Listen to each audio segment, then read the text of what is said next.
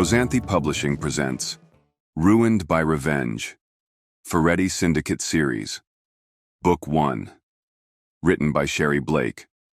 All rights reserved. Subscribe to our channel, like this video, and hit the notification bell to not miss any new audiobooks. Enjoy. Chapter 1. Damiano. The hot water cascades down my back, washing away the tension from another long day. Steam fills the marble shower, fogging up the glass walls.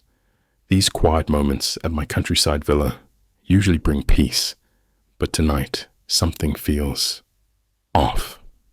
I step out, wrapping a towel around my waist.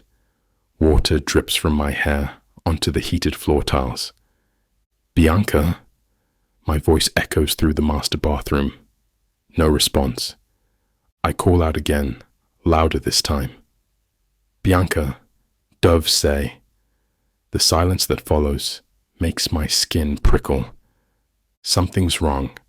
Bianca always answers. Always. I move to the bedroom, scanning for any sign of disturbance. Everything looks normal. Too normal. The bed is still made. Her book rests on the nightstand, exactly where she left it this morning. My heartbeat quickens as I grab my Beretta from the bedside drawer.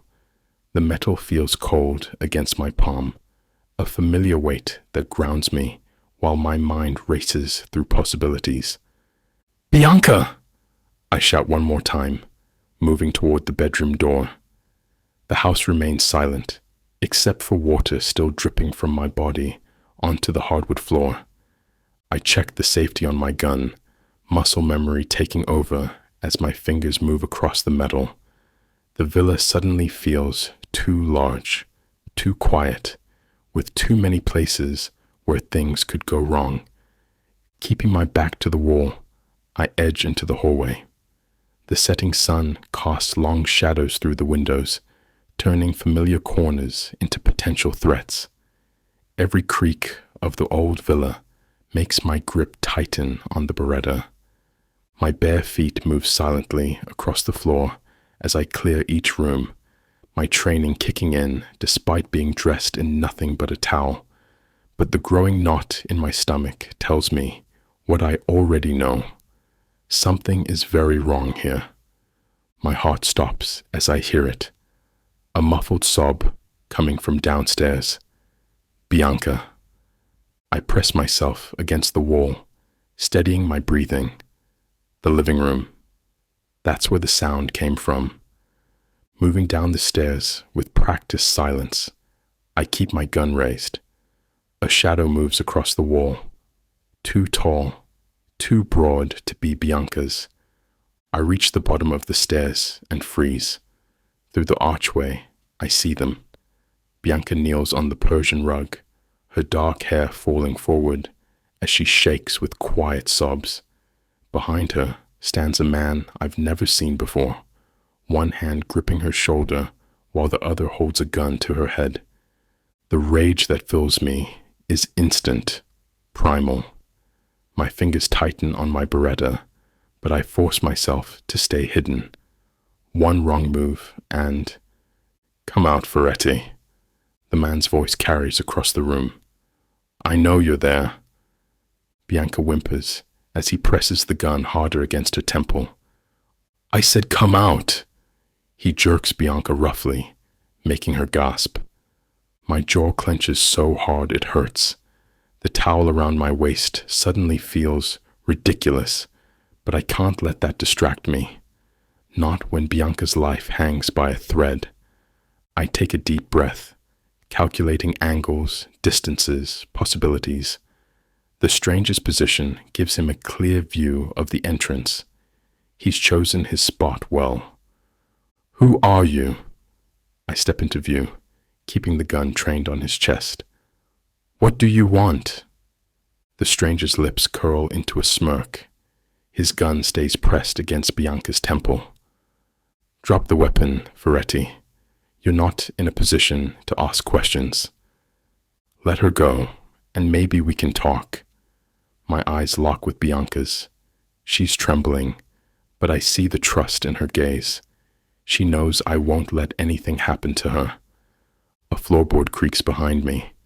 Before I can turn, something hard slams into the back of my head. The impact sends stars exploding across my vision. As I stumble forward, my finger squeezes the trigger. Bianca screams. The room spins. My knees give out.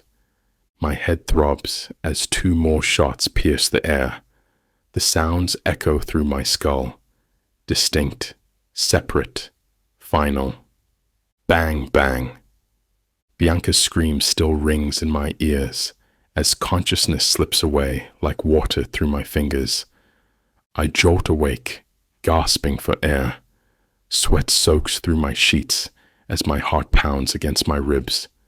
The same nightmare. Always the same. My hand instinctively reaches for my gun under the pillow, while my eyes dart around the darkened bedroom. Empty. Safe. Just another night haunted by ghosts. 3 shots. The detail nags at me as I swing my legs over the side of the bed, running my fingers through my hair. Why 3? In all these years, that number has never made sense. The clock on my nightstand reads 3:27 a.m. My t-shirt clings to my back as I stand, walking to the window. I press my forehead against the cool glass, trying to piece together the fragments of the dream. 1 shot when I fell. 2 more after. What am I missing? The question haunts me, like Bianca's final scream, like the phantom weight of that towel around my waist, like the cold tile under my feet. Every detail is crystal clear, except for those 3 shots. My reflection stares back at me from the window. Dark circles under my eyes, jaw tense with frustration. 12 years of the same nightmare, and I still can't make sense of it all. The bedroom door creaks open, and Enzo's silhouette appears in the doorway. Fuck, I heard you from down the hall. I turn from the window, my shoulders still tense. Go back to bed. The nightmares again? Enzo steps into the room, his usual cocky demeanor replaced with concern. They're getting worse, aren't they? I'm fine. The words come out harsher than intended. Like hell you are. He leans against my dresser, crossing his arms. This is the 3rd time this week, and don't think I haven't noticed the timing. I shoot him a warning look. What timing? The deal with Byron Easton. Enzo's voice drops lower.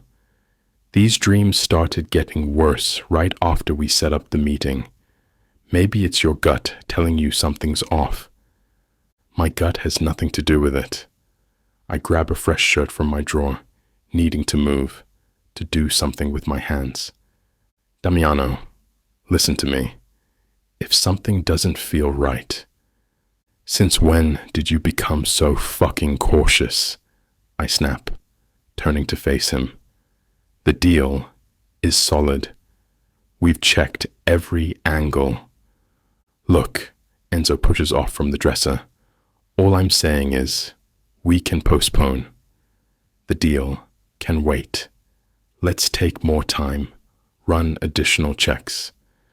We're not canceling anything. I walk to my closet, pulling out a pair of pants. If I'm up, might as well get dressed. The nightmares are just nightmares, nothing more. You're the most stubborn bastard I've ever met. You know that? Enzo runs a hand through his dark curls. At least tell me you'll consider it. I pause, one leg in my pants. The concern in my brother's voice is real, and rare enough that it makes me stop. I'll think about it. That's all I'm asking. He moves toward the door, then turns back. Want me to get Geneva to make you some coffee? Number. But grab the scotch from my office. Might as well start the day properly.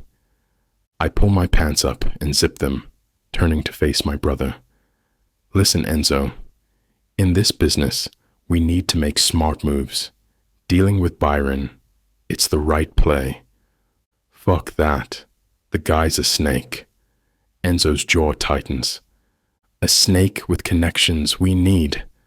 I button my shirt, each movement precise and controlled. His reach in the Upper East Side could double our territory without bloodshed, or get us all killed. Byron's desperate. His power's slipping. Everyone knows it. I grab my watch from the nightstand. He needs this alliance more than we do. That makes him predictable. Until he's not. Enzo steps closer. One wrong move. Enough. My tone cuts through his protest. The meeting happens as planned. This discussion is over. Enzo's shoulders tense, but he knows better than to push further. He gives a short nod and heads for the door. Get that scotch, I call after him. Make it a double. Chapter 2. Zoe.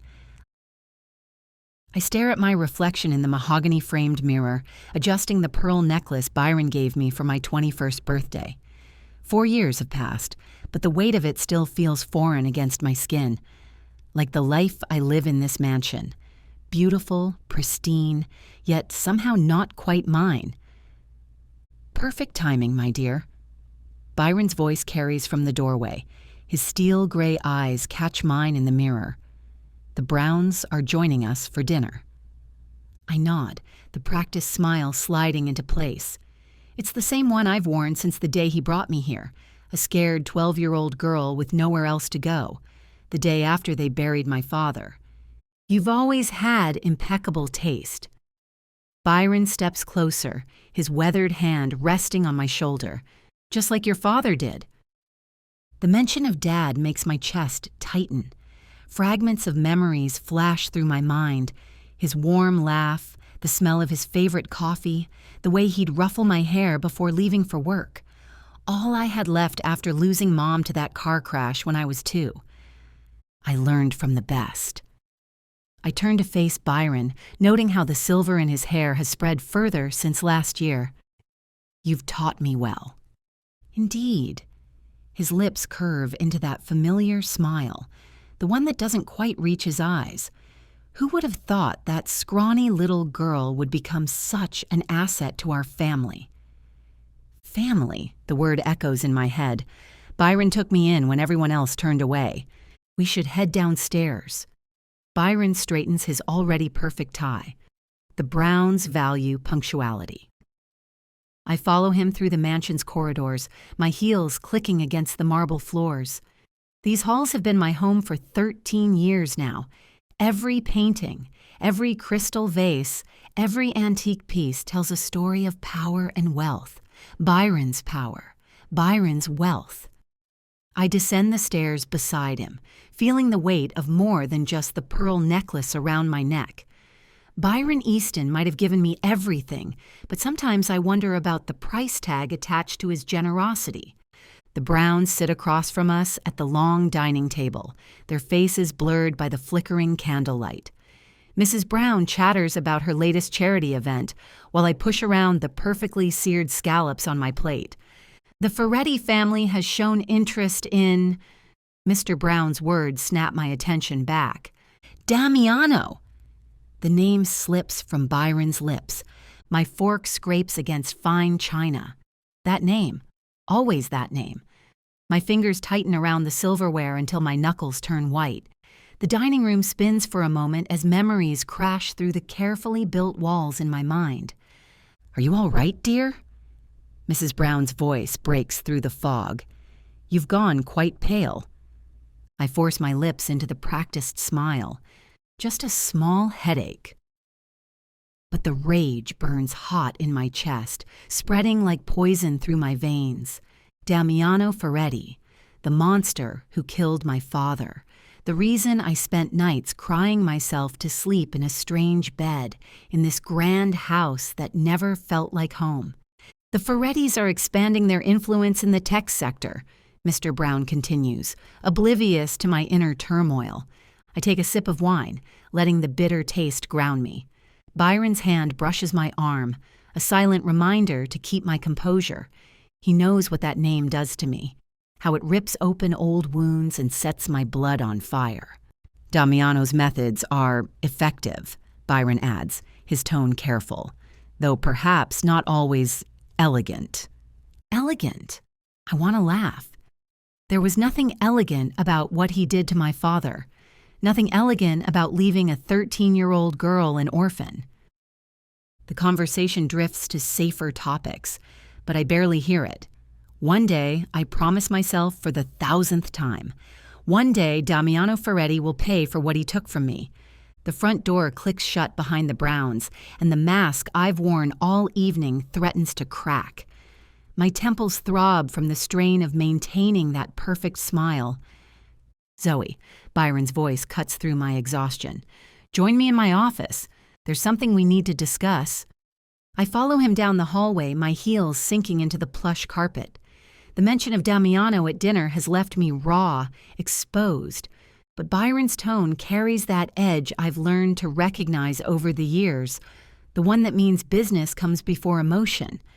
His office smells of leather and cigars, a scent that's become synonymous with power in my mind. I settle into one of the high-back chairs across from his massive desk while he closes the heavy oak door behind us. "You did well tonight," Byron says, moving to his leather chair, though I noticed you tense up at the mention of Feretti. "I'm sorry if I—" He raises his hand, silencing me. "No need to apologize. Your hatred for him, it's useful, but we must channel it properly."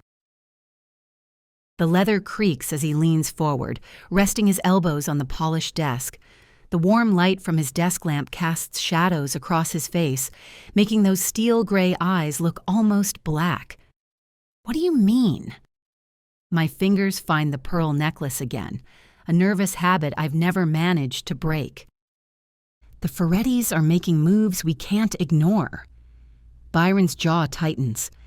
Damiano thinks he can push us out of territories we've held for decades. My heart pounds against my ribs. Whenever Byron talks about Damiano like this, it usually means he's planning something big. I have a solution. Byron pulls out a manila folder from his desk drawer, one that will benefit us both. My stomach drops at his tone. I've heard it before, when he's about to propose something I won't like. The Ferettis are old-fashioned in many ways. He slides the folder across the desk. They value family ties above all else. I open the folder with trembling fingers. Inside is a photo of Damiano Feretti at some charity event. My throat constricts at the sight of him. Tall, dark-haired, wearing an expensive suit that probably costs more than most people make in a month. I don't understand. But the dread building in my chest tells me I do. Marriage. Byron lets the word hang in the air like a guillotine blade. You'll marry Damiano Feretti. The room spins. I grip the arms of my chair, my knuckles turning white. You can't be serious. I'm always serious about business, dear. He leans back, watching me with those calculating eyes. This union would give us unprecedented access to their operations, and you— His lips curve into a smile that makes my blood run cold. You'd be in the perfect position to help us take everything from him. Marry him. The words taste like acid. The man who killed my father? The very same. Byron stands, walking around his desk to place his hands on my shoulders. Think about it, Zoe. All these years, you've wanted revenge. What better way than to destroy him from the inside? My chest feels too tight. The pearls around my neck might as well be a noose. How long have you been planning this? Long enough to know it will work. His grip tightens slightly. You're not that scared little girl anymore. You're strong enough to do this. The photo of Damiano stares up at me from the folder. The man who haunts my nightmares, the monster who took everything from me. And now Byron wants me to marry him? I can't. My voice comes out as a whisper. Please don't ask me to do this. I'm not asking. Byron's tone hardens. I'm telling you what needs to be done. For the family. For your father's memory. Byron's fingers dig deeper into my shoulders. Your father would have wanted you to be strong. To do whatever it takes. I close my eyes, fighting back tears. He knows exactly which buttons to push, which wounds to reopen. Think about it, Zoe. His voice softens. All these years, I've given you everything. Protection, education, a life of luxury, but I know the one thing you truly want is justice. The worst part is, he's right. Despite everything he's given me, revenge is the only thing that keeps me going some nights. Damiano Feretti took everything from you. Byron moves back to his chair. Now it's time to return the favor. Make him fall in love with you, gain his trust, and when the moment is right, he spreads his hands. We'll strip him of everything he holds dear. My fingers trace the edge of Damiano's photo. The man looks nothing like the monster in my memories, but monsters rarely do. The Ferettis are expanding. Byron continues. Soon they'll be too powerful to touch. This might be our only chance. Something in his tone makes me look up. There's an edge of desperation I've never heard before. Fine. The word tastes like ash in my mouth. I'll do it. Byron's face breaks into a genuine smile, the first I've seen in years. That's my girl. What's the actual plan? I straighten in my chair, pushing down the nausea rising in my throat. If I'm going to do this, I need to know everything. Byron rises from his chair and moves to a wall panel behind his desk. His fingers press against it, revealing a hidden safe. The metallic clicks of the combination lock echo through the study. Before you can infiltrate the Ferettis, you need to understand what you're walking into. He pulls out several leather-bound folders. This isn't just about marrying Damiano. It's about dismantling an empire. The folders land on the desk with a heavy thud. Each one is marked with different Italian names and dates. Their operation starts at the docks. Byron opens the first folder, revealing detailed maps and photographs. Every shipment comes through terminals they control. The harbor master, the customs officials, even the night security, all on their payroll. My fingers trace the routes marked in red ink. How many terminals? 3 main ones, 2 smaller backups, but that's just the surface. He flips to another page. See these warehouses? They're fronts. The real distribution happens through these smaller locations scattered across the city. The complexity of it makes my head spin. And their protection? A network of corrupt cops, judges, and city officials. Byron's voice hardens. Plus their own soldiers. About 50 made men, another 100 associates. Each borough has a captain who reports directly to Damiano. I study the organizational charts, trying to memorize the names and faces. These are all Italians? Mostly. The Ferettis keep their inner circle pure Italian, old-world style. But their street operations? He taps another photo. They work with everyone, Russians, Chinese, Irish, as long as there's profit to be made. My stomach churns as I realize the scope of what I'm up against. This isn't just about getting close to one man, it's about penetrating layers of security and loyalty built over generations. The key is their supply chain. Byron spreads out more documents. They control everything from import to street-level distribution. Cut off any part of that chain, and the whole operation suffers. I finish. Exactly. He gives me an approving nod.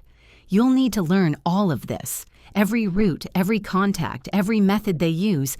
Your life might depend on it. I lean back in my chair, the weight of these documents matching the heaviness in my chest.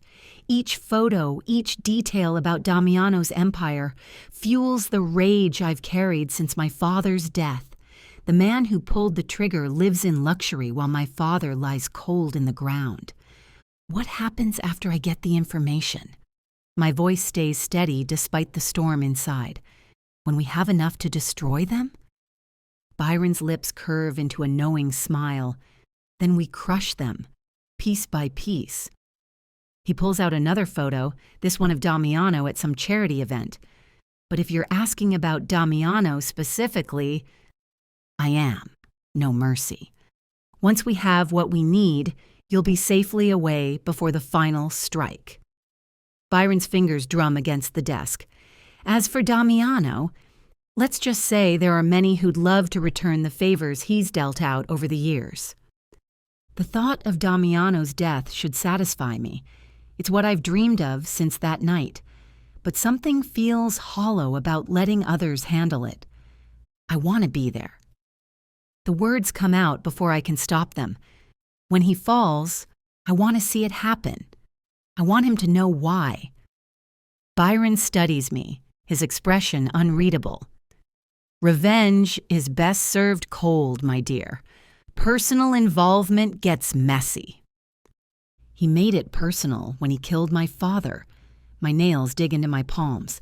I don't just want his empire destroyed. I want him to suffer. I want him to understand what it feels like to lose everything. And if that means getting your hands dirty, I meet Byron's gaze. Then I'll wash them after. Chapter 3. Damiano. I adjust my tie in the mirror, still shaken from that fucking nightmare. The 3 gunshots echo in my head, even though I only remember 2 from that night. Something's off about that, but I can't place what. Everything's set for tonight's meeting. Alessio's reflection appears behind me in the mirror. My most trusted man besides Enzo. Built like a tank at 6'3", he could intimidate anyone with just a look, but I've never seen him abuse that power. That's why I keep him close. What's your read on this, Alessio? I turn to face him. He runs a hand through his short, dark hair. Byron's playing an angle. Always does. But we need this deal to expand into Manhattan. I've known Alessio since we were kids. He joined the family business right after high school, working his way up through loyalty and brains, not just muscle. The women love him, but he never lets that distract him from business. Watch the perimeter when we get there. I grab my jacket. I want eyes on every exit, every guard Byron's got posted. Already mapped it out. Alessio pulls out his phone, showing me the satellite view of Byron's estate. Got our guys in position here, here, and here.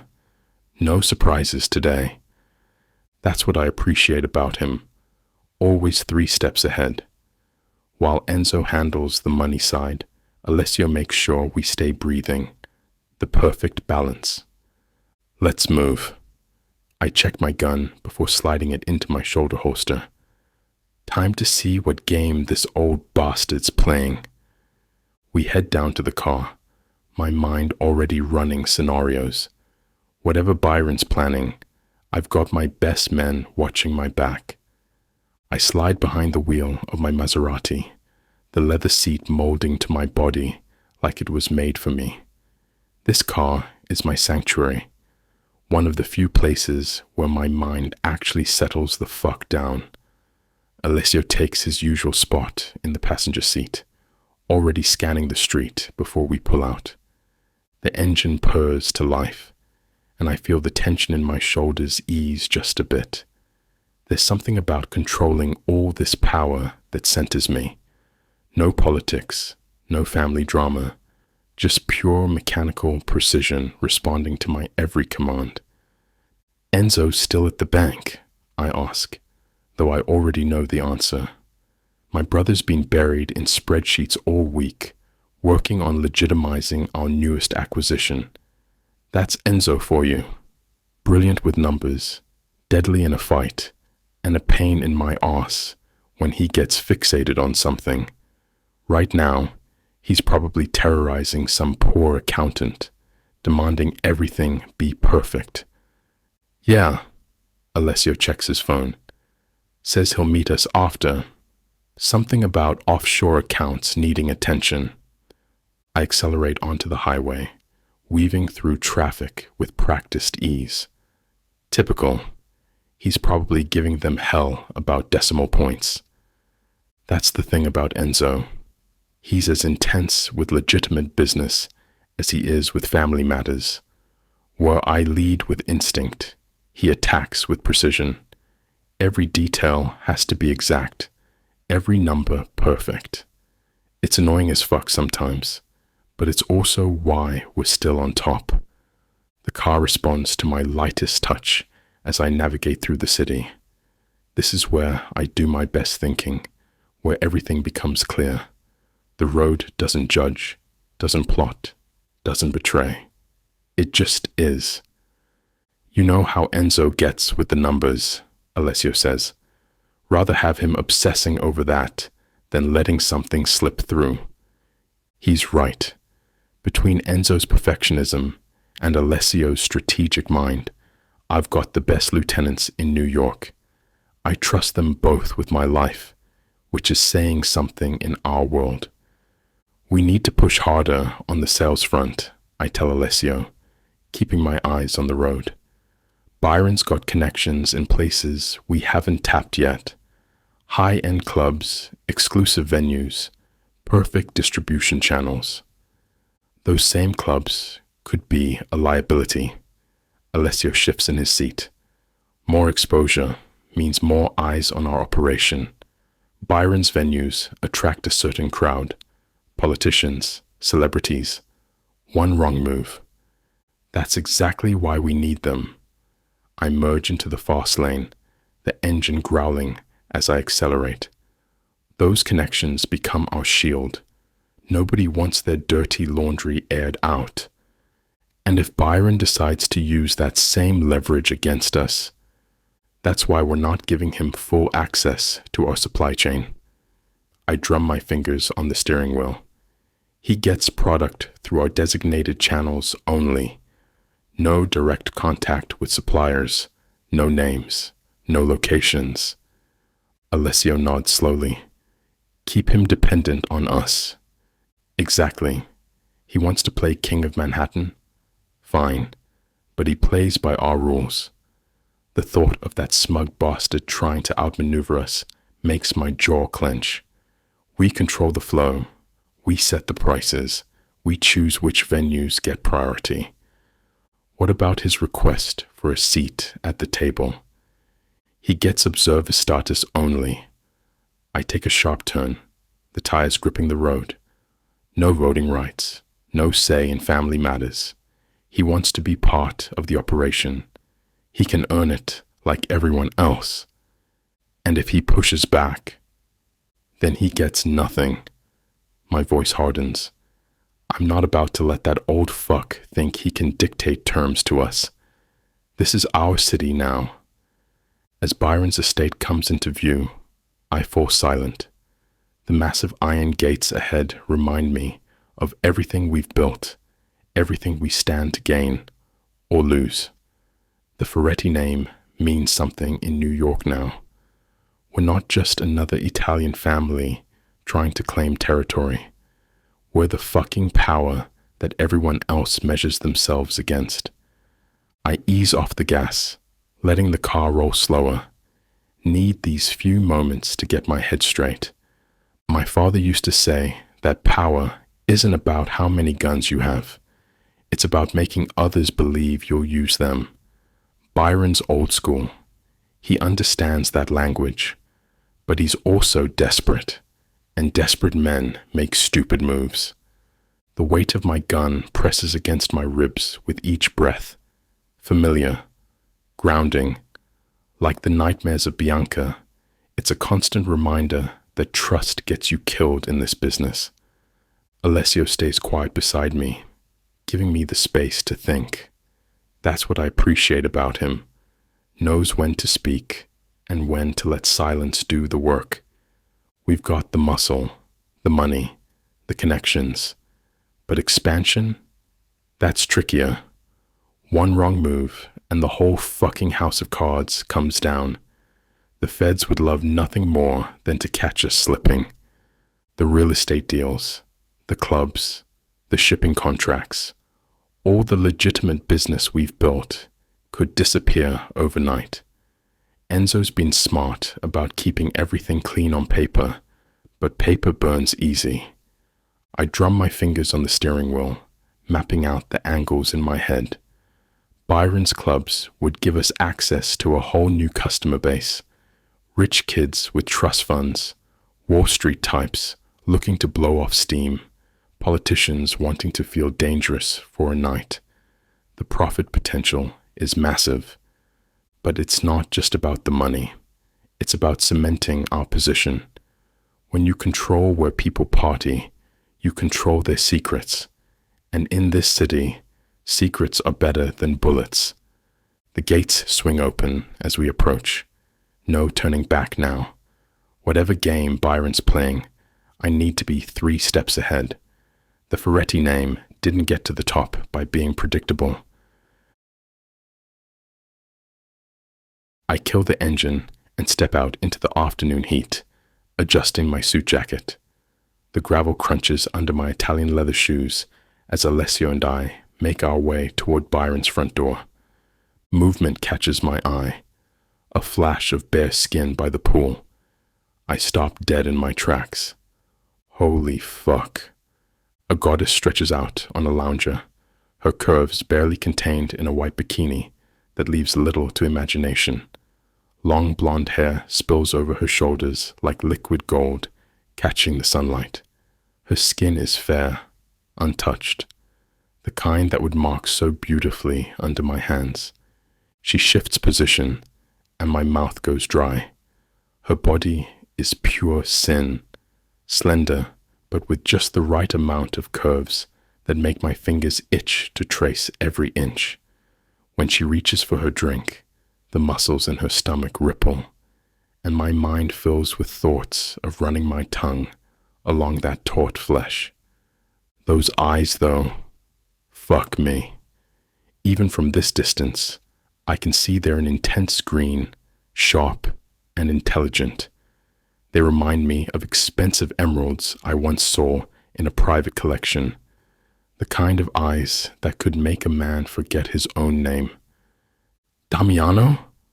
Alessio's voice snaps me back. Give me a minute. I can't tear my gaze away. Who the hell is she? Byron never mentioned having someone like her around. The old man doesn't deserve this kind of beauty in his house. She hasn't noticed us yet. Too absorbed in whatever book she's reading. Just as well.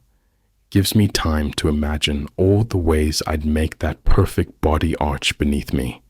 How those full lips would part on a moan. How that golden hair would look wrapped around my fist. Mr. Feretti. Byron's butler appears at the door, interrupting my fantasy. Mr. Byron is expecting you. I force myself to look away, but the image of her is burned into my brain. Doesn't matter who she is. I don't do relationships, not after Bianca. But for a night, yeah, I'd definitely make an exception for this one. The butler leads us through Byron's mansion, but my mind keeps drifting back to that blonde bombshell by the pool. I force myself to focus on the task at hand. Right this way, gentlemen. A thick-necked goon in an ill-fitting suit gestures toward the main hall. Mr. Easton is waiting in his office. I take in the house as we follow him. It's exactly what you'd expect from someone like Byron. Everything screams old money, trying too hard to impress. Crystal chandeliers hang from coffered ceilings. Persian rugs cover marble floors. The walls are lined with paintings that probably cost more than most people make in a year.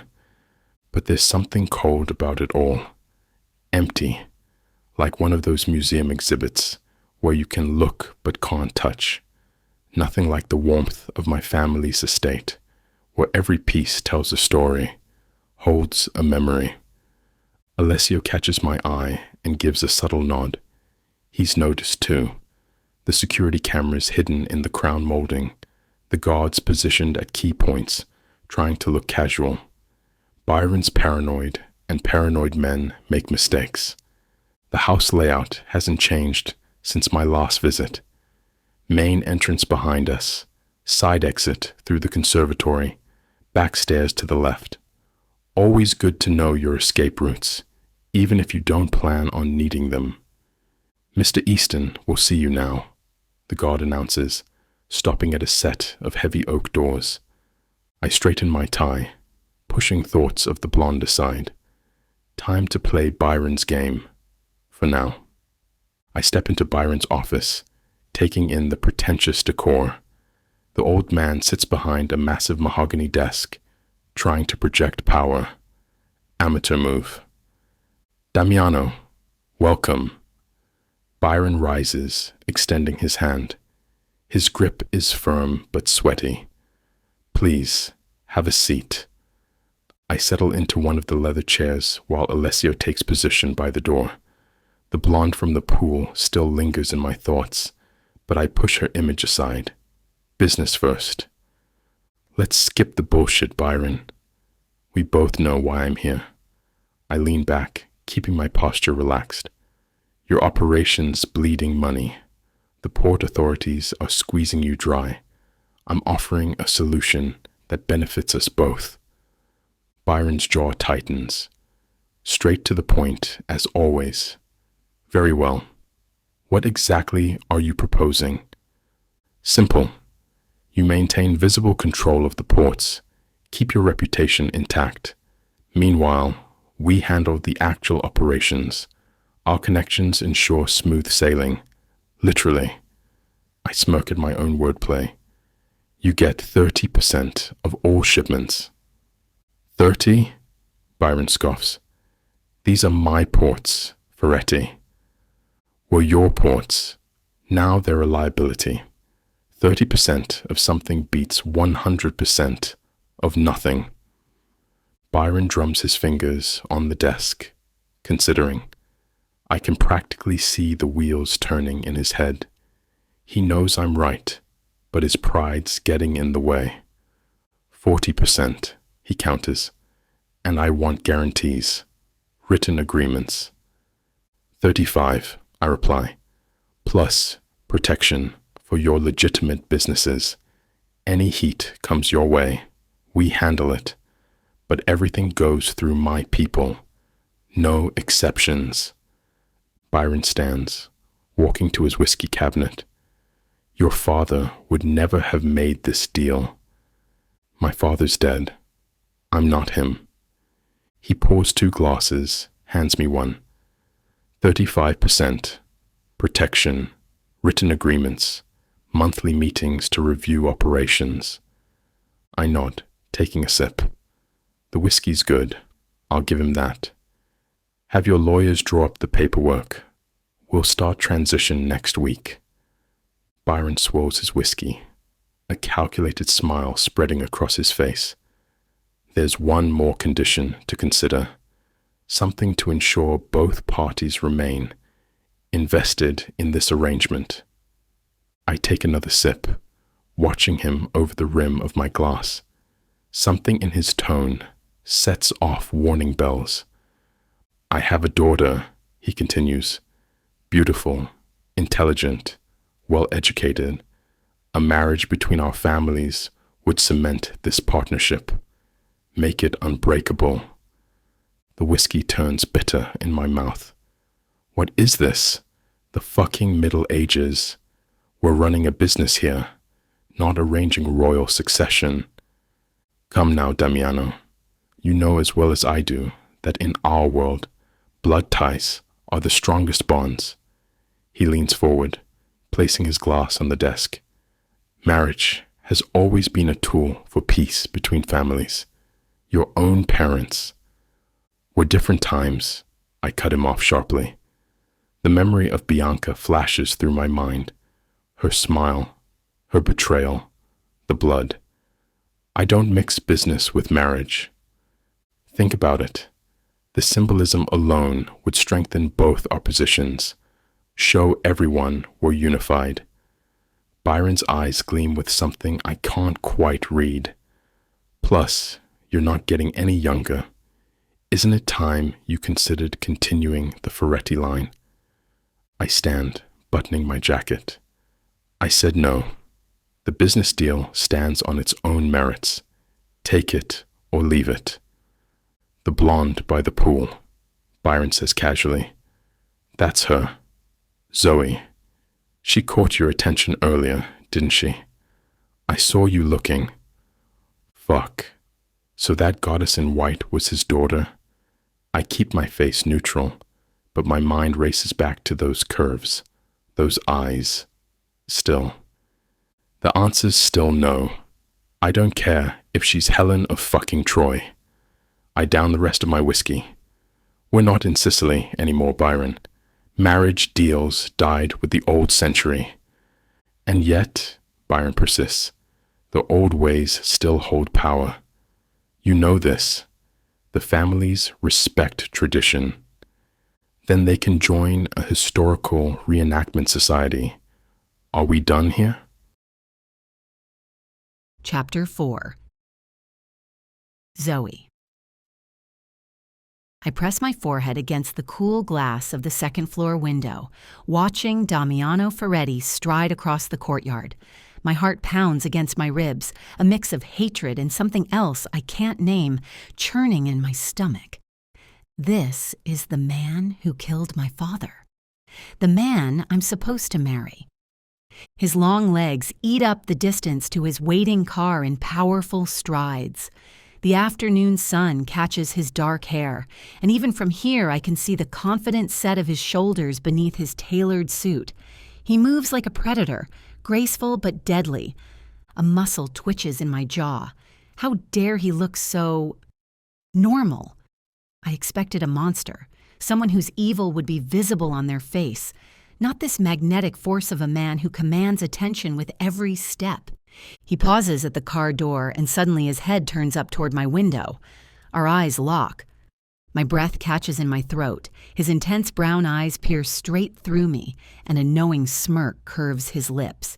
It's like he can see right through my soul, through all my carefully laid plans. I stumble back from the window, my pulse racing. My fingers tremble as I press them against my lips. That look. It wasn't the cold stare of a killer. It held heat, interest, and something that makes my skin tingle with awareness. Get it together, I whisper to myself, forcing my breathing to slow. He's the enemy. But as I hear his car engine roar to life outside, I can't shake the feeling that I'm in way over my head. This man isn't just some thug I can easily manipulate. He's dangerous in ways I hadn't counted on. I need to be smarter. Stronger. Because that single charged moment of eye contact told me everything I need to know.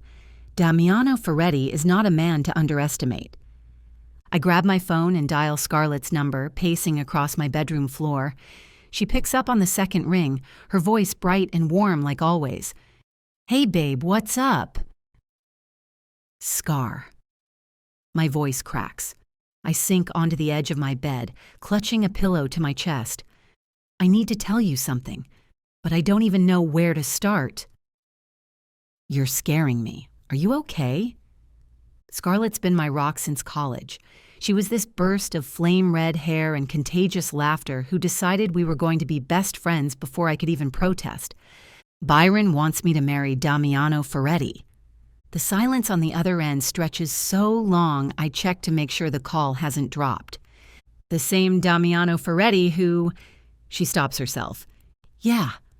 I squeeze the pillow tighter.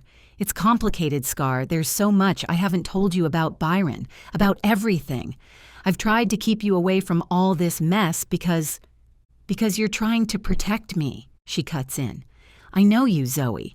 You think if you handle everything alone, nobody else gets hurt. But I'm not some fragile flower. This isn't about you being fragile. These people, this world, it destroys everything it touches. I can't let it touch you, too. And what about you? Her voice rises with emotion. Who's protecting you while you're protecting everyone else? Tears burn behind my eyes. I have to do this, Scar. It's the only way to make things right. By marrying the man who killed your father? There's nothing right about that. I wish I could tell her everything. About Byron's plan, about taking down the Feretti empire from the inside, but the less she knows, the safer she'll be. Just trust me, I whisper. Please. Zoe, honey. Scarlett's voice softens.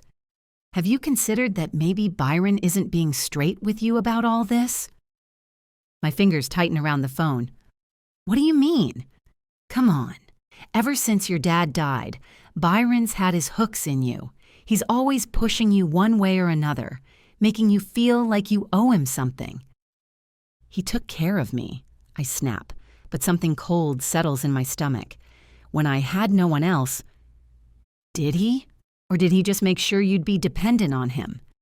She takes a deep breath. Look, I've watched him manipulate you for years, the way he uses your father's memory, how he makes every favor seem like an obligation. I stand up, pacing again. Byron's words echo in my head, about duty, about justice, about making things right. Have I been seeing what I wanted to see? It's not like that, I say, but my voice wavers. This is my choice, my way to finally, to make them pay. By throwing yourself into the lion's den, there has to be another way. I press my palm against the window, watching Damiano's car disappear through the gates. Maybe there isn't. Maybe this is exactly what needs to happen. You're talking in circles, Zoe, just like Byron does. Scarlett's frustration bleeds through the phone. Whatever you're planning, whatever he's got you thinking you need to do, please be careful. These people, they're not playing games. Neither am I. Steel enters my voice. Trust me, Scar. I know what I'm doing. Promise me something. Scarlett's voice turns serious through the phone. Whatever happens, you'll keep me in the loop. Call me, text me, send smoke signals. I don't care. But I need to know what's going on. I rub my temples, torn between protecting her and needing her support. It could be dangerous. I swear to God, if you try to ghost me to keep me safe, I will hunt you down myself. A small laugh escapes me despite everything. Okay, I promise I'll call, but Scar... I lower my voice, even though I'm alone in my room. You can't let anyone from the Feretti family know we're connected. If they find out about you... I know how to be discreet, she snorts. Unlike someone who once drunk-dialed their entire contact list at 3 a.m. That was one time. My point is, I've got your back. Always have, always will. Just don't shut me out. The lump in my throat makes it hard to speak. I won't. Good. Now go do whatever scheming thing you need to do. But remember, one call. That's all I'm asking for. Thanks, Scar. I press the phone closer to my ear, wishing I could hug her instead. I mean it. Yeah, love you too, you stubborn pain in my ass. I end the call and sink back onto my bed, staring at the ceiling. Having Scarlett in my corner makes everything feel a little less impossible. But the weight of what I'm about to do still sits, heavy on my chest. The memory of Damiano's piercing gaze flashes through my mind again. I roll over and bury my face in my pillow, trying to shake it off. I can't afford to let anything or anyone distract me from what needs to be done. My phone buzzes with Byron's text, "My office, now." My stomach clenches as I make my way through the mansion's corridors. The thick carpet muffles my footsteps, but my heart pounds loud enough to fill the silence. This is it. Time to hear how the meeting with Damiano went. I knock on the heavy oak door. Come in. Byron's voice cuts through the wood. I step inside and freeze. Byron stands by the window, his back to me, hands clasped behind him. The tension radiates off him in waves. Close the door. I do as he says, my fingers lingering on the handle. How did it? That arrogant bastard. Byron's fist slams against the window frame. Thinks he can just walk away from my offer? My breath catches. He refused. Byron whirls around, his face flushed with rage. Nobody refuses me, nobody. He stalks across the room, each step deliberate. 20 years I've run this city. 20 years of building connections, maintaining order. And this upstart thinks he can dictate terms? I've never seen Byron this angry. Usually he keeps his emotions tightly controlled, wrapped in layers of manipulation and charm. This raw fury is something new. The deal? I managed to ask. Oh, he wants the deal. Byron's laugh is sharp and bitter. Wants my ports, my connections. But the marriage? He stops in front of his desk, gripping the edge until his knuckles turn white. Says his personal life isn't negotiable. The words hit me like a slap. After all Byron's careful planning, after everything he's put me through to prepare for this moment, Damiano Feretti just refused? I thought, my voice comes out small, I thought you had planned everything perfectly. Wrong thing to say. Byron's face twists into an ugly sneer. He crosses the space between us in 2 quick strides. You thought, he towers over me. What exactly do you know about planning, about strategy? While you were living in that fancy boarding school I paid for, I was keeping this empire alive. I step back, my shoulder blades hitting the door. I'm sorry, I didn't mean... No, you never mean anything, do you? His words drip with contempt. Just like you didn't mean to end up on my doorstep 12 years ago, a pathetic little thing with nowhere else to go. The familiar shame burns in my chest. Here it comes, the reminder of my debt. Remember that day, Zoe? Remember how close you came to ending up in some state-run orphanage, living off scraps? He straightens his suit jacket. But I took you in, gave you everything. The best schools, the finest clothes, a life most people only dream about. I know, my voice cracks. I'm grateful. Grateful. He cuts me off with a bark of laughter. If you were truly grateful, you'd be figuring out how to make this work instead of standing there stating the obvious about my plans. I swallow hard. What do you want me to do? What I've always done for you. Think. He turns back to his desk. I didn't rescue you from poverty just to have you become another useless society girl. You're my investment, Zoe, and investments need to pay off. The words hit like physical blows. Every time I think I've built up a defense against them, he finds a new way to remind me of my place. My worth measured in what I can do for him. I won't disappoint you, I whisper. See that you don't. His voice turns cold, because there's always room in those orphanages, even for grown women who've outlived their usefulness. I slip out of Byron's office, my legs shaky as I make my way to my room. His words echo in my head, each one a reminder of the chains that bind me to him. Scarlett's voice fights through the noise in my mind. He's manipulating you, Zoe, using your gratitude like a weapon. I sink onto my bed, pulling my knees to my chest. She's right. Of course she's right. I see the manipulation now clear as day. The way he dangles my past over my head. How he twists every kindness into a debt I can never repay. But what choice do I have? Byron took me in when no one else would. Gave me a home, an education, a future. And now I have a chance to repay that debt. To prove I'm worth the investment he made. The Feretti job isn't just about revenge, it's about showing Byron I can be useful, that I deserve my place here. My fingers trace the silk bedspread, another reminder of his generosity. Everything I am, everything I have, comes from him. Maybe it is manipulation, but isn't that better than where I would have ended up without him? I close my eyes, remembering my father's words. We always have a choice, Zoe. But he was wrong. Sometimes the only choice is between bad and worse.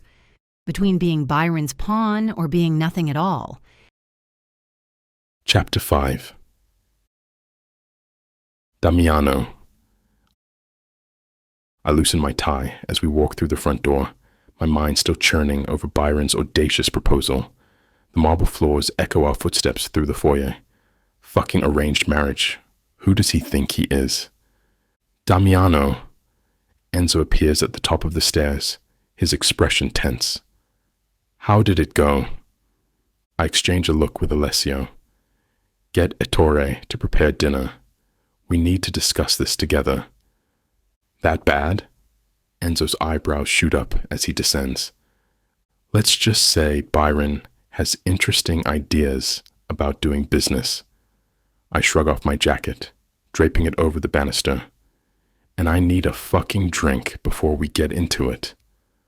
I'll tell Ettore. Alessio heads toward the kitchen, his broad shoulders disappearing around the corner. You look like you want to murder someone, Enzo observes, following me into my study.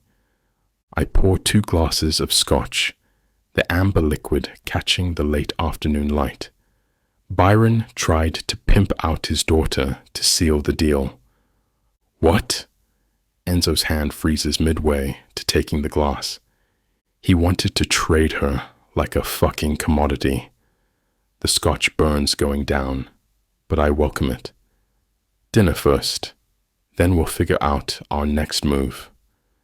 The familiar scent of Ettore's cooking already wafts through the house. He always knows exactly what we need. Tonight, I'm betting it's his signature osso buco. Should I be worried? Enzo asks, studying me over his glass. Always. I knock back the rest of my scotch. But for now, let's eat. I need food in my stomach before I explain the clusterfuck we're dealing with. My little sister's voice carries from the dining room as I loosen my cufflinks. Damiano, hurry up. I'm starving, and Ginevra won't let us start without you. I can't help but smile. Even at 22, Lucrezia still has that demanding tone she's had since she was 5.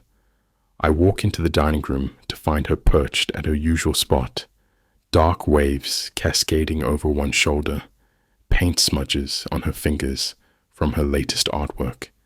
She's wearing one of those edgy designer outfits she loves, all black with strategic cutouts that would give our old-school Italian relatives heart attacks.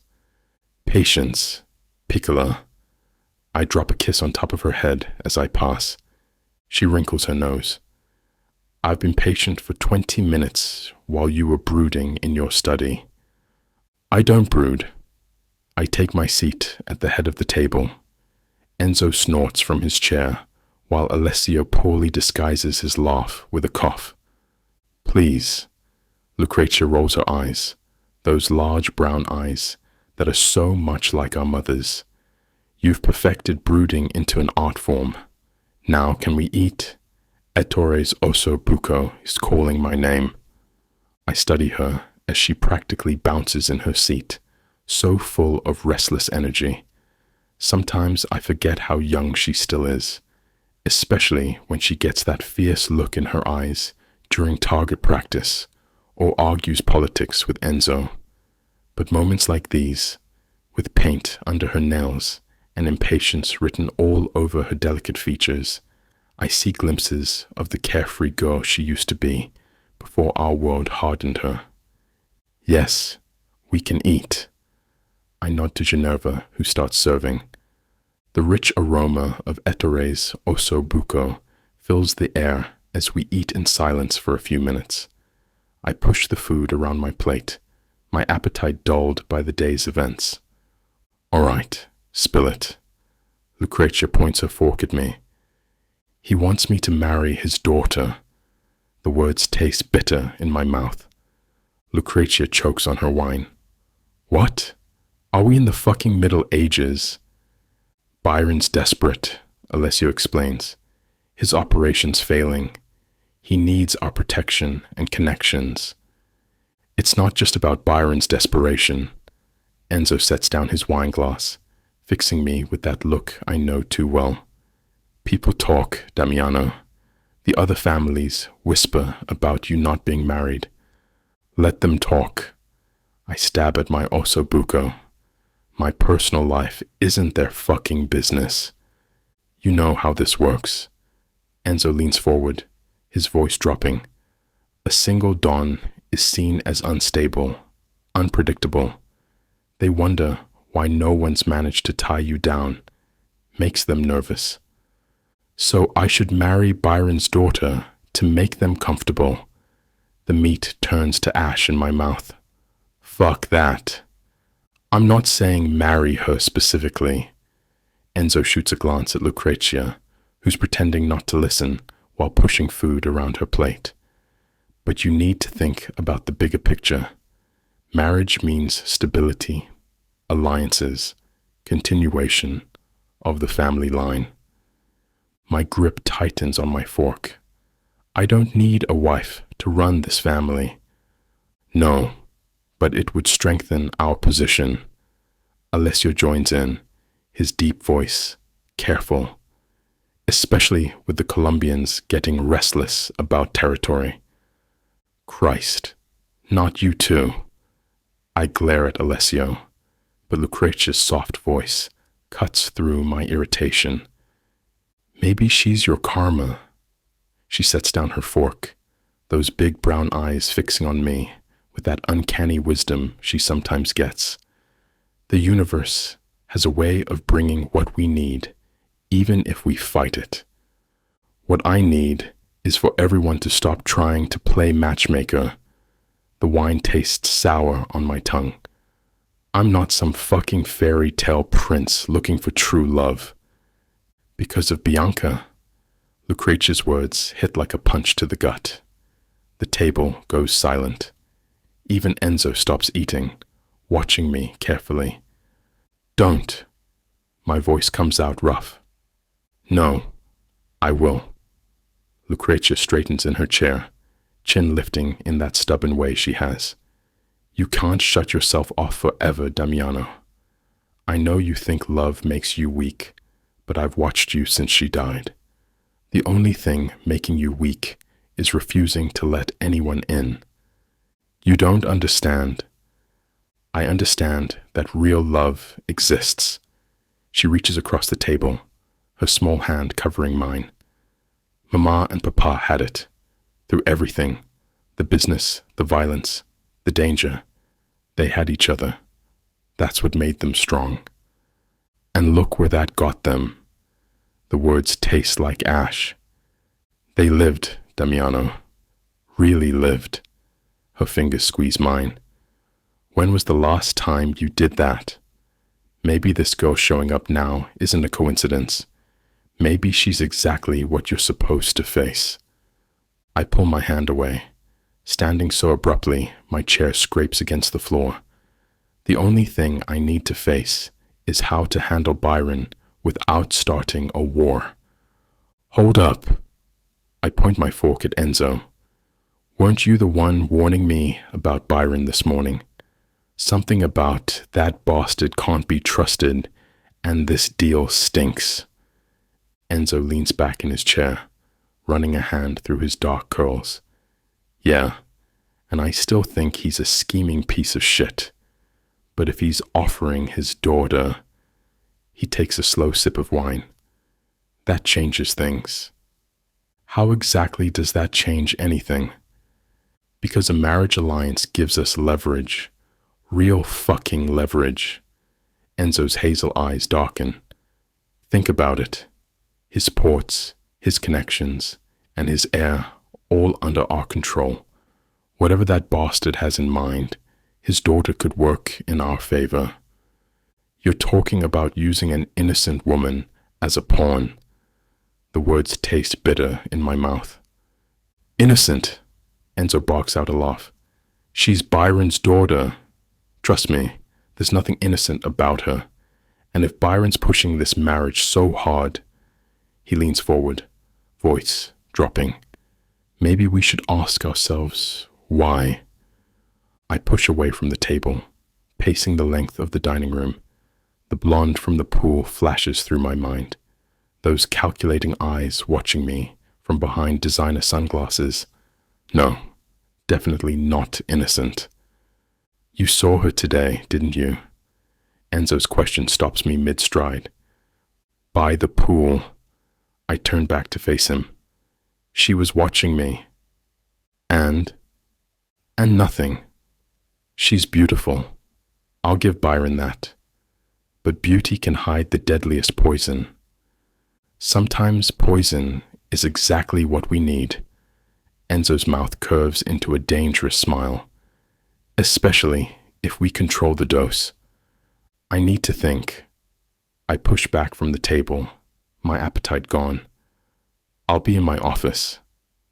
Lucrezia opens her mouth to protest, but Enzo catches her eye and shakes his head. Smart man. I'm not in the mood for more of my sister's relationship wisdom. The heavy oak door of my office clicks shut behind me. I pour another scotch and drop into the leather chair behind my desk. Fuck. I hate when Enzo makes sense. Byron's ports would give us complete control of the eastern seaboard. Add his connections to our existing network, and we'd be untouchable. The Colombians wouldn't dare challenge us. Neither would the Russians. But his daughter. I close my eyes, remembering that calculating gaze by the pool, the way she watched me, like a predator studying its prey. Beautiful, yes, all long legs and golden hair, the kind of woman who could make a man forget his own name. And that's exactly what makes her dangerous. Enzo's words echo in my head. Sometimes poison is exactly what we need. He's right. A strategic marriage could solidify our power in ways guns and money never could. The old families would stop whispering. Our allies would see us as more stable. I take another sip of scotch, letting the burn clear my head. This isn't about love or happiness. Those luxuries died with Bianca. This is about power, control, survival. The scotch swirls in my glass as I turn it, watching the amber liquid catch the light.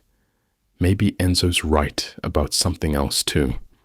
If Byron's daughter is part of some larger scheme, having her close could work to our advantage.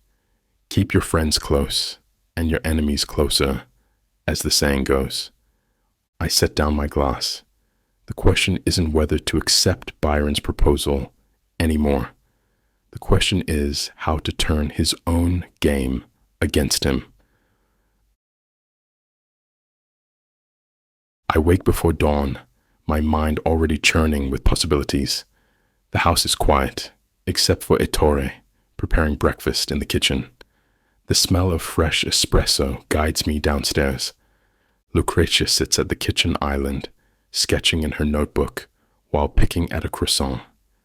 Enzo lounges against the counter, scrolling through his phone. Alessia walks in behind me, nodding a silent greeting. I've been thinking about Byron's proposal. I pour myself coffee, letting the rich aroma clear the last traces of sleep. Enzo's head snaps up. And maybe we should consider it. I take a slow sip, watching their reactions. Having his daughter here means having eyes on Byron's operation 24/7. Lucrezia's pencil stops moving. What changed your mind? It's strategic. I set down my cup. We'd have access to everything. His ports, his contacts, his daily operations through his own flesh and blood. Assuming she's loyal to him, Alessia points out. Either way, it works in our favor. I grab a piece of toast. If she's loyal to Byron, she'll report back to him. We feed her what we want him to know. If she's not, I shrug. Even better. You're talking about marriage, Damiano. Lucrezia's voice carries an edge. Not some business transaction. In our world, they're the same thing. The words come out harsher than intended. This isn't about finding true love, Lucretia. It's about protecting our family. He's right. Enzo straightens. Having Byron's daughter under our roof gives us leverage we can't get any other way. Plus, we can watch her every fucking move. And if she's spying for Byron, Alessio asks, then we give her exactly what we want Byron to see.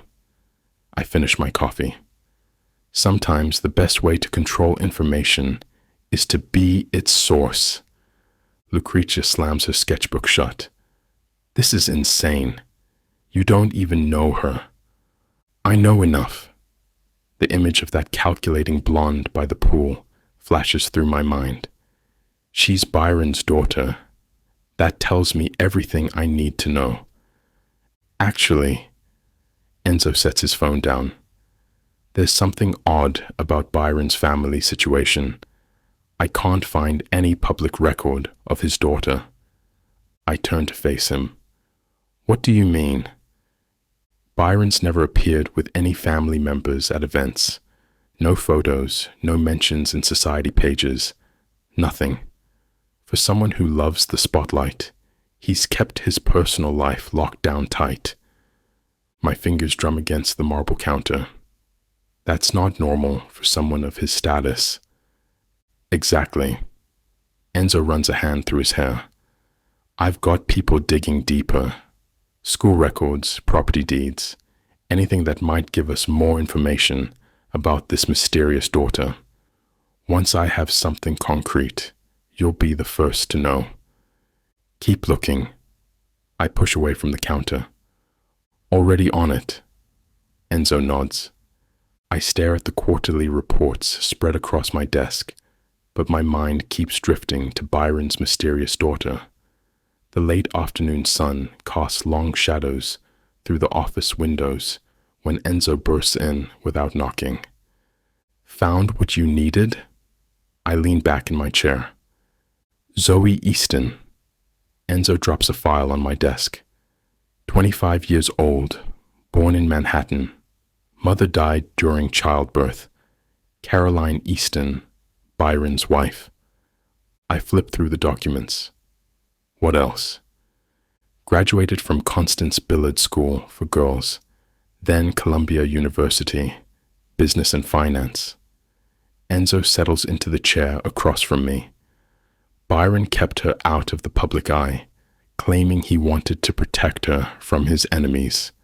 She's been working closely with him for the past 3 years, learning the family business. Any red flags? Nothing obvious. Clean record, impressive academic achievements. Enzo leans forward. But here's where it gets interesting. She's been spotted at high-stakes poker games in Manhattan. Apparently has quite the talent for it. Takes after her old man in more ways than one. I study a photo of her at some charity gala. Those green eyes hold something behind them. Something that doesn't quite match Byron's carefully crafted narrative. What about her social circle? Tight-knit, small group of friends from college. No serious relationships on record. Enzo pulls out his phone. Though there's plenty of speculation in society columns about potential matches, Byron's kept her close, vetted every connection personally. Of course he has. I close the file. Anything else? Just that she's been heavily involved in Byron's legitimate businesses lately. Art galleries, real estate development, charity foundations. She's got a head for numbers and strategy. I tap my fingers on the desk, processing this information. Everything looks perfect on paper. Too perfect. Like a story carefully constructed to withstand scrutiny. Damiano, if we're really considering this marriage alliance, you should know she's not just some socialite playing at business. The people I talk to, they say she's sharp, dangerous even, Enzo adds. I look at her photo again. Good. That makes 2 of us. Set up a dinner. I stand, stretching my back. Before I even consider this marriage bullshit, I want to meet her properly. Set some ground rules. Smart move. Enzo pulls out his phone. Private dining room at Morea. Neutral ground, but still exclusive enough for this kind of meeting. Perfect. I walk to the window, watching the city lights flicker on as dusk settles. Make it clear to Byron, this is just a preliminary discussion. I'm not agreeing to anything yet. Got it. Enzo's fingers tap rapidly on his screen. I'll set it up for tomorrow night. Enzo stands. 8 o'clock? Make it 7. I toss the file back on my desk. And Enzo? Make sure Byron understands. If I catch even a hint of manipulation or games during this dinner, the deal's off. Both the marriage and the ports. Crystal fucking clear. Enzo heads for the door. Let's see what Miss Easton is really made of. Chapter 6. Zoe. I stare at the text from Byron summoning me to his office again. My stomach churns as I climb the marble stairs, each step echoing through the hollow mansion. When I enter, Byron sits behind his mahogany desk, fingers steepled beneath his chin. Feretti called. Byron's steel-gray eyes lock onto mine. He wants to have dinner with us tomorrow night. My heart skips. The man who murdered my father wants to break bread with me. He changed his mind about the marriage proposal? Perhaps. Byron rises, circling the desk. But remember your training, Zoe. Everything I've taught you about controlling your emotions, maintaining composure, you'll need it all tomorrow night. I know how to act normal. The words come out sharper than intended. Byron's hand clamps down on my shoulder. I hope so, because one wrong move, one slip of that mask, and everything we've worked for crumbles. His fingers dig deeper. You're not some vengeful little girl anymore. You're a weapon I've carefully crafted. I suppress a shudder. I won't let you down. Good. He releases me, straightening his suit jacket. Wear the blue dress tomorrow, the one that makes you look innocent. Feretti needs to see you as harmless. You want me to play docile? My voice drips with sarcasm. I want you to play whatever role necessary to get him to trust you. Byron's face hardens. Remember everything I've given you, everything I've done. Don't waste this opportunity because you can't control your hatred. The weight of his words, of my debt to him, settles heavy on my chest. I understand. Do you? Because if you blow this dinner, if you let your emotions show through that pretty face of yours, I said I understand. I cut him off, earning a sharp look. I'll be whatever he wants me to be. Byron studies me for a long moment before nodding. Good girl. Now go prepare. I want you perfect for tomorrow night. I leave his office, my hands trembling once I'm out of sight. Tomorrow I'll sit across from my father's murderer and smile.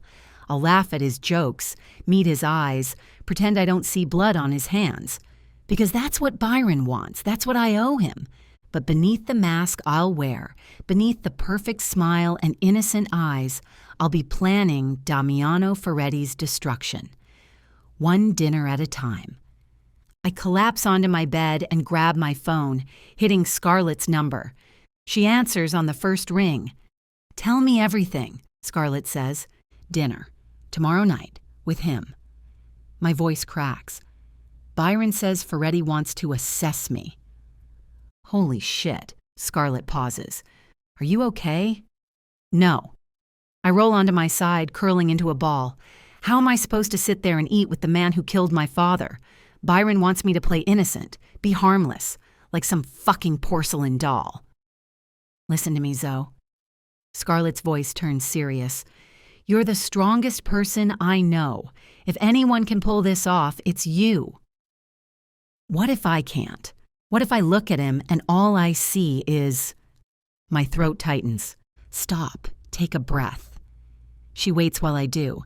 Remember why you're doing this. Focus on the end goal, not tomorrow's dinner. Byron's making me wear that blue dress, the one that makes me look like some naive debutante. Good. Use it. Let him underestimate you. Scarlett sighs. I hate this whole thing, but I love you, and I know you can do this if you're smart about it. I love you too. Tears sting my eyes. I wish you could be there. I'll be with you in spirit, plotting that bastard's downfall. She manages to make me laugh. Just be careful, okay?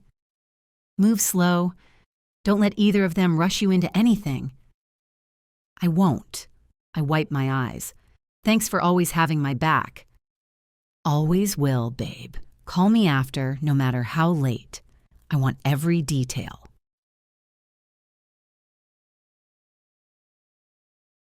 I stare at the ceiling, another sleepless hour ticking by. The digital clock reads 4:37 a.m. My skin crawls just thinking about tonight's dinner. Throwing off the covers, I grab my workout clothes and head to the mansion's gym. Maybe physical exhaustion will quiet my mind. The treadmill hums beneath my feet as I pick up speed. Sweat drips down my neck, but it doesn't wash away the thoughts plaguing me. If Damiano agrees to this marriage, I'll have to share his bed. Let him touch me. The same hands that pulled the trigger on my father will... My stomach heaves. I jump off the treadmill and grab the trash can, dry heaving into it. Get it together, I mutter, wiping my mouth. It's just a body, just flesh. But it's not just sex. It's letting him claim every part of me, letting him believe I'm his devoted wife while I plot his downfall. The thought of his hands on my skin makes me want to scrub myself raw. I move to the punching bag, hitting it without bothering with gloves. The pain in my knuckles helps focus my mind. You can do this, I tell myself between punches. You're stronger than him. The bag swings wildly as I unleash my fury. My knuckles split, leaving red smears on the leather. I don't stop. The physical pain is better than thinking about what's coming. Byron's voice echoes in my head. Whatever it takes. I slam my fist into the bag one final time and press my forehead against the cool leather. Whatever it takes, even if it means giving my body to the devil himself. I step out of the shower, my skin red from scrubbing. The mirror shows dark circles under my eyes that even makeup won't fully hide. Hours of punching that bag didn't help clear my head, but at least the physical exhaustion dulled the edge of my anxiety. The blue dress Byron picked out hangs on my closet door. It's tasteful but form-fitting, designed to draw attention without being obvious about it. My fingers trace the silky material.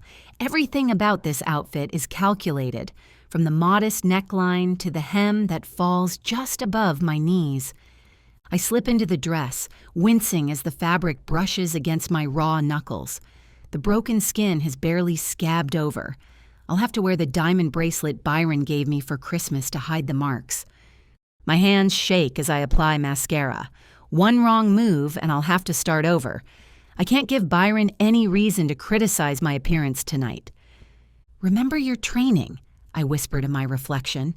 Years of etiquette classes, dance lessons, and social conditioning, all for moments like this. My phone buzzes. A text from Scarlett. Stay strong. Remember who you are. I delete it immediately. Can't risk Byron seeing it. A knock at my door makes me jump. Miss Easton? Mr. Easton is waiting downstairs. Coming, I call out, keeping my voice steady. One final check in the mirror. Hair swept into an elegant updo, makeup perfect, dress smooth. I look exactly like what Byron wants me to be, his perfectly crafted weapon. I grab my clutch and head downstairs. Byron stands at the bottom, checking his watch. His eyes scan me from head to toe, assessing. You'll do, he says with a curt nod. Remember, demure, agreeable, but not desperate. We want him thinking this marriage was his idea. Yes, Byron. The words taste like ash in my mouth. He offers his arm, ever the picture of fatherly affection. Shall we? We wouldn't want to keep Mr. Feretti waiting. I take his arm, feeling the tension in his muscles. He's as wound up about this dinner as I am, just better at hiding it. The car waits outside, engine running. As we walk toward it, Byron squeezes my arm. A warning, a reminder. I keep my face carefully blank. Whatever happens tonight, I can't let either man see what's really going on behind my eyes. One wrong move and everything falls apart. The maitre d' leads us through the dimly lit restaurant to a secluded area separated by frosted glass panels. My heart pounds against my ribs with each step. And there he is. Damiano Feretti rises from his chair, towering over everyone else in the room. His dark waves fall perfectly styled, and his tailored suit hugs his athletic frame in a way that can draw any woman's eyes. But it's his eyes that catch me off guard, intense brown that seems to pierce right through me. Next to him stands a man who must be his brother. They share the same olive complexion and strong jaw, though this one's features are softer, more approachable. His hair is shorter, and laugh lines crinkle around his eyes. Byron. Damiano's voice fills the space, deep and touched with an Italian accent. His gaze slides to me, lingering longer than necessary. And this must be Zoe. I force myself to meet his stare, fighting the urge to step back. This is the man who murdered my father, the monster I've prepared years to destroy. But looking at him now, all I see is dangerous beauty and raw power. A pleasure, I manage, proud that my voice doesn't shake. My brother, Enzo. Damiano gestures to the man beside him. Enzo gives me a warm smile that doesn't quite reach his eyes. He's assessing me just as carefully as his brother, just hiding it better. Damiano pulls out my chair, his fingers brushing my bare shoulder as I sit. The touch sends an unwanted shiver down my spine. I catch his slight smirk and know he felt it too. The waiter pours wine, giving me a moment to settle my nerves. The red liquid swirls in my glass, reminding me of darker things. I heard you studied business at Columbia. Damiano's voice cuts through my thoughts. My fingers tighten around the stem of my wine glass. Of course he looked into my background. Byron predicted he would. Yes, I meet his gaze steadily. Finance and international business. Impressive. His eyes never leave my face. Top of your class, if I'm not mistaken. Your thesis on emerging market strategies was particularly interesting. My pulse quickens. You're very thorough, Mr. Feretti. I take a small sip of wine, using it to mask my discomfort. Please call me Damiano. His lips curve into a predatory smile. After all, we should get comfortable with each other, shouldn't we? Byron shifts beside me, and I feel his approval radiating. This is exactly what we wanted. Damiano's interest piqued enough to dig deeper. Your academic achievements suggest you're more than just a pretty face, Damiano continues, something your father failed to mention during our previous discussion. I catch the slight tension in Byron's jaw at being called out.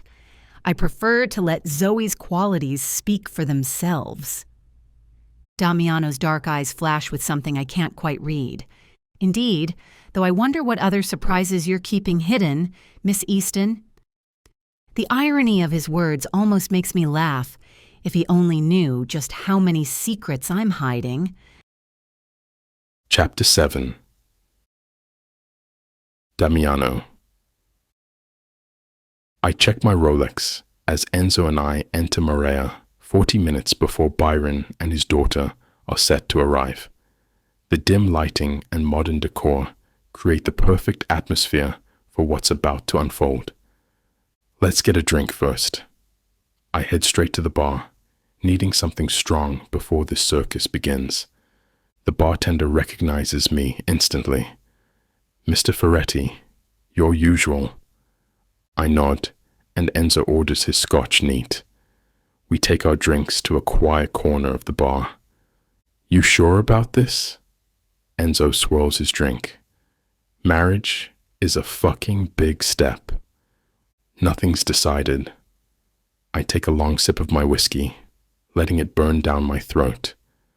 The image of her by the pool flashes through my mind. The way she moved, that body in that tiny bikini.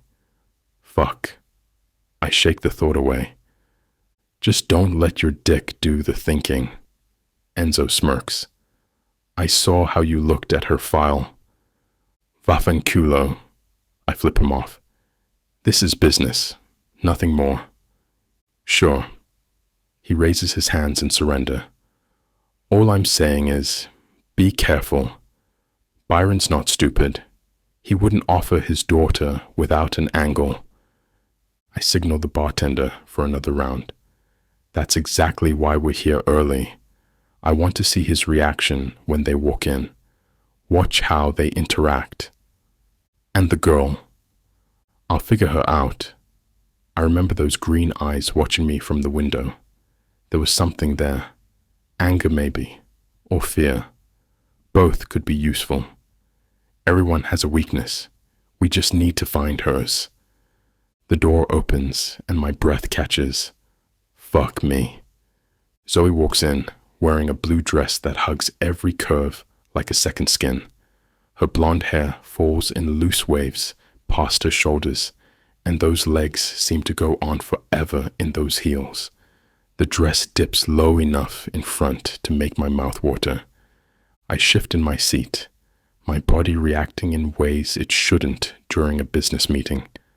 Those green eyes scan the restaurant until they find me, and for a moment our gazes lock. There's fire there, beneath the surface, the kind that makes me wonder what she'd look like spread across my sheets. That perfect hair, a mess. Those lips. Damiano. Byron's voice snaps me back to reality. Merda. Focus. I stand and button my jacket, forcing my thoughts back to business. This isn't about getting laid. I can have any woman I want for that. No strings, no complications. Just the way I like it. Byron. I shake his hand firmly, then turn to Zoe. And this must be Zoe. She extends her hand and I take it, noting how small it feels in mine. Her skin is soft, but her grip is surprisingly firm. Professional. Controlled. Mr. Feretti. Her voice is lower than I expected, with an edge that makes me wonder what she sounds like when she moans. Cazzo. I need to get my head straight.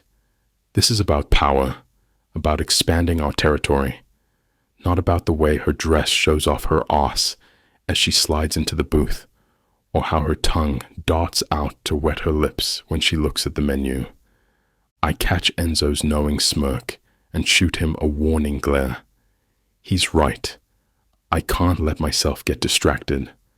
No matter how fucking gorgeous Byron's daughter might be, she's just another piece in this game. I signal the waiter for wine while Byron starts talking business. I force myself to focus on his words instead of the way Zoe's perfume drifts across the table, light and intoxicating. This is just business, nothing more. The waiter pours a Brunello, and I catch Zoe studying me over her wineglass. Do you visit Italy often, Mr. Feretti? Call me Damiano. I take a sip, letting the wine breathe. And yes. Which region? You seem interested in my homeland. I lean back, watching her reactions. Why? I studied in Florence for a semester. She switches to perfect Italian. La città è bellissima in primavera. My eyebrows rise before I can stop them. Her accent is flawless, the words flowing like she was born speaking them. Impressive. The word slips out before I can catch it. Fuck. I didn't mean to give her that. A slight blush colors her cheeks, but her eyes stay locked on mine. Do you miss it there? You ask a lot of questions. I take another sip of wine. What makes you think I'd answer them? Just trying to know the man I might marry, The corner of her mouth twitches, almost a challenge. There's something about the way she holds herself, poised, but with an underlying tension, like she's ready to either fight or flee. And what makes you think marriage is on the table? I counter in Italian. She responds in kind. Because you wouldn't be here if it wasn't. Smart girl. Too smart, maybe. I study her face, trying to read past that carefully constructed mask. What game is she really playing? Well, since we're on the subject of marriage, have you reconsidered? Byron's voice cuts through our exchange, his tone sharp enough to slice steel. I study Zoe's face, searching for any crack in her composed expression. I'll give you my answer by the end of dinner. Enzo leans forward, smoothly changing the subject. So, Zoe, tell me about Florence. Did you visit the Uffizi Gallery?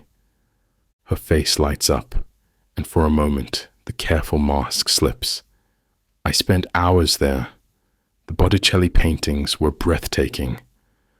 While she talks with Enzo about Renaissance art and hidden cafes in narrow alleys, I watch her hands move as she speaks.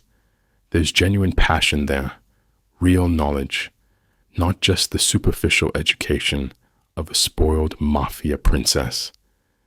The sunset from Piazzale Michelangelo. She trails off, lost in the memory. I know that view, have seen it 100 times.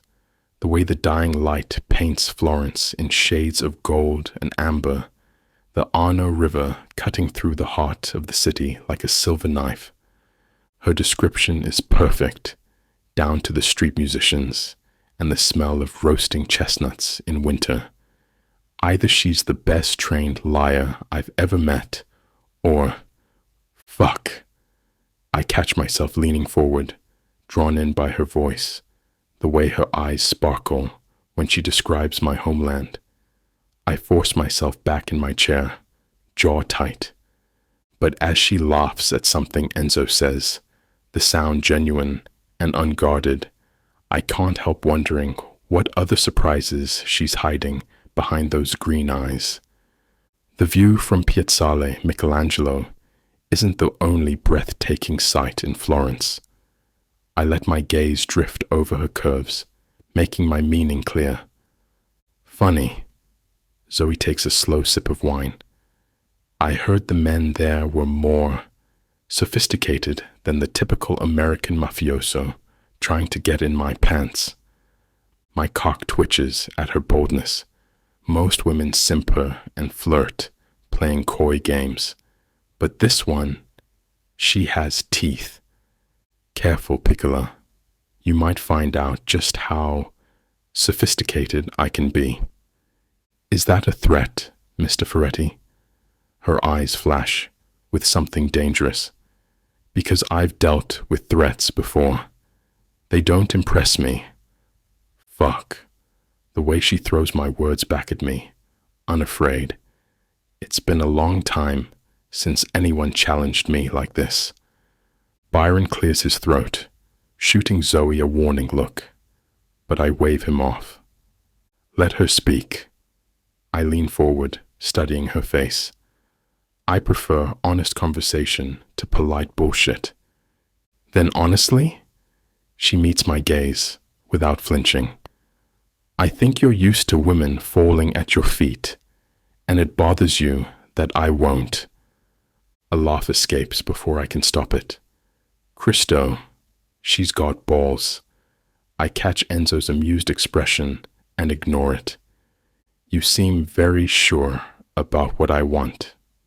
I keep my voice low, just for her. Maybe you should worry more about what you want. Her cheeks flush slightly, but her voice stays steady. What makes you think I don't know exactly what I want? The tension crackles between us, like lightning before a storm.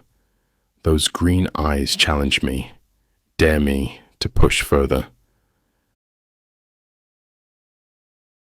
The conversation drifts to business and politics, but my attention stays fixed on Zoe. She traces the rim of her wineglass with one delicate finger, and my mind wanders to what those fingers would feel like on my skin. Enzo drones on about shipping routes, while Byron nods along, both of them lost in the details of our potential deal. But I'm caught in the way she moves, each gesture precise, controlled, too controlled. More wine. The waiter appears at her elbow. She shakes her head, and a strand of blonde hair falls across her cheek. My fingers itch to brush it back, to see if her skin is as soft as it looks. Fuck. I need to focus. But when she glances up and catches me staring, the heat in her eyes kicks my pulse into overdrive. She holds my gaze for 3 heartbeats before looking away, but that flash of defiance, of raw challenge. It's been years since a woman got under my skin like this. Don't you agree, Damiano? Enzo's voice breaks through my thoughts.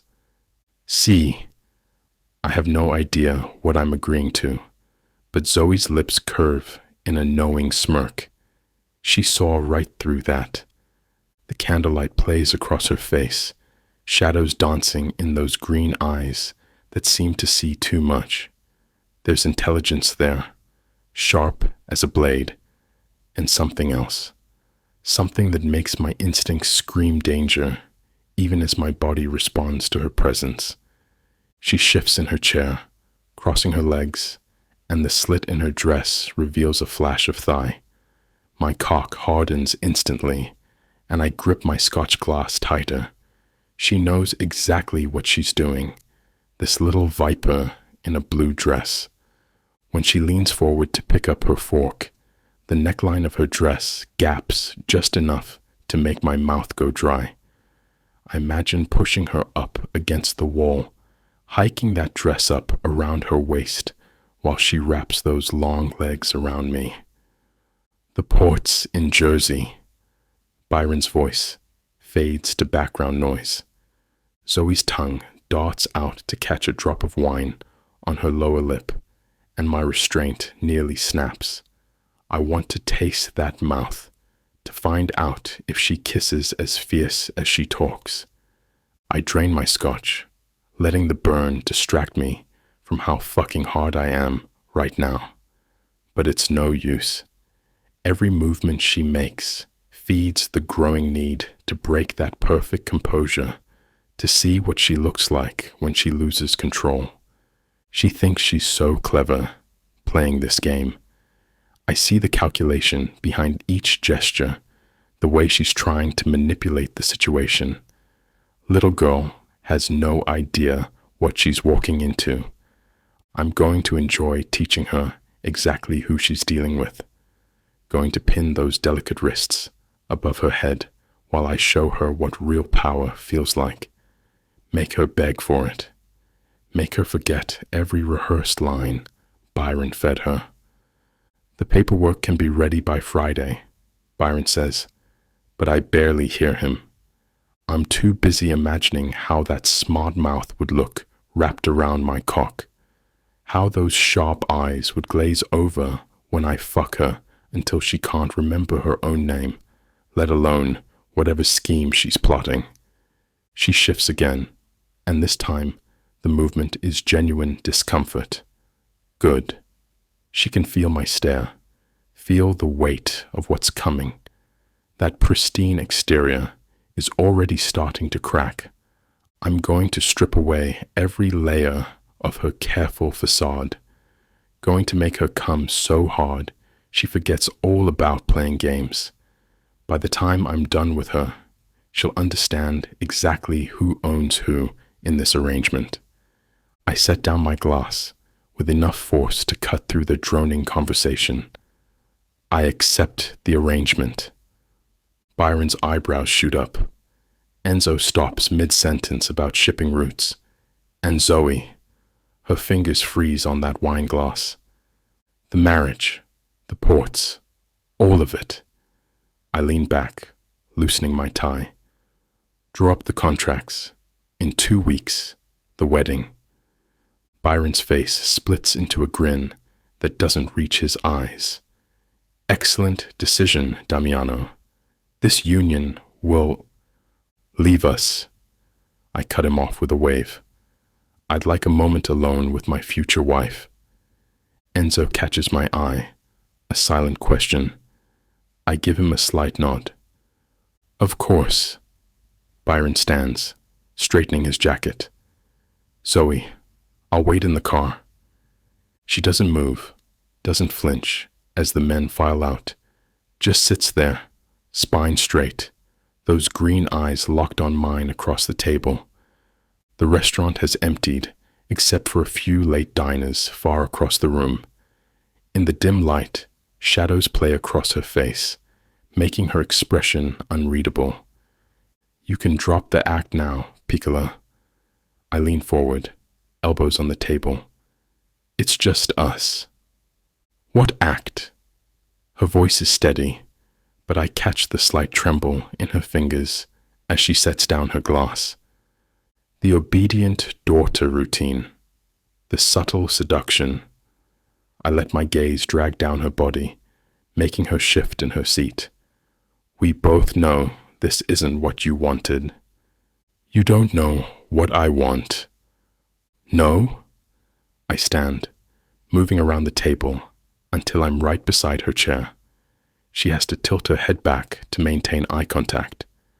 Then tell me, Zoe, what do you want? Her breath catches as I trace one finger along her bare shoulder. Her skin is just as soft as I imagined. I want ... She swallows hard. I want what's best for both families. I laugh, low and dark. Lie to yourself if you must, but don't lie to me. I grip her chin, forcing her to hold my stare. We're getting married. That means you're mine now, and I don't tolerate deception from what belongs to me. Her pupils dilate, whether from fear or arousal, I can't tell. Probably both. I don't belong to anyone. We'll see about that. I release her chin and step back. 2 weeks. Wear something nice. I leave her there, heart racing and cheeks flushed. Let her think about what's coming. By Friday, she'll understand exactly what she's gotten herself into. Chapter 8. Zoe. The last 2 weeks blur together in a whirlwind of wedding preparations. Byron spares no expense, parading me through New York's most exclusive bridal boutiques like his prized possession. I've tried on more white dresses than I can count, each one more extravagant than the last. Damiano told Byron that her sister will arrange the details for the menu and all the things that, thank God, I didn't have to do by own, like a happy wife, to be. Perfect. The seamstress at Kleinfeld adjusts the bodice of a form-fitting silk gown. You look absolutely stunning. I stare at my reflection, barely recognizing myself. The dress is beautiful, strapless with intricate beading that catches the light. But all I see is a puppet in white, strings pulled by forces beyond my control. Between fittings, Byron keeps me busy with etiquette lessons and family history briefings. The Ferettis expect certain standards, he reminds me constantly. Don't embarrass me. I spend hours memorizing names and faces from dossiers, distant cousins, business associates, family allies. My head spins with information about who to avoid, who to charm, which topics are forbidden. The only respite comes during my secret calls with Scarlett late at night. You don't have to go through with this, she whispers through the phone. Yes, I do. I trace the outline of my father's photo on my nightstand. It's the only way. Security around the mansion has doubled. Byron's men watch my every move, though they pretend not to. I maintain my workout routine in the gym, channeling my anxiety into each punch against the bag. The engagement ring weighs heavy on my finger, a massive diamond that feels more like a shackle than a symbol of love. Damiano chose it without my input, having his assistant deliver it in a velvet box. Yesterday, I survived my final dress fitting. The wedding is today at St. Patrick's Cathedral. Byron hired the best wedding planner in Manhattan, who's transformed the venue into something from a fairy tale. Everything must be perfect, Byron says for the 100th time as we review seating arrangements. This alliance changes everything. I nod and smile, the dutiful daughter.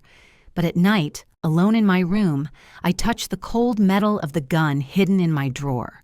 Soon I'll be sleeping under the same roof as my father's killer. And then finally I can begin. A soft knock on my door breaks through my thoughts. Come in. Byron enters, his eyes widening as he takes in my appearance. For once, his usual mask of control slips, revealing something that looks almost like genuine emotion. You look... He clears his throat. Your father would have been proud to see you today. The words hit me in the chest. In 12 years, this is the first time he's mentioned my father with such tenderness. Byron steps closer, adjusting my veil with careful hands.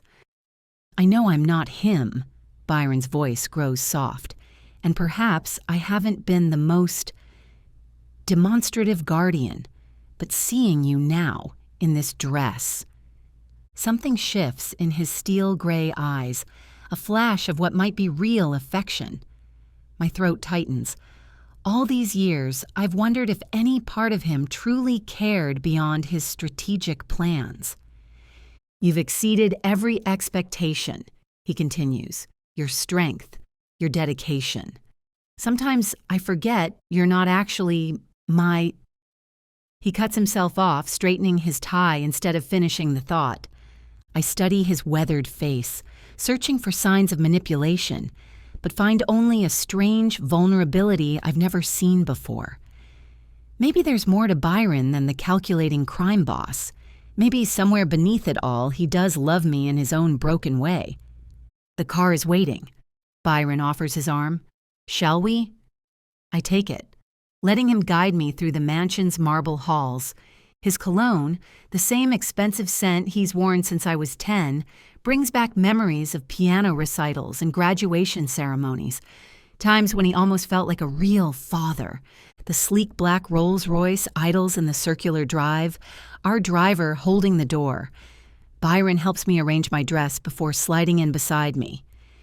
Everything is prepared exactly as planned, he says as we pull away from the mansion. His business tone returns, but there's still something softer in his expression when he glances my way. I watch the familiar gates disappear behind us, heading toward St. Patrick's Cathedral, where Damiano waits. Despite everything, despite knowing Byron's true nature, I can't help wondering about that glimpse of genuine feeling I just witnessed. The city blurs past my window as I try to reconcile the man who saved me from foster care with the one who's orchestrated this elaborate revenge scheme. Maybe both versions of Byron are real. Maybe nothing about family, even a cobbled-together crime family, is ever simple. The massive wooden doors of St. Patrick's Cathedral loom before me. Byron squeezes my arm and we step into the hushed sanctuary. Hundreds of faces turn to watch our entrance, a sea of New York's most dangerous criminals dressed in their Sunday best. I recognize some from the dossiers, the Sartori family from Chicago in the third row, their pinstriped suits failing to hide their weapons. The Rodriguez cartel's leadership scattered throughout the right side, their wives dripping in diamonds. Even the Irish mob sent representatives, their red-headed delegation standing out among the Italians. My stomach churns as I spot Enzo Feretti near the altar, his sharp eyes scanning the crowd for threats.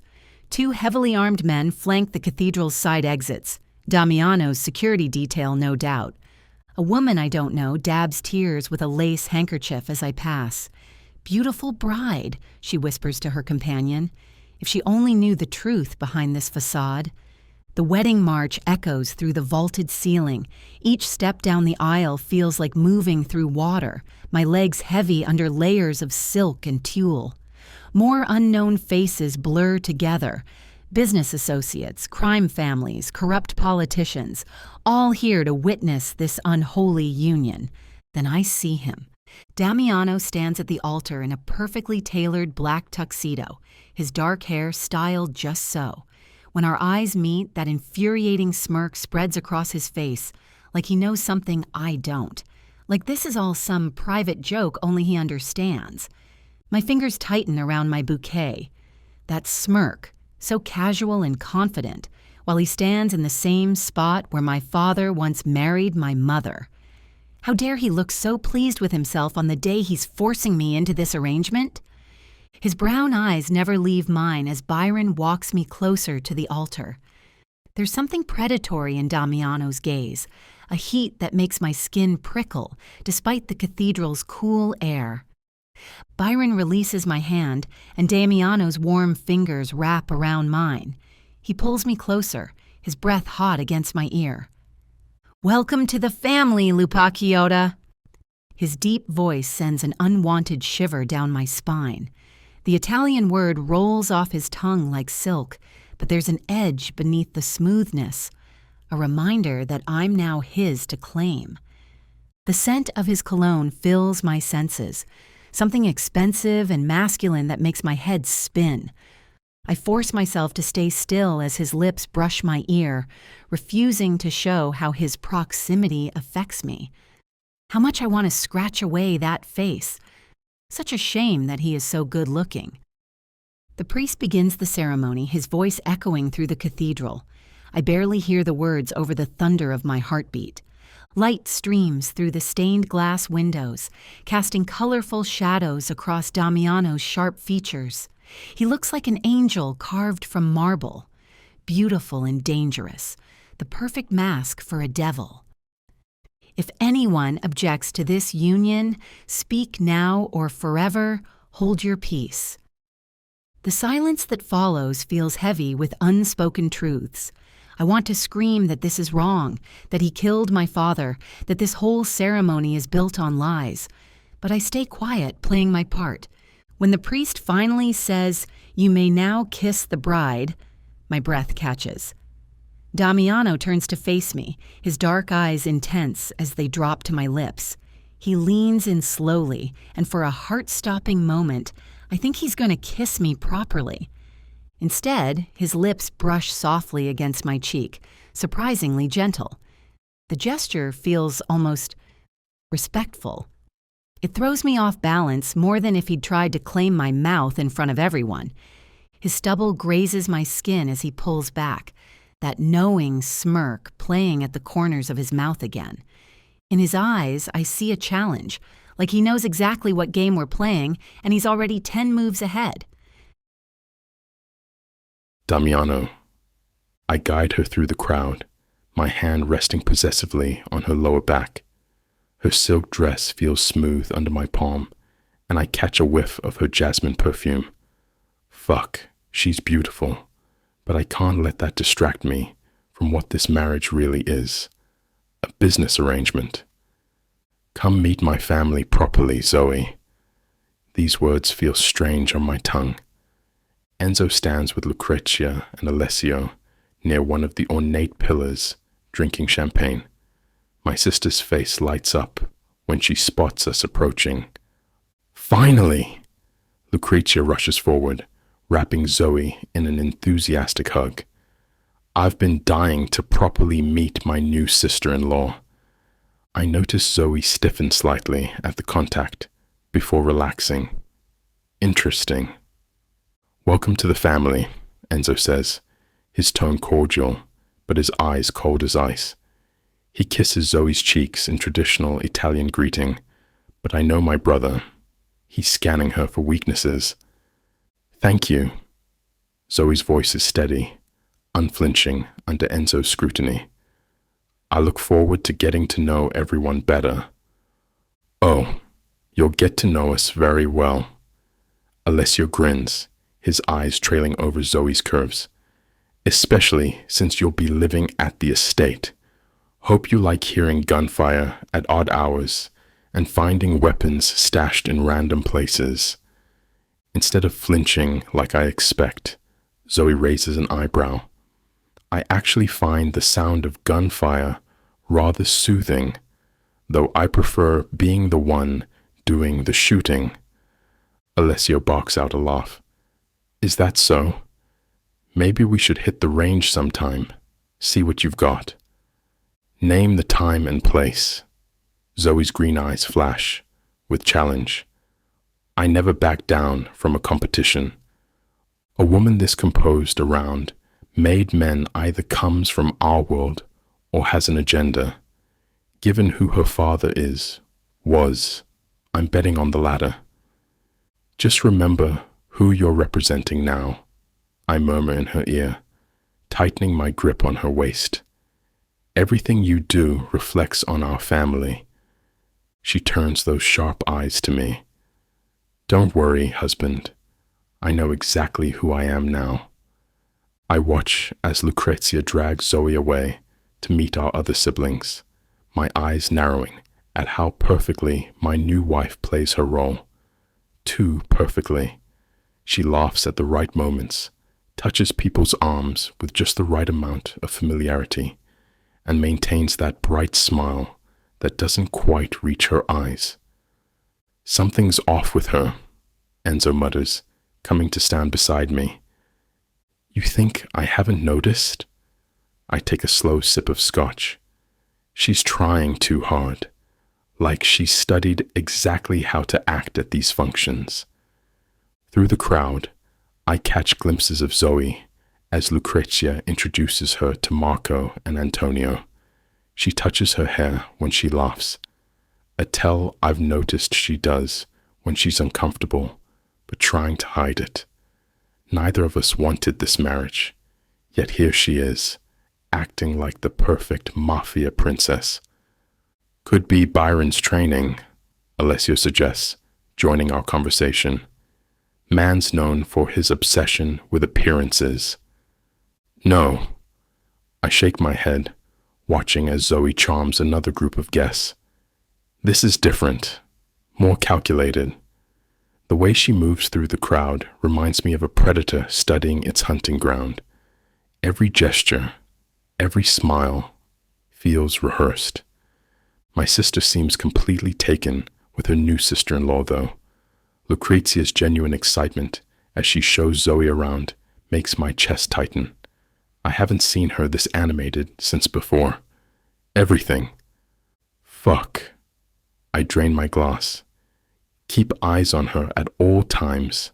I want to know every move she makes, every person she talks to. Already arranged, Enzo confirms. Though she might surprise us, she handled Alessio's gun comment better than most civilians would. I catch her eye across the room. She gives me that perfect smile again, raising her champagne glass in a mock toast. I return the gesture. I spot Byron making his way through the crowd, that fake smile plastered on his face. My jaw clenches. The way he moves, like a snake slithering toward its prey, makes my skin crawl. Damiano, my boy. He opens his arms wide, as if we're actually family now. What a beautiful ceremony. You two make quite the striking couple. I step away from his attempted embrace. Cut the bullshit, Byron. This isn't some fairy tale wedding where you get to play the proud father. His smile falters for a split second. Now, can't we put aside business for one day? After all, you're my son-in-law now. The only thing you care about is your 40%. I take a step closer, lowering my voice. Don't pretend this is anything else. You sold your daughter to save your failing empire. Byron's eyes harden, though his smile remains fixed. Careful, Damiano. Remember where we are. Oh, I know exactly where we are.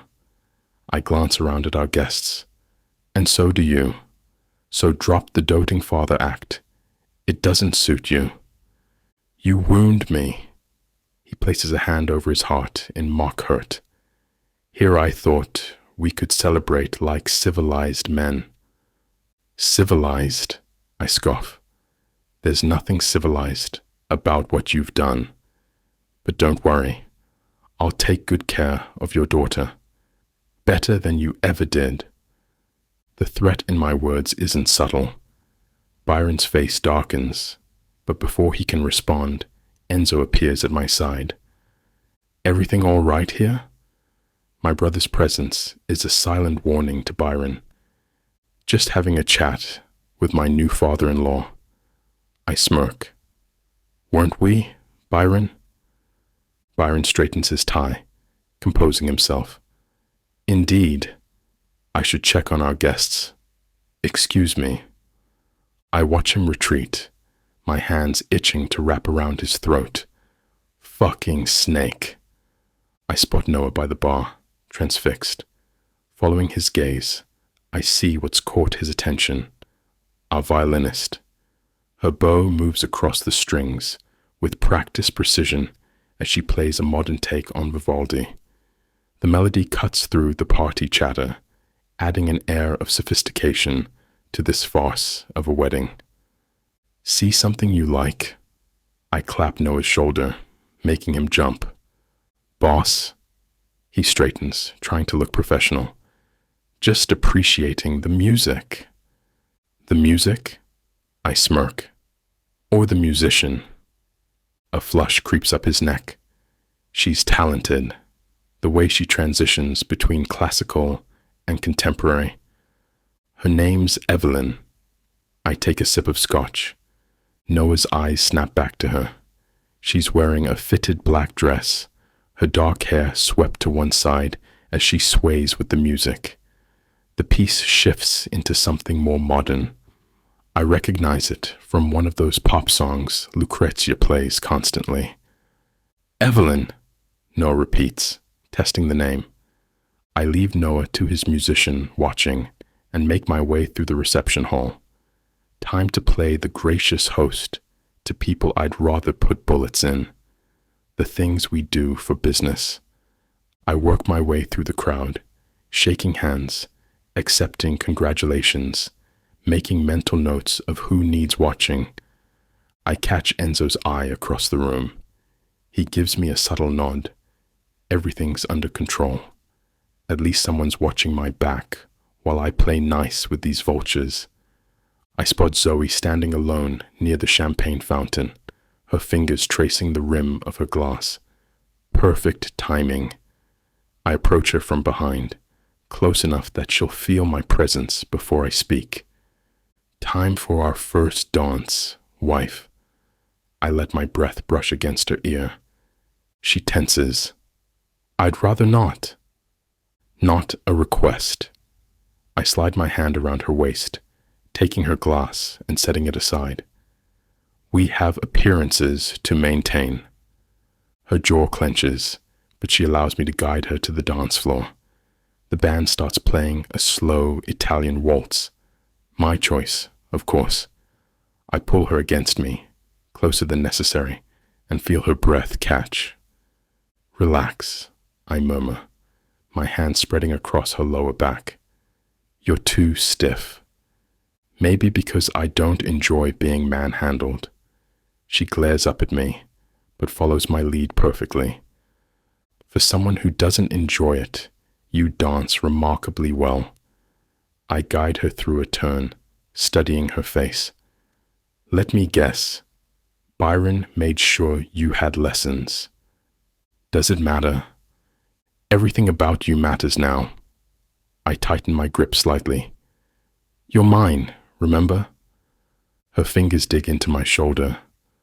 Only on paper. I chuckle, spinning her out and pulling her back sharply against my chest. We'll see about that. The scent of jasmine fills my nose as we move across the floor. Her body betrays her. Despite her protests, she flows with me like water, responding to every subtle push and pull. Fuck, she feels good in my arms. Too good. Everyone's watching us, she whispers. Let them watch. I dip her low, my face inches from hers. Give them a show worth remembering. When I pull her up, her cheeks are flushed, whether from anger or something else. I'm not sure, but I like it. As we continue dancing, a detail from earlier nags at my mind. I noticed something interesting today. Oh? Her tone remains carefully neutral. You call him Byron, not Dad, not Father. I guide her through another turn, watching her face. Strange way to address your father, especially at your own wedding. A bitter smile plays across her lips. In our world, daddy-daughter issues aren't like normal people's, are they? Explain. My hand presses firmer against her back. Come on, Damiano. She meets my eyes, challenge written across her face. You're not naive. You've seen how this world works. Daughters are assets, bargaining chips. Just look at what happened today. Traded away like a commodity to secure a business deal. Fuck. The raw honesty in her voice catches me off guard. And Byron made sure you understood that early. Let's just say I learned the difference between a father and a businessman very young. Her fingers flex against my shoulder. Byron made it clear which one he was. Something dark flashes in her eyes, something that feels too familiar. I've seen that same look in Lucretia's eyes when she thinks no one's watching, that mixture of pain and determination that comes from growing up in our world. The music fades, and Zoe slips from my grasp without a word, heading toward the ladies' room. I watch her walk away, the sway of her hips in that white dress making my blood heat. She's quite something, isn't she? Lucretia appears beside me, champagne in hand. She's dangerous. I grab a scotch from a passing waiter. Please. Lucretia rolls her eyes. You can't take your eyes off her. I saw how you were dancing. I was studying her. Is that what they call it now? She smirks. Come on, Fratello. When's the last time you looked at a woman like that? Don't start. I down the scotch. This is business. Keep telling yourself that. She nudges my arm. But I saw where your hands were during that dance. And trust me, that wasn't just business. Enough, Lucretia. Fine, fine. But admit it, she's exactly your type. Beautiful, sharp, probably dangerous. The sound of laughter cuts through our conversation. My head snaps up, searching for the source. There's Zoe, standing near the bar with some fuck I don't recognize. He's leaning too close, hand resting on the bar behind her. Who the fuck is that? My voice comes out as a growl. Jealous already? Lucretia teases. I ignore her, watching as this piece of shit makes Zoe laugh again. She tosses her hair back, exposing her neck. His eyes drop to her throat, lingering there too long. My glass creaks in my grip. That's my wife he's eye-fucking. On our wedding day. Oh, this should be good. Lucretia's voice drips with amusement. Try not to kill anyone at your own reception. I stalk across the reception hall, my jaw clenched tight. The closer I get, the more I notice. His hand drifting lower on the bar, her body angled toward him, that fucking smile on her face. Marco. My voice cuts through their laughter. What's so entertaining? He straightens up fast, hand dropping from the bar. Smart man. Don Feretti, I was just what? I step between them, forcing him back. Making my wife laugh on our wedding day. Zoe's perfume hits me as she leans against my arm. We were discussing some of Byron's more colorful business partners. Her fingers trail down my sleeve. You should hear the story about the Russian and the circus elephant. I catch her wrist, my grip firm, but not bruising. I'm sure it's fascinating. My eyes never leave Marco's face. But Marco here needs to remember his place. I meant no disrespect, Marco starts.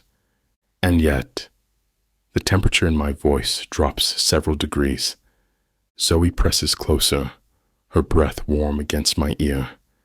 Enough now, husband.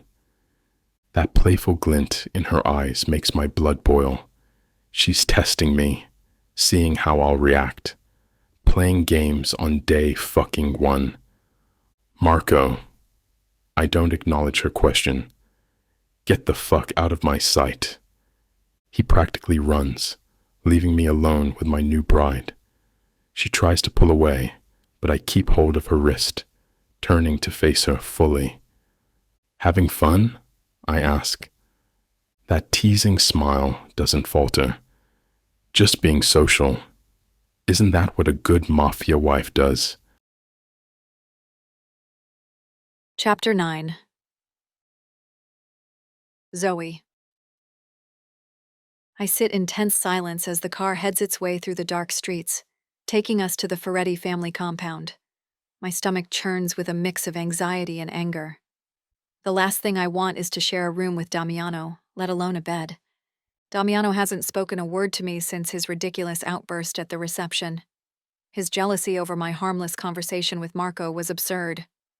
I glance at his stony profile, illuminated by passing streetlights. Who does he think he is?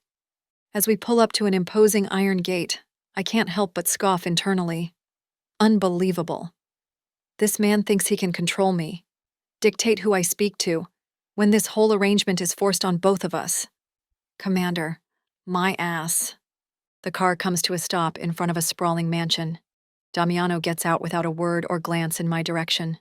I take a deep breath, steeling myself for whatever comes next. As I step out of the car, the cool night air sends a shiver down my spine. Or maybe it is dread at the thought of entering the lion's den. This way. Damiano grunts, leading me up the steps. I follow, my heels clicking on the marble floor as we enter. The house is silent, our footsteps echoing. My heart races as we climb the grand staircase. Is he taking me straight to his bedroom? The thought makes my skin crawl. At the top of the stairs, Damiano finally turns to face me. His expression is unreadable in the dim light. Your room is down this hall. He says gruffly, gesturing to the left. Mine is in the opposite wing. Good night, Zoe. I watch Damiano's retreating form, relief washing over me as he disappears down the hallway. Good night. I mutter under my breath, not caring if he hears me or not. With a deep sigh, I turn the ornate handle and push open the heavy wooden door. As I step inside, my eyes widen in surprise. The room is stunning. Moonlight streams through floor-to-ceiling windows, illuminating a space that is both elegant and comfortable. A massive 4-poster bed dominates one wall, draped in rich burgundy fabrics that look impossibly soft. Across from it, a cozy sitting area with plush armchairs beckons invitingly. I run my hand along the smooth surface of an antique dresser, admiring the intricate carvings. Despite myself, I feel a smile tugging at my lips. This room is a far cry from the cold, impersonal space I'd been expecting. A door to my left leads to an ensuite bathroom that is practically the size of my old room.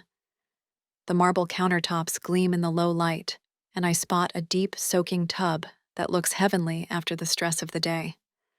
Back in the main room, I notice a walk-in closet. Curiosity gets the better of me, and I peek inside. To my amazement, it is already filled with clothes, all in my size. I finger the soft fabric of a silk blouse, begrudgingly impressed by the attention to detail. As I explore further, I discover a small balcony overlooking manicured gardens. The night air is cool and fragrant with jasmine. For a moment, I allow myself to relax, drinking in the peaceful atmosphere. This room is more than just a place to sleep. It is a sanctuary, a space where I can let my guard down, if only for a little while. despite the circumstances that brought me here. I can't deny the appeal of this luxurious retreat. I wake to the sound of a gentle knock on my door. Disoriented, it takes me a moment to remember where I am. The events of yesterday come rushing back, and I groaned, burying my face in the pillow. Come in. I call reluctantly. The door opens, and a plump older woman with kind eyes and graying hair pulled into a neat bun enters. She wears a crisp uniform. Good morning, Signora. She says warmly. I'm Ginevra, the head housekeeper. They're waiting for you in the dining room for breakfast. I sit up, running a hand through my tangled hair. Thank you, Ginevra. I'll be down shortly. As I dress in a simple blouse and skirt from the well-stocked closet, I steel myself for the day ahead. Breakfast with the Feretti family. What fresh hell awaits me? I make my way downstairs, following the smell of coffee and pastries. As I enter the dining room, conversation stops abruptly. Damiano sits at the head of the table, his face unreadable. Enzo lounges in his chair, eyeing me suspiciously. But it is Lucrezia who breaks the awkward silence, her face lighting up with a genuine smile. Zoe, good morning. She chirps. I hope you slept well. Did you like the room? I picked out everything myself. I blink, surprised by her enthusiasm. Oh, yes, the room is lovely, thank you. Lucrezia beams, clearly pleased. I'm so glad. I wasn't sure about your style, so I tried to choose a variety. We should go shopping together soon, get you some more things. I thank Lucrezia and tell her that I would love to go shopping with her. Her face lights up even more, if that is possible. Oh, wonderful. We'll make a day of it. I know all the best boutiques in the city. I can't help but smile at her enthusiasm. It is infectious. And for a moment, I almost forget where I am and why I am here. Damiano clears his throat, drawing my attention back to him. His dark eyes lock into mine, and I feel my smile falter. Sit, Zoe. Eat something. He commands, gesturing to the empty chair beside him. I take the seat, determined not to let him see how much he affects me. Ginevra appears at my elbow, setting down a steaming cup of coffee and a plate of pastries. Thank you. I murmur, earning a warm smile from the housekeeper. As the last of the breakfast dishes are cleared away, I seize my chance. Damiano, I say, trying to keep my voice light. do you have a moment? I'd like to discuss something with you. He turns, his dark eyes appraising me. Of course. Come to my office. I follow him down the hall, my heart racing. This is my opportunity to establish some boundaries, to carve out a semblance of freedom in this gilded cage. Damiano's office is a testament to power and wealth, all dark wood and leather, with a view of the manicured gardens below. He settles into his chair behind an imposing desk, gesturing for me to sit across from him. I perch on the edge of the seat, steeling myself. So, I begin, forcing a casual tone into my voice. I assume I'm free to do whatever I want in my free time, right?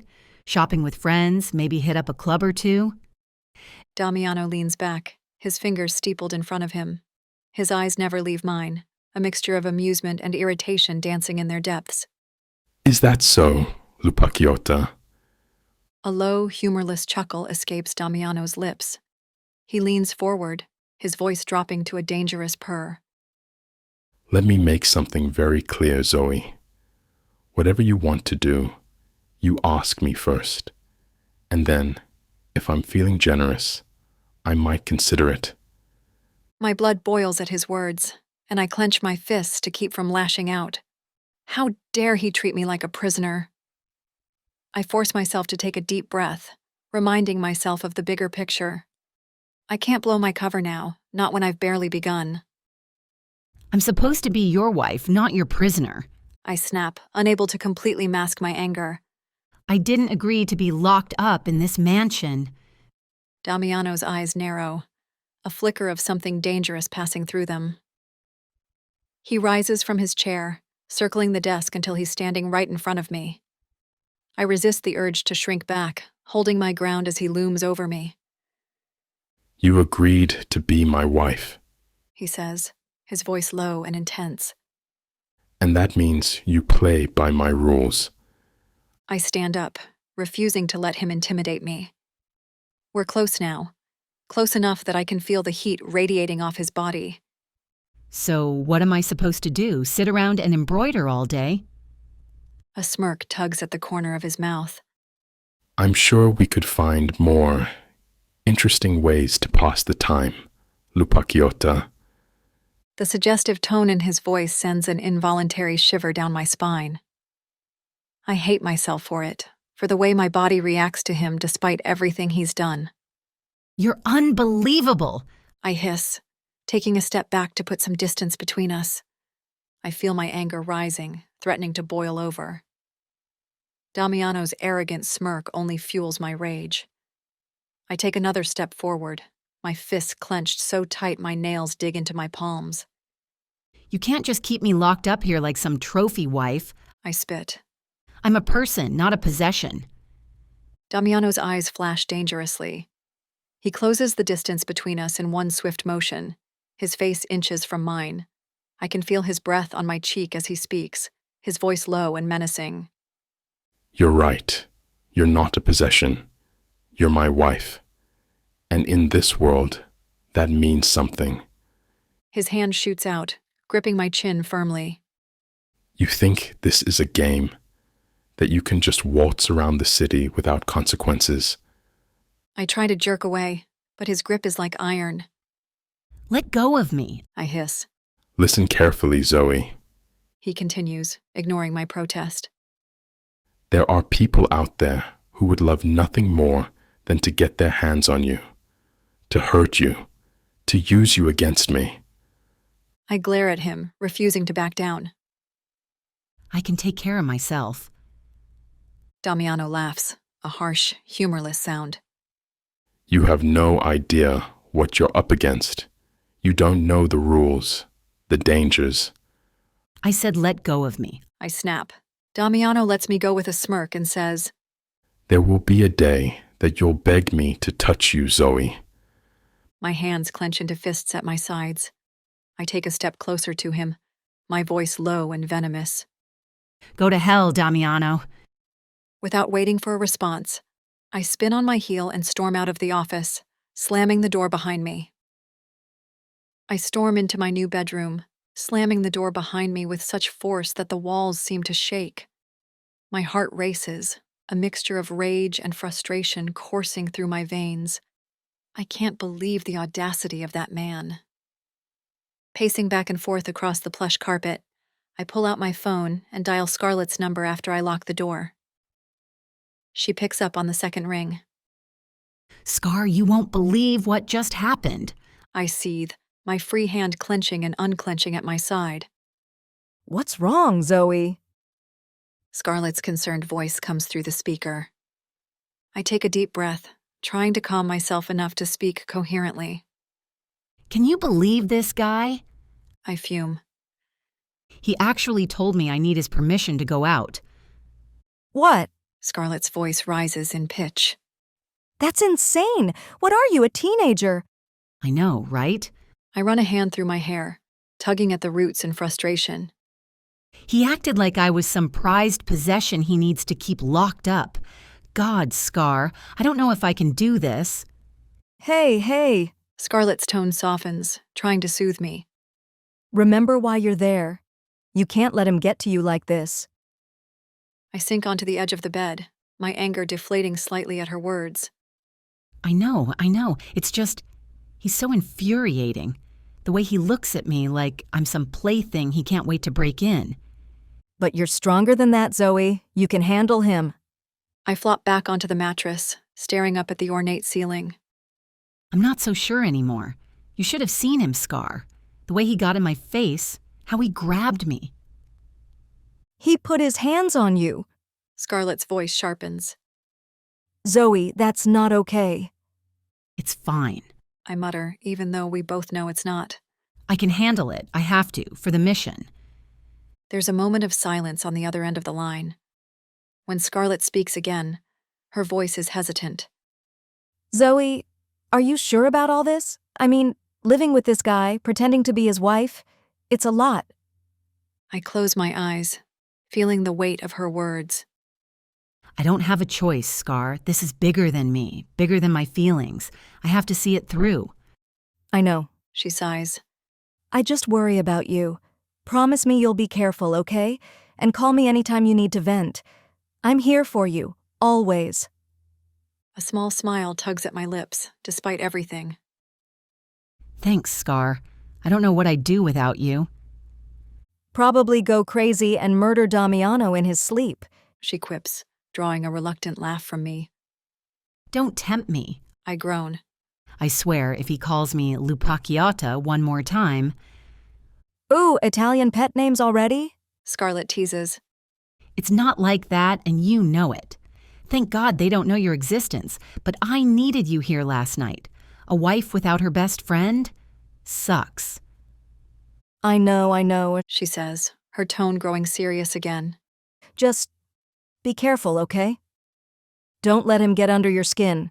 You're there to do a job, nothing more. I nod, even though she can't see me. You're right. I won't let him get to me. I'm stronger than that. I told him to go to hell. Atta girl! Scarlett cheers. So what now? My eyes narrow with determination. Now? I make his life hell. He wants to play power games? Fine. But he has no idea who he's dealing with. Scarlett's laughter fills the line. That's my girl. Show him what you're made of. Just be careful, Zoe. Scarlett warns, though I can hear the amusement in her voice. Don't push him too far. I scoff. Please, what's he gonna do? Divorce me? That would ruin his precious deal with Byron. True. Scarlett concedes. Just watch your back, okay? Always. I assure her, my tone softening. Thanks for listening, Scar. I needed this. Anytime, babe. Now go raise some hell. Chapter 10. Damiano. I take a long drag of my cigar, watching the smoke curl through the air as I try to focus on the paperwork in front of me. But my mind keeps drifting to her, to those defiant green eyes, and the way her hips sway when she walks past my office. The Romano shipment needs your signature, Enzo says, sliding a document across my desk. I grunt in acknowledgement, but my attention shifts to Zoe's laughter floating through the hallway. She's been spending more time with Lucrezia lately, the two of them thick as thieves. The sound stirs something primal in me. You're not listening to a fucking word I'm saying, Enzo observes. I am. I scan the document without really seeing it. Through my office window, I catch a glimpse of Zoe in the garden with my sister. She's wearing a sundress that hugs every curve, and my cock twitches at the sight. I want to bend her over this desk, hike up that dress, and... Earth to Damiano. Alessio waves his hand in front of my face. I clear my throat. The Romano shipment. Yes.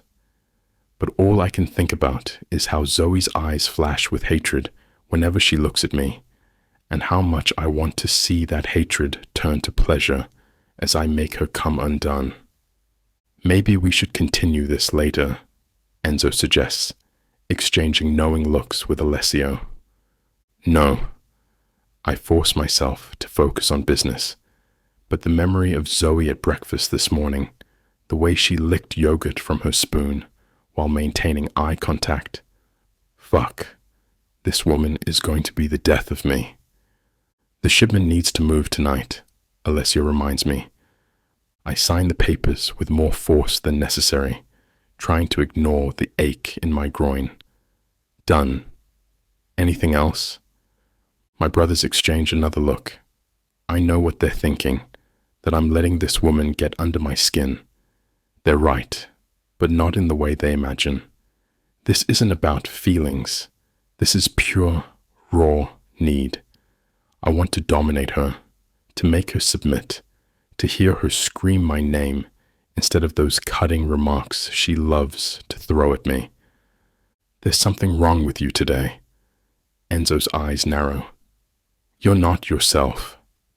I rub my temples, grateful that Zoe's no longer in my line of sight. The garden stands empty now, and I can finally breathe without her scent clouding my judgment. I'm fine. Bullshit. Enzo drops into the chair across from me.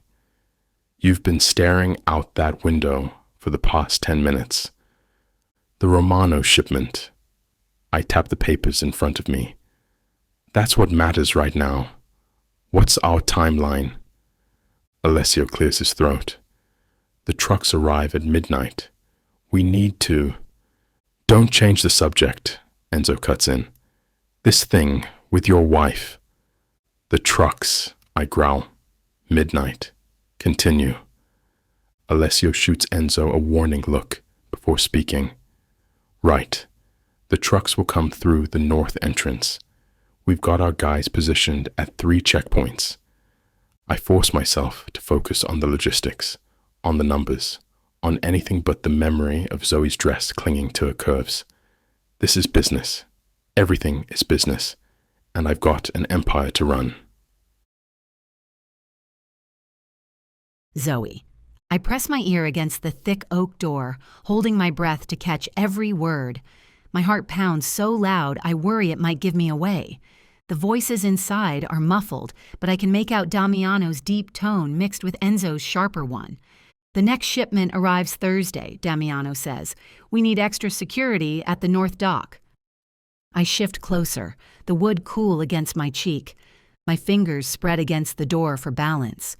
Byron's men were spotted near Pier 12. Alessio's voice comes through. Could be nothing, but... Nothing with Byron is ever nothing, Enzo cuts in. A floorboard creaks under my foot and I freeze, muscles tensing. The voices inside continue, oblivious to my presence. Double the guards, Damiano orders, and get eyes on Byron's mansion. Something's not right. My throat tightens. Does he suspect something? I strain harder to hear, pulse racing in my ears. Footsteps echo down the marble hallway and my heart leaps into my throat. Crap. I push away from the door, my palms sweaty. Think fast, think fast. The footsteps grow closer. My frustration with being watched 24/7 bubbles up, giving me an idea. Perfect. I grab the door handle and burst into Damiano's office. Damiano! The force of my entrance makes the door slam against the wall. 3 heads snap toward me. Enzo's hand twitches toward his jacket. Alessio rises halfway from his chair. But I lock eyes with Damiano, channeling every ounce of genuine anger I've felt since arriving here. Your goons are suffocating me. I plant my hands on his desk, leaning forward. I can't even take a shower without someone hovering outside my bathroom door. Damiano's dark eyes narrow, but I catch the slight twitch at the corner of his mouth. My men are here for your protection. Protection? I spit the word out. More like prison guards. Do they report my every move to you, too? How many times I brush my teeth? What color underwear I put on this morning? A muscle jumps in Damiano's jaw. Behind me, Enzo makes a choking sound. I watch as Damiano's eyes flick to Enzo and Alessio. Leave us. The scrape of chairs against hardwood fills the tense silence. My heart hammers against my ribs as footsteps fade and the door clicks shut behind them. Never enter this office without permission, Zoe. Is that clear? Damiano's voice drops to a menacing growl that sends shivers down my spine. I lift my chin, refusing to back down even as my pulse races. I'm not your pet, Damiano. You can't keep me on a leash. A dangerous smirk plays on his lips as he steps closer. The spicy scent of his cologne fills my lungs as he invades my personal space. My back hits the edge of his desk, trapped between the solid wood and his towering frame. No? His dark eyes glitter with something that makes my stomach flip. A rope could fit perfectly around that little throat of yours, Lupacchiota. Don't tempt me. Heat floods my cheeks. From anger or something else, I'm not sure. My fingers grip the desk edge behind me so hard my knuckles turn white. Every instinct screams to put distance between us, but I hold my ground. I force myself to stay perfectly still despite the electricity crackling between us. His threat about the rope should terrify me, but something molten pools in my stomach instead. I need to regain control of this situation. A rope? I let out a low laugh, tilting my head. Is that what gets you off, Damiano? Tying up women? His eyes darken dangerously. I watch his hands clench into fists at his sides. You're playing with fire, little girl. His voice comes out rough, strained. I lean in closer until my lips nearly brush his ear. Maybe I like getting burned. The sharp intake of his breath tells me I've scored a hit. Before he can react, I duck under his arm and saunter toward the door, making sure to put an extra swing in my hips. By the way, I pause at the threshold, glancing over my shoulder. My underwear today? Red lace. Have fun with that mental image during your boring meeting. I slip out and shut the door behind me, biting back a triumphant grin at the string of Italian curses that follows me down the hall. Chapter 11. Zoe. The morning sun streams through the conservatory windows as Lucrezia and I sit cross-legged on plush cushions, surrounded by her art supplies. Her paintbrush moves in confident strokes across the canvas while I flip through a fashion magazine. You should let me paint you sometime, Lucrezia says, not looking up from her work. Your bone structure is perfect. I peek over the magazine. Only if you promise not to make me sit still for hours. Deal. She grins, dabbing green paint onto her palette. Though I can't promise Damiano won't throw a fit about you spending so much time with me. Let him. I roll my eyes. At least you don't treat me like a prisoner. Our days have fallen into a comfortable pattern. Mornings in the conservatory while Lucrezia paints, afternoons by the pool or shopping when she can convince her brother to let us out. She's nothing like what I expected from Damiano's sister.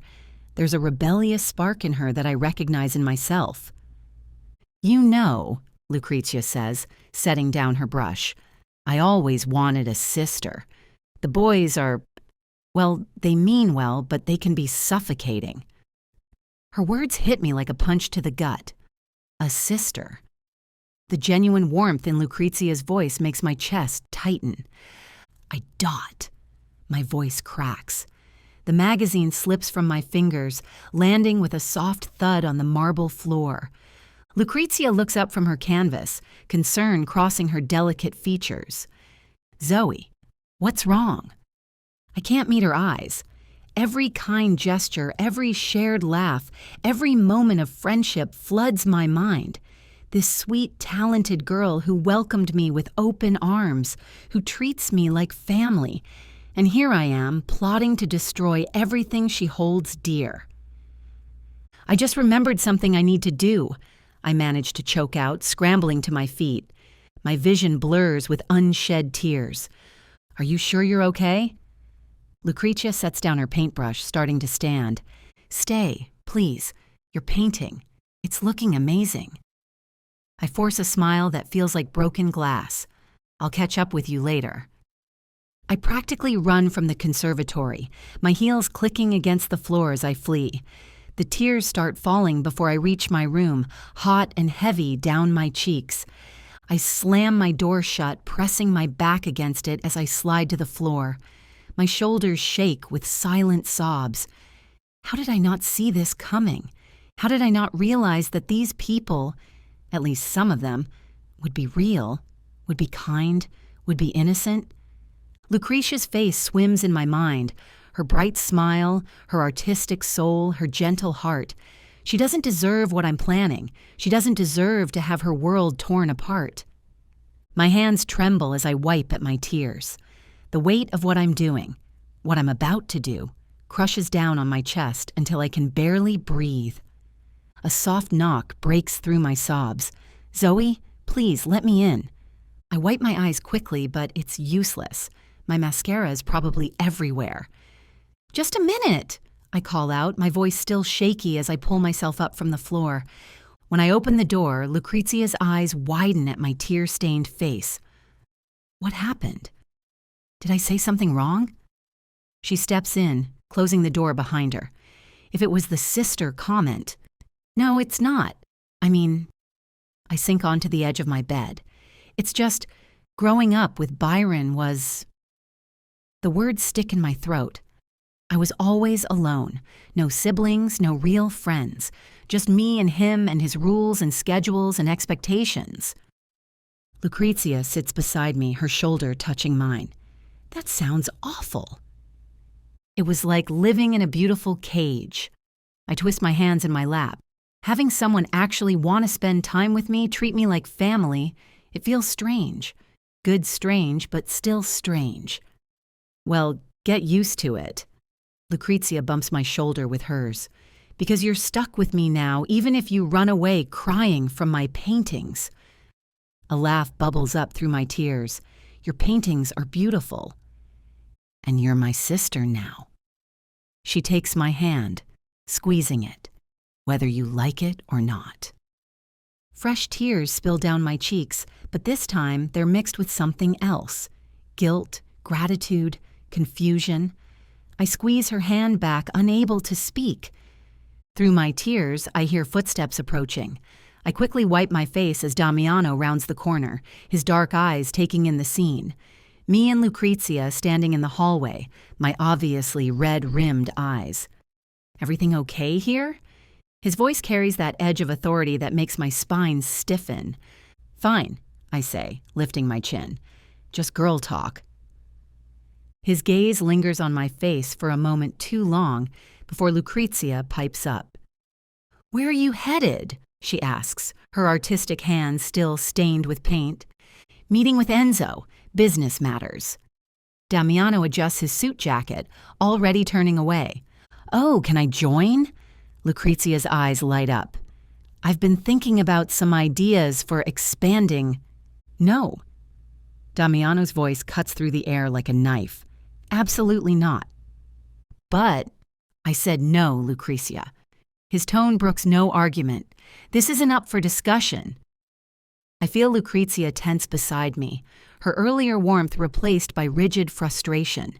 The sudden shift in atmosphere is palpable, from our intimate moment of sisterly bonding to this stark reminder of the Feretti family dynamics.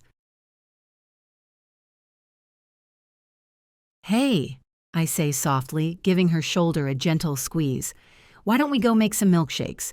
We can talk about what just happened if you want." Lucrezia's eyes light up, a small smile replacing her frown. "Really? You'd do that?" I nod, pushing aside the nagging voice that tells me I should be spying on Damiano instead. Of course. That's what friends are for, right? As we make our way to the kitchen, I can't help but feel a twinge of guilt. Here I am, playing the role of supportive friend while harboring secrets that can destroy Lucrezia's world. But seeing her shoulders relax as we enter the spacious kitchen, I know I've made the right choice for now. "So," I begin, pulling out ingredients from the fridge, "do you want to talk about what happened back there with Damiano?" Lucrezia sighs, hopping onto a bar stool. "It's always like this. He treats me like I'm made of glass, like I can't handle anything related to the family business." I listen as she vents her frustrations, carefully measuring milk and ice cream into the blender. Her words paint a picture of a loving but overprotective brother. "I just wish he'd give me a chance," Lucrezia says, her voice small. "I'm not a child anymore." I nod, understanding her frustration all too well. "Have you tried talking to him about it?" Lucrezia laughs, but there is no humor in it. "Oh, I've tried. But Damiano, he doesn't listen when it comes to this. He just shuts down." As I pour the milkshakes into tall glasses, I find myself genuinely wanting to help.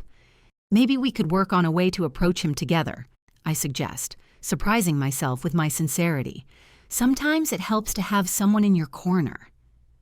Lucretia's face lights up, and she reaches across the counter to squeeze my hand.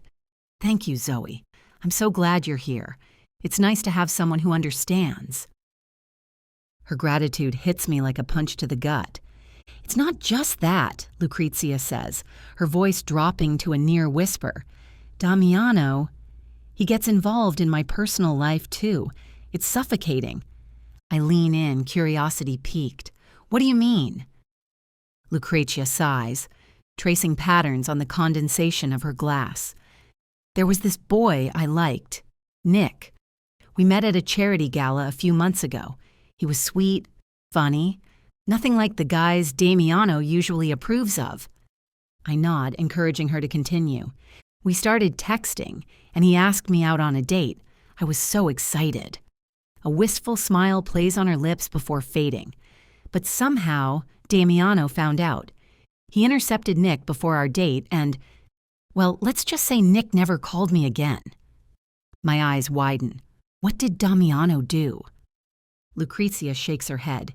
He wouldn't tell me exactly, but I overheard him telling Enzo that he'd taken care of it. Nick looked terrified the next time I saw him at an event. He practically ran in the opposite direction. I feel a chill run down my spine, imagining what Damiano might have done or said to scare the poor guy off. I was furious, Lucrezia continues. I confronted Damiano, but he just said it was for my own good, that Nick wasn't good enough for me. She lets out a bitter laugh, as if Damiano has any idea what's good for me.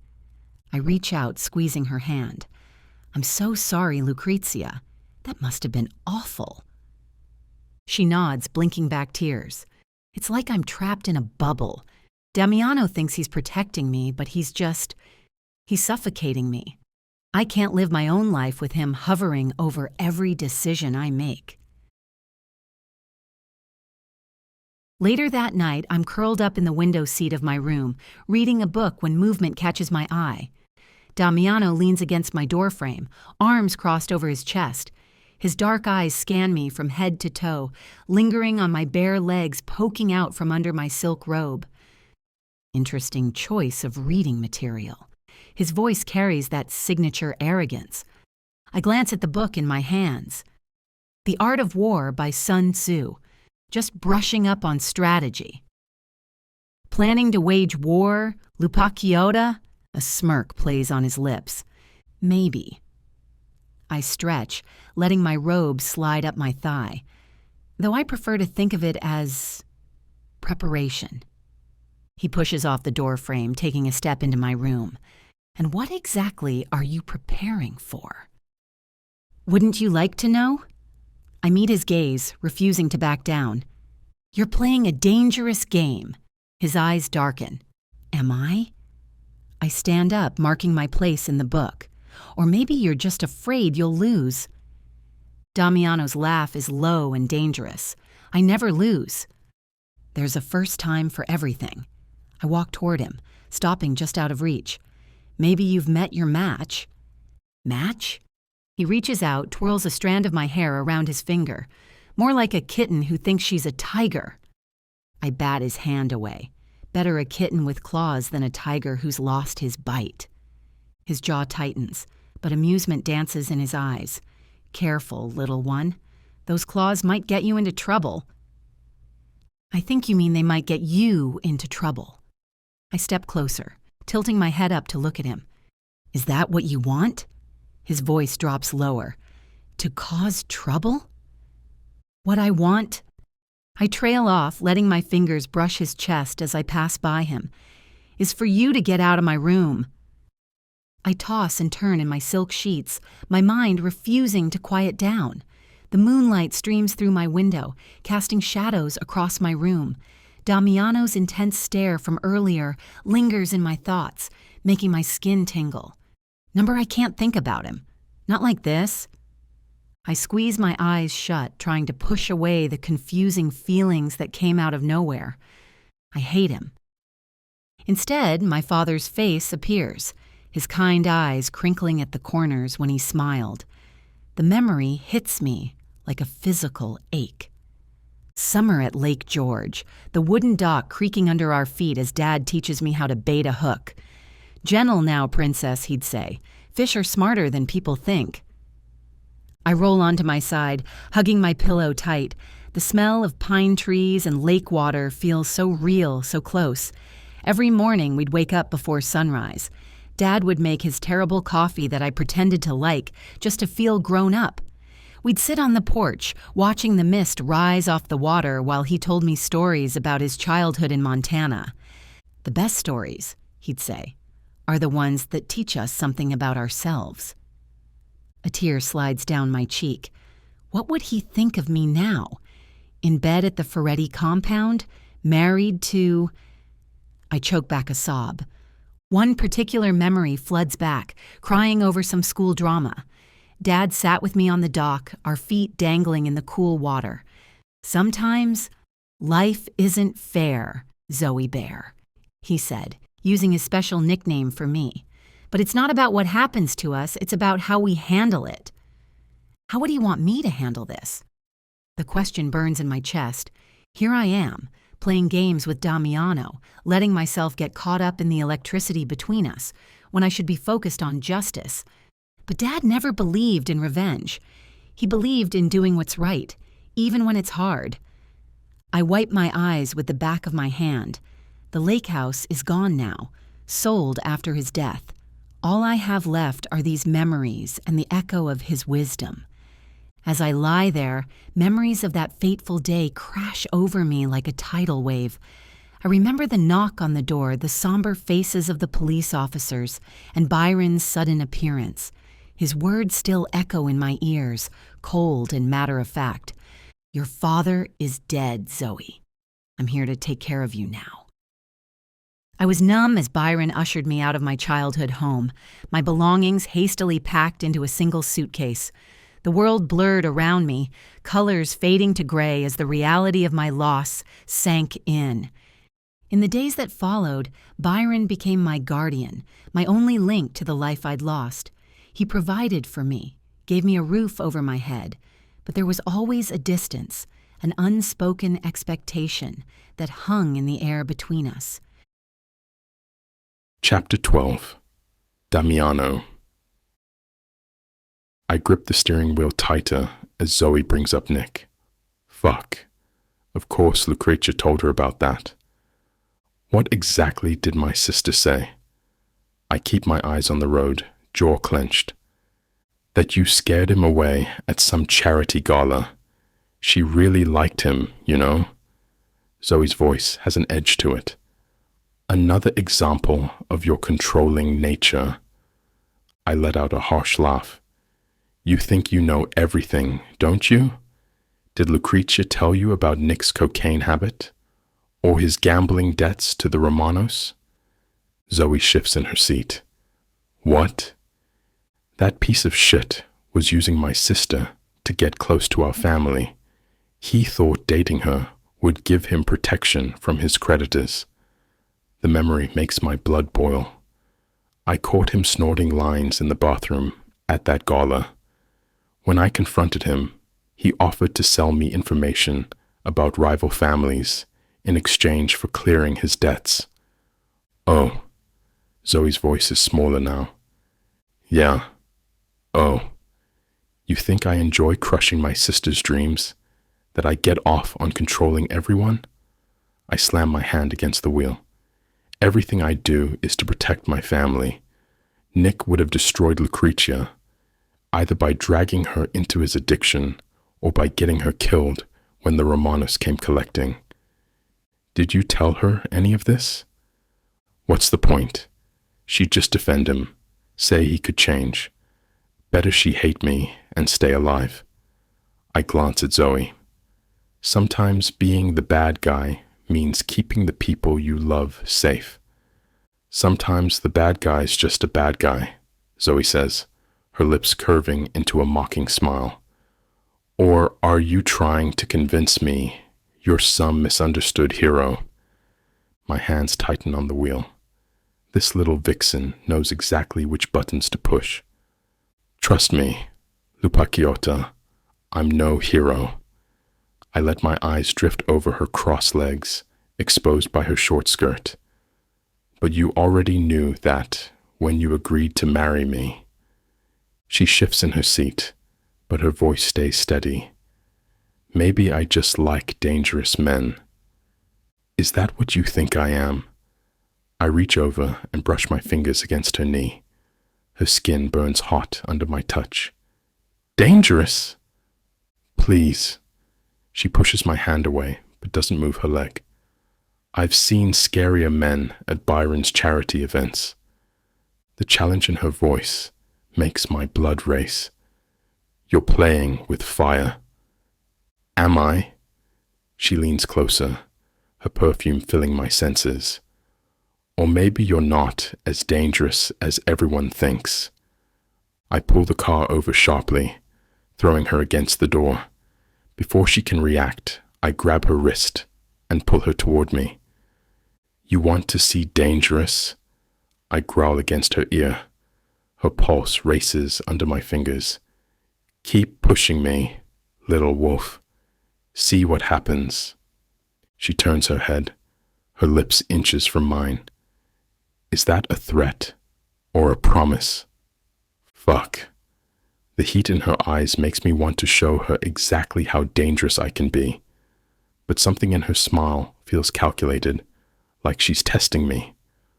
Both. But you're not ready for either one yet.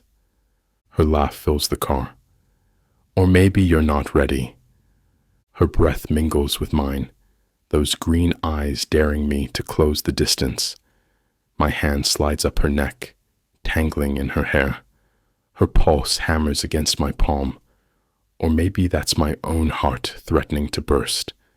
For a moment, I forget everything. The arrangement, Byron, the business. All I can think about is how her lips would taste, how her body would feel pressed against mine. I release her and slam back against my seat, fury coursing through my veins. Not at her, at myself, for letting my guard down, for wanting something I can't have. I knew you'd back away. Her voice drips with satisfaction. All that talk about being dangerous, but you can't even follow through.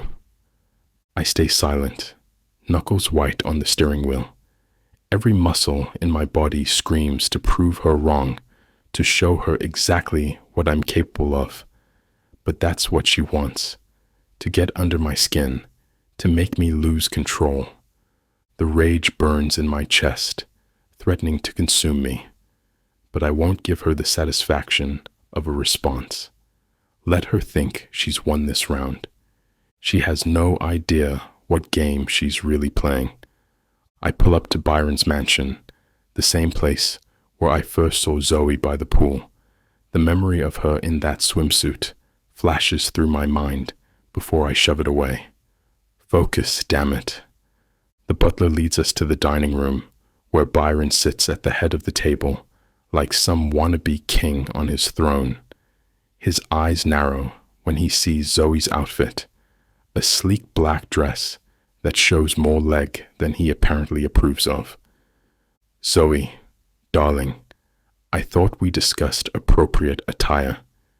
Byron's voice carries that fake sweet tone that sets my teeth on edge. I think she looks fine, I cut in, before Zoe can respond. Byron ignores me. Remember what we talked about. Shoulders back, chin up.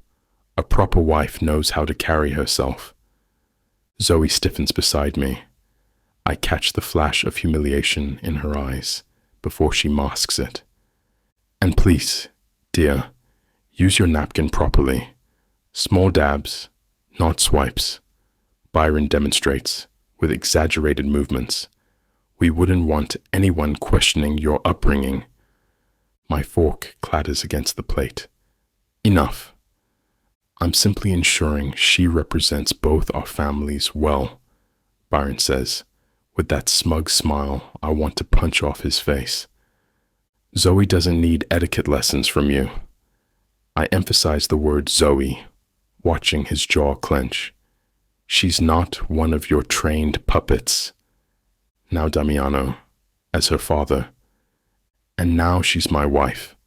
So back the fuck off, I say sharply. The silence stretches thick across the table. Byron's face reddens, but I hold his gaze until he looks away first. Zoe sits perfectly still beside me, her knuckles white around her water glass. I can't tell if she's angry at my interference or grateful for it.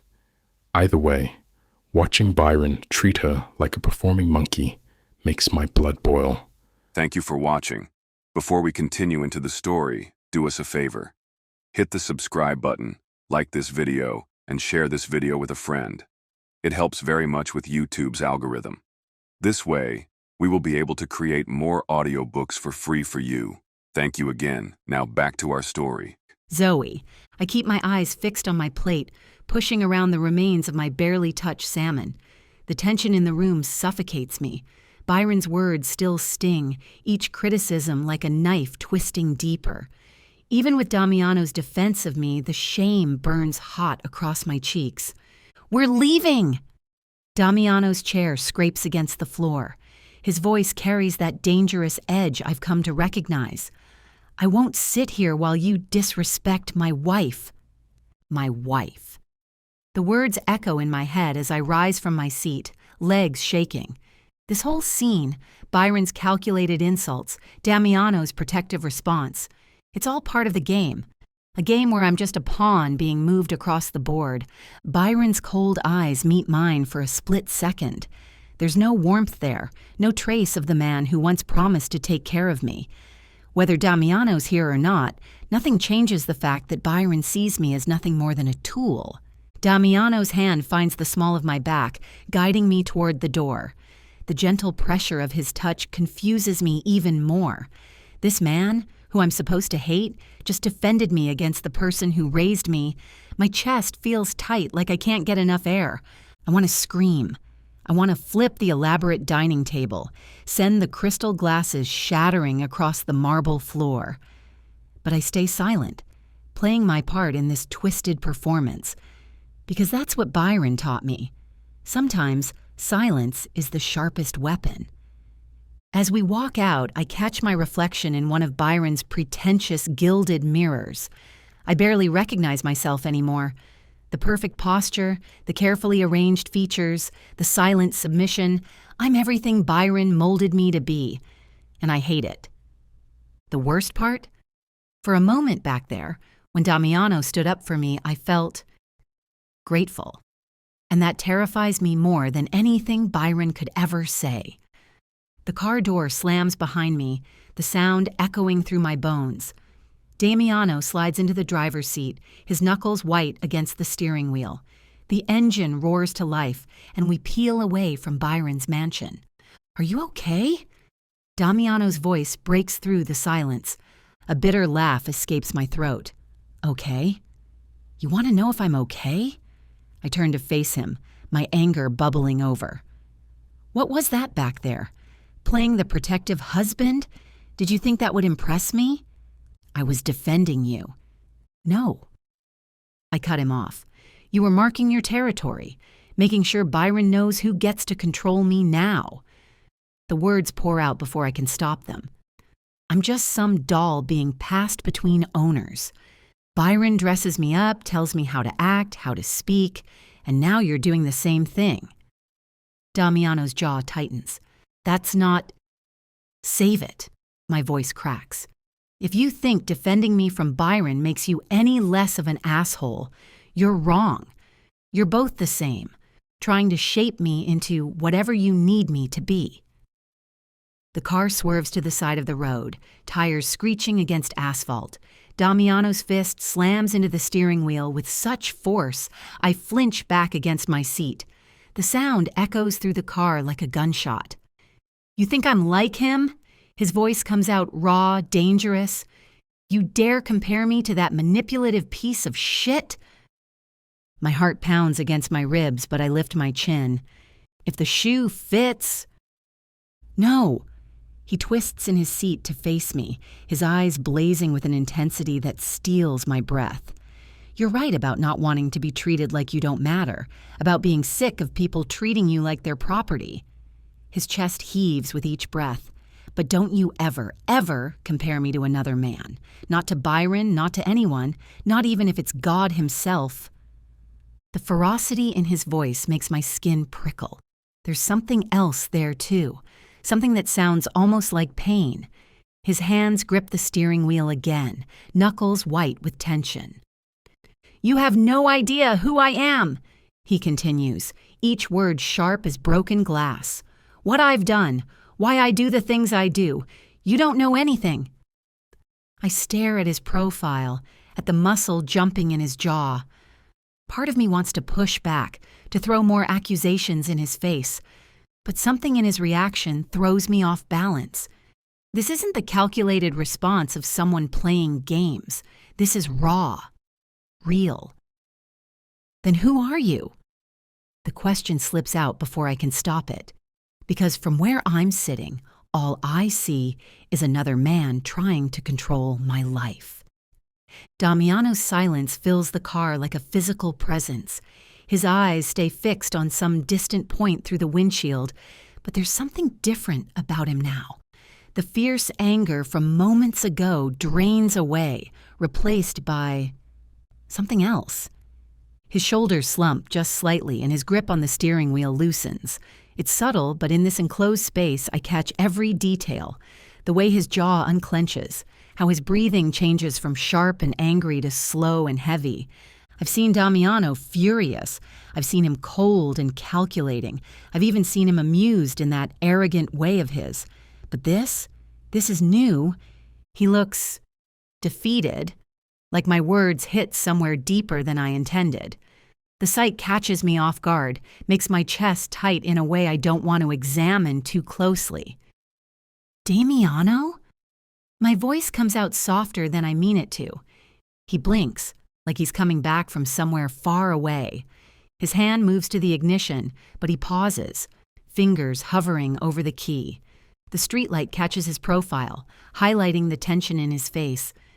Not anger anymore, something more complicated. I should feel triumphant. I wanted to hurt him, didn't I? To crack that perfect control he always maintains. But watching him now, seeing this flash of vulnerability, I feel strangely hollow. For just a moment, I glimpse something real beneath all his carefully constructed walls, something that makes me wonder if maybe I've misjudged. I can't think like that. I can't forget who he is, what he's done. But as he starts the car again, that look of disappointment, in me, in himself, stays etched in my mind. Chapter 13. Zoe. I sprawl on Lucrezia's plush velvet couch, stealing glances at her as she scrolls through Netflix options. After last night's intense car ride with Damiano, I need this distraction. Oh my God, you haven't seen Bridgerton. Lucrezia's eyes widen. That's it. We're starting right now. Is this the one with all the fancy dresses and scandal? And the hot Duke. Lucrezia wiggles her eyebrows, curling up with a fluffy blanket. Trust me, you'll love it. The show starts playing and I sink deeper into the cushions. Lucrezia's room feels like an escape. All soft colors and artistic touches, so different from the stark masculine energy that fills the rest of the compound. Want some? She offers me a bag of dark chocolate-covered almonds. I grab a handful, letting the chocolate melt on my tongue. These are amazing. I hide them from Damiano. He always steals my snacks when he visits. My stomach tightens at the mention of his name. Does he come here often? Almost every day. Lucrezia's eyes stay fixed on the screen. He checks on me, makes sure I'm okay. Sometimes we just sit and talk. The image of Damiano sitting in this cozy room, eating chocolate and chatting with his sister, doesn't match the man I thought I knew. I push the thought away, focusing on the drama unfolding on screen. Lady Whistledown is such a gossip. Lucrezia Sighs. Reminds me of some of those society wives at charity events. Always watching, always judging. I pull my knees to my chest. Sounds exhausting. It is, but having you here makes it better. She shoots me a warm smile. It's nice having someone who gets it. Guilt twists in my chest. Here she is, treating me like a sister, while I plot against her family, against her brother. The door creaks open, and one of the maids appears with a tray of tea and cookies. Perfect timing. Lucrezia Claps. Nothing better than tea and treats for a proper binge-watching session. I accept a delicate china cup, breathing in the fragrant steam. For just a moment, I let myself pretend this is real. That I'm just a normal woman spending time with her sister-in-law, with no hidden agendas or dark secrets between us. You know what we need? Lucrezia sets down her teacup with a decisive clink. A night out. I'm going crazy being stuck in here. I pause the show. Tell me about it. I feel like I'm in a really fancy prison. Right? She flops back dramatically. I mean, I love painting and all, but I need to dance to feel alive. There's this amazing club called Omerta. The one downtown? I perk up. I've heard about it. It's incredible. The music, the energy. Her eyes light up. But Damiano never lets me go. Says it's too dangerous, even though it is his club. An idea sparks in my mind. What if I ask him? He can't say no. Ha! You clearly don't know my brother. Lucrezia picks at a loose thread on her blanket. He's impossible when it comes to stuff like this. Let me try. I stand up, smoothing my clothes. I might have an angle that could work. Lucrezia sits up straight. Really? You do that? Of course, we deserve some fun. I say, and storm out of her room. I burst into Damiano's office without knocking. He sits behind his massive desk, phone pressed to his ear. His eyes narrow when he spots me. I'll call you back. He growls into the phone before setting it down. Ever hear of knocking? We need to talk. I plant my hands on his desk and lean forward. About? His gaze drops to my low neckline before snapping back up. Lucrezia and I want to go to Omerta tonight. A bark of laughter escapes him. Absolutely not. Why? It's your club. What could possibly happen? Have you seen the news lately? He rises from his chair, towering over me. 3 shootings last week alone. The streets aren't safe. We'll have security. Come on, she's going stir crazy in here. We both are. Not my problem. He circles the desk, invading my space. Find another way to entertain yourselves. You can't keep us locked up forever. Watch me. His breath fans across my face. You're impossible. I jab a finger at his chest. What happened to you're not Byron? Because right now you're acting exactly like him. His jaw clenches. Low blow, Lupachiota. Then prove me wrong. A dangerous smile spreads across his face. Fine. You want to go clubbing? We'll go. We? You didn't think I'd let you two go alone, did you? He leans closer, his cologne making my head spin. Package deal, Kara. Take it or leave it. I cross my arms. You'll just hover and ruin our fun. Trust me. His voice drops lower. I know how to have fun. Heat crawls up my neck.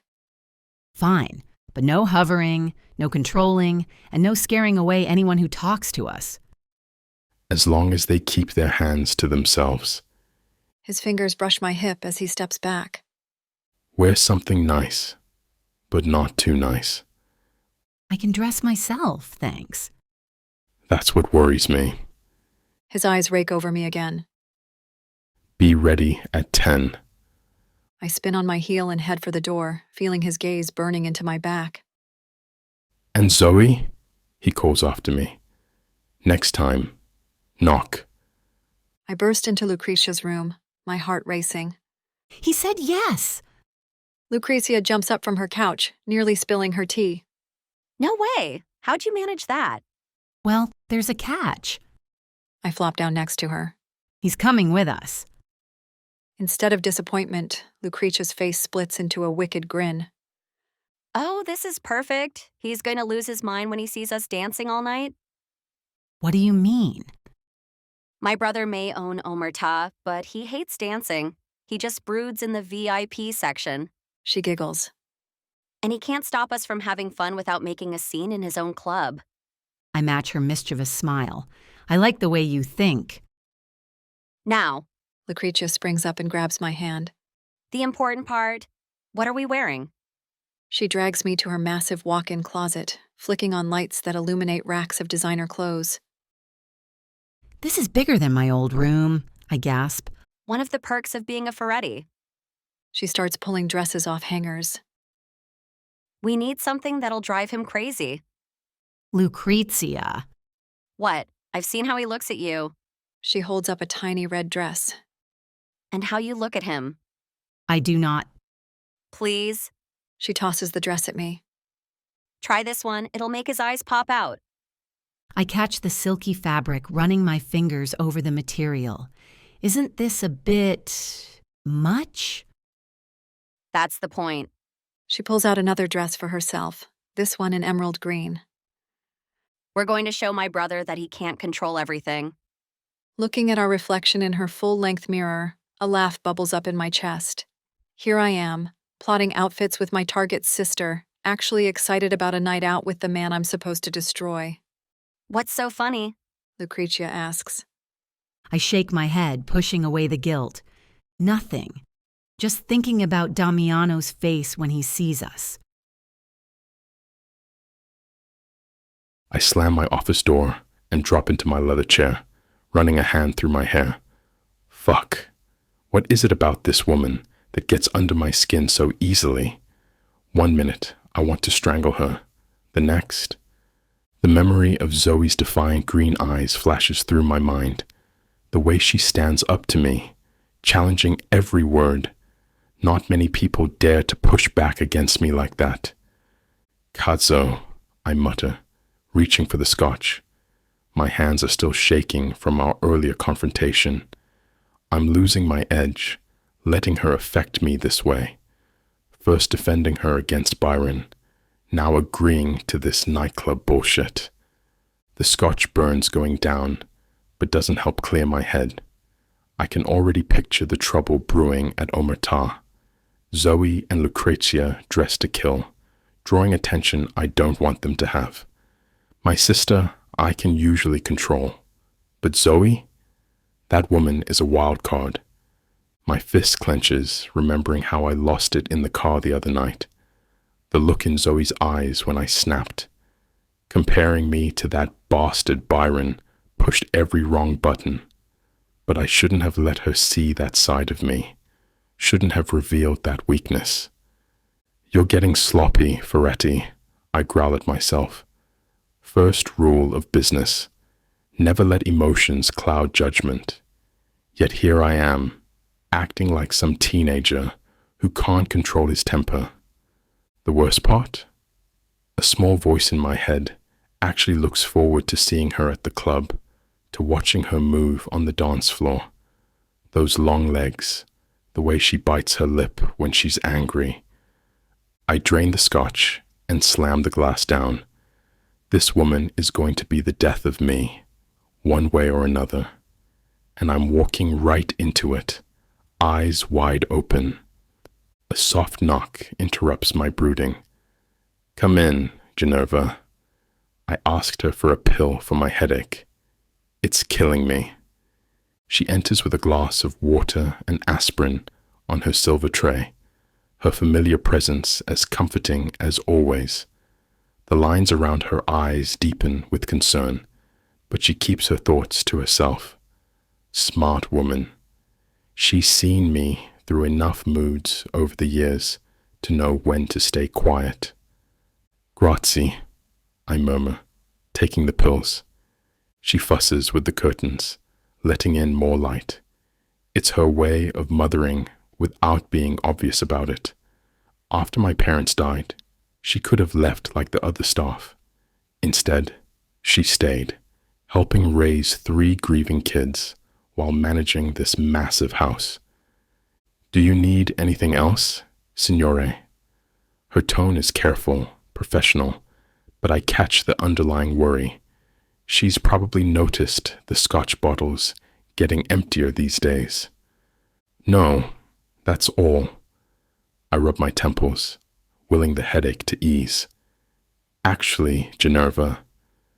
She pauses at the door, turning back with those kind brown eyes that have watched over me since I was small enough to hide under kitchen tables.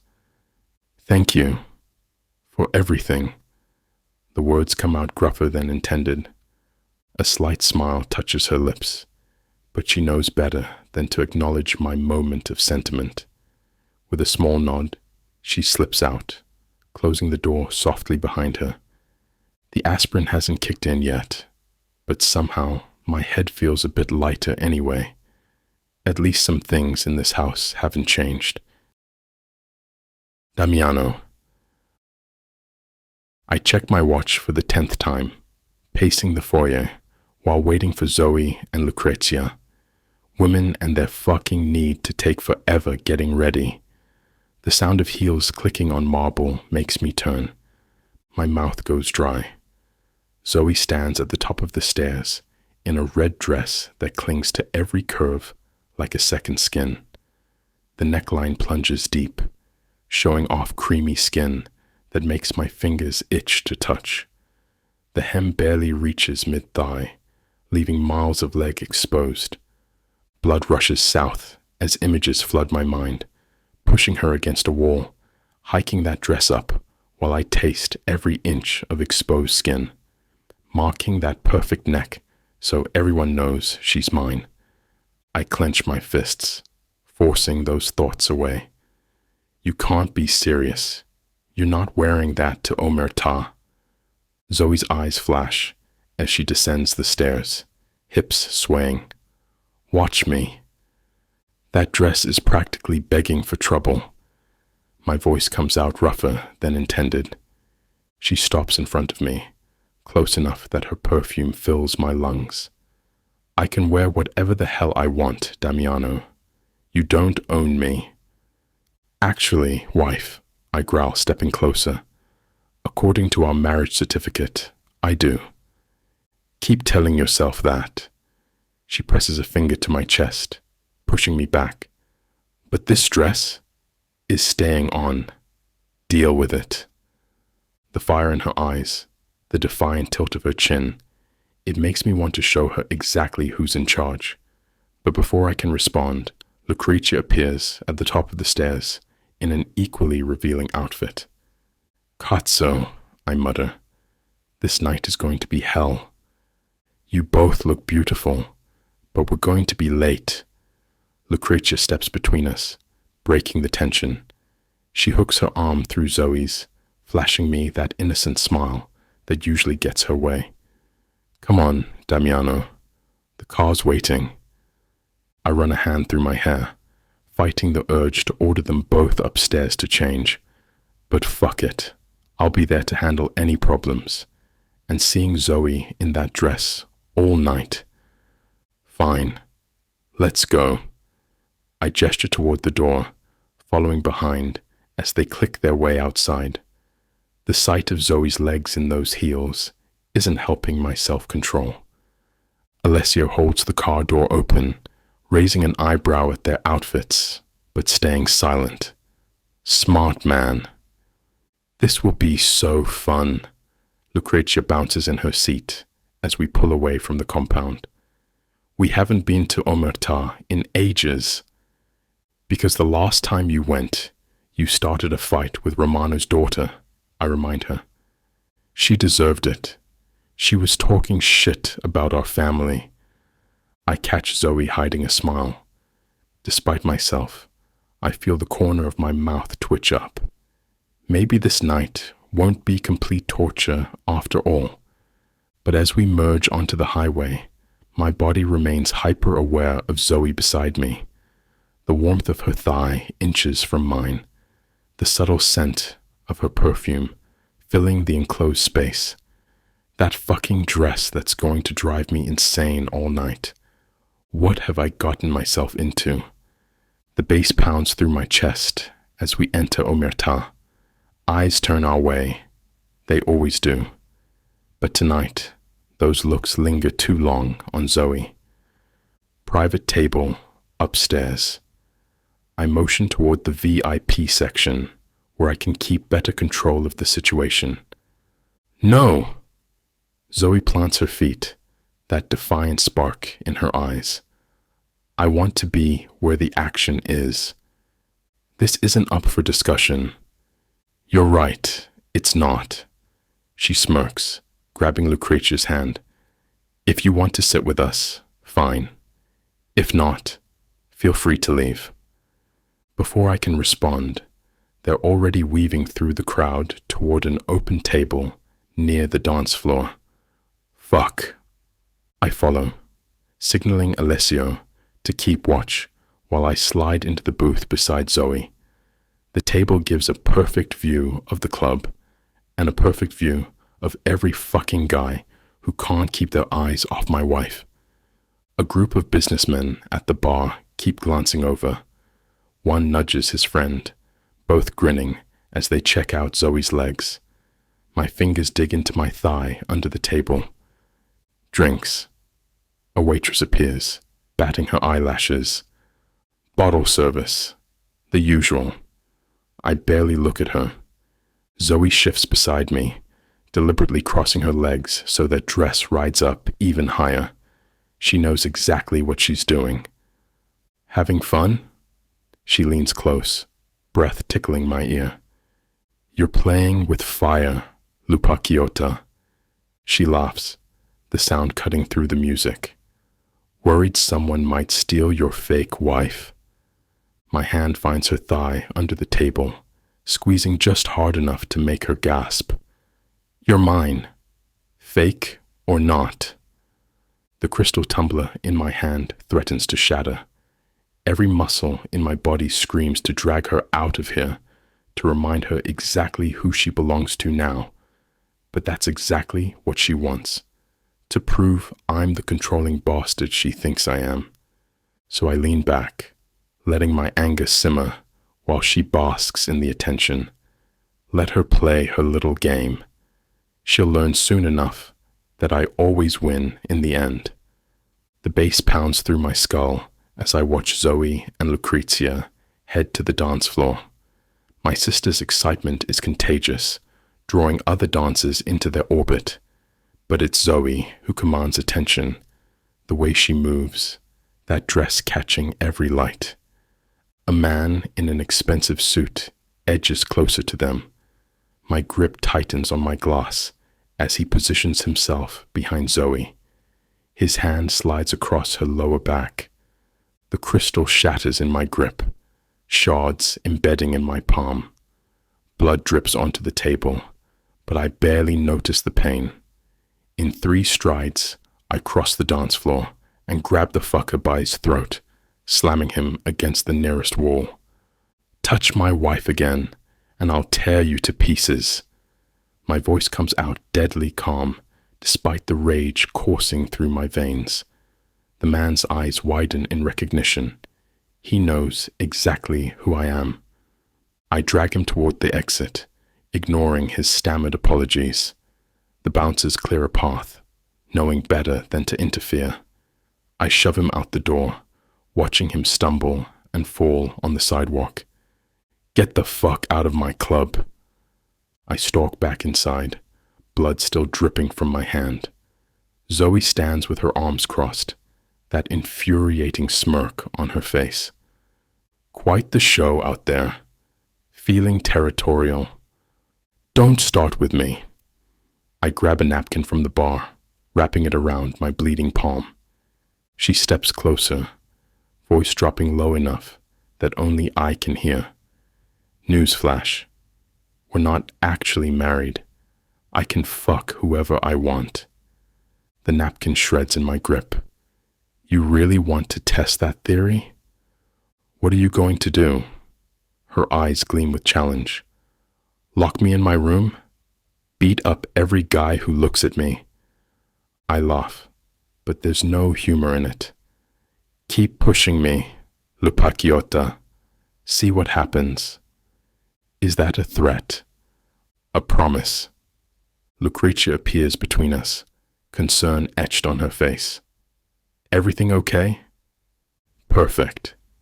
Zoe's smile is razor sharp. Want to stay longer? The night's still young. Actually, Lucretia glances between us. I'm getting tired, but you two can stay if you want. No. The word comes out harsher than intended. We're leaving. Fine. Zoe rolls her eyes. Let's go before Damiano has an aneurysm. She brushes past me, deliberately swaying those hips. The movement draws more hungry stares from across the club. My jaw clenches so hard it hurts. This woman is going to make me vanish any male on planet Earth. Zoe. I stumble through the mansion's front door, my feet aching from dancing in these ridiculous heels. The night at Omerta still buzzes through my system. The music, the tension, the way Damiano's eyes burned into me. Lucretia gives me a knowing smirk. That was fun. We should do it again soon. She winks and heads up the stairs. Good night. I watch her disappear around the corner before making my way to my room. The click of my heels echoes through the empty hallway, matching the pounding in my head. I need a shower and sleep to clear my mind of tonight's events. My fingers reach for the zipper of my dress when my bedroom door slams open. Damiano fills the doorframe, his jaw clenched and eyes dark with anger. What the hell do you want? I snap, stepping back as he stalks toward me. In 2 strides, he's right in front of me. His hands grab the red fabric of my dress, and with one sharp movement, he tears it straight down the middle. The sound of ripping material fills the room. You're never wearing this fucking dress again. His voice comes out rough, dangerous. I lift my chin, refusing to cover myself even though I'm standing here in just my black lace underwear. Really? And who are you to tell me what to wear? Your husband. He crowds me against the wall, one hand slamming beside my head. And you know exactly what you were doing tonight. Dancing? Having fun? Or are those things not allowed in your little kingdom? His other hand grips my hip, fingers digging into bare skin. You were trying to make me jealous. Was I challenge, keeping my tone steady even as his body presses against mine. You seemed pretty annoyed with me. Couldn't stand to see me with someone else, could you? His finger traces my collarbone, sending shivers down my spine. No, I couldn't, he admits, his breath fanning my neck. You belong to me, Zoe. Only me. I suppress a shiver at his possessive words, at the way his finger continues its path down my body. That's where you're wrong. I don't belong to anyone. Damiano's finger pauses at the curve of my breast, then slowly resumes its descent, circling my waist and settling on the bare skin above my underwear. Your body says otherwise, Bella. I hold his gaze, fighting the urge to close my eyes as pleasure sparks from his touch. Don't flatter yourself. I was just dancing. Liar. His voice drops to a husky whisper, and then his fingers slip between my legs.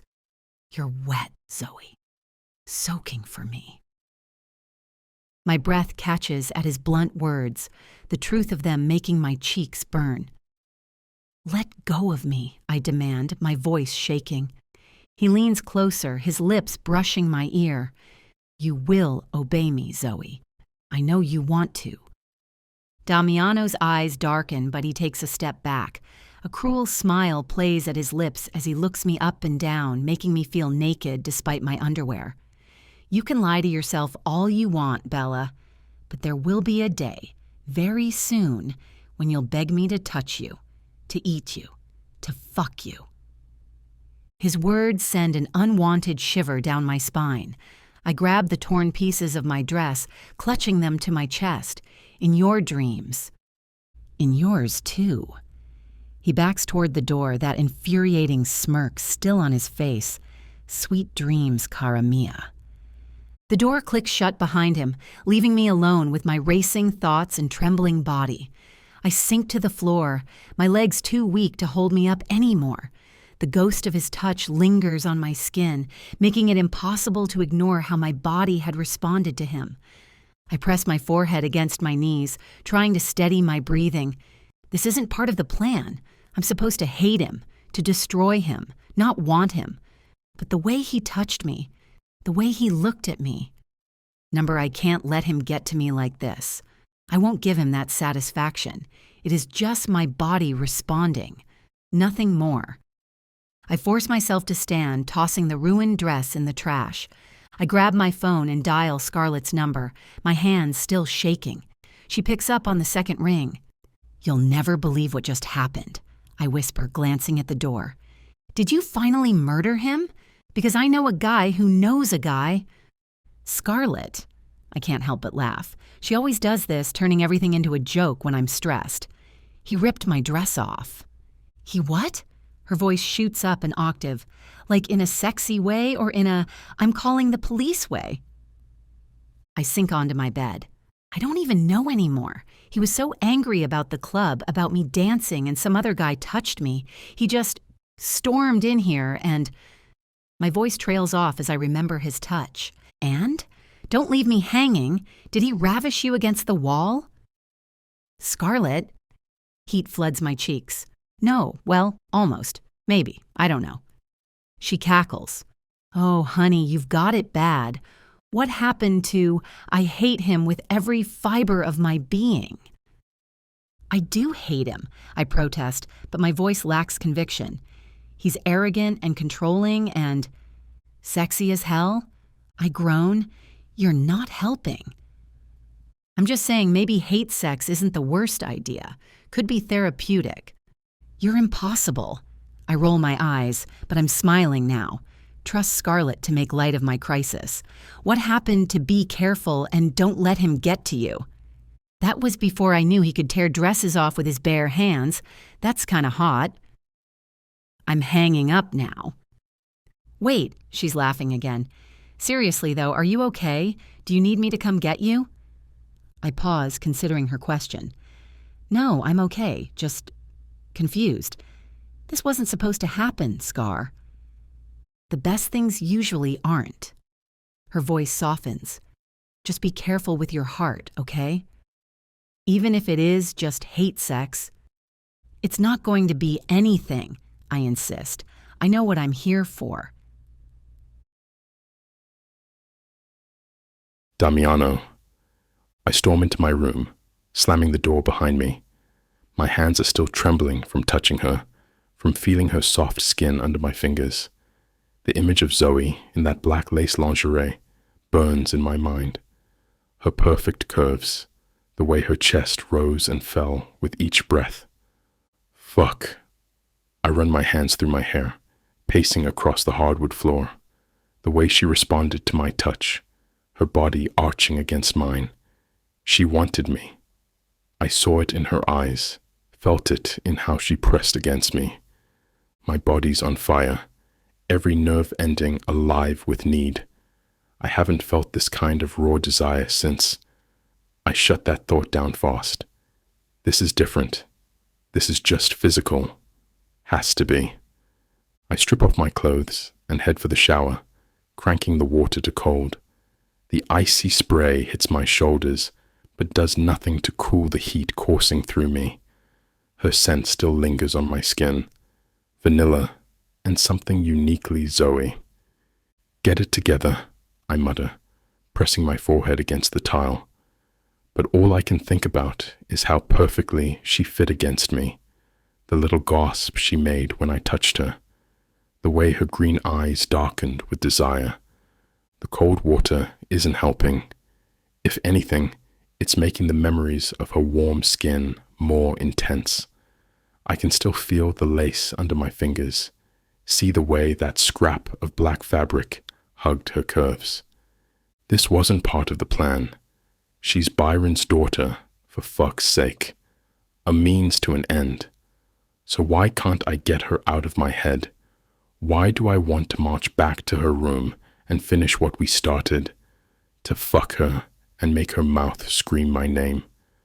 I slam my palm against the tile. She's playing games. Has to be. But the way she trembled under my touch felt real.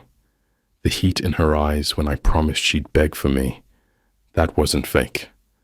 The shower's not doing shit to calm me down. Every time I close my eyes, I see her. Flushed skin, parted lips, that defiant look that makes me want to show her exactly who she belongs to now. I lie in bed, staring at the shadows dancing across my ceiling. Sleep won't come. Not with her down the hall, not with her scent still lingering on my skin. Shit. I turn over, punching my pillow. So many years of meaningless hookups, nameless faces I barely remembered the next morning. That was safe. That worked. But Zoe, my chest tightens. The way she challenges me, that fire in her eyes.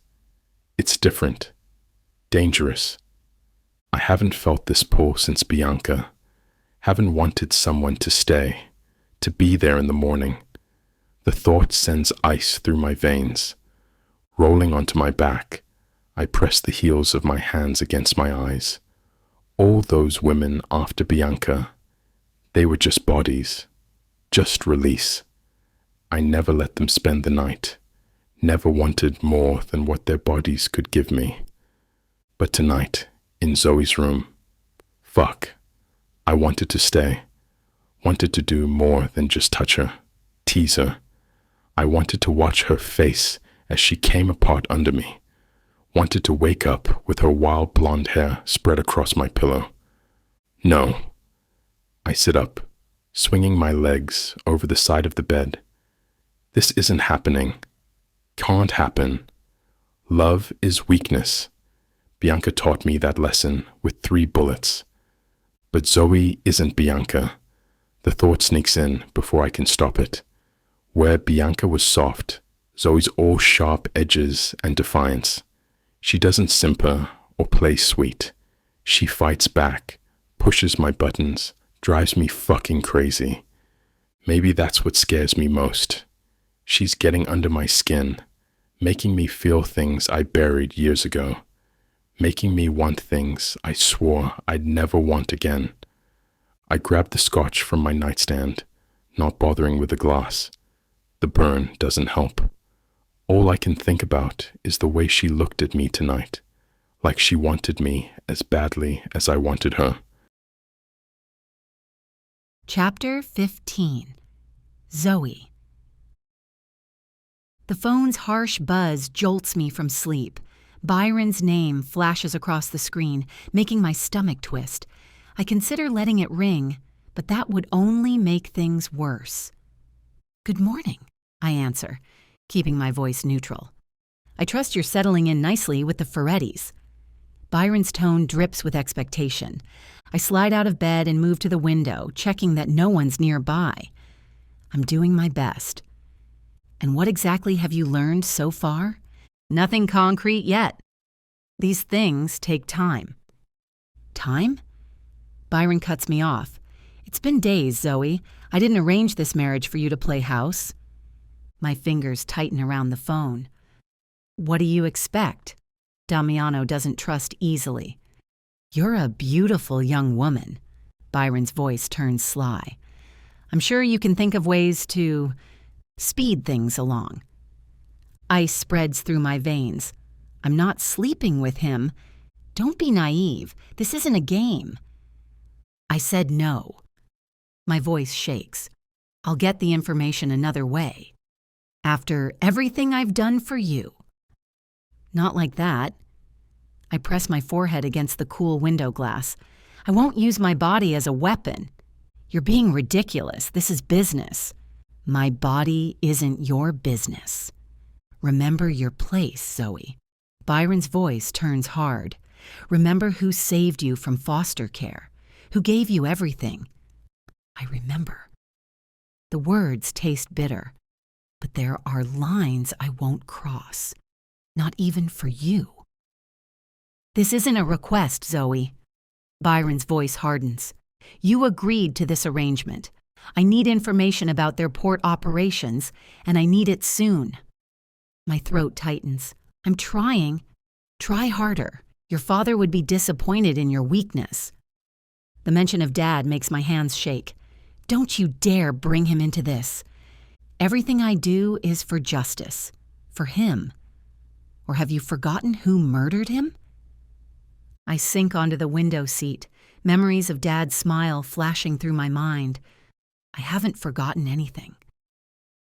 Then stop being difficult. Get close to Damiano. Learn his secrets. Do whatever it takes. Byron Dash. This isn't up for discussion. His tone turns icy. You're my daughter now. Act like it. The word daughter feels like poison. I'm not actually your... I clothed you, fed you, gave you an education most people can only dream of. So yes, you are my daughter, and daughters obey their fathers. Tears burn behind my eyes, but I refuse to let them fall. How long? 2 weeks, maximum. After that, things get complicated. The blood drains from my face. He wouldn't, but of course he would. Byron's favorite weapon has always been obligation wrapped in threats. Fine. I force the word out. 2 weeks. That's my good girl. His voice drips false affection. Don't disappoint me, Zoe. The line goes dead, leaving me alone with the weight of his demands crushing my chest. I pace my room, Byron's threat still ringing in my ears. My skin crawls at the thought of using my body to get information from Damiano. Last night flashes through my mind, his hands ripping my dress, his breath hot against my neck, the way my body betrayed me by responding to his touch. I can't go down that path. Getting physically intimate with Damiano would be like playing with fire. The way he looked at me, touched me. It was too intense, too real. One wrong move and I could lose myself in the game. I drop onto the bed, pressing my palms against my temples. There has to be another way to get the port information. The conversation I overheard between Damiano and Enzo mentioned something about shipments, but I need specifics. Dates, numbers, contacts. Maybe Lucretia? She seems desperate to be included in family business. But using her friendship feels wrong, especially after she's been so kind to me. My fingers drum against my thigh as I consider my options. Damiano's office. He must keep records somewhere. But getting in there without being caught. The memory of his hands on my skin makes me shiver. No matter how my body reacts to him, I can't let physical attraction cloud my judgment. Byron wants results in 2 weeks, and I need to deliver without compromising myself. I stand up, determination replacing the fear. I'm not some pawn Byron can push around. I'll find another way to get what we need, a way that doesn't involve selling my soul piece by piece. A soft knock at my door interrupts my racing thoughts. Come in. Ginevra's kind face appears. Signora? Damiano requests your presence in his office. My stomach drops. After last night's encounter, facing him is the last thing I want to do. Did he say what for? No, but he seemed... Ginevra pauses, choosing her words carefully. Agitated. Great. Just what I need after that call with Byron. Tell him I'll be there in a few minutes. He said immediately, Signora. Of course he did. Control freak. I check my reflection, wearing simple black pants and a cream blouse. Professional. Distant. Nothing like the red dress from last night that now lies in shreds on my floor. My hands shake slightly as I smooth my hair. Get it together, Zoe. He's just a man. A dangerous, complicated man who makes my skin tingle with a single touch. But still just a man. The walk to his office feels endless. Each step brings back flashes from last night. His hands gripping my waist, his breath hot against my neck, the way his eyes darkened with desire. I pause outside his door, taking a deep breath. I can handle this. I have to handle this. Before I can knock, his voice cuts through the wood. Come in, Zoe. My jaw clenches at his commanding tone.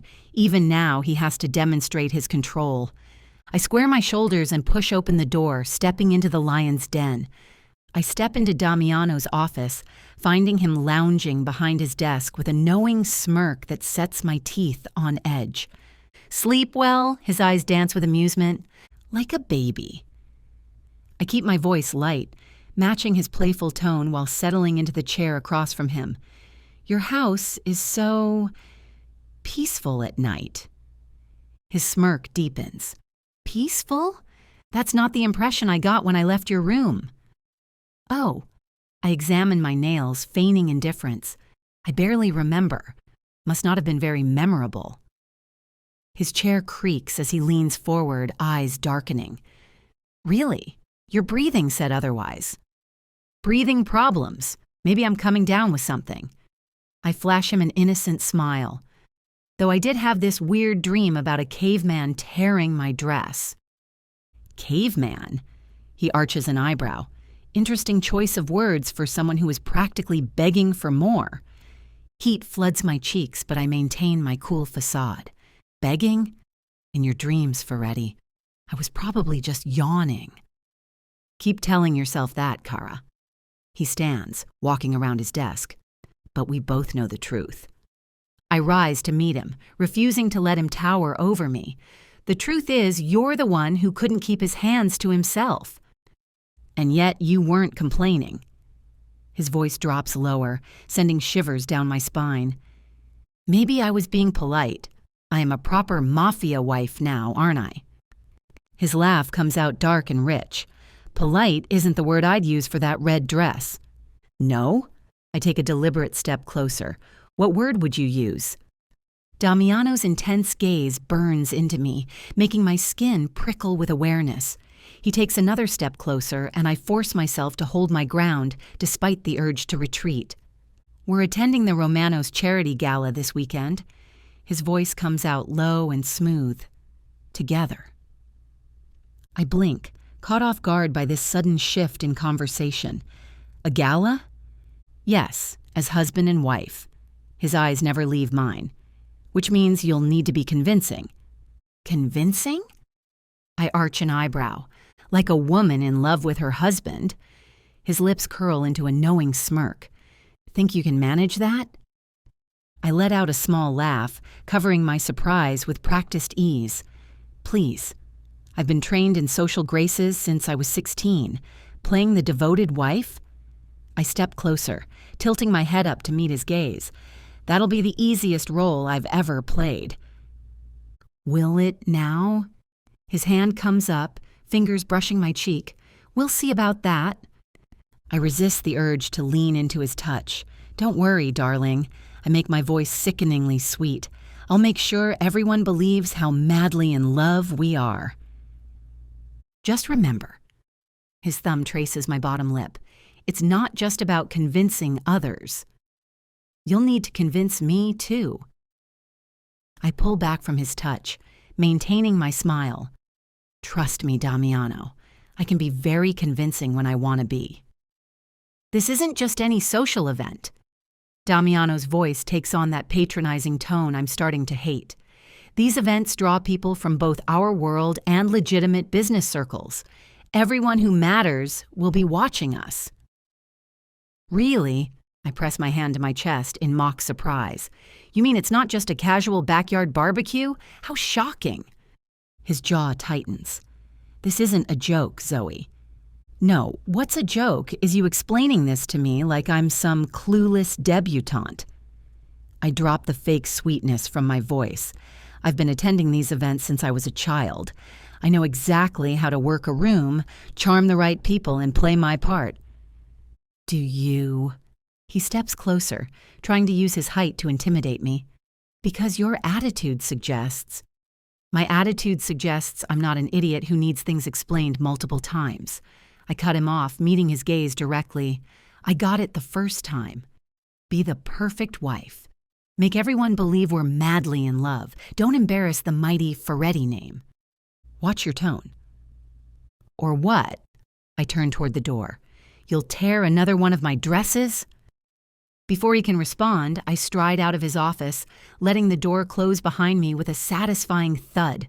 My heart pounds as I walk away, but I keep my steps measured and calm. Let him stew on that. I lean back in my leather chair, running a hand through my hair as Zoe's scent lingers in my office. Fuck. Number I won't go there. But Christ, the way she stands up to me. Most people cower or kiss my ass, but not her. She meets my gaze head on, that fire in those green eyes challenging me at every turn. Stubborn little wolf, I mutter, pouring myself a scotch. The amber liquid burns down my throat, but it does nothing to cool the heat she stirs in me. I close my eyes, and her image appears, that defiant tilt of her chin, the way her body tenses when I get close, like she's ready to either fight or fuck. Both options sound equally appealing right now. My cock stirs at the thought, and I grip my glass harder. Get it together, Feretti. But I can't stop thinking about how she handled herself in my office earlier. Most women would have backed down, apologized, tried to please me. Not Zoe. She pushed back, matched me, word for word, threat for threat. The scotch isn't helping anymore. Neither is the pacing. But fuck if I can get her out of my head. Every time I think I've got her figured out, she surprises me. Makes me want to crack open that tough exterior and see what's really underneath. Cazzo, I mutter, getting out of my office. I knock on Lucretia's door, finding her at her easel, working on another painting. The smell of oils and turpentine fills the air. Come in, fratello. She doesn't look up from her work, brush moving in delicate strokes. I need you to take Zoe shopping for the gala. I step into her sanctuary, hands in my pockets. Make sure she picks something appropriate. Lucretia sets down her brush and turns to face me, amusement dancing in her eyes. And by appropriate, you mean something that won't make your blood pressure spike. Just nothing too revealing. This isn't a nightclub. My jaw clenches, remembering that red dress from Omerta. Have you met Zoe? Lucretia laughs. She's not exactly the type to take fashion advice from anyone. Try. I give her my stern look, the one that usually works on everyone else. Oh, please. She waves her paint-stained hand dismissively. That look stopped working on me when I was 12, and it definitely won't work on your wife. Lucretia, I'll go shopping with her because I want to, not because you ordered it. She turns back to her painting. But I'm not going to police her choices. If you're so concerned about what she wears, take her shopping yourself. Just help her understand the importance of appearance at these events. You mean help her understand your control issues? Lucretia dips her brush in paint. Good luck with that. I step out of Lucretia's room, pinching the bridge of my nose. Fuck, I need another drink. You look like shit. Enzo's voice cuts through my thoughts. He leans against the hallway wall, arms crossed. Thanks for the compliment. I start walking toward my office, but he falls in step beside me. Something on your mind, Fratello?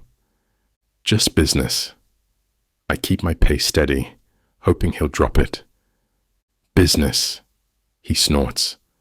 Right. Nothing to do with that little firecracker you married. I stop and face him. What are you getting at? Come on, Damiano.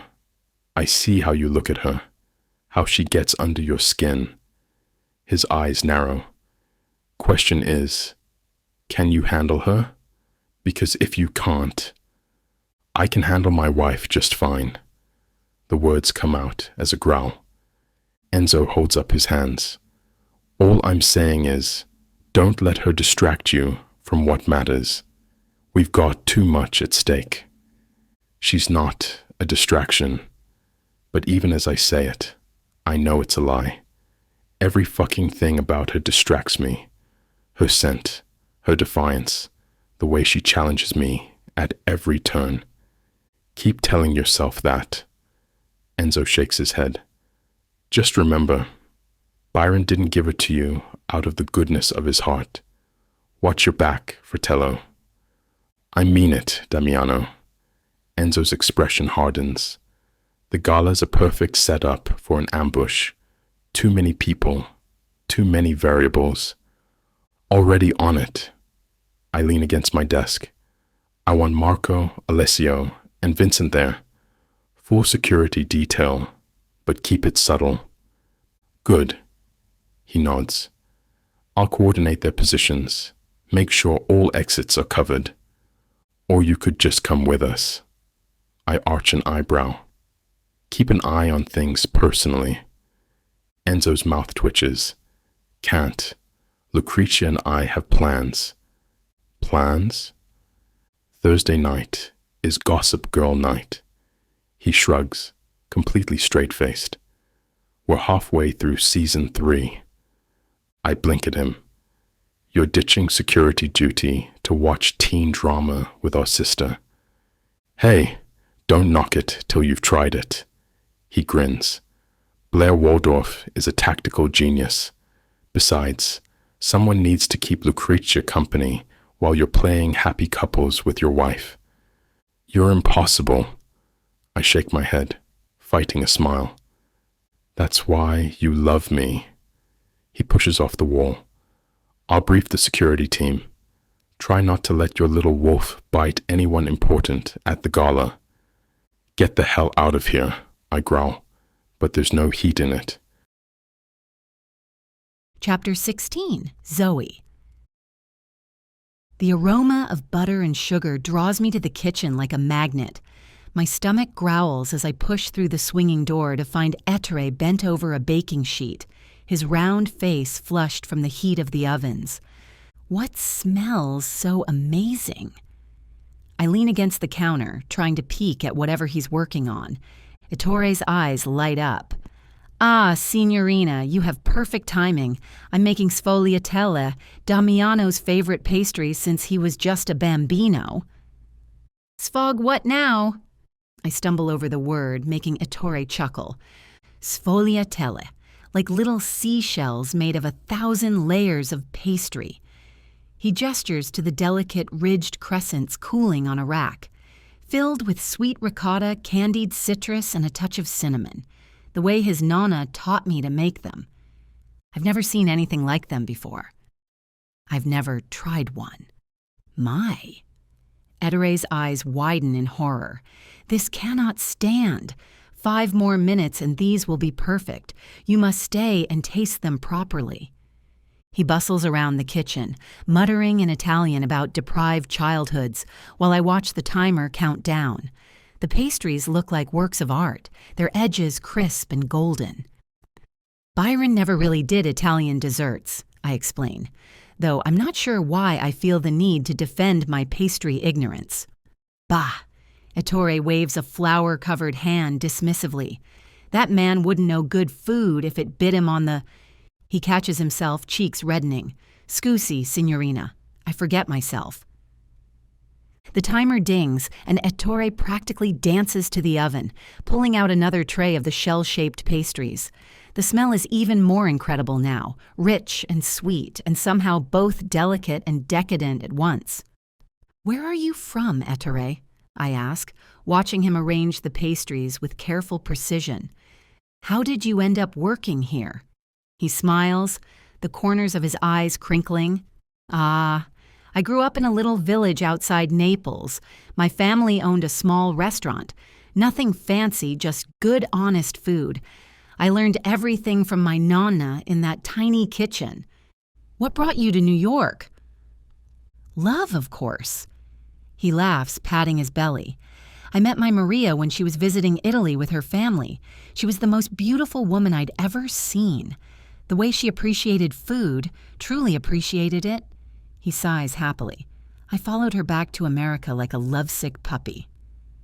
And then you started working for the Ferettis? Si, but not right away. Ettore checks the temperature of the pastries with a practiced touch. First, I worked in restaurants all over the city. Then one day, Damiano's father came to eat where I was head chef. He loved my osso buco so much, he offered me a job on the spot. Double the salary, my own kitchen. He shrugs. How could I refuse? You knew who he was? Everyone knew the Ferettis. Ettore's voice softens. But they treated me like family from day one. I was there when Damiano and Enzo were just boys, always sneaking into my kitchen to steal cookies. I watched Lucretia take her first steps right there by that counter. He points with his chin while carefully glazing the pastries. After Maria passed, they became my family too. The warmth in his voice makes my chest tight. This isn't the cold, calculating family Byron described. This is something else entirely. 20 years now I've been here, Ettore continues, through good times and bad. When their parents died, he crosses himself quickly. Those were dark days, but food brings comfort, no?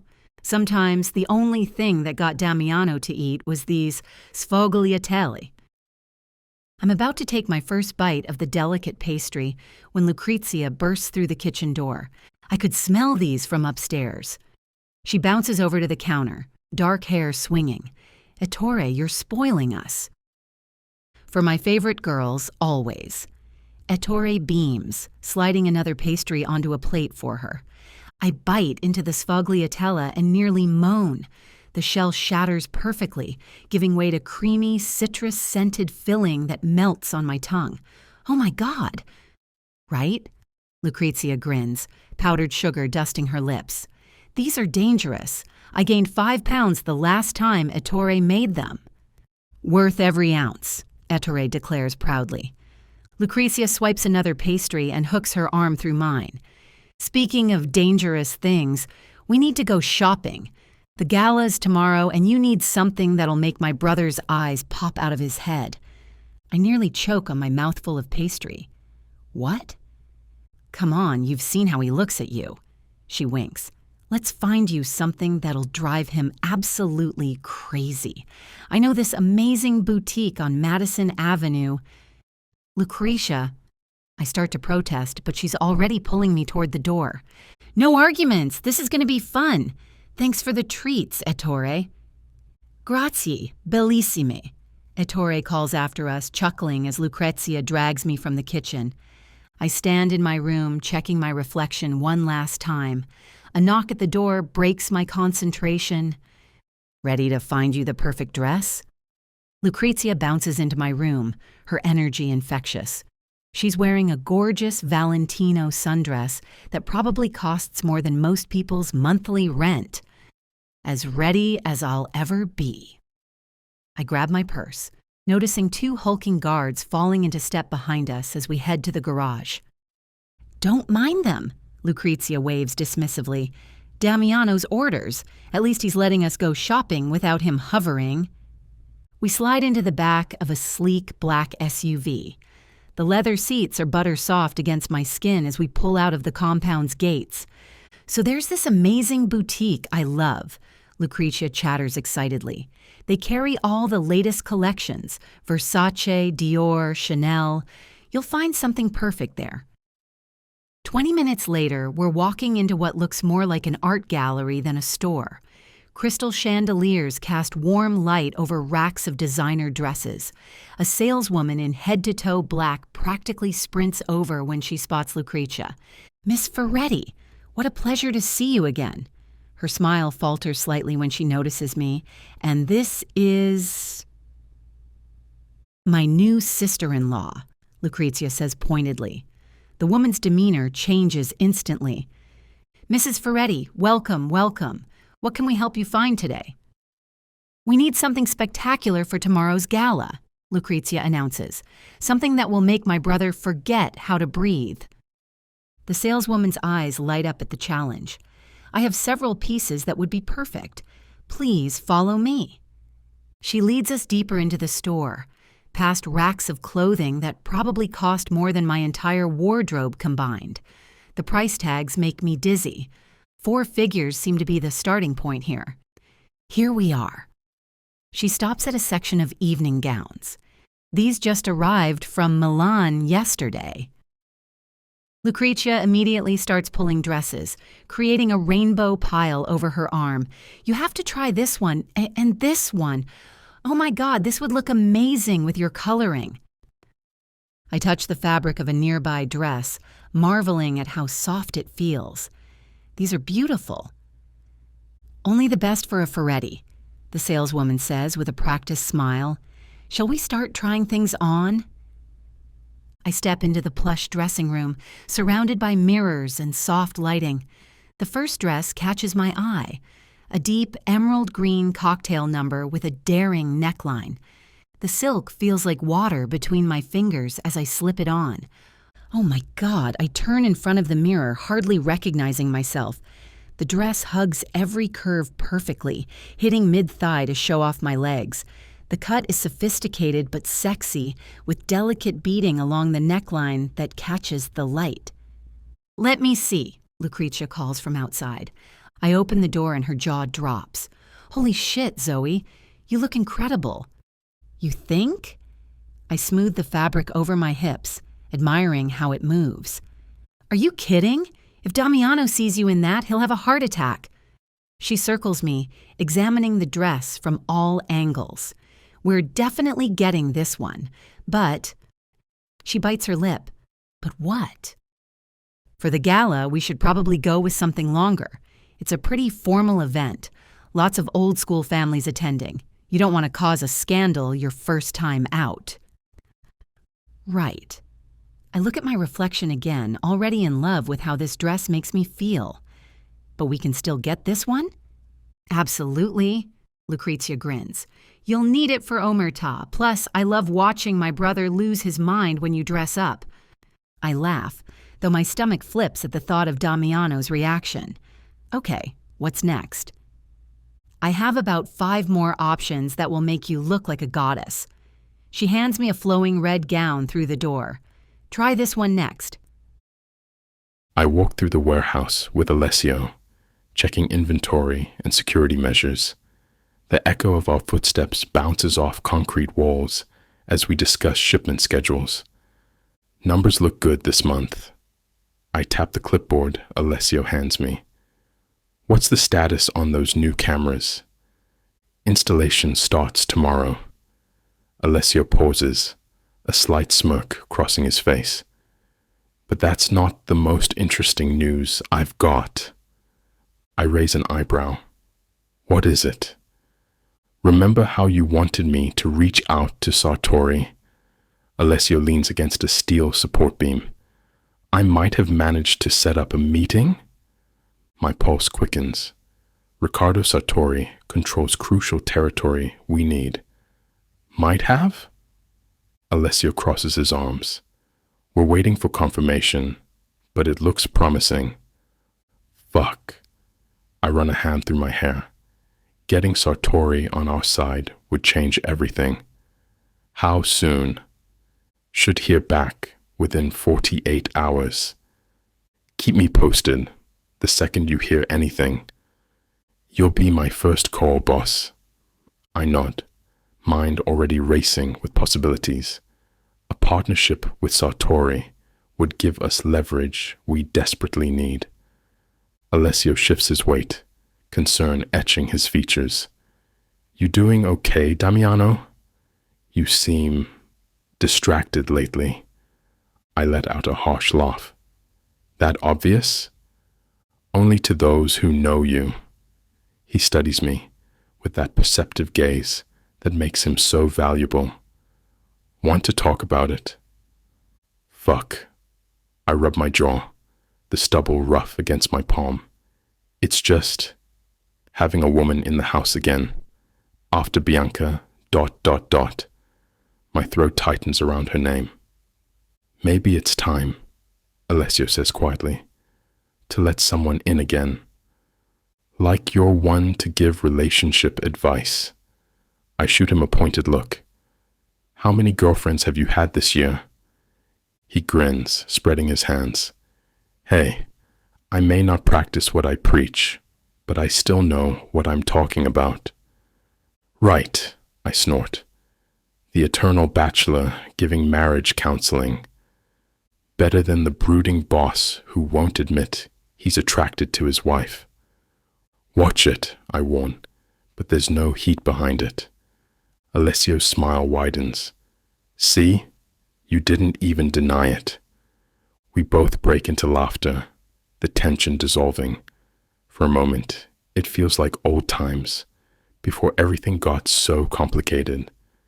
Seriously though, Alessio says, sobering, you can't live in the past forever. I know. I push away from the metal shelving, pacing the concrete floor. But it's not just about moving on. Something's off with Zoe. Alessio straightens. What do you mean?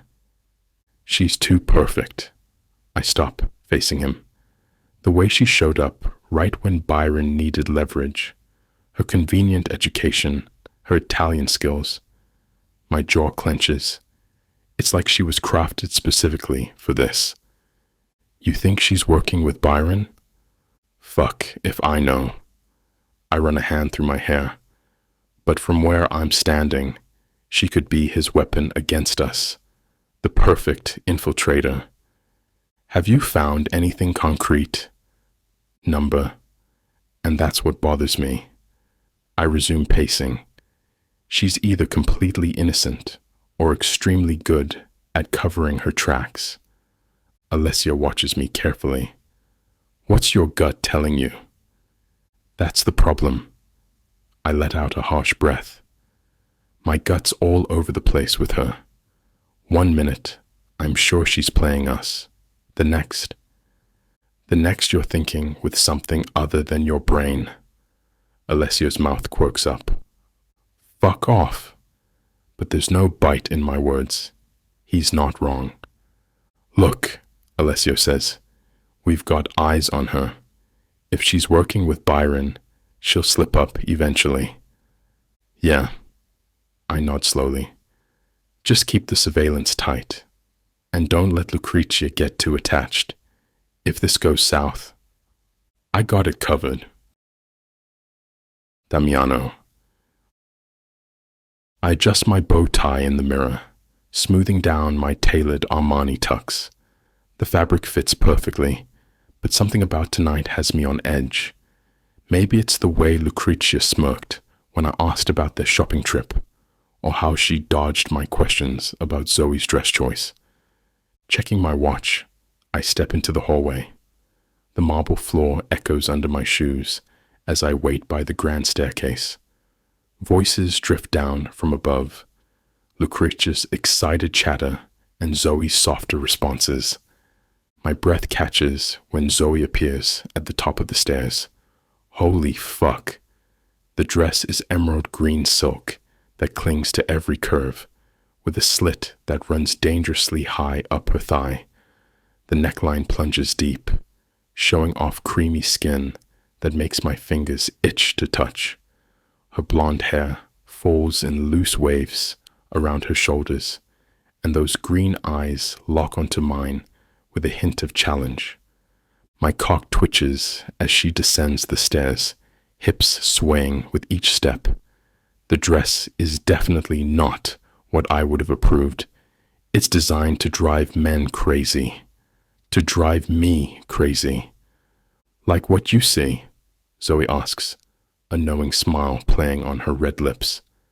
I clench my jaw, fighting the urge to grab her and show her exactly what that dress is doing to me. You're not wearing that.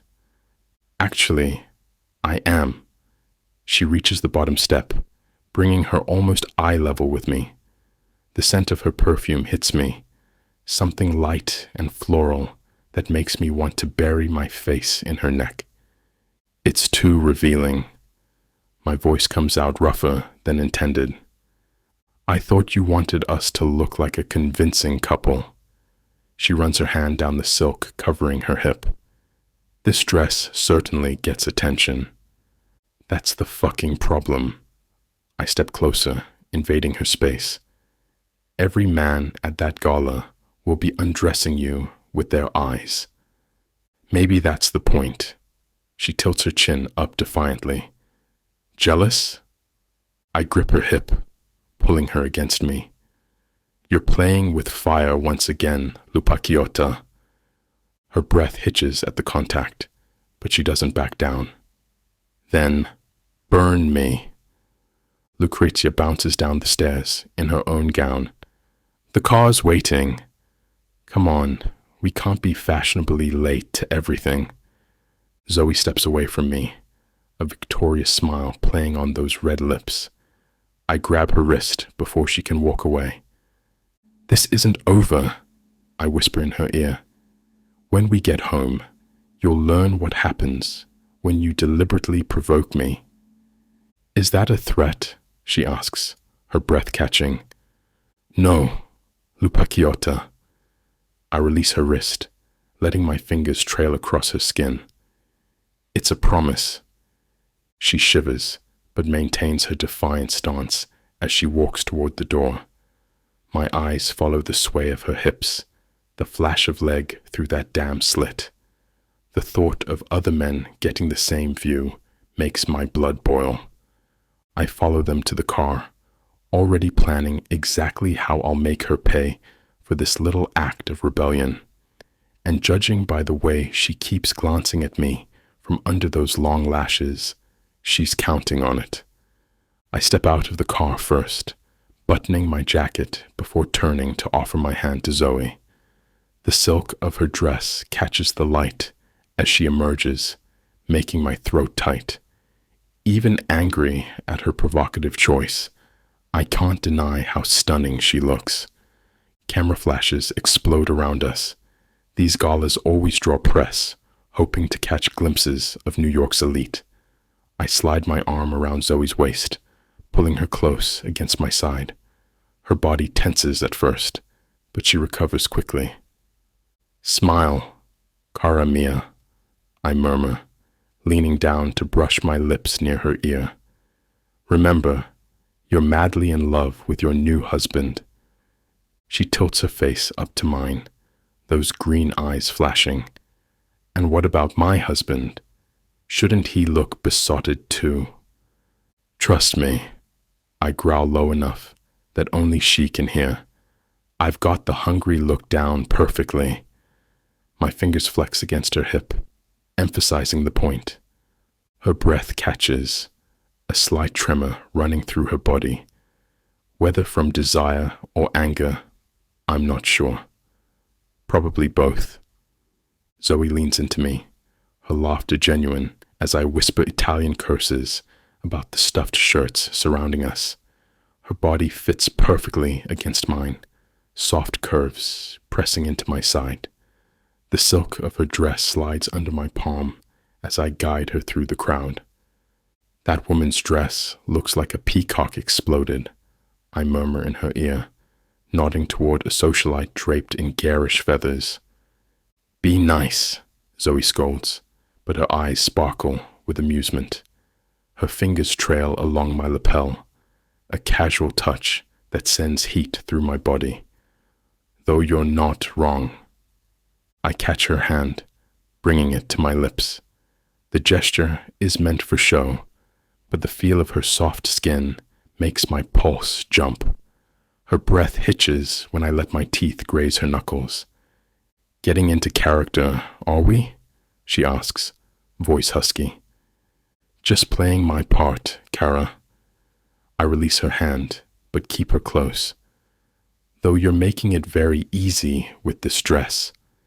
She presses closer, her hip brushing mine as we walk.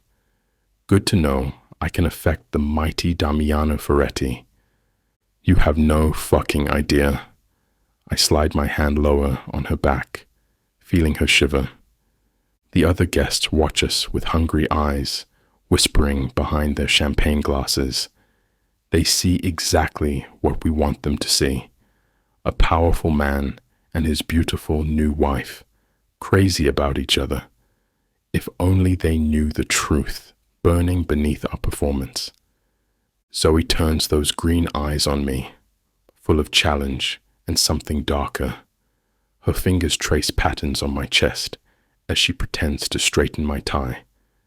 "You're not so bad at this yourself," she breathes. I grip her hip harder, drawing her against me. "Trust me, Kara, I'm not acting nearly as much as you think." Her pupils dilate at that, and for a moment the pretense falls away. Raw heat crackles between us, making the crowded ballroom feel suddenly too small. I lean in close, my lips brushing her ear. "Is your body responding like the other night, Kara? When I had you trembling under my touch?" Zoe's smile turns wicked as she pulls back to meet my gaze. "You know, I never had the chance to tell you. Maybe my body wasn't responding for you." Ice floods my veins. My fingers dig into her hip as I yank her flush against me. "If you had a man in your life when this marriage was arranged, now would be the right fucking time to tell me." The thought of another man touching her, tasting her, makes murderous rage surge through me. My chest tightens as memories of Bianca's betrayal threaten to surface. Zoe tilts her head, studying me with those piercing green eyes. "And if I say that I had..." Her fingers trail up my chest. "What would you do?" I stare into those defiant green eyes, my grip tightening on her hip. The thought of another man's hands on her makes my vision blur with rage. "He'll disappear." My voice comes out as a deadly whisper. "No one will ever find his body. I'll make sure of that personally." Something flickers in her eyes. Fear, excitement. Her pulse jumps under my fingers, where they rest against her throat. "You'd kill someone just for touching your wife?" She tilts her chin up. "Your paper, marriage, wife?" In a fucking heartbeat. I slide my hand up to cup her face, forcing her to hold my gaze. "You're mine now. Whether this marriage is real or not, no other man gets to have you." Her lips part slightly, and I catch the slight tremor that runs through her body. "Damiano, I can't take it anymore." The sight of those full red lips, the feel of her soft skin under my fingers, the way she says my name, it breaks my control. I crush my mouth to hers, swallowing her gasp of surprise. Her lips are softer than I imagined, tasting of champagne and something sweeter. For a moment she stands frozen, then her hands fist in my jacket, and she kisses me back with equal force. I slide my hand into her hair, angling her head to deepen the kiss. She makes a small sound in the back of her throat that drives me crazy. Her body melts against mine as my tongue sweeps into her mouth, claiming her completely. The crowded ballroom fades away. There's only Zoe, the taste of her, the feel of her curves pressed against me, the way she trembles when I bite her lower lip. My other hand splays across her lower back, pulling her impossibly closer. My head spins as Damiano's lips claim mine. This kiss wasn't part of the plan. I should push him away, slap him, cause a scene, anything to maintain control. But my body betrays me, melting into his touch. His hand slides to my lower back, pulling me closer. The silk of my dress rustles between us. The crowd, the cameras, the whole damn gala fades away until there's only the heat of his mouth, the firm press of his chest against mine. "Fuck," he breathes against my lips. My fingers curl into his jacket lapels. I can't think straight with his tongue sliding against mine, tasting of expensive scotch and danger. Every nerve ending lights up like a live wire. This isn't how it's supposed to go. I'm supposed to be gathering intel, playing him like a fiddle. Instead, I'm the one being played, drowning in sensations I never expected to feel with my father's killer. His teeth graze my bottom lip and a small moan escapes me. Damiano's grip tightens possessively. The rational part of my brain screams to end this, but my body has other ideas. My hands slide up to tangle in his dark hair. The kiss deepens, grows hungrier. His tongue strokes mine in a way that makes my knees weak. Images flash through my mind, his hands on my bare skin, his mouth trailing down my neck. I want more, crave more, even though I shouldn't. Mine, he growls low enough for only me to hear. That word should anger me. I belong to no one, especially not him. But instead of rage, heat pools low in my belly. My heart pounds so hard I'm sure he can feel it through our pressed bodies. This is dangerous territory. These feelings, this attraction. It could ruin everything. But with his lips moving against mine, I can't bring myself to care. I pull away first, my breath coming in short gasps. I need to refresh my makeup, I manage to say, avoiding his intense gaze. Zoe... Damiano reaches for my arm, but I slip past him. My heels click against the marble floor as I make my way to the bathroom. Inside, I grip the marble counter, staring at my reflection. My lips are swollen, cheeks flushed. I look exactly like what I am, a woman who just got thoroughly kissed. Get it together, I whisper to myself. It was just for show, just part of the act. But my trembling hands betray me as I dig through my clutch for my lipstick. The memory of his touch burns on my skin. His taste lingers on my tongue. This means nothing, I tell my reflection firmly. You're playing a role. That's all. I reapply my lipstick, trying to steady my racing heart. It was just a kiss, a performance for our audience, nothing more than two people maintaining their cover as a happily married couple. Then why can't I stop thinking about the way his fingers pressed into my back, or how his growl of mine sent shivers down my spine? Stop it, I scold myself. Remember who he is. Remember what he did. I close my eyes, forcing myself to picture my father, to remember why I'm here. This attraction, these feelings, they're not real? They can't be real. Everything about this marriage is fake, including that kiss. But as I open my eyes and see my flushed face in the mirror, I'm not sure who I'm trying to convince anymore. I scan the crowded gala, spotting Damiano deep in conversation with a group of men in expensive suits. His jaw clenches in that way it does when he's all business. My lips still tingle from our kiss. A familiar presence draws near, and I turn to find Byron's steel gray eyes fixed on me. My stomach drops as he pulls me into what looks like a fatherly embrace. Beautiful performance, sweetheart. His breath tickles my ear. The cameras ate it up. Everyone believes you're madly in love. I pull back, keeping my fake smile plastered on. It's called acting. We both played our parts. Did you? Byron's eyes gleam, because from where I stood, that kiss looked very real, and the way he watches you when you're not looking... He glances over my shoulder, like right now. I resist the urge to turn around to check if Damiano really is watching me. You're seeing what you want to see. No, Zoe. Byron's voice drops lower. I've known Damiano Feretti for years. That man doesn't do anything he doesn't want to do, and he certainly doesn't kiss women like that just for show. You don't know what you're talking about. My fingers clench around my champagne glass. Don't I? Byron's smile doesn't reach his eyes. This is your chance, Zoe. He's letting his guard down around you. Use it. The champagne turns sour in my mouth. Is that an order? Consider it fatherly advice. Byron squeezes my arm. After all, isn't this what we planned? I force myself to nod, though my chest feels tight. Yes, this was the plan. Get close to Damiano. Make him trust me.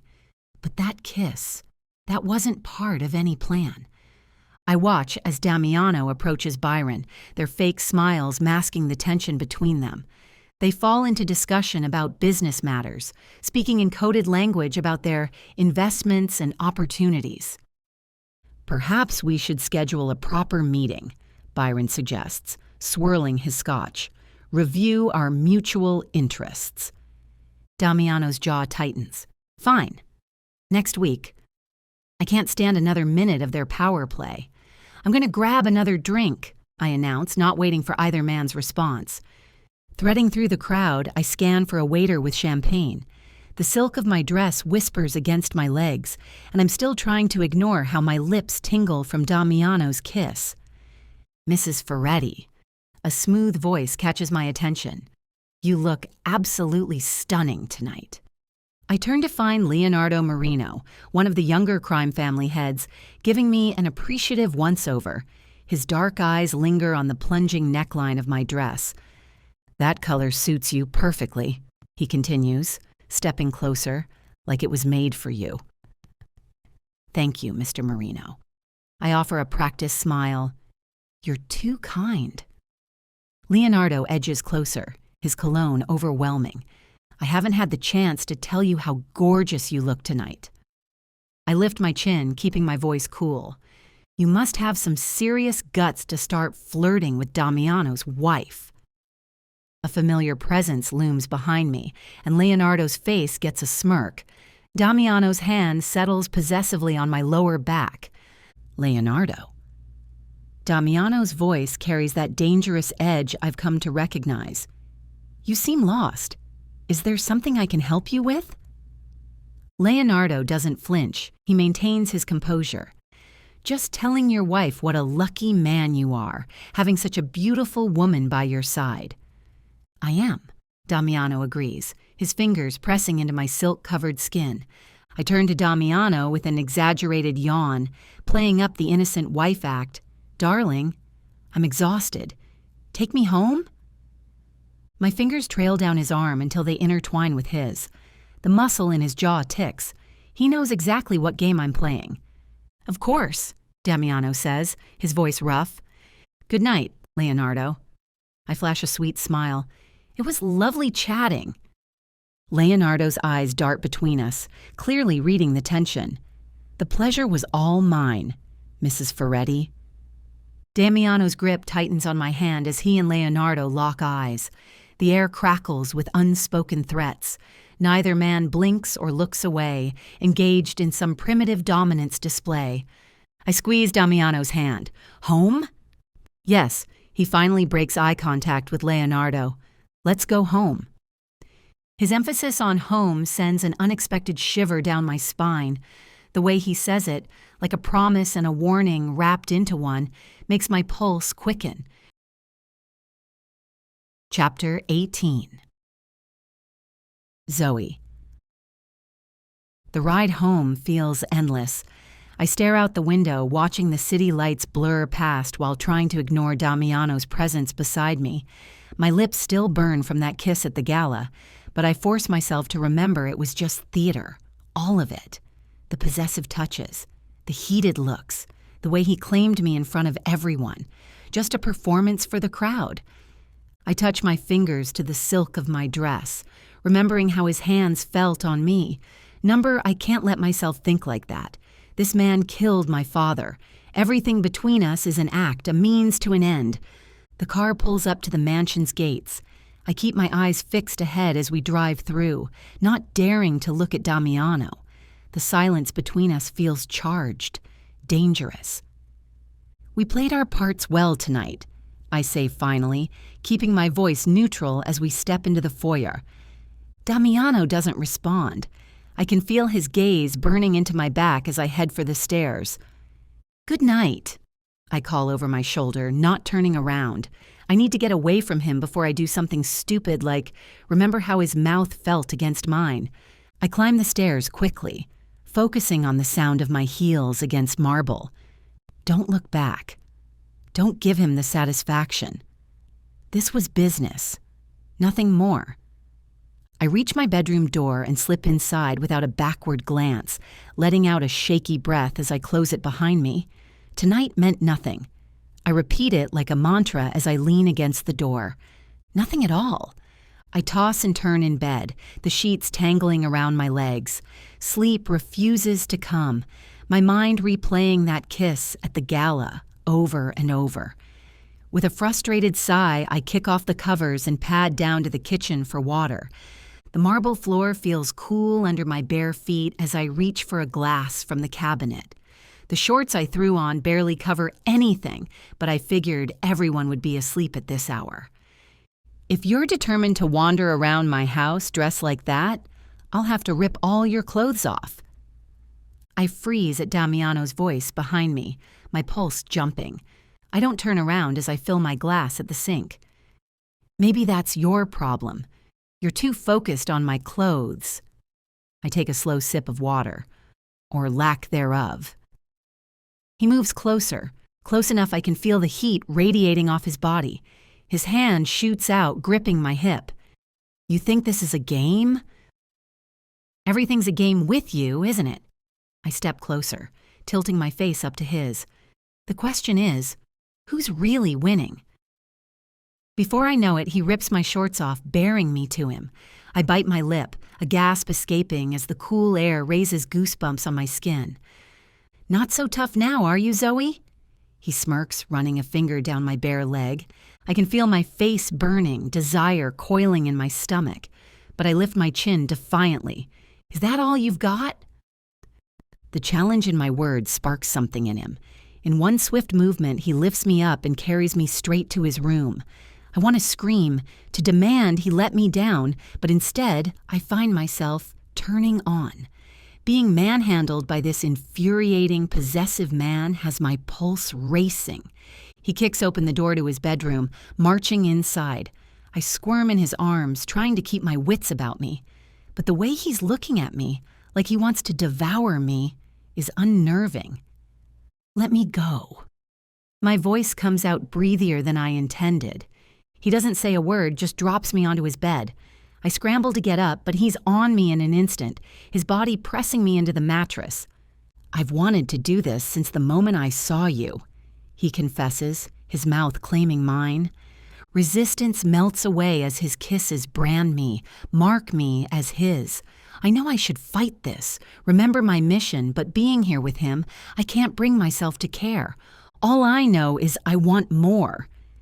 I gasp as Damiano's mouth blazes a trail down my body, leaving goosebumps in its wake.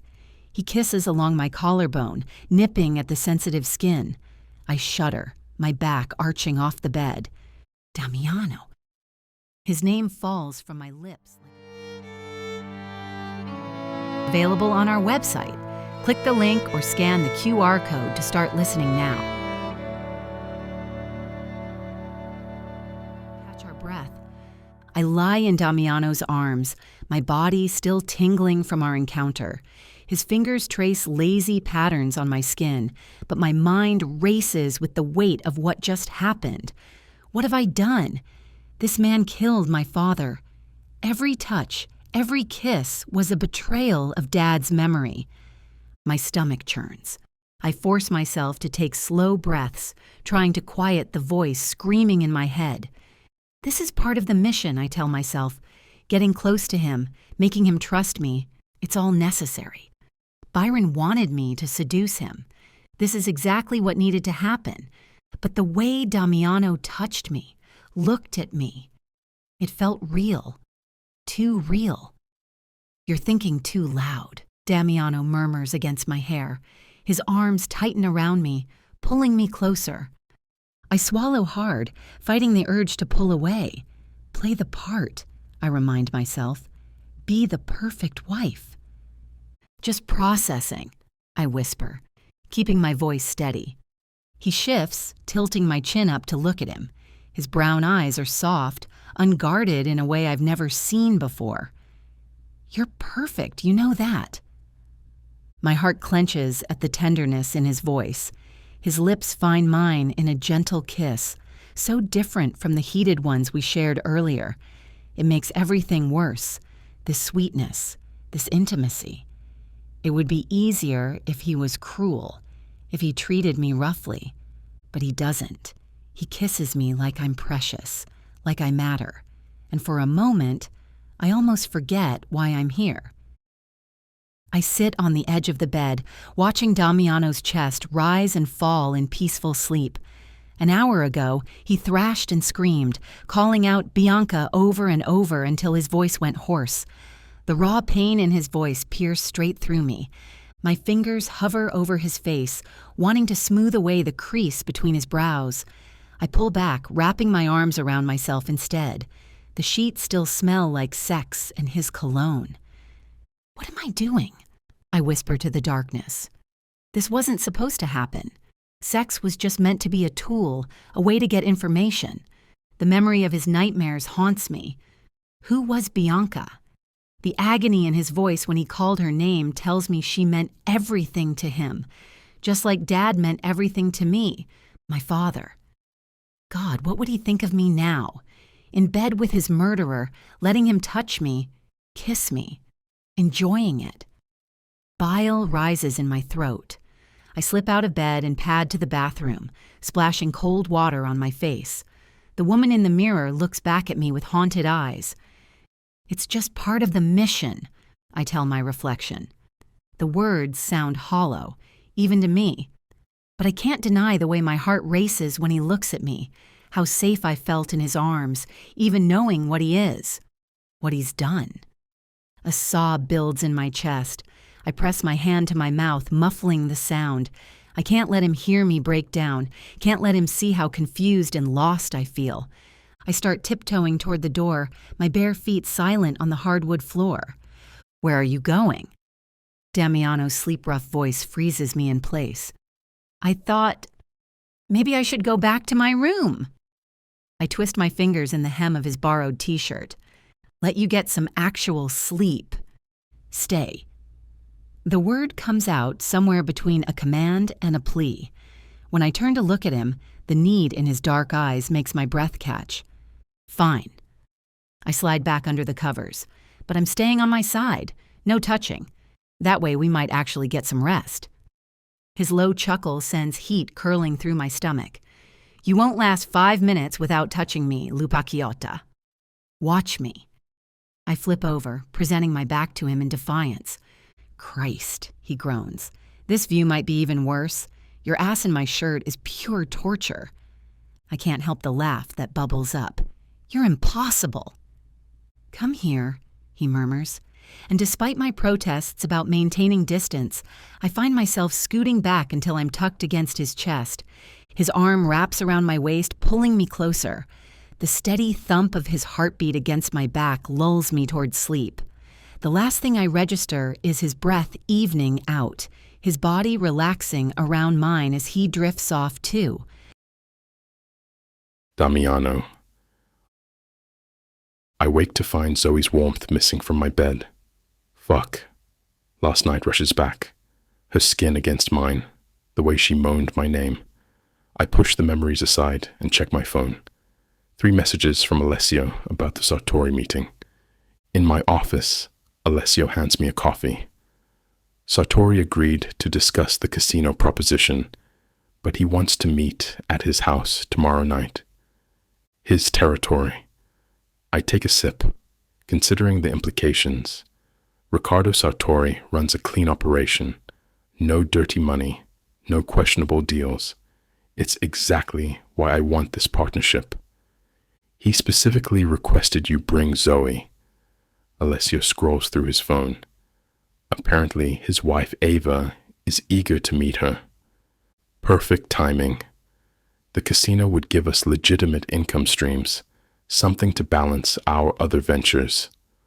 What time? 8. I've already done background checks on everyone who'll be there. Sartori keeps a small security detail, but they're professional. Good. I stand and stretch. The casino could change everything for us, Alessio. Clean money, political connections through Sartori's channels. And his reputation for honest business would help distance us from certain associations. Alessio's meaning is clear. We need to separate from scum like Byron. I'll go find Zoe. Let her know about tonight. I leave Alessio reviewing security details and head downstairs. Laughter echoes from the living room.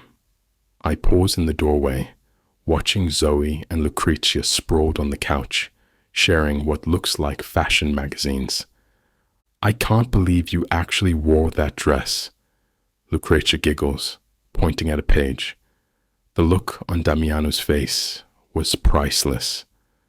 Speaking of your brother, Zoe spots me first, her smile fading slightly. Those green eyes lock onto mine, stirring memories of last night that I need to push aside. Lucrezia, give us a minute. My sister raises an eyebrow, but stands, gathering her magazines. Fine, fine. I know when I'm not wanted. She shoots Zoe a conspiratorial wink before leaving. The air feels charged now that we're alone. Zoe sits up straighter, tucking her legs underneath her. The casual intimacy of the pose, the way her shirt slips off one shoulder, makes it hard to focus on why I came to find her. We have dinner plans tomorrow night. I move closer, noting how she tenses slightly. The Sartoris want to meet us at their house in Chicago. Who's Sartori? Zoe shifts on the couch, crossing her legs. The movement draws my attention to the smooth expanse of her thigh where her shorts ride up. I clear my throat. Riccardo Sartori runs Chicago's largest legitimate business network. Hotels, restaurants, real estate. We're discussing a potential casino partnership. And you need me there because... She tilts her head, a challenging glint in her eyes. His wife, Ava, specifically requested to meet you. I move closer, resting my hands on the back of the couch. Plus, these dinners are about more than business. It's about showing a united front. We put on quite a show at the gala. Zoe's lips curve into a smile. I'm sure we can manage another performance for the Sartoris. Besides ... Her eyes meet mine. We're a bit closer now, aren't we? My jaw clenches. That's up to you. I figured last night was just another game for you. The playfulness vanishes from her expression. She stands, closing the distance between us. I don't play games with my body, Damiano.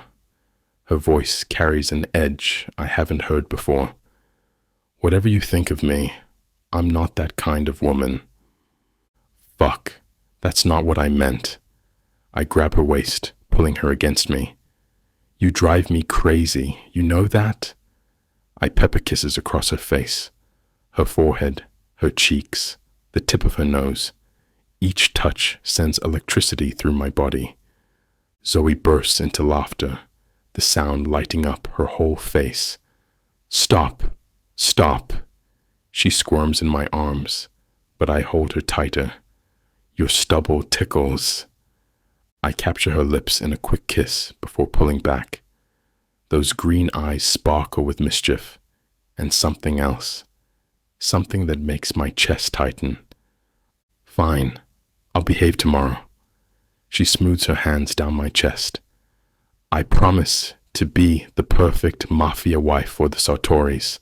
No scandalous dresses, no provocative dancing. Shame. I trace my thumb along her jawline. I was starting to enjoy your provocative side. Oh, really? She raises an eyebrow. I thought it drove you crazy. It does. I lean in close, my lips brushing her ear. But maybe I like going crazy for you. She shivers, her fingers curling into my shirt. Careful, Damiano. Keep talking like that, and we might not make it to dinner. Would that be such a bad thing? But I step back, knowing we need to focus. Car leaves at 7. Wear something elegant but conservative. The Sartoris are old school. Yes, sir. She mock salutes, that playful smile back on her face. I'll try not to embarrass you in front of the important Mafia people. Zoe. I watch Damiano adjust his suit jacket, his movements precise and controlled. My body still tingles from our earlier encounter, making it hard to focus on anything else. I need to handle some business, he says, running a hand through his dark hair. But tonight, his eyes lock with mine, sending a shiver down my spine. Wait for me in our room. Our room. I arch an eyebrow, trying to mask how his words affect me. When did your room become our room? He steps closer, his presence overwhelming my senses. The scent of his cologne mixed with something uniquely him makes my head spin. Since I decided I want you in my bed every night, Lupacchiota, his voice drops lower, rougher. No more separate rooms, no more pretending we don't want this. My heart pounds against my ribs. The intensity in his eyes makes me forget everything. My mission, Byron's demands, even my own name. All I can focus on is the heat radiating from his body and the promise in his words. And what if I don't agree? I challenge, even as my body betrays me by leaning toward him. His fingers trace my jawline, the touch sending electricity through my veins. We both know you want this as much as I do. Stop fighting it. I swallow hard, caught between desire and the weight of my secrets. Every touch, every word from him makes my resolve weaken. How can I maintain my mission when he affects me like this? I'll think about it, I manage to say, stepping back to create some distance between us. His lips curve into that infuriating smirk. Don't think too hard, Bella. Just be there. Before I can respond, he's gone, leaving me alone with my racing thoughts and the lingering warmth of his touch. I pace my room, phone clutched in my hand. My fingers hover over Scarlett's number for what feels like hours before I finally hit call. The line rings 3 times before she picks up. Hey, stranger, I was starting to think you forgot about me. Scar. My voice cracks. I did something. What's wrong? Are you okay? The playfulness drops from her tone instantly. I sink onto the edge of my bed, my free hand gripping the sheets. I slept with him. You what the fuck? Scarlett's voice rises several octaves. Please tell me you're not talking about Damiano fucking Feretti. It just happened. I press my palm against my forehead. After the gala, we were arguing and then... Zoe, have you lost your mind? This is the man who killed your father. Her words hit me like a punch to the gut. You don't think I know that? You don't think I hate myself for wanting him? Wanting him? Scarlett's breath catches. Z, this isn't just about sex, is it? I don't know what it is. The admission comes out barely above a whisper. When I'm with him, everything gets confused. He's not what Byron said he'd be. He's protective and intense, but also gentle sometimes. Oh, honey. Scarlett sighs. This is exactly what Byron wanted, isn't it? For you to get close to Damiano? But that's just it. It doesn't feel like part of the plan anymore. When he touches me, when he looks at me, I forget why I'm here. You're playing with fire, Z, and not just any fire. This is Mafia boss, killed your father kind of fire. The line goes quiet, and for a moment I think Scarlett might have hung up on me. Then I hear her take a deep breath. Well, there's a hint of mischief creeping into her voice. Was it at least worth it? Scar. I grab a pillow and squeeze it against my chest, grateful she can't see my face turning red. What? If you're going to sleep with the enemy, I need details. How good was it? A laugh bubbles up from my chest, surprising even me. You're not helping. I'm having a crisis here. Oh, please, crisis schmesis. Spill it. On a scale of 1 to earth-shattering... Scarlett. I'm full-on laughing now, the tension in my shoulders finally releasing. You're terrible. That good, huh? I can hear the grin in her voice. No wonder you're all twisted up about this. I flop back on the bed, still clutching the pillow. You're supposed to be talking me out of this, not asking for a play-by-play. Hey, I'm just trying to get all the facts here, for research purposes, of course. Of course, I snort, shaking my head. Leave it to Scarlett to make me laugh when everything's falling apart. What am I going to do with you? Keep me as your best friend and tell me everything obviously. Now stop avoiding the question. Fine. I bite my lip, remembering Damiano's touch. It was mind-blowing, like nothing I've ever experienced. Happy now? Oh my God, I knew it. Tell me more. I hang up before she can finish, falling back against the pillows with a grin. Trust Scarlett to turn my emotional crisis into girl talk. Chapter 20. Damiano. I push open my bedroom door, exhausted from hours of meetings and spreadsheets. My breath catches at the sight before me. Zoe lies on my bed, belly down, with her perfect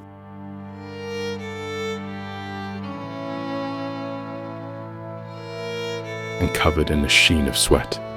Zoe curls into my side, her head resting on my chest. I wrap my arms around her, holding her close as we bask in the afterglow. "That was incredible," she murmurs, tracing patterns on my skin. I press a kiss to her forehead. "It was pretty fucking amazing," I agree, my voice low and rough. We lie there in comfortable silence for a while, just enjoying each other's company. Eventually, Zoe's breathing evens out, and I realize she's drifted off to sleep. Chapter 21. Damiano. I glance at Zoe in the passenger seat as we cruise down Lakeshore Drive toward the Sartori mansion. Her fingers tap nervously against her thigh, and I can't help but smirk at her unease. Riccardo Sartori runs the Italian operations here in Chicago, I explain, keeping my eyes on the road. His wife Ava is quite the force herself. Smart woman, knows how to handle both business and social circles. "And you trust them?" Zoe's voice carries a hint of skepticism. "My father did business with the Sartoris years ago. There's history there." I drum my fingers on the steering wheel. "They also have a sister, Vittoria. Brilliant girl, though a bit unconventional for our circles." "What do you mean by unconventional?" "Let's just say she prefers computers to cocktail parties." I turn onto a tree-lined street of massive estates. We've never done direct business together, but that's about to change. Sometimes you need to expand your circle of trust. Zoe shifts in her seat. "And you're sure about this?" In our world, finding people you can truly trust is rare. I pull up to the wrought iron gates of the Sartori estate. The Sartoris are Italian, like us. We understand each other's values, our code. That means something. The gates swing open, and I drive up the curved driveway. My father always said the Sartoris were honorable people. That's not a word he used lightly. I park in front of the limestone mansion and turn to face Zoe. "Just follow my lead in there. The Sartoris may be allies, but first impressions matter." I place my hand on the small of Zoe's back as we approach the mansion's grand entrance. Her body tenses at my touch, but I lean in close to her ear. "Everything's going to be okay. Just breathe." My lips brush against her skin, and I catch a hint of her jasmine perfume. The heavy oak doors swing open before we reach them. Riccardo Sartori stands in the marble foyer, cutting an imposing figure in his tailored charcoal suit. His wife Ava stands beside him, elegant in a deep burgundy dress that complements her olive complexion. "Damiano, welcome." Riccardo's voice fills the space as he extends his hand. I grasp it firmly, maintaining eye contact. "Riccardo, thank you for having us." I turn slightly. "This is my wife, Zoe." Ava steps forward with a warm smile. "We've heard so much about you. Please, come in." I watch as Zoe shakes their hands, her composure perfect despite her earlier nervousness. The tension in her shoulders eases slightly under Ava's genuine welcome. "Your home is beautiful," Zoe says, her voice steady and clear. "Ava has impeccable taste," Ricardo replies, his hand resting on his wife's waist. "She's transformed this place completely since we married."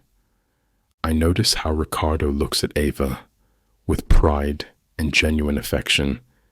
It's rare in our world to see a marriage that's more than just business or show. My grip tightens slightly on Zoe's back, and I push away thoughts of what could be. I follow Ricardo into their spacious living room, my hand still resting on Zoe's back. Crystal decanters catch the late afternoon light streaming through tall windows. "Scotch."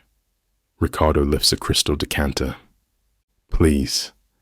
I guide Zoe to a plush leather sofa while Ava settles gracefully in an armchair nearby. "How's the new development on Michigan Avenue coming along?" Ricardo hands me a glass. "On schedule." I take a sip, appreciating the smooth burn. The permits finally cleared last week. "Real estate in this city," Ava shakes her head. "The bureaucracy is endless." Quick footsteps echo from the hallway, and Vittoria bursts in, her short, dark hair slightly disheveled. "Sorry I'm late. Traffic was brutal on..." She stops, breaking into a wide smile. "Damiano!" She rushes over, wrapping me in a tight hug that catches me off guard. It's been years since I've seen her, but her enthusiasm hasn't changed. "And you must be Zoe." Vittoria releases me and embraces Zoe with the same warmth. "I've been dying to meet you." Something in my chest loosens as I watch Zoe return Vittoria's hug, a genuine smile crossing my wife's face. The Sartori women's natural warmth breaks through barriers in a way formal business never could. "I hear you're quite the tech wizard," Zoe says to Vittoria. "Oh, don't get her started," Ricardo groans good-naturedly. "She'll talk your ear off about cryptocurrency and coding." Vittoria sticks her tongue out at her brother, completely shattering the formal atmosphere. I can't help but chuckle, remembering how she used to do the same thing as a teenager. Watching the Sartoris interact, Ricardo's fond exasperation, Ava's quiet amusement, Vittoria's playful defiance, eases something in my mind.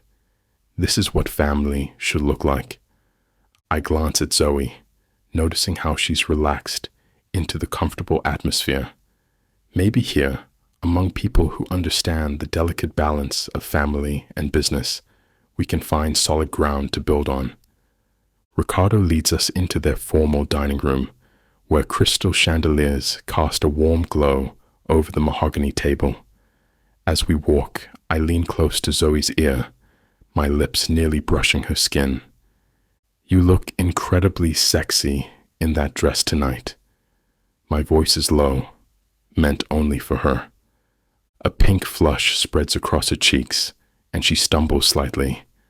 I steady her with a hand at her waist, amused by her reaction.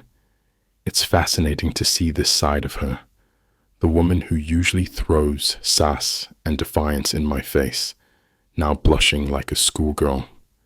I pull out her chair, letting my fingers trail across her bare shoulders as she sits. The touch makes her shiver, and I hide my smirk as I take my seat beside her. Who would have thought the fierce little hellcat who stormed into my office just days ago could look so deliciously flustered? The same woman who deliberately provoked me at Omerta, who challenged my authority at every turn, now can't meet my eyes without that blush deepening. Ava directs the staff to serve the first course, but I'm distracted by Zoe's profile, the way she tucks a strand of hair behind her ear. Her fingers tremble slightly as she reaches for her wine glass. It's strange seeing her like this, vulnerable, almost shy. The biggest brat I've ever met, reduced to blushing glances and nervous movements just from a whispered compliment. The power of it thrills me, knowing I can affect her this way. But there's something else, too. Something about her genuine reaction that makes my chest tighten. This isn't her usual calculated moves or deliberate provocations. This is real, unguarded, and despite everything, I find myself wanting to see more of it. The aroma of butter and pasta fills the dining room as servers place steaming plates before us. Ava leans forward, her hazel eyes bright with interest. So, how did you two meet? I'm dying to know the story. I catch Zoe's slight hesitation, the way her fork pauses halfway to her mouth. Before she can stumble, I slide my hand onto her thigh under the table and squeeze gently. Actually, it was at a charity gala. I take a sip of wine, keeping my voice casual. Byron introduced us. Zoe caught my attention immediately. She has this way of commanding a room without trying. Zoe relaxes under my touch, playing along perfectly. I remember thinking he was incredibly arrogant, and she wasn't afraid to tell me so. I chuckle, remembering our actual first meeting with its underlying tension. It was refreshing. Love at first fight, then? Vittoria grins, twirling pasta around her fork. Something like that. I turn to Ricardo. Speaking of fights, I heard the construction unions are giving you trouble on the North Side project. Ricardo's expression darkens. Don't get me started. These new regulations are making everything twice as complicated. The linguine alla vongole is excellent tonight, Ava smoothly interjects, steering us away from business talk. I insisted our chef use my grandmother's recipe. The secret is in the quality of the clams. It's perfect, Zoe agrees, seeming grateful for the change in topic. Reminds me of the pasta at that little place in Little Italy. Ah, you mean Lucia's?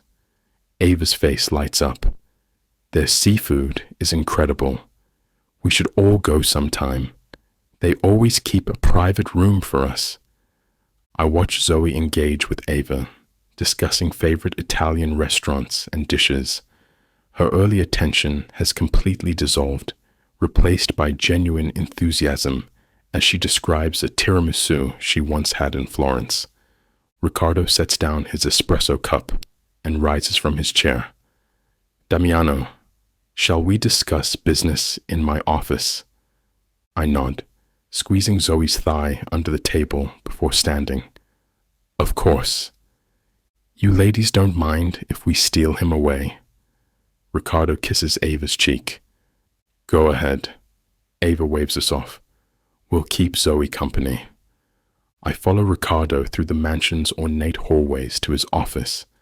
Dark wood paneling and leather furniture create an atmosphere of old-world power. Family photos line the walls, generations of Sartoris watching our every move. Ricardo pours 2 fingers of scotch into crystal tumblers. Your wife, she's not what I expected from Byron's daughter. No? I accept the glass, studying the amber liquid. There's something genuine about her. Rare in our world. He settles into his leather chair. Byron's influence doesn't seem to have corrupted her completely. I take a slow sip, letting the scotch burn down my throat. She surprises me every day. I have a proposition for you. I set my glass down on Ricardo's mahogany desk. A casino venture, prime location in Manhattan, right near Times Square. Ricardo leans back in his chair, eyes sharp with interest. Go on. The property's already secured. Previous owner owed me a favor. I pull out my phone, showing him the blueprints. 3 floors, high-end clientele only, private gaming rooms on the top floor for our more exclusive guests. Security? Alessio's handling that personally. State-of-the-art systems, carefully vetted staff. I swipe to another image. We're looking at projected returns of 7 figures monthly, minimum. That's not counting the legitimate business opportunities. Restaurants, entertainment, hotel services. Ricardo takes another sip of scotch, studying the plans. And Byron, how does he factor into this? He doesn't. This is strictly Feretti business. I lean forward. I want to partner with someone who understands family values, someone who thinks long-term. The Sartoris have always had solid judgment. Flattery, Damiano. His lips quirk up. Truth. Your reputation speaks for itself. I gesture to the empire he's built around us. 20% stake. Full access to our shipping routes in return. Ricardo stands, walking to the window overlooking his manicured gardens. It's an interesting proposal, but I'll need time to consider all angles. Of course. I nod, understanding his caution. Take whatever time you need. I'll have my lawyers send over the detailed projections. I'll look everything over and get back to you soon. He turns back to face me. You've built something impressive, Damiano.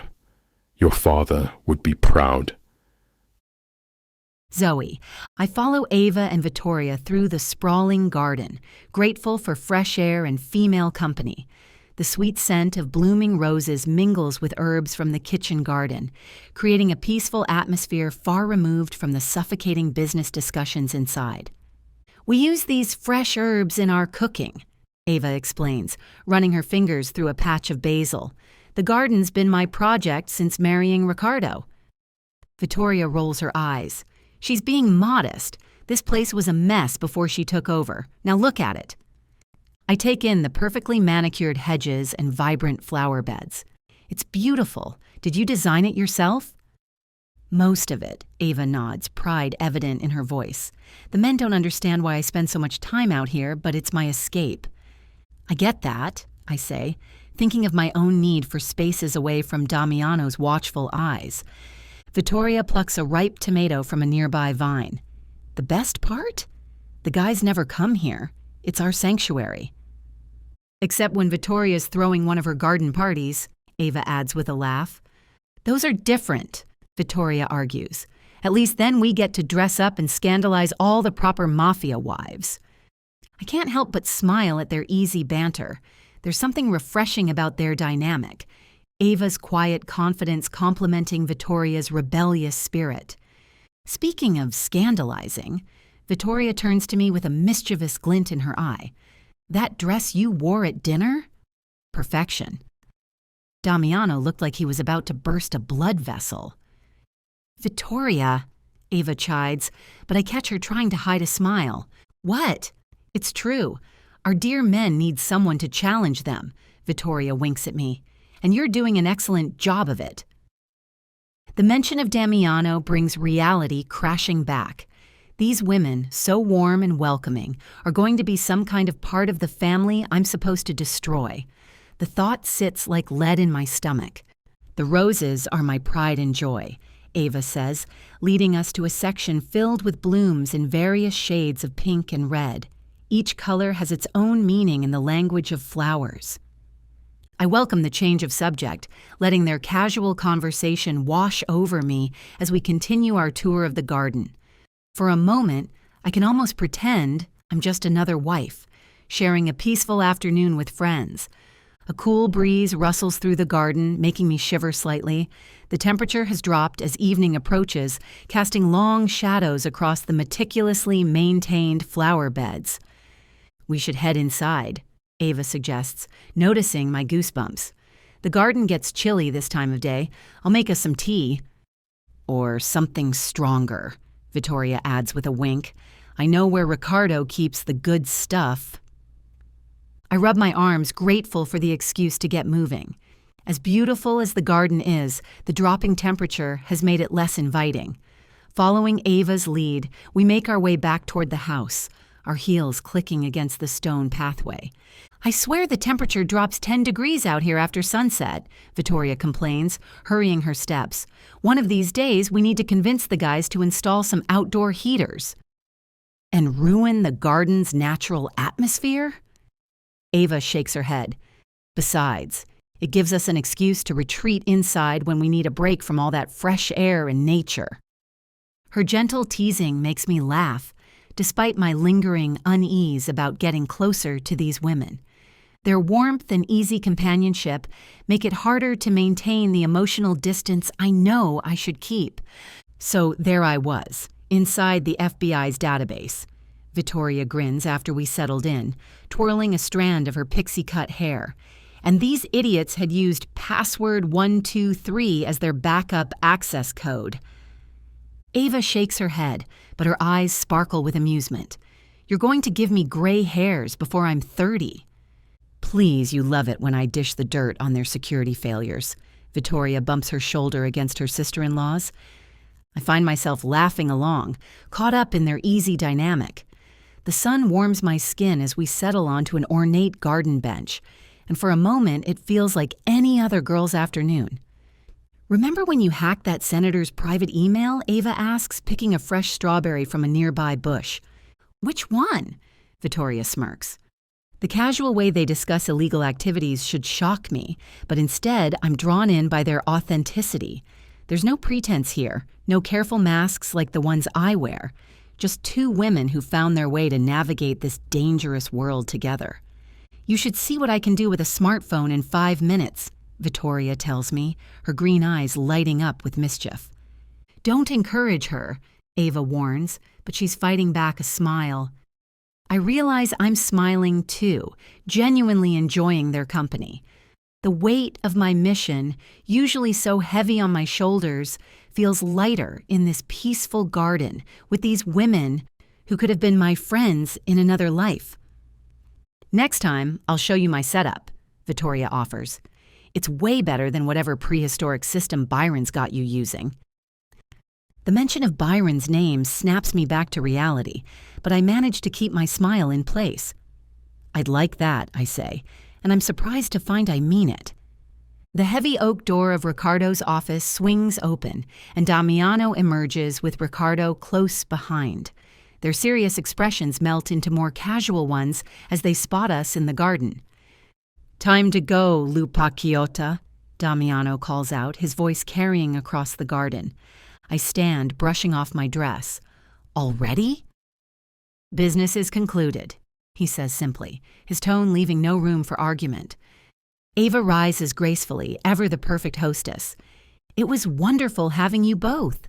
We'll have to do this again soon. Definitely, Vittoria chimes in, giving me a quick hug. Don't be a stranger. I hug them both, surprised by how genuine the gesture feels. Thank you for everything. The garden tour was lovely. As we make our way to the car, I catch one last glimpse of the garden where I'd spent such a pleasant afternoon. Ava and Vittoria wave from the steps, their figures growing smaller as Damiano leads me away. The car engine purrs as we pull away from the Sartori mansion. I'm lost in thought, remembering the genuine warmth I felt with Ava and Vittoria when Damiano breaks the silence. They liked you, he says, his eyes fixed on the road. I could tell they're different than I expected, I admit, fiddling with the hem of my dress. The energy between you three, it was good to see, natural. I turned to look at him, surprised by this softer side. You were watching us? I always watch everything, Lupacchiota. His hand finds mine across the console, his thumb tracing circles on my skin. But yes, I noticed how well you fit with them. It's important to me that you have that. The sincerity in his voice catches me off guard. For a moment, I forget about my mission, about Byron's expectations. I just feel the warmth of his hand in mine and think about the afternoon spent in that beautiful garden with two women who could so easily become real friends. I like them too, I whisper, and I'm not lying. As the car hums along, I decide to break the comfortable silence. Did business go well with Ricardo? I ask, glancing at Damiano. He turns his head slightly, a smirk playing on his lips. It went as expected. We have an understanding now. I nod, storing this information for my next conversation with Byron. Even though my feelings are getting complicated, I remind myself of the plan I must follow.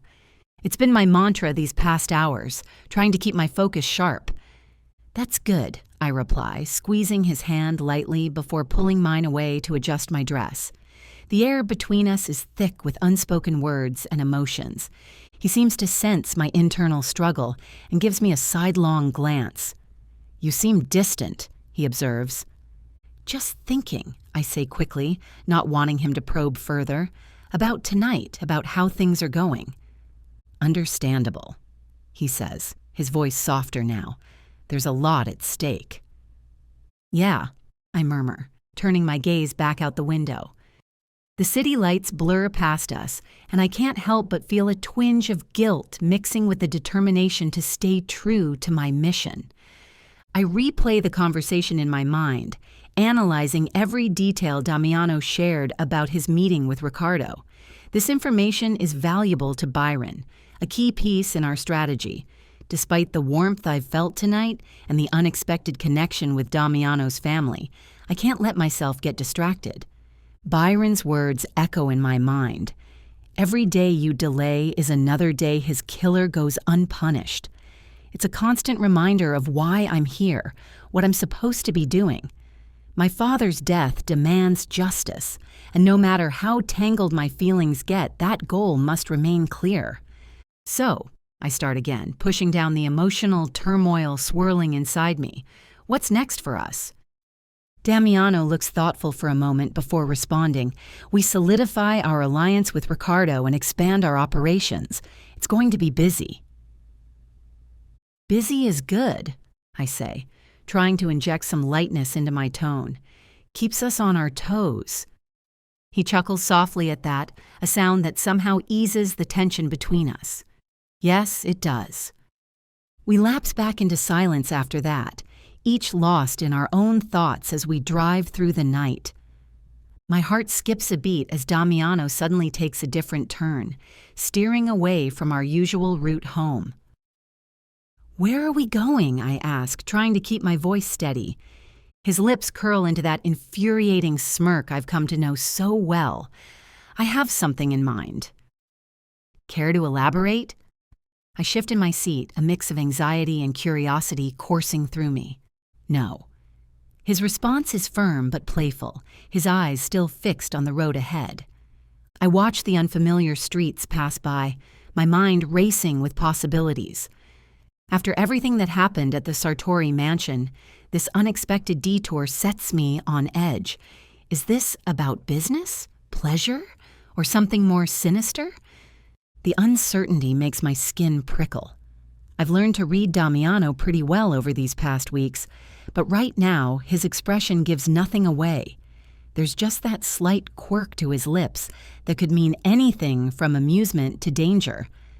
I hate surprises, I mutter, crossing my arms over my chest. That's exactly why I'm not telling you now that I know that detail, Lupacchiota. I roll my eyes but can't help the small flutter in my stomach at the nickname. At least tell me how long we'll be driving. Patience, he says, reaching over to squeeze my knee. The casual touch sends warmth spreading through my body, despite my attempts to stay detached. We continue driving through the city's winding streets, the tension in the car growing with each passing minute. I try to memorize our route, a habit born from both survival instinct and my mission, but Damiano's mysterious behavior keeps distracting me. The car slows to a stop in front of a modest 2-story house. It's different from what I'd expect from someone like Damiano. No grand gates, no obvious security features. Just a simple home with white walls and blue shutters. Where are we? I ask again, studying the unfamiliar building. Instead of answering, Damiano steps out of the car and walks around to my side. He opens my door and extends his hand. The gesture is oddly gentle, almost intimate. I hesitate for a moment before placing my hand in his. His fingers wrap around mine, warm and secure, as he helps me out of the car. Without a word, he leads me up the stone pathway toward the house. The garden is well maintained, but not overly manicured. Wildflowers peek through organized beds, and ivy climbs one corner of the building. My heels click against the path as we approach the front door. The sound seems too loud in the quiet neighborhood, making me more aware of how out of place we must look. Me in my evening dress, Damiano in his tailored suit. I open my mouth to ask another question, but Damiano just squeezes my hand and continues walking. His silence only heightens my curiosity about this mysterious house. Chapter 22. Zoe. Damiano pulls out an old brass key and unlocks the front door.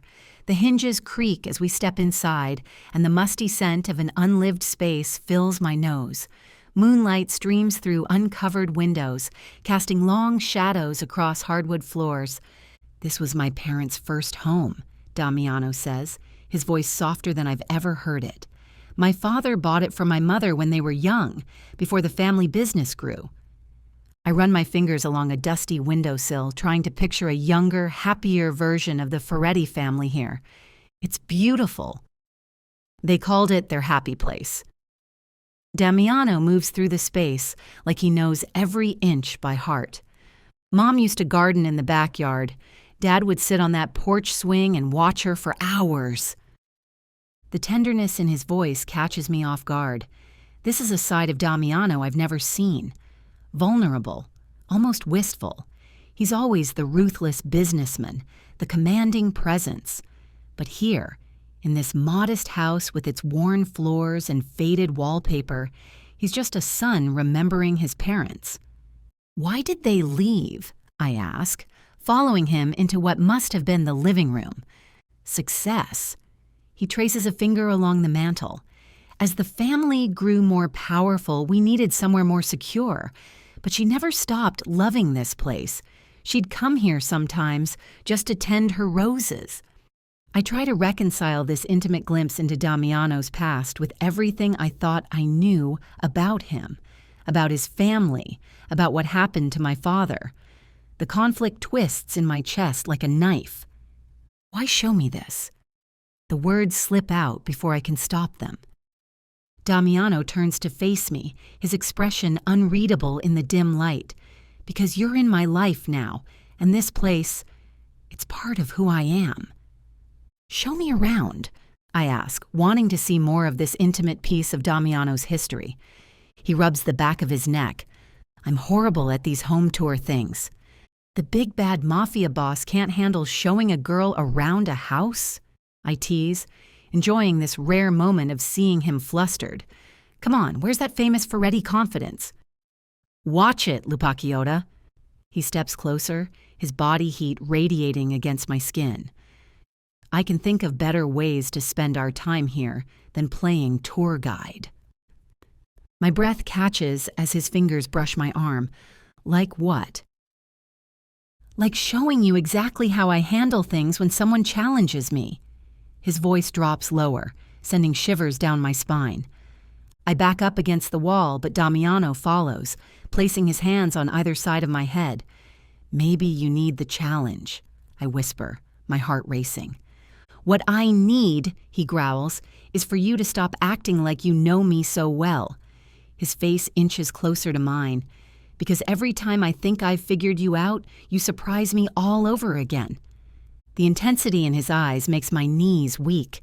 This man who shows the world nothing but steel and stone is sharing pieces of himself with me, and I don't know how to handle it. I don't know how to handle him. I press my palm against his chest, creating space between us. Not so fast, Tiger. I want to see the rest of the house first. Since when do you get to call the shots? His breath tickles my neck. Since you brought me here to show me the place. I duck under his arm, escaping his trap. Your power games can wait. Show me where little Damiano used to play. He groans, running a hand through his hair. You're impossible. And you love it. I walk backward down the hallway, keeping my eyes on him. Come on, what's behind door number 1? My old bedroom. He follows me, his predatory stride making my skin tingle. Though I warn you, it's not as exciting as you might think. I find the door and push it open. The room is small, with faded blue walls and a twin bed pushed against one corner. This is where the great Damiano Feretti slept? No king-sized bed? No silk sheets? Disappointed, he leans against the doorframe, watching me explore. Actually, no. I sit on the bed, bouncing slightly. It's nice seeing where you came from. Makes you seem more... I search for the right word. Human? Real. I stand and move to the desk by the window. There are old pencil marks on its surface, probably from homework or doodles. Before all the Mafia boss stuff. I watch Zoe's face light up as she explores every corner of my childhood home. Her fingers trail along the dusty shelves, touching memories I've kept locked away for years. Let's watch a movie together, she says, turning to face me with those bright green eyes. We can make popcorn and everything. A laugh escapes my throat before I can stop it. Popcorn and movies? Christ, I haven't done that since. I shake my head, memories flooding back. Must have been 16, sneaking out to the cinema with Enzo. You're telling me the great Damiano Feretti doesn't know how to relax? She steps closer, a playful smile on her lips. Come on, when's the last time you did something just for fun? My idea of fun usually involves more adult activities. I let my gaze trail down her body, but she just rolls her eyes. There's more to life than business deals and bedroom activities. She grabs my hand, and the warmth of her touch sends an unexpected jolt through me. One movie won't kill you. No promises about that, but I'm already following her lead, drawn in by her infectious enthusiasm. Something about this woman makes me want to break all my carefully constructed rules. I'll even let you pick the movie, she teases, though I bet you'll choose something boring and serious. Fuck off, I say, but there's no heat in it. I have excellent taste. Prove it then. She squeezes my hand, and for a moment, I forget who we are. Forget the weight of family obligations. Forget the blood on my hands. In this moment, we're just a man and woman, planning something as simple as watching a movie together. It's dangerous how easily she makes me forget, how naturally she slips past my defenses. But as I look at her standing in my parents' old living room, I can't bring myself to care. Fine, I concede. Got any snacks in this place? Zoe bounces up from the couch, already heading toward the kitchen. How the fuck should I know? I stretch out my legs, watching her disappear around the corner. Haven't been here in months. Cabinet doors start banging open. There has to be something. Even your security team must get hungry during their rounds. They bring their own shit. But I hear her triumphant, "Aha!" echo from the kitchen. She returns with a bag of chips, waving them like a trophy. Found these. Still good for another month. You checked the expiration date? Unlike some people, I don't have a death wish. She plops back down beside me, tearing open the bag. The familiar crunch of salt and vinegar chips fills the room. I can't help but shake my head at the absurdity of it all.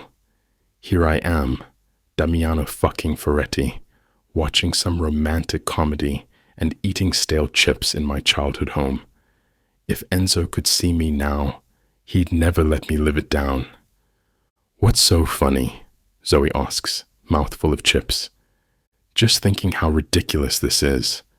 I've got a shipment coming in tomorrow, worth millions, and instead, I'm sitting here watching. I gesture at the screen. Whatever the fuck this is. It's called taking a break. She offers me the bag. You should try it more often.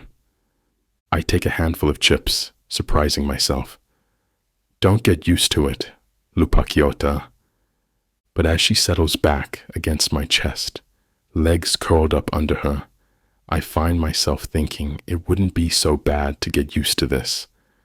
I watch her laugh at some stupid joke in the movie, and something in my chest tightens.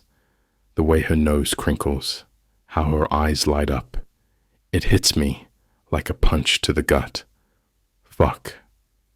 You're staring, she says, without looking away from the screen. Just wondering how someone so annoying can be so... The words stick in my throat. She turns to face me, eyebrow raised. So what? Beautiful, intoxicating, dangerous. All these words flash through my mind, but I can't say them. Not when they mean something I'm not ready to admit. Such a pain in my ass, I deflect, but my hand betrays me, reaching up to brush a strand of hair from her face. She leans into my touch, and Christ, it feels like drowning. Every instinct screams at me to pull back, to remember Bianca, to remember why I built these walls in the first place. But Zoe, she doesn't try to break through them. She just exists beside them, making me want to tear them down myself. You're not exactly a walk in the park either, she retorts, but there's warmth in her voice that makes my chest ache. I've killed men with these hands. I've built an empire on blood and violence. But right now, watching her curl up against me like she belongs there, I feel utterly powerless. This wasn't supposed to happen. She was supposed to be a business arrangement, a way to secure Byron's ports. Not this. Not someone who makes me want things I swore I'd never want again. What are you thinking about? She asks. And for once, I'm grateful for the darkness hiding whatever's showing on my face. Nothing important. The lie tastes bitter on my tongue. She shifts closer, and I instinctively wrap my arm around her. When did this become natural? When did I start craving her presence instead of just tolerating it? Zoe stands, concern etched across her face as she moves closer. Something wrong? My jaw clenches. Her presence clouds my thoughts, makes it hard to focus. Need a fucking drink. The great Damiano Feretti losing his composure. She steps even closer, a teasing glint in her eyes. What happened to that iron control? Don't! The warning rumbles from my chest, but she ignores it. Or what? Her fingers trace up my arm. You'll punish me? Fuck. The last thread of my control snaps. I surge forward, pinning her against the wall with my body. Her breath catches as I press against her, one hand gripping her hip, while the other braces against the wall beside her head. You really need to learn when to stop pushing, I growl, my face inches from hers. She tilts her chin up defiantly. Maybe I like pushing your buttons. You drive me fucking insane, I admit through gritted teeth. Her fingers curl into my shirt. Good. Strip, I command, my voice low and rough with desire. Now! Zoe's eyes widen, but she doesn't argue. Slowly, teasingly, she reaches for the hem of her dress and pulls it over her head.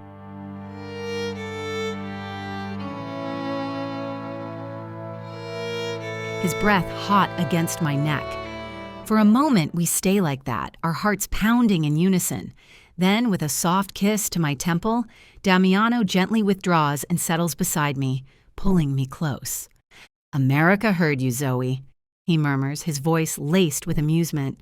Probably the whole damn neighborhood, too. Chapter 23.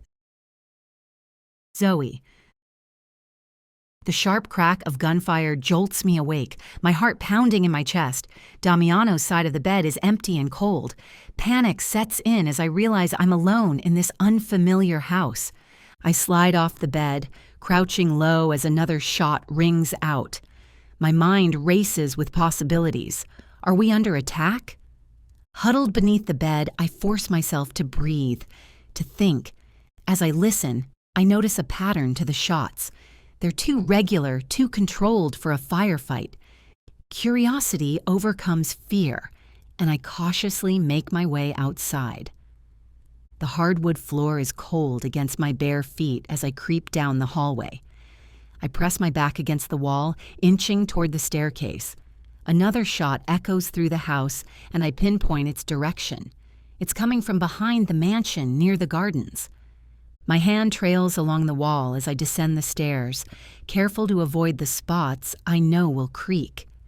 The morning sun streams through the windows, casting long shadows across the marble floor.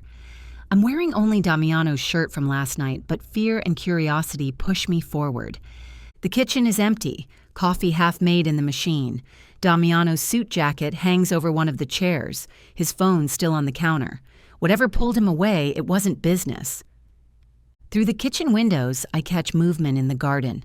A figure stands with their back to me, arm raised. Another shot cracks through the morning air. My heart rate spikes, but something about the stance seems familiar. I edge closer to the French doors, pressing my face against the glass. The figure shifts, and I recognize Damiano's broad shoulders, the way he plants his feet. He's at something that looks like a shooting range. I push open the French doors, letting the cool morning air wash over me. Damiano turns at the sound, gun lowering to his side. His eyes rake over me in his shirt, a smile playing at the corners of his mouth. "Want to join?" He holds up the gun. I cross the dew-dampened grass. "You're up early?" "Couldn't sleep." He hands me the weapon, his fingers brushing mine. "Show me what you can do." The gun feels right in my hand, like meeting an old friend. I take my stance, breathing steady as I aim at the target. The first shot hits dead center. I fire again, another perfect hit. Impressive. Damiano steps closer, his chest nearly touching my back. "Where'd you learn to shoot like that?" My pulse quickens. I can't tell him about the hours Byron made me practice, drilling me until every shot was perfect. Beginner's luck, I guess. Luck doesn't give you that stance. His breath tickles my ear. Or that grip. I squeeze off another round, hitting the target's heart. Maybe I'm just naturally talented. Maybe. His tone says he doesn't believe me. He takes the gun, demonstrating his own precise shot. But talent like that usually comes from training. We take turns with the weapon, an oddly intimate dance of passing it back and forth. Each time our fingers touch. Damiano stands behind me, his hands gripping the pistol in mine. "Remember, breathe out as you squeeze the trigger," he instructs, his voice low and intense in my ear.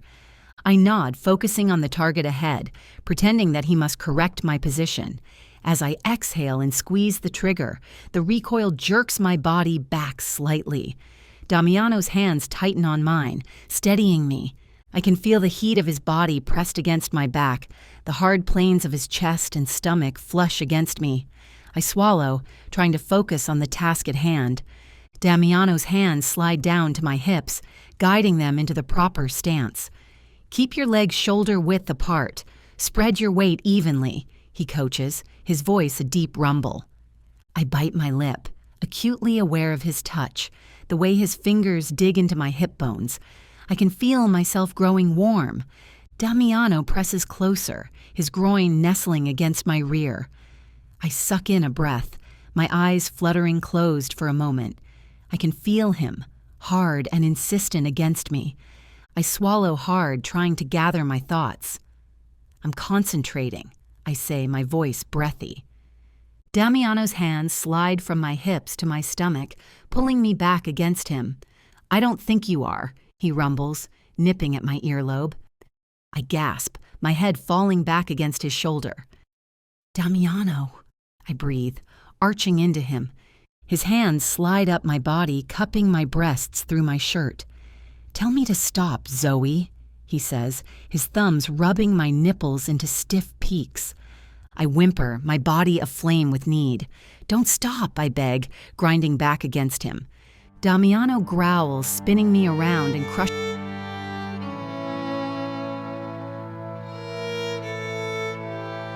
His voice rough with emotion. My Zoe. I smile, my fingers playing in his hair. Mine, I say, sealing my claim with a kiss. Chapter 24. Zoe. The sizzle of onions in the pan fills the kitchen as Damiano and I move around each other preparing dinner. It feels strangely domestic, almost normal. But I can't help noticing the distant look in Damiano's eyes, the way his movements seem mechanical. What's on your mind? I ask, nudging him gently with my hip. He stills, his knuckles white as he grips the counter. For a moment, I think he won't answer. Then, in a voice barely above a whisper, he begins to speak. I keep having these dreams, he says, his voice rough with emotion, about Bianca. My heart skips a beat at the mention of her name. I've heard whispers about Bianca, fragments of a tragedy that still haunts the Feretti family, but Damiano has never spoken of her directly to me. In the dream, I hear 3 gunshots. He continues, his eyes fixed on some distant point, but I only remember 2 from that night. It's been driving me crazy for years. I set down the knife I'm holding, turning to face him fully. The vulnerability in his expression makes my chest tight. This is a side of Damiano I've never seen, raw, unguarded, almost broken. The dream started again after you came, he admits, finally meeting my eyes. I thought I'd buried it all deep enough, but something about you. He trails off, shaking his head. I reach out, hesitating for a moment before placing my hand over his on the counter. His skin is warm beneath mine, and I feel him relax slightly at the touch. Tell me about her, I whisper, even as part of me screams that I shouldn't want to know, that this intimacy will only make my eventual betrayal harder. She was everything. Kind, beautiful, full of life. We were going to have a family. His voice breaks on the last word, and I resist the urge to comfort him physically. What happened? I ask, though I already know the broad strokes. Hearing it from him, though, feels different. I failed her, Damiano says, his voice hollow. I should have protected her, but I let my guard down, and she paid the price. The guilt in his eyes is palpable, and I find myself wanting to ease it, even as part of me screams that I shouldn't care, that this man is responsible for my own father's death. I remain silent, afraid to break the spell as Damiano continues to speak. My heart clenches at the raw anguish in his voice. 12 years ago, someone killed her, he says, his words barely above a whisper. It was Thanksgiving Day and she was excited to organize dinner and everything. He killed her, and I killed him without even learning why he did that. I didn't know who he was. His eyes meet mine, filled with a mix of grief and fury that takes my breath away. I feel as though I've been punched in the gut, the air leaving my lungs in a rush. My mind reels with the implications of what he's just revealed. 12 years ago, Thanksgiving Day, the same day my father was killed. The realization hits me like a physical blow. Could it be possible? Could my father have been the one who killed Damiano's fiancée? The timing is too coincidental to ignore, but I can't bring myself to believe it. My father, a killer? It doesn't make sense. I struggle to keep my face neutral, to not betray the turmoil raging inside me. Damiano is still looking at me, his vulnerability palpable in the air between us. I know I should say something, offer some words of comfort, but I'm paralyzed by the weight of this new information. My mission, my reason for being here, suddenly feels hollow. If my father was responsible for Bianca's death, then Damiano's actions, while still wrong, take on a new context. The black and white world I've been living in since my father's death blurs into shades of gray. I open my mouth, then close it again, unsure of what to say. How can I offer comfort to the man I've sworn to destroy, especially now that I suspect he may have had a reason for his actions? The conflict tears at me, leaving me feeling adrift in a sea of uncertainty. I shake my head, unable to form words. My mind races trying to reconcile this new information with everything I thought I knew. Byron had always painted my father as an innocent victim, murdered by a ruthless mafia boss. But this changes everything. The weight of this revelation threatens to crush me. I'm caught between sympathy for Damiano's loss and horror at my father's actions. Everything I thought I knew, every motivation I had for getting close to Damiano, suddenly seems hollow. As we stand there in the kitchen, the air heavy with unspoken words, I realize that nothing will ever be the same again for me if I find out that he is talking about my father indeed. My hands tremble as I grip the edge of the counter, trying to steady myself. Damiano's eyes are still on me, searching for a reaction, but I can't bring myself to meet his gaze. How can I look at him without betraying the storm of emotions raging inside me? Zoe? His voice is soft, concerned. It only makes this harder. I swallow hard, forcing myself to take a deep breath. I'm sorry, I manage to say, the words feeling inadequate. That's horrible. I can't imagine what you went through. Part of me wants to run to escape this kitchen and the truths that threaten to unravel everything, but I'm rooted to the spot, caught between the need to know more and the fear of what I might learn. I pause, my voice catching. Do you know why? Why he did it? Damiano shakes his head, his expression darkening. Number I never found out. He took that secret to his grave. The irony of his words hits me like a physical blow. If only he knew how close that secret was to being revealed. I feel sick, torn between loyalty to my father's memory and the growing realization that I might not have known him at all. I force a smile as we sit down to eat, but my mind is reeling from Damiano's revelation. The food tastes like ash in my mouth as I struggle to process everything. Damiano seems lost in his own thoughts, the silence between us heavy with unspoken words. As soon as we finish eating, I stand up abruptly. I need to take a shower before we leave, I stammer, desperate for a moment alone. Damiano nods, his eyes searching my face. Of course, take your time. I hurry to the bathroom, locking the door behind me. As the water cascades over me, I let the tears I've been holding back finally fall. The irony of my situation hits me full force. I came here seeking revenge, determined to make Damiano pay for my father's death. Now I find myself falling for him, seeing the pain and vulnerability behind his hardened exterior. The man I hated most has become the one I can't imagine living without. Guilt gnaws at me, threatening to consume me whole. Every tender moment we've shared feels tainted by the lies between us. Damiano still doesn't know who I really am or why I came into his life. The thought of losing him when he discovers the truth terrifies me more than I care to admit. As I dry off and dress, I know I need to find out the truth about that night 12 years ago. But how? I stare at my reflection in the mirror, hardly recognizing the woman looking back at me. How did I end up here? More importantly, how do I move forward without destroying everything? As we drive back to the Feretti house, my mind is a whirlwind of conflicting thoughts and emotions. The countryside blurs past the window, but I hardly notice it. Everything I thought I knew about my father has been turned upside down. The loving, principled man I remember seems at odds with the murderer Damiano described. I need to know the truth. Did my father really kill Bianca? The memory of my father's warm smile and gentle hands clashes violently with the image of a man capable of murdering a pregnant woman. It doesn't make sense. Dad was always so kind, so patient. He taught me to stand up for what's right, to protect those who can't protect themselves.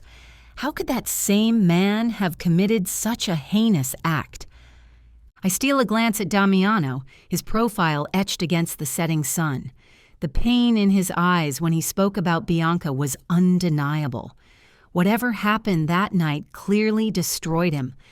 But could it have been my father? The timelines match up, but surely it's just a terrible coincidence. As we round a bend in the road, a memory surfaces. I was 13 years old, and I'd overheard Dad arguing with someone on the phone. His voice was tight with anger, something I'd rarely heard before. "I never agreed to this," he'd hissed. "You've gone too far." At the time, I dismissed it as grown-up stuff I didn't understand. Now, I wonder if it was connected to whatever happened with Bianca. The questions keep piling up, each one more unsettling than the last. If my father did kill Bianca, why? What could have possibly driven him to do something so terrible? And if he was capable of that, what else might he have done that I don't know about? I think about Byron, the man who took me in after my father's death. He's always painted Dad as a hero, an innocent victim of Mafia violence, but now I wonder if that was just another lie. Has Byron been manipulating me all along, using my grief and anger to turn me into a weapon against Damiano? The realization that I might have been a pawn in someone else's game makes me feel sick. I've spent years hating Damiano, plotting my revenge, and now I'm not sure of anything anymore. I sneak another look at Damiano, studying the strong line of his jaw, the tension in his shoulders. Despite everything, I can't deny the feelings I've developed for him, the way my heart races when he's near, the comfort I find in his arms. How can I reconcile these emotions with the possibility that he killed my father in retaliation for Bianca's death? As we get closer to the Feretti house, a sense of dread settles in my stomach.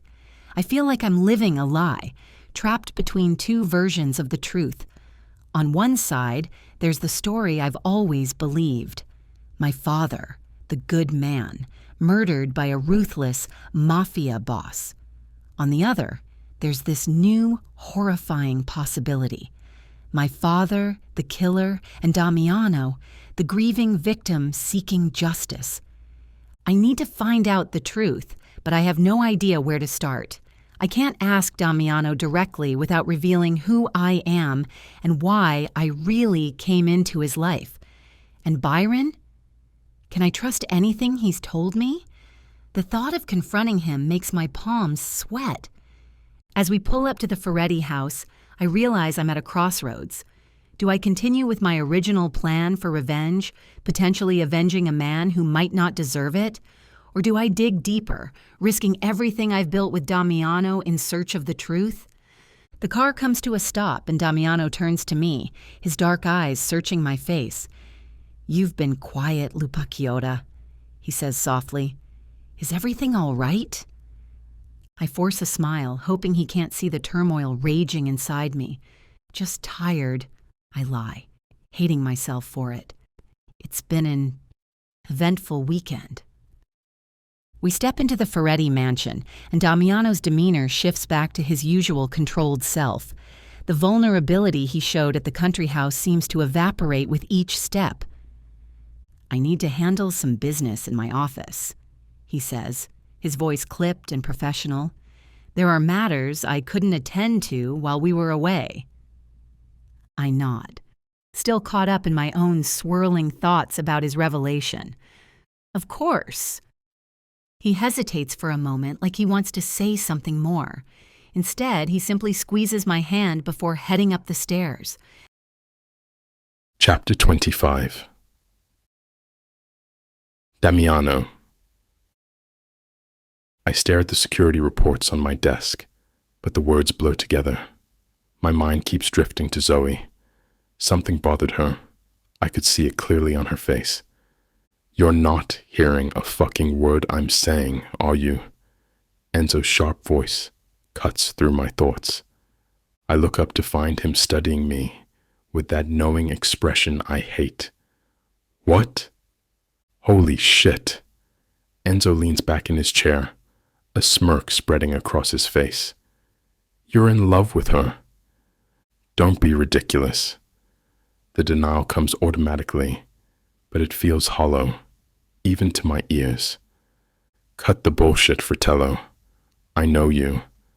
I haven't seen you like this in years. It's different. I stand up and pace behind my desk, running a hand through my hair. She's my wife. We fuck. That's all. Really? Is that why you took her to our parents' house? Enzo's eyes narrow. You never take anyone there. Fuck. He's right. I can't. My voice comes out rough. You know I can't. Can't or won't? Enzo stands, crossing his arms. Look, I get it. After Bianca, you shut down. But Zoe, she's different. I see how you look at her when you think no one's watching. She makes me feel... I struggle to find the words. Alive. Fucking terrified. Like I'm losing control. That's called love, you stubborn bastard. Enzo's voice softens. And maybe it's time you let yourself feel it again. Speaking of Zoe, Enzo's tone shifts. All business now. My men are still digging into her background. My head snaps up. Fuck. I'd almost forgotten about the investigation I'd ordered. I grip the edge of my desk. And nothing concrete yet, but brother. Enzo leans forward, his face dead serious. Now that you've admitted these feelings for her, you need to keep your guard up until we know she's clean. You think I don't know that? The words come out harsher than intended. I think you're compromised, and that makes you dangerous to yourself and the family. He's right. Again. Fucking hell. What if she's playing us? Enzo's voice drops lower. What if Byron sent her here as a weapon? The possibility hits me like a physical blow. I've considered it before, but now the thought of Zoe betraying me cuts deeper than any knife. Keep the investigation quiet, I order, my voice rough. I don't want her spooked if she's working for Byron. And if she is, I meet my brother's eyes. Then I'll handle it myself. Enzo nods, understanding the weight of what I'm not saying. Just be careful, Fratello. Love makes men stupid. I'm already fucking stupid, I mutter. Might as well embrace it. I press the intercom after Enzo leaves. Daniel, bring Lucrezia to my office. Make sure no one interrupts us. Yes, sir. Daniel's crisp response comes through. I walk to the window, staring at nothing while my mind races. A soft knock breaks my thoughts. Come in, Piccola. Lucrezia slips inside, her paint-stained fingers fidgeting with the hem of her shirt. You wanted to see me? Sit. I gesture to the chair across from my desk. She perches on the edge, watching me, with those big eyes that remind me so much of our mother. Is everything okay? I lean against my desk, crossing my arms. I need you to be honest with me. What do you think of Zoe? I like her. Lucrezia's answer comes without hesitation. She's different from what I expected. She listens, really listens, and she doesn't treat me like some fragile thing that needs protecting. Has she asked you anything unusual about the family business? About me? Lucretia's eyes narrow. Number, why? What's going on? Just answer the question, Lucretia. She mostly asks about you, actually. A small smile plays at her lips. But not about business. She wants to know what you were like growing up, what makes you happy, normal wife things. I process this, trying to separate truth from potential manipulation. And you've told her what? Only the good stories. Lucretia stands, moving closer. Damiano, what's wrong? Why are you questioning this? Before I can speak, Lucretia's face lights up with that mischievous grin I know too well. You're in love with her, aren't you? She bounces on her toes like she used to do as a child. I see the way you look at her when you think no one's watching. Lucrezia, and the way you touch her like she might disappear if you let go. She clasps her hands together. I run a hand through my hair, the truth sitting heavy in my chest. I can't speak for Zoe's feelings. But yours? Fuck. I push away from the desk, pacing. I knew it, Lucretia practically squeals. Keep your voice down. Sorry. She drops her volume, but can't contain her smile. But Damiano, this is good. You deserve to be happy. It's not that simple. Why not? She makes you smile. Real smiles, not those fake ones you give at business meetings. I stop pacing, facing my sister. Because falling in love means being vulnerable. And in our world, being vulnerable isn't weakness, Lucretia cuts in. Mama always said love makes us stronger. The mention of our mother hits me hard. I sink into my chair. Yes, it does make me feel stronger. When I'm with her, everything else falls away. It's just complicated. What's complicated? Lucretia's smile fades. You're hiding something from me. I tap my fingers on the desk, weighing my next words. Have you noticed anything off about Zoe? Anything that doesn't add up?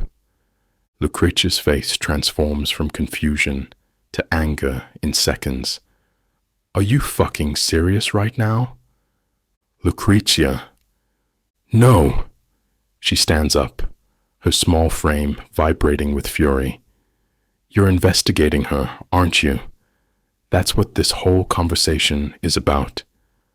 I need to be sure. Of what? That the one person who's made you smile again isn't a threat. Her voice rises with each word. The woman who sits with me for hours while I paint, who actually listens when I talk about my art. Keep your voice down, I warn. No, I won't. She slams her hands on my desk. You're so paranoid. You can't even let yourself be happy. You push away anyone who gets close. This isn't about happiness. It's about protecting our family. Protecting us. Lucretia laughs bitterly. Or protecting yourself from feeling something real again. You don't understand. I understand perfectly. You're scared. The great Damiano Feretti is terrified because he's falling in love and he can't control it. She heads for the door, then turns back. And you know what? If you keep this up, you're going to lose her. And it won't be because of any investigation or threat. It'll be because you couldn't get out of your own way. The door slams so hard, my whiskey glass rattles on the desk. I drop my head in my hands, Lucretia's words cutting deeper than any knife could. She's right. I'm terrified. Not of enemies or rivals. Those I can handle. But this feeling in my chest, whenever Zoe walks into a room, that scares the shit out of me. I grab the whiskey glass and down it in one gulp, letting the burn match the ache inside. The silence in my office feels suffocating now. Fuck! I sweep the empty glass off my desk. It shatters against the wall, the sound echoing my fractured thoughts. Chapter 26. Zoe. I sit on the edge of my bed, phone in hand, my heart racing as I prepare to call Scarlett. I need to talk to someone, to unburden myself of the weight of secrets and lies that threaten to crush me. But before I can dial, the screen lights up with an incoming call. Byron's name flashes, sending a jolt of anxiety through me. I've been avoiding his calls for days, unable to face the man who may have lied to me my entire life, but I know I can't keep running. With a deep breath, I swipe to answer. "Hello, Byron," I say, trying to keep my voice steady. "Zoe?" His voice is cold, irritation evident in every syllable. "I was beginning to think you'd forgotten how to use a phone." I swallow hard, guilt and resentment warring within me. I've been busy. Too busy to check in? To provide the information we need? His tone sharpens. "Need I remind you why you're there?" The words hit me like a physical blow. How can I tell him that everything has changed? That the man I was sent to destroy has become someone I care for? "I haven't forgotten," I say softly, hating the tremor in my voice.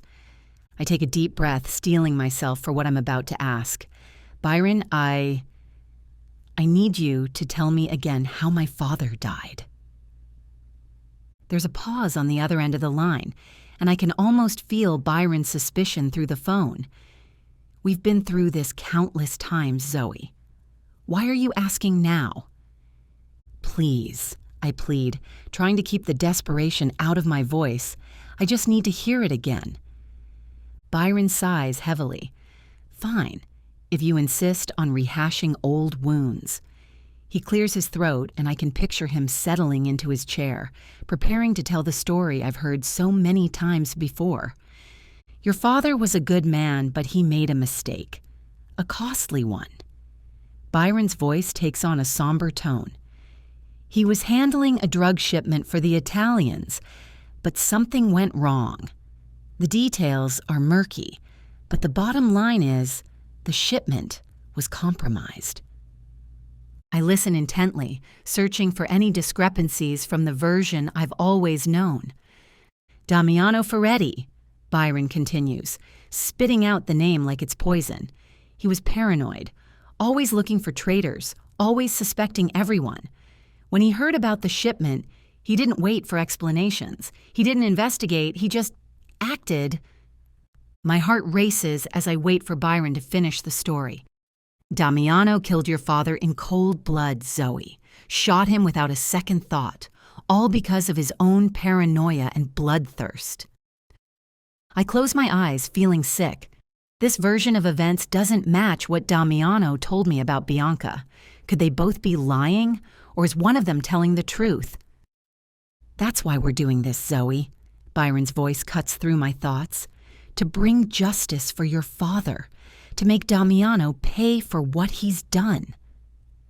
I nod, forgetting for a moment that he can't see me. "I understand," I manage to say, my mind still reeling. "Is that really all there is to it?" I press, my heart racing. Byron's voice hardens, cutting through my swirling thoughts. "Enough of this, Zoe.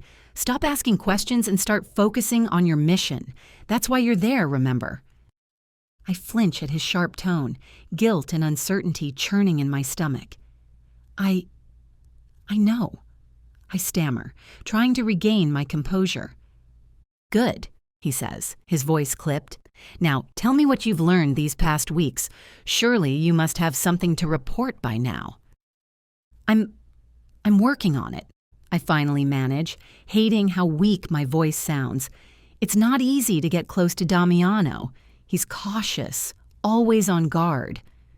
Byron's frustrated sigh crackles through the phone. "That's not good enough, Zoe. We need results, not excuses." "I know," I say quickly, desperate to placate him. "I promise I'll have something for you soon. I just need a little more time." There's a long pause, and I hold my breath, waiting for his response. "Fine," Byron says at last, his tone icy. "But remember, Zoe, time is not on our side. Don't let your emotions cloud your judgment. Damiano Feretti is a monster, and he needs to be stopped." As I hang up the phone, Byron's words echo in my mind, clashing with everything I've come to know about Damiano. The weight of my lies, my conflicting loyalties, presses down on me, leaving me more confused and torn than ever. I take a deep breath, my fingers hovering over Scarlett's name on my phone screen. After the intense conversation with Byron, I desperately need to talk to someone I can trust. With a shaky exhale, I hit the call button. "Zoe." Scarlett's cheerful voice answers after a few rings. "I was starting to think you'd forgotten about me."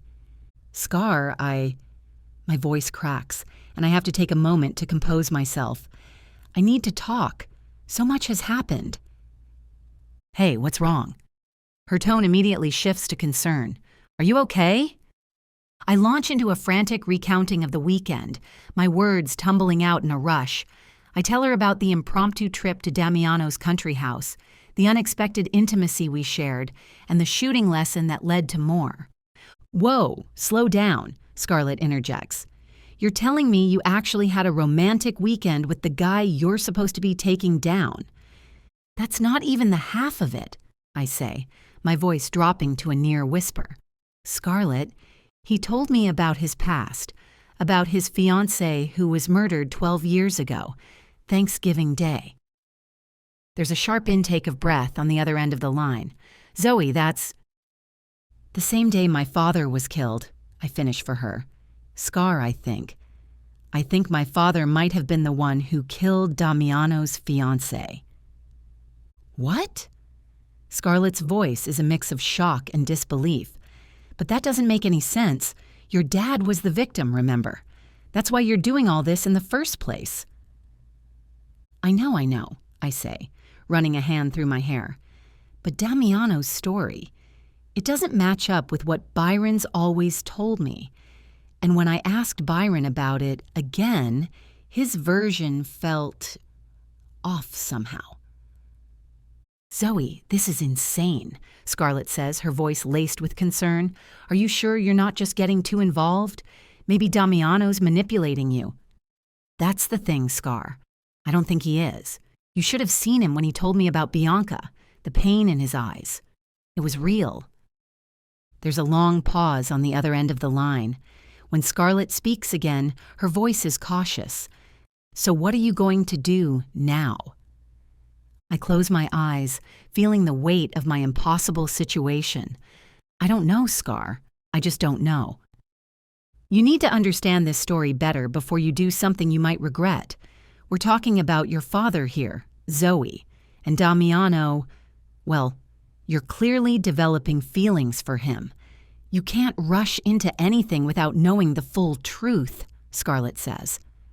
Her words hit home, and I feel a lump forming in my throat. She's right, of course. I've been so caught up in the whirlwind of emotions and revelations that I haven't taken the time to really process everything. "You're right," I admit, my voice barely above a whisper. "But how am I supposed to find out the truth? It's not like I can just ask Damiano or Byron outright without revealing everything." There's a pause on the other end of the line, and I can almost hear Scarlett's mind working. An idea starts to form in my mind. "Scar," I say, my voice suddenly urgent. "I think I have an idea." "Oh no," Scarlett groans. "Why do I get the feeling I'm not going to like this?" "I can't explain right now," I cut her off, already moving towards my closet to grab a bag.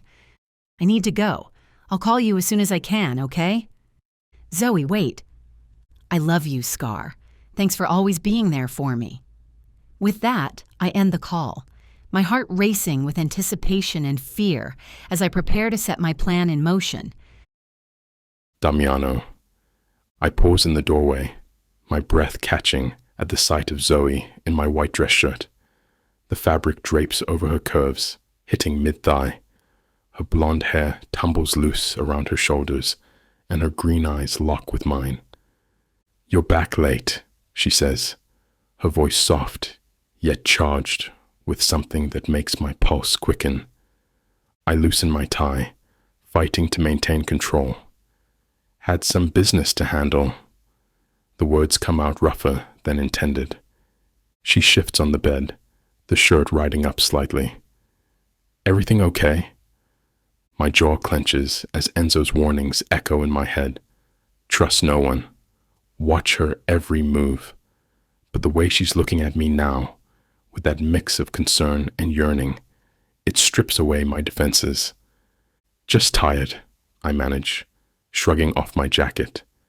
The weight of the day's tensions rolls off my shoulders, but new tension coils in my muscles as I move closer to her. "Let me help with that," she whispers, rising to her feet. Her fingers brush mine as she reaches for my tie. The rational part of my brain screams at me to step back, to remember who she might really be. But her touch sends electricity through my veins, short-circuiting all logic. I catch her wrist before she can pull away. "Zoe." Her name comes out like a warning, though I'm not sure if it's meant for her or myself. She tilts her head up, challenge flickering in her eyes. "Yes, Damiano." The last threads of my restraint snap. I pull her against me, one hand tangling in her hair as our bodies align. The scent of her, vanilla, and something uniquely Zoe, fills my senses.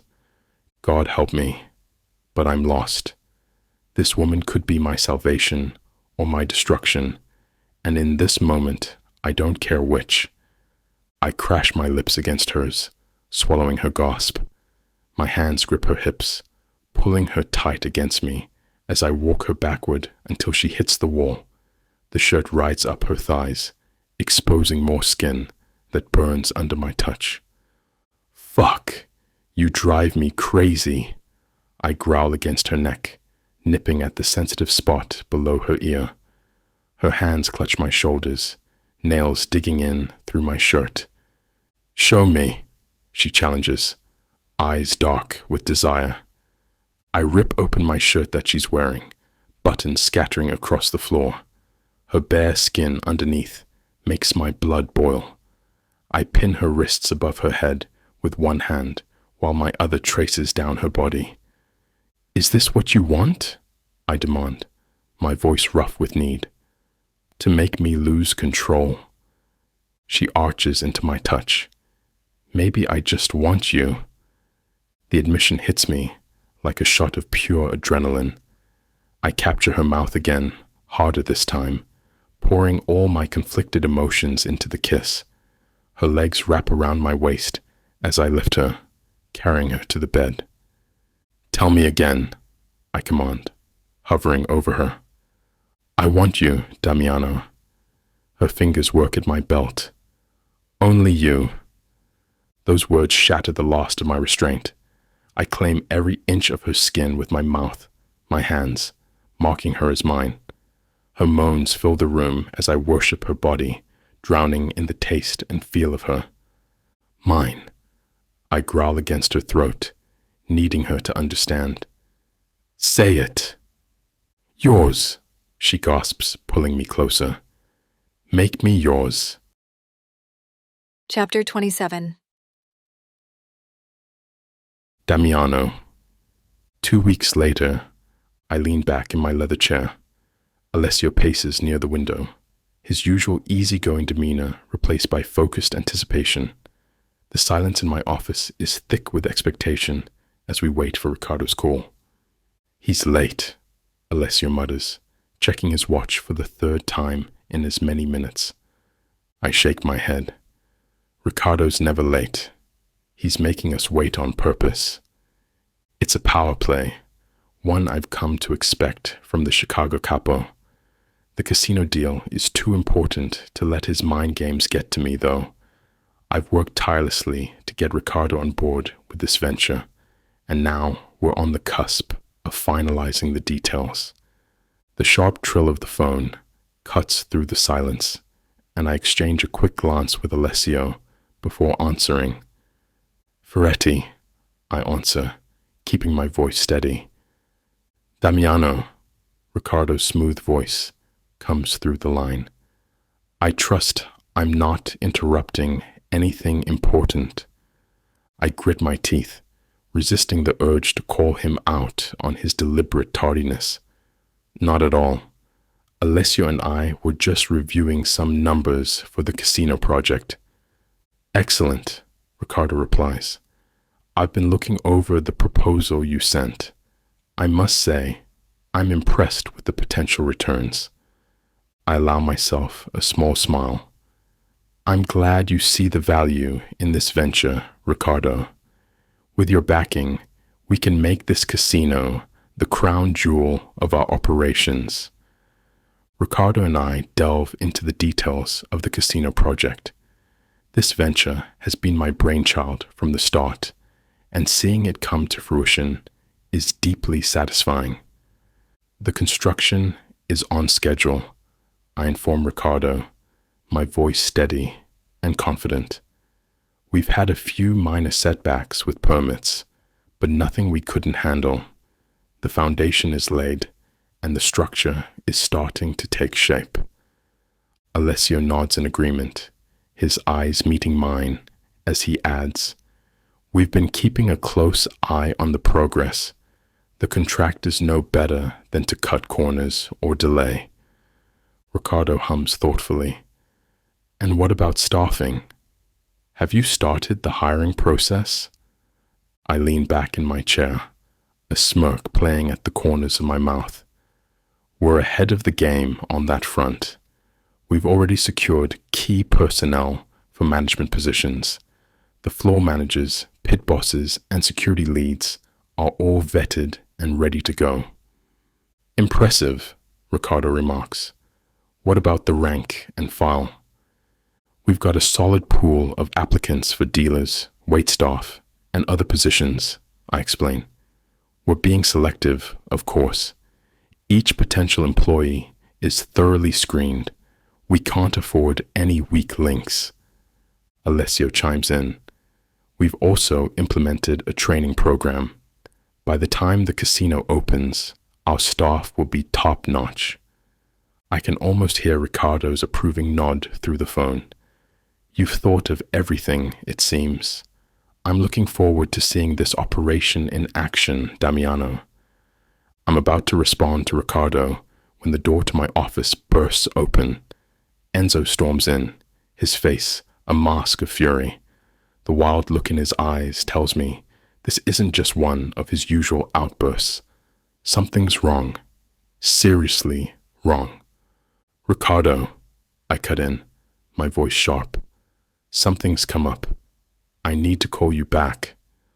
I don't wait for his response before hanging up.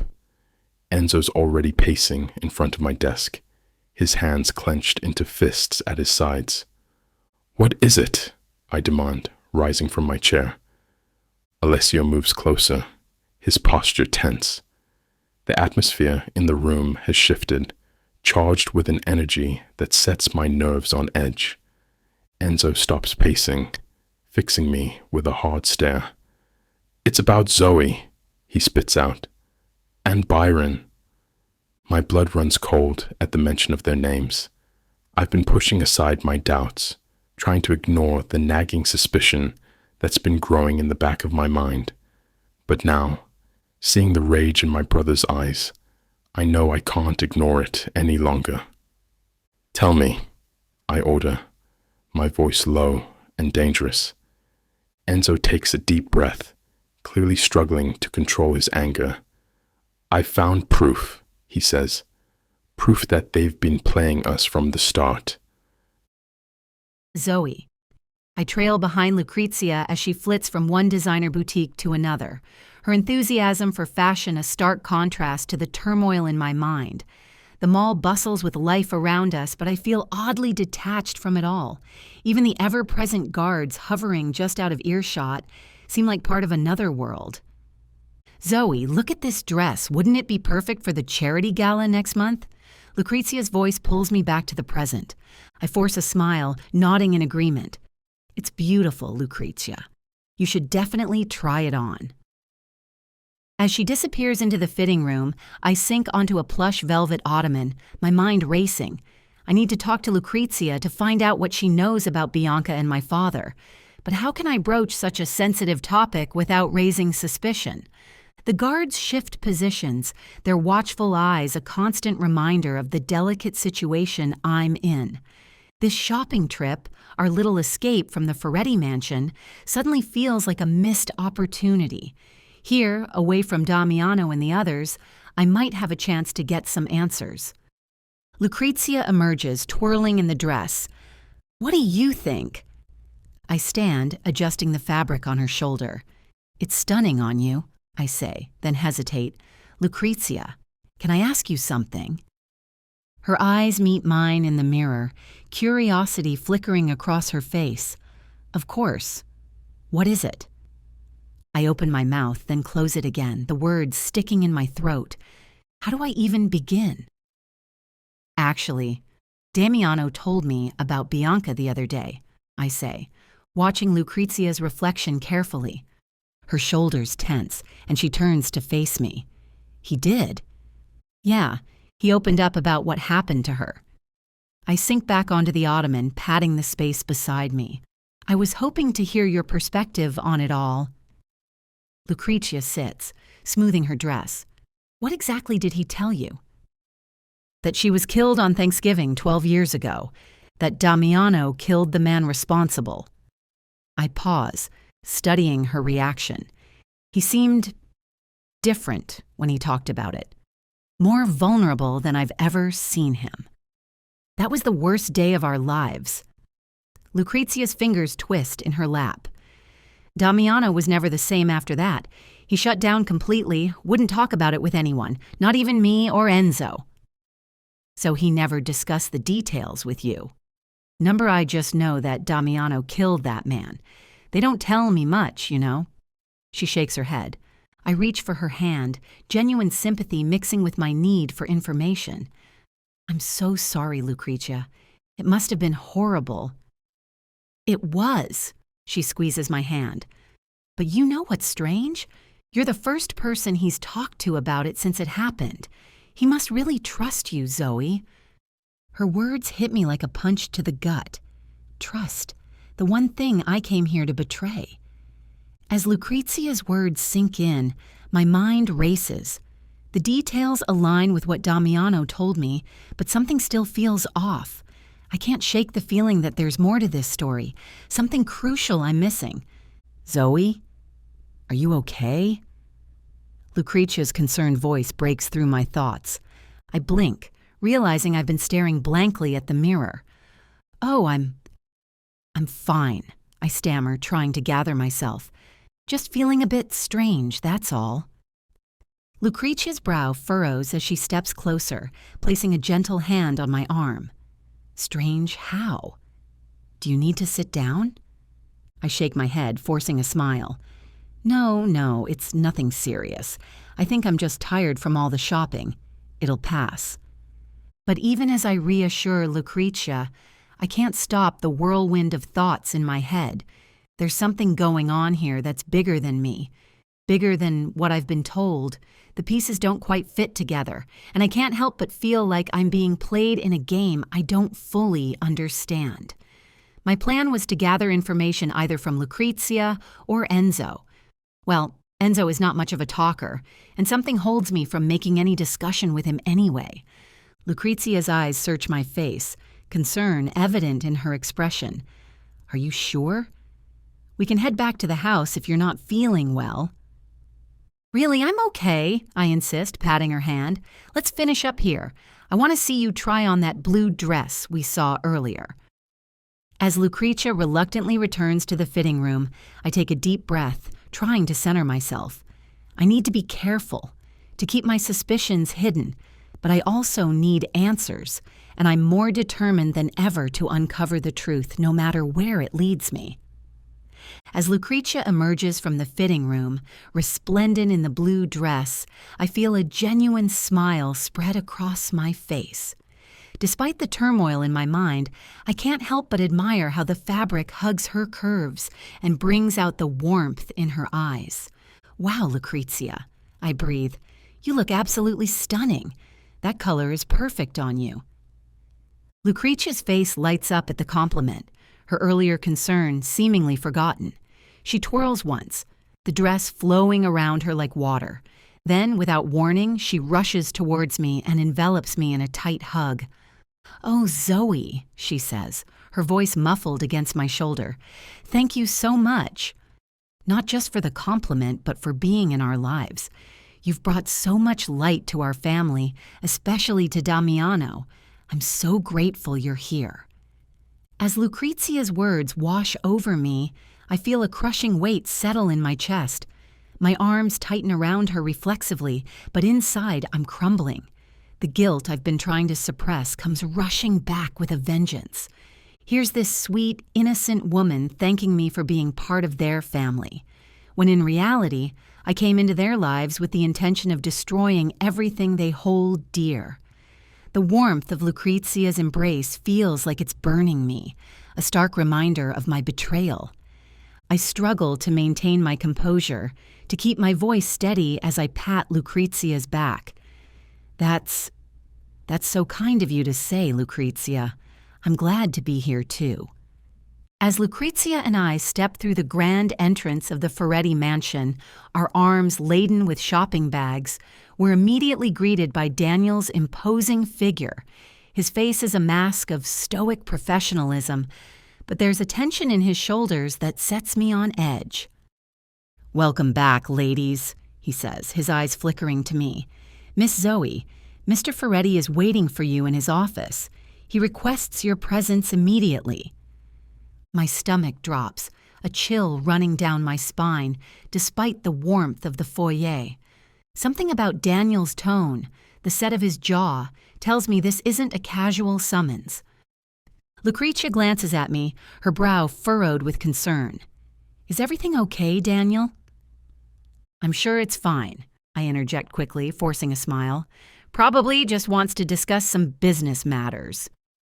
I hand my shopping bags to Daniel, trying to appear nonchalant. As I make my way towards Damiano's office, each step feels heavier than the last. My mind races, replaying every conversation, every interaction from the past few days. Did I slip up somewhere? Has he discovered something?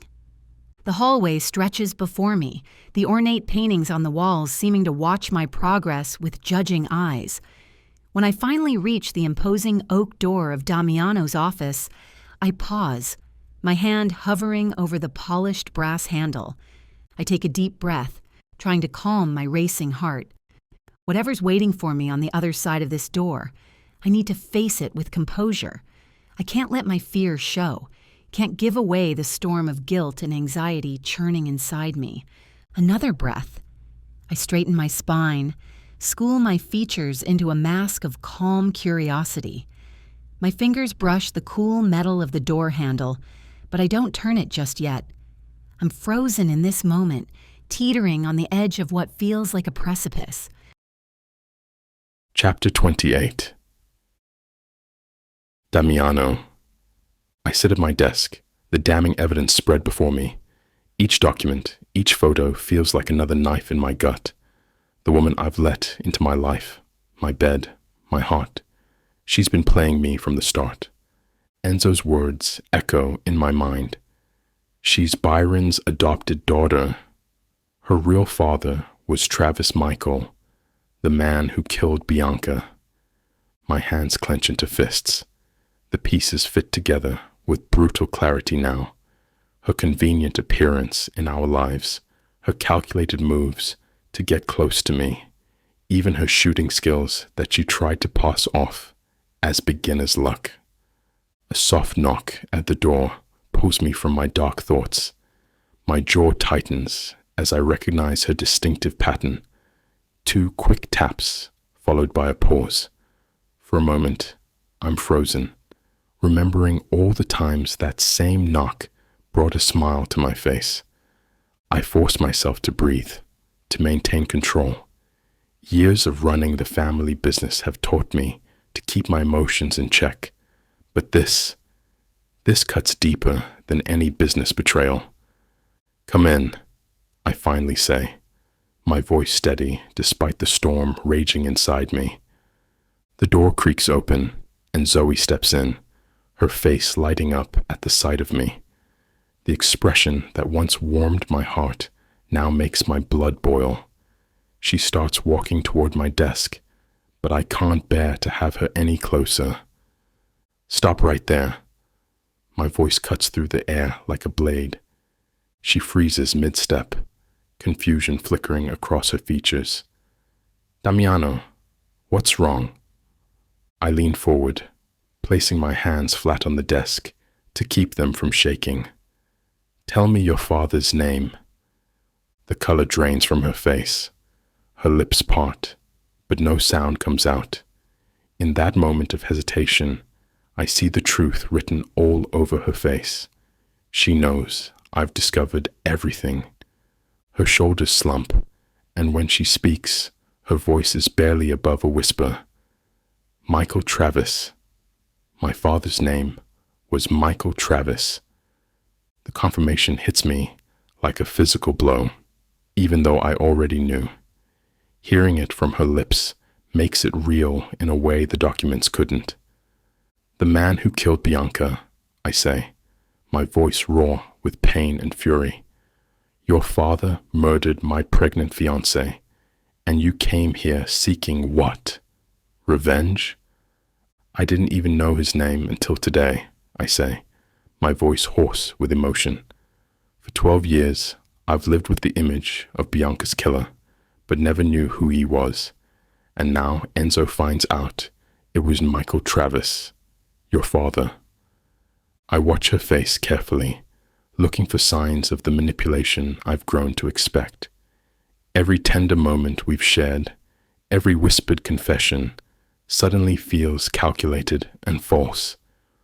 All this time, my fingers drum against the desk, a habit that surfaces when I'm holding back rage. You knew exactly who I was, what happened. While I opened up to you about Bianca, you were probably laughing at how easily I fell for your act. She takes a step forward, her mouth opening to speak. I raise my hand, stopping her. "Don't." The word comes out sharp enough to make her flinch. "I don't want to hear whatever story you've prepared, whatever lies you're about to spin." My chest tightens as I remember our intimate moments, the vulnerability I showed her. How many times had I let my guard down, thinking I'd finally found someone who understood me? "I trusted you." I spit the words out like poison. "I let you into my home, my family. Hell, I even started to..." I cut myself off, unwilling to admit how deep my feelings run. She tries again to speak, tears gathering in her eyes, but I can't risk listening to her.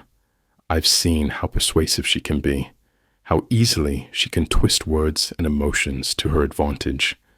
I won't let her manipulate me again. Zoe.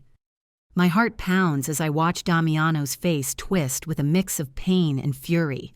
"Let me explain." "Explain?" A harsh laugh erupts from his throat, echoing through the office. "Let me guess. You were about to tell me everything? That's what they all say when they're caught." His laughter sends chills down my spine.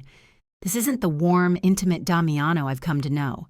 This is someone else entirely. Cold, calculating, dangerous. Papers scatter across his desk as he slams a file down. "Look at this." He shoves photographs toward me. "Your father, Michael Travis, meeting with Byron 6 months before Bianca's death." Another photo lands. Bank transfers, communication logs. My hands shake as I stare at the evidence laid bare. "Damiano, please. Don't." His voice drops to a dangerous whisper. "Don't you dare say my name like that, like you care." He grabs another stack of papers, throwing them at me.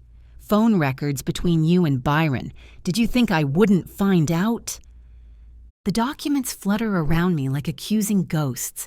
Each piece of evidence feels like another nail in the coffin of what we had, what I thought we were building together. Your father killed my Bianca. His voice cracks.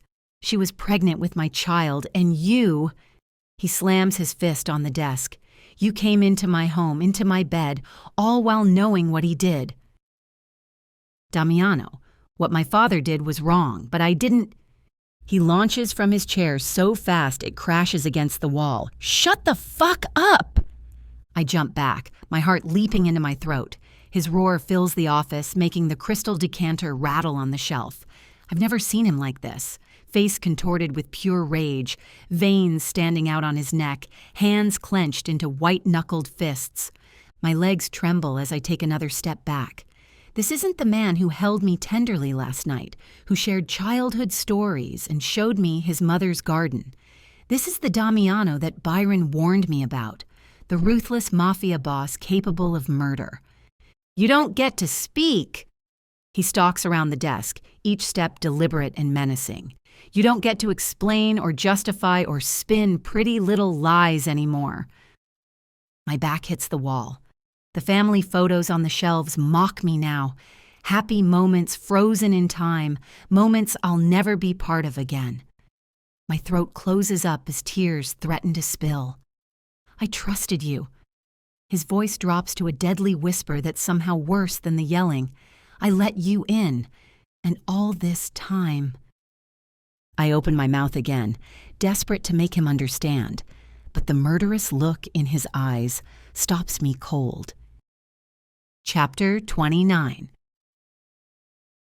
Zoe. The sound of splintering wood makes me flinch as Damiano's fist connects with his desk. His face is contorted with rage, a stark contrast to the tender looks he's given me in recent weeks. I don't want to hear another word from you. Before I can react, he turns to Alessio, who's appeared in the doorway. Take her to the basement, lock her in the holding room. Panic surges through me as Alessio's strong hands grip my arms. Damiano, please, I beg, struggling against Alessio's hold. Just let me explain. But Damiano's eyes are cold, devoid of the warmth I've come to cherish. He turns away, dismissing me entirely. No, Damiano, you have to listen to me, I plead, desperation clawing at my throat. But it's too late. Alessio is already dragging me from the room, his grip like iron. My mind races as we descend into the depths of the mansion. How could things have gone so wrong? Just hours ago, I was reveling in Damiano's tender embrace, feeling safer and more content than I have in years. And now I'm being hauled away like a common criminal, the trust we've built shattered into pieces. Alessio remains silent as we reach the basement, his expression unreadable. I recognize the heavy steel door he unlocks, the holding room, where they've no doubt interrogated and imprisoned countless enemies over the years. A shiver runs down my spine at the thought of what might await me behind those walls. With surprising gentleness, Alessio ushers me inside the sparse room. I'm sorry, Zoe, he murmurs, his eyes filled with a sadness I can't quite place. The door clangs shut behind me, the sound of the lock engaging echoing like a death knell. I'm alone, trapped in the darkness, with only my swirling thoughts for company. How can I make Damiano understand? How can I explain the twisted web of lies and half-truths that brought me into his life without destroying any chance of salvaging what we've built? The truth is a double-edged sword, one that could either set me free or sever the fragile bond between us forever. I sink to the floor, drawing my knees to my chest as the weight of my situation presses down on me. Somewhere deep inside, a flicker of hope still burns, a belief that Damiano's love for me is real, that it can withstand even this earth-shattering betrayal. But as the hours tick by in silence, that hope begins to dim, replaced by a gnawing dread. What if I've lost him forever? What if the man I've come to love is gone, consumed by the flames of rage and distrust, The thought is almost too much to bear. I bury my face in my hands, struggling to hold back the tears that threaten to spill. In this moment, I've never felt more alone, more trapped by the consequences of my actions. "Let me out!" I scream, pounding on the door until my fists ache. "Please, someone listen to me." But there's no response, just the echo of my own desperate cries. I've lost all sense of time in this dark, windowless room. The cold concrete floor beneath me has long since leached away any warmth from my body, leaving me shivering and miserable. My throat is raw from screaming, my eyes puffy from crying. I've cycled through every emotion imaginable: anger, fear, desperation, sadness, and now I'm left feeling hollow and numb. The sound of footsteps in the hallway jolts me out of my stupor. I scramble to my feet, heart pounding with a mixture of hope and dread. Is it Damiano? Has he finally decided to hear me out? The lock clicks and the heavy door swings open. But it's not Damiano who enters. It's Ginevra. She carries a tray with what looks like a bowl of soup and some bread. "Ginevra!" I exclaim, relief flooding through me at the sight of a friendly face. "Please, can you tell me what's happening? Is Damiano okay? When will he let me out?" But Ginevra's kind eyes are clouded with sadness as she sets the tray down on the small table in the corner. She doesn't meet my gaze, doesn't say a word in response to my desperate questions. "Ginevra, please," I beg, taking a step toward her. "Just tell me something. Anything." She flinches away from me, and I freeze, hurt by her reaction. Has Damiano turned everyone against me already? Ginevra hurries out of the room without a backward glance, leaving me alone once more. The door closes with a heavy thud, and I hear the lock engage. I slump against the wall, sliding down until I'm sitting on the floor again. The smell of the soup wafts over to me, but my stomach turns at the thought of food. How can I possibly eat when my entire world is crumbling around me? I know there's a guard outside. I've heard him pacing, coughing, shifting his weight from one foot to the other. It's a constant reminder that I'm a prisoner now, no longer the cherished wife I'd begun to believe I could be. Hours pass, or maybe it's days. The soup grows cold, the bread stale. I can't bring myself to touch it. My appetite has vanished, replaced by a gnawing ache in the pit of my stomach that has nothing to do with hunger. I curl up on the thin mattress in the corner, pulling the scratchy blanket around me. Exhaustion tugs at my eyelids, but every time I close my eyes, I see Damiano's face, contorted with rage, eyes cold and unforgiving. As I drift in and out of a fitful sleep, I cling to the memory of our happier moments, the tenderness in his touch, the warmth in his eyes when he looked at me. It can't all have been a lie. It can't. I have to believe there's still hope. Chapter 30. Damiano. I push open the warehouse door, my footsteps echoing through the concrete space. The metallic scent of blood hits my nostrils as I approach the center, where Enzo and Alessio have two of Byron's men tied to chairs. "Talk, Stronzo!" Enzo's fist connects with one guy's jaw. Blood sprays from his split lip. "Found them tailing Zoe and Lucrezia at the mall," Alessio reports, his normally playful demeanor replaced with cold focus. My blood boils at the thought of Byron's men stalking my sister and Zoe. "Where's Byron?" I demand, stepping into the light. Both men flinch at my presence. The first guy, sporting a nasty black eye, spits blood on the floor. "We don't know shit." "Wrong answer." I pull out my gun and press it to his kneecap. Byron's gone dark. His mansion's empty. His accounts are frozen. So where the fuck is he? "I swear," the second guy whimpers. "He only gave us orders through burner phones. Said to watch the blonde and report back where she goes." Enzo grabs the guy's throat. "And what else were you supposed to report?" Just her movements. Who she talked to. If she met anyone. Bullshit. I click off the safety. Byron wouldn't waste resources on simple surveillance. What was the real mission? The first guy starts laughing, a wet, gurgling sound. You really think we know anything? Byron doesn't trust anyone with his real plans. We're just hired muscle. I study their faces.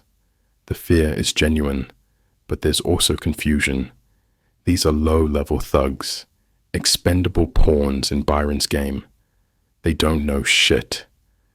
Check their phones again, I tell Alessio. Every contact, every message. There has to be something we missed. Already did, Alessio says. Burners, like they said. No GPS, no saved numbers. Fuck. Another dead end. Byron's too smart to leave an easy trail, but he's out there somewhere, plotting his next move. And Zoe. I holster my gun, disgusted. Keep them alive. They might remember something useful later. The sound of the pained groans follows me as I stride toward the exit, my mind racing.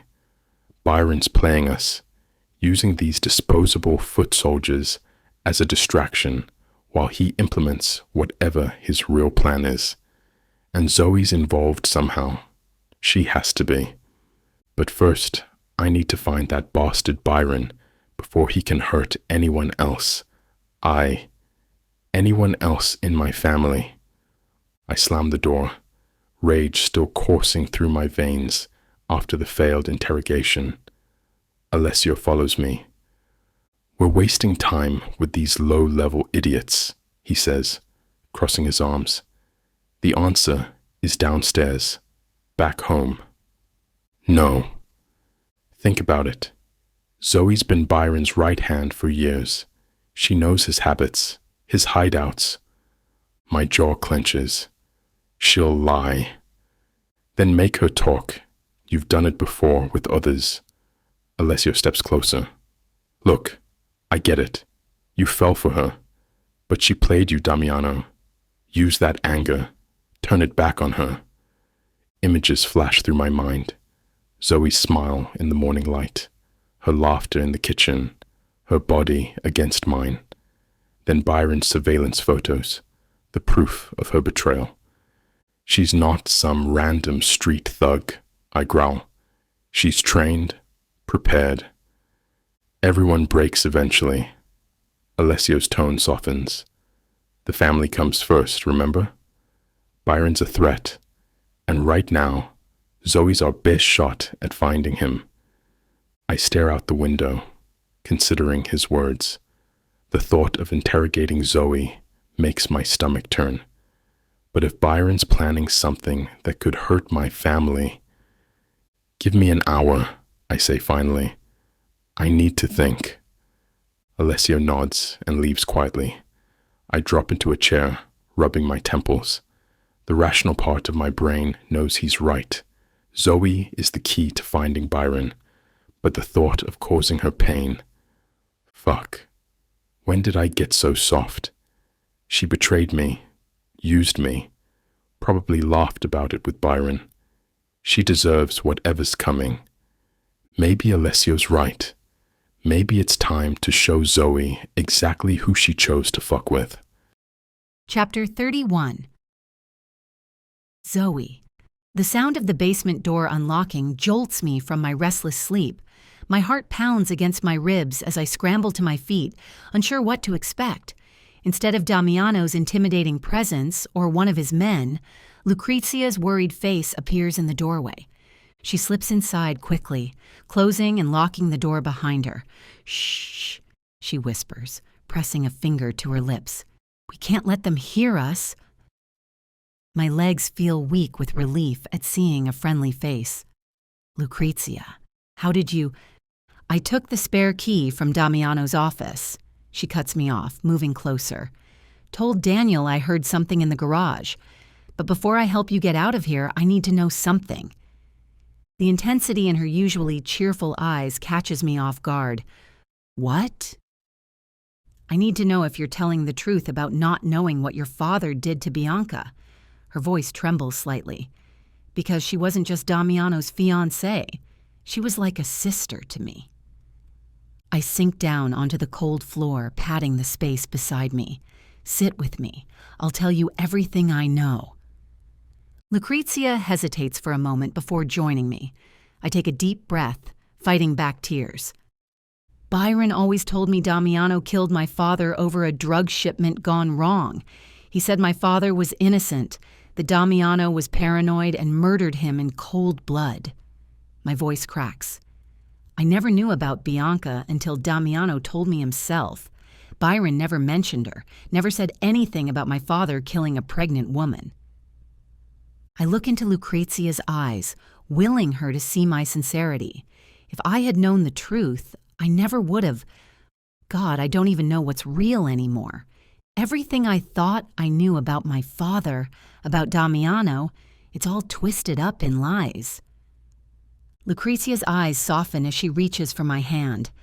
I believe you, she whispers, but we need to get you out of here.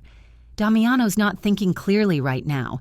He's trapped in his memories of Bianca. He won't listen to reason. My heart leaps with hope. But where can we go? Byron has eyes everywhere, and Damiano's men will be looking for us. A determined look crosses Lucrezia's face. Well, we must leave now and we can search for a hotel or something? I don't know. There must be somewhere we can hide. I pause, considering. Actually, there might be. My best friend Scarlett. I've kept her completely separate from all of this. Perfect. Lucrezia squeezes my hand. I've got my car parked behind the house. We can abandon it somewhere and take a taxi to throw off any tale. Are you sure about this? I ask, searching her face. Helping me could put you in danger. She lifts her chin defiantly, reminding me so much of her brother. You're family now, whether Damiano accepts it or not, and family protects each other. Lucrezia peeks out the door, checking the hallway. Coast is clear. We need to move fast. Daniel will realize I tricked him soon. We creep through the basement, my heart thundering with each step. The back door is just ahead, and beyond it, our chance at escape. My hands shake as Lucrezia and I abandon her car 3 blocks from the mansion. The night air feels thick with tension as we hurry down the street, constantly checking over our shoulders. There's a taxi stand up ahead, I whisper, tugging Lucrezia's sleeve when she starts at a passing car's headlights. We flag down a yellow cab, sliding into the back seat.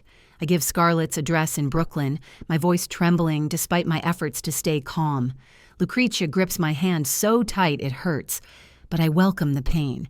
It keeps me grounded. Every red light feels like torture. Every turn makes me think we're being followed. My heart nearly stops when a black SUV pulls up beside us at an intersection, but it's just some regular family. What if Daniel already told Damiano, Lucrezia whispers, so quiet I barely hear her. Don't think about that right now. I squeeze her hand back. Just breathe. The taxi finally pulls up to Scarlett's brownstone. I throw some cash at the driver. Probably way too much, but I don't care. We rush up the steps and I pound on Scarlett's door. Coming! Her familiar voice calls out. The door swings open and Scarlett's smile instantly drops when she sees my face. Oh my God, what happened? I collapse into her arms, months of separation and fear crashing over me at once. She holds me tight as sobs rack my body. Scar, I'm so sorry. I didn't know who else to... Shh, you're here now. She strokes my hair, crying with me.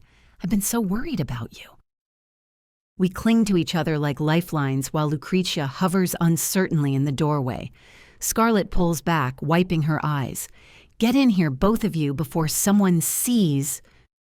She ushers us inside, locking the door and drawing the curtains. I sink onto her couch, exhaustion hitting me like a truck. Scarlett sits beside me, keeping an arm around my shoulders as she looks between Lucrezia and me with concern.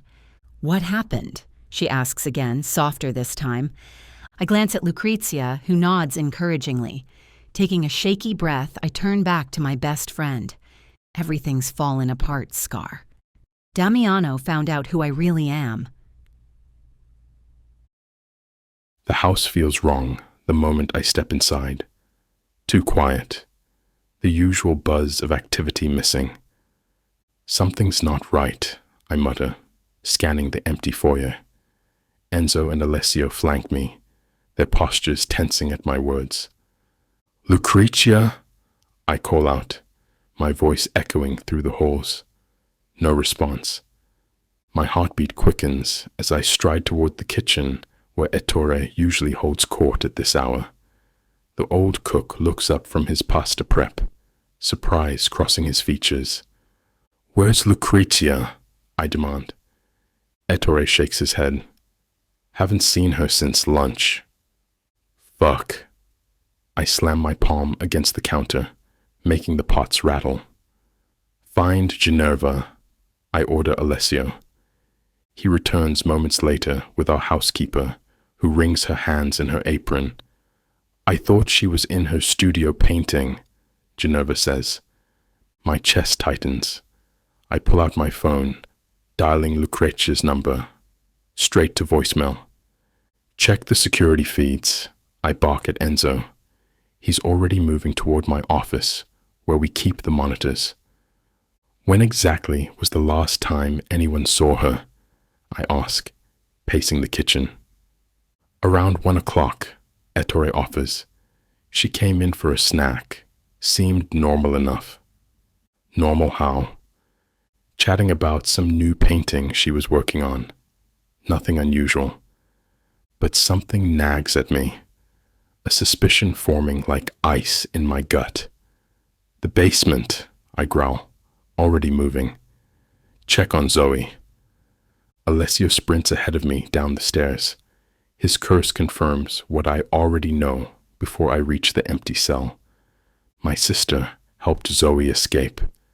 The realization hits me like a physical blow. My own blood chose a traitor over family. Daniel bursts through the front door, face flushed and breathing hard. One look at him, and I know something's wrong. What the hell is going on? I grab his shoulder, my fingers digging in. "Sir, I'm sorry." Lucrezia came running out to the guard post, said she heard strange noises from the garage. Daniel's words tumble out in a rush. I was alone on duty. She insisted I check it out right away. My jaw clenches. Of course she'd find a way to get rid of the guard. Lucrezia's always been clever. How long ago? Couldn't have been more than 20 minutes. I searched the entire garage. Found nothing. Daniel's eyes dart between me and Enzo. When I got back to my post, they were gone. 20 minutes. I release him, mind already racing through possibilities. They can't be far. "Want me to put out an alert?" Enzo asks, phone already in hand. "No." I shake my head. "If Byron's involved, I don't want to spook them. Get me traffic camera feeds for a 5-mile radius and track Lucrezia's car GPS." I turn back to Daniel. "Which direction did you see them heading?" "I didn't see anything, sir. The garage is on the other side of—" "Enough excuses." I cut him off. "Get back to your post. We'll deal with your incompetence later." 20 minutes. They could still be close, unless they planned this in advance. The thought makes my blood boil. My own sister, conspiring with the enemy. How the fuck did they leave with only Daniel on guard? I snarl, pacing the foyer like a caged animal. We have a full security detail. Alessio pulls out his phone, jaw tight. We did. Something's not adding up. Give me 10 minutes to figure out what happened to the rest of the team. Damiano!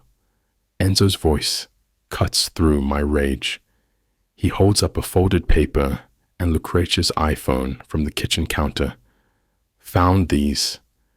I snatch the note, recognizing my sister's flowing script. Damiano, I know what you think happened, but you're wrong. Zoe didn't know about Bianca. Talked to her, before you do something stupid. And don't bother tracking my phone. L***. Cazzo! I crumple the paper in my fist. Get the cars. Now. We burst out the front doors, Enzo heading east while Alessio takes west. I slide behind the wheel of my Audi, yanking my phone out to access the tracking app linked to Lucrezia's car.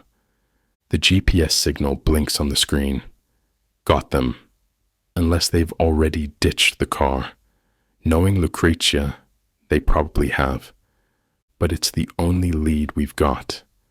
I slam the car into gear and peel out of the driveway, tires squealing against pavement. 20 minutes. They couldn't have gotten far.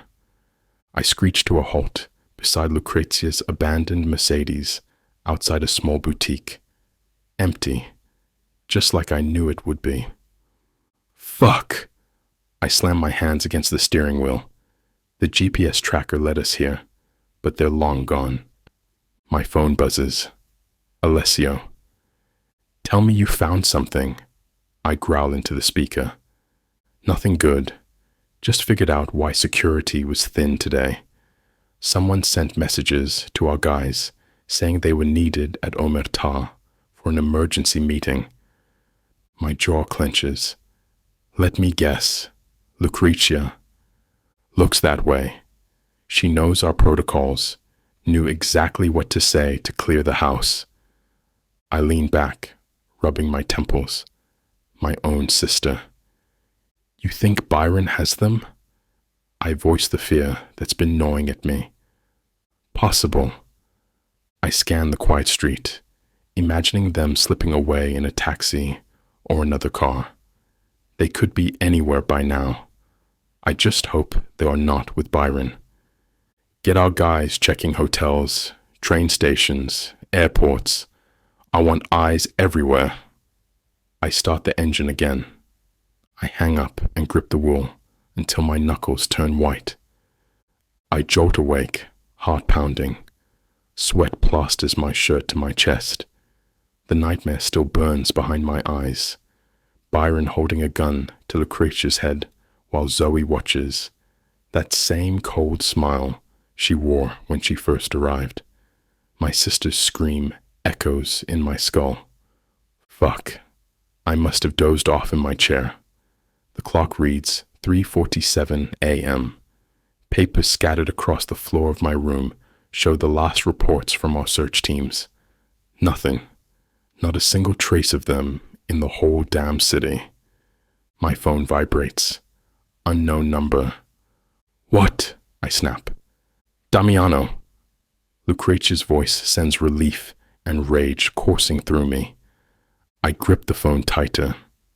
Where the fuck are you? We're safe. That's all you need to know right now. Safe? I laugh harshly.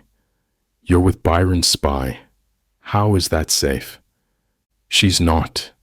Lucrezia takes a breath. Listen to me. We'll come back, but only if you agree to hear Zoe out. There's more to this than you know. More lies, you mean? The words taste bitter. Did she convince you to betray your family too? You're being stupid. Lucrezia's voice hardens. I'm trying to help you both. Help? I slam my fist on the desk. You helped her escape. You compromised our security. You chose Dash. The line goes dead. Fuck. I hurl the phone across the room. It hits the wall with a crack. Alessio and Enzo enter my room. Still nothing from the search teams, Enzo reports, his voice tight with concern. I slam my fist against the wall. How is it possible we can't find them? We own half this fucking city. We don't know her contacts, her hideouts, Alessio points out carefully. The truth of his words cuts deep. I don't even know her favorite coffee shop, her closest friends, the places she went before entering my life. Everything I thought I knew about her was carefully constructed fiction. Pull up the surveillance footage again, I demand. though we've been through it a dozen times. The grainy video shows Lucrezia and Zoe getting into a taxi, but the license plate is conveniently obscured. After that, they vanish like ghosts. Some boss I am, I mutter, disgust coating my words. Can't even keep track of my own wife. She played us all, Enzo tries to reassure me. But that's the problem, isn't it? She didn't just play me. She made me feel things I haven't felt in ages. I cut that thought off before it can fully form. Check the airports again, train stations, bus terminals, everything. Already done, Alessio says. No sign of them. I sink into my chair, exhaustion weighing heavy on my shoulders. The great Damiano Feretti, outsmarted by a woman he knew nothing about. The irony would be amusing if it didn't hurt so damn much.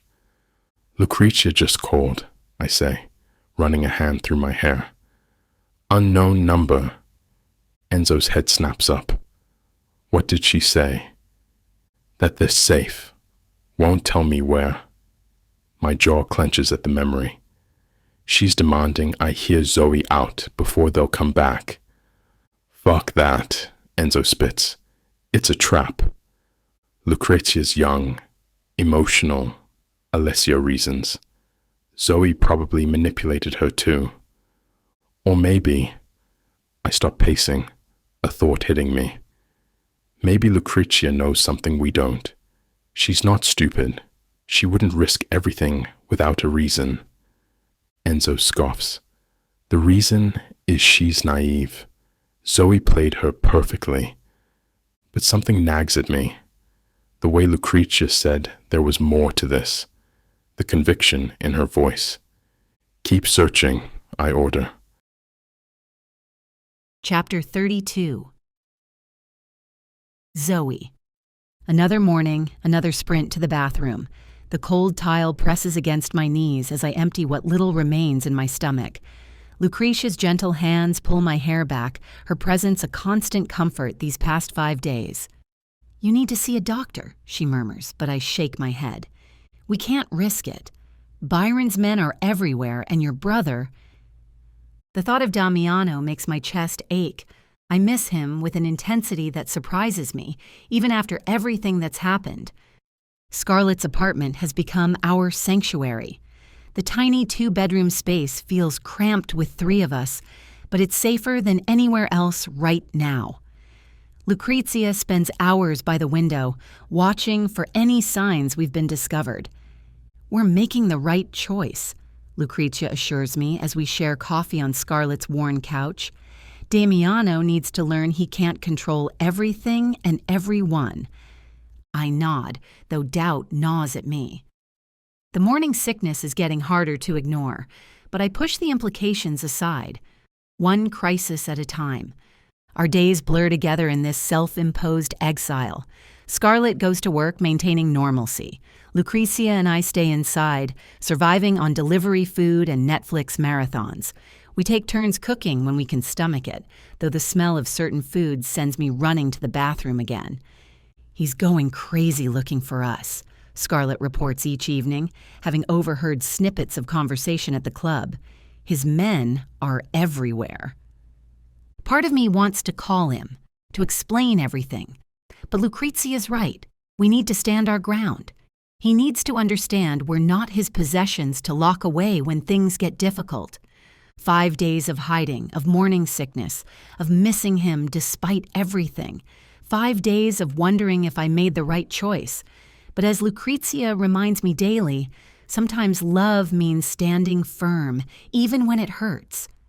I clutch the bathroom counter, my knuckles white as another wave of nausea hits me. My reflection in the mirror is ghostly. Dark circles under my eyes, pale skin, hollow cheeks. That's it, Scarlett declares from the doorway. You're seeing a doctor today. No arguments. It's too dangerous, I protest weakly. Damiano's men are everywhere. And Byron... You look like death warmed over. She cuts me off. And the hospital is literally 2 blocks away. We just need to be smart about it. Lucretia perks up from her spot on the couch. I have an idea. She disappears into Scarlett's bedroom and returns with an armful of clothes and a makeup bag. Time for a makeover. Where did you find wigs? I ask, watching Lucretia sort through an impressive collection spread across Scarlett's bed. Scarlett grins, holding up a sleek black bob. I'm kind of a Halloween fanatic. I showed these to Lucretia yesterday while you were passed out on the couch. You slept for hours, Lucretia adds, testing a brunette wig against my face. We had plenty of time to raid Scarlett's costume closet. I pick up a short red wig, running my fingers through the synthetic strands. I didn't know you were into costumes.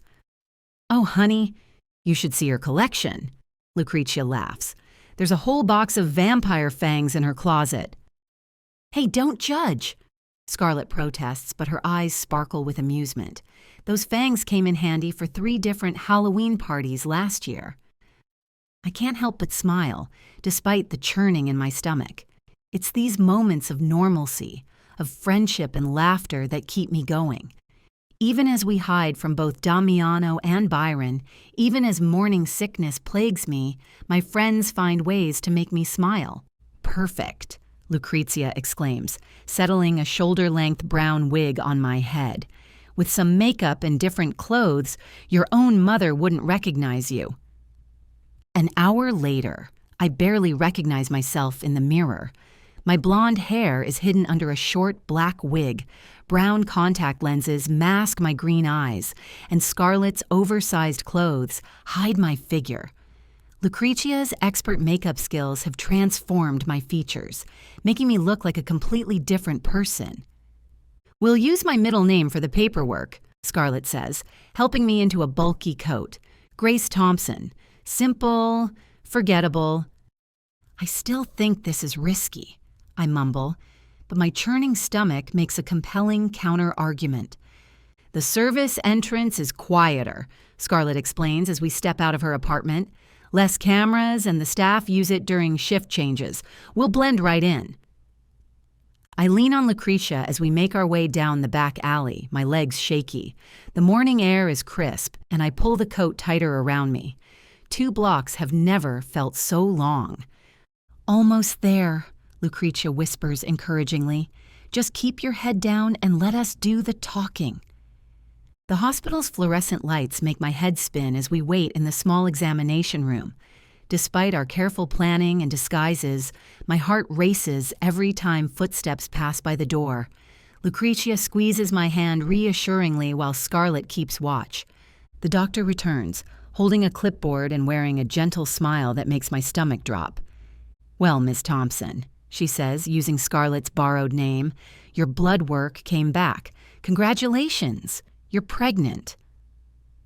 The words hit me like a physical blow. Memories of that day in the woods flood back, Damiano behind me teaching me to shoot, the way one thing led to another. We'd been so caught up in the moment, so consumed by desire that protection never crossed either of our minds. Oh, God, I whisper, my hand instinctively moving to my stomach. I'm such an idiot. Lucretia wraps an arm around my shoulders. Hey, don't talk like that.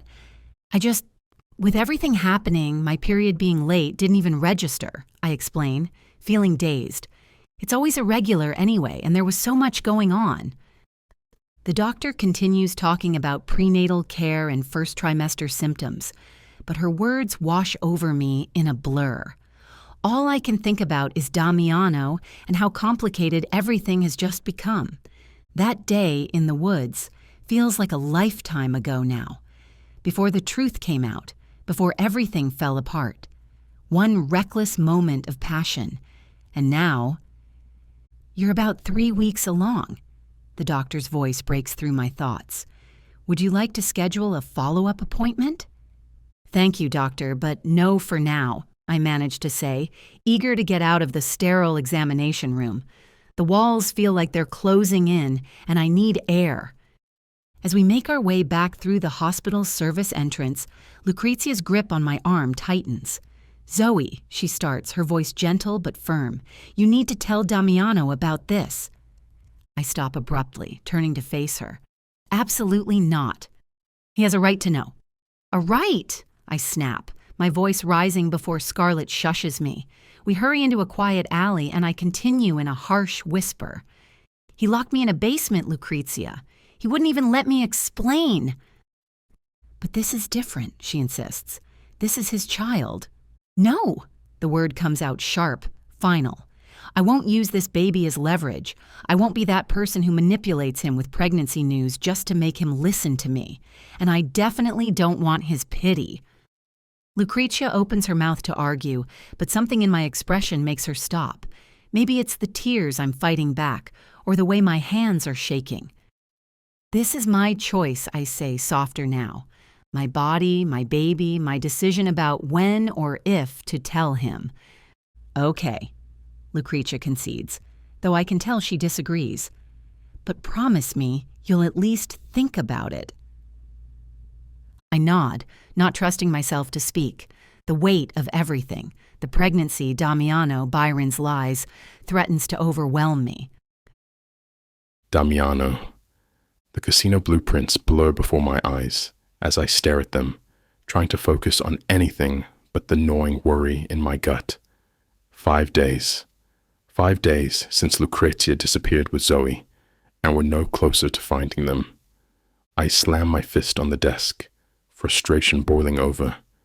The casino project, once a source of pride and anticipation, now feels hollow. But it's all I have to keep me from spiraling into a rage that threatens to consume me. Damiano? Enzo's voice breaks through my thoughts.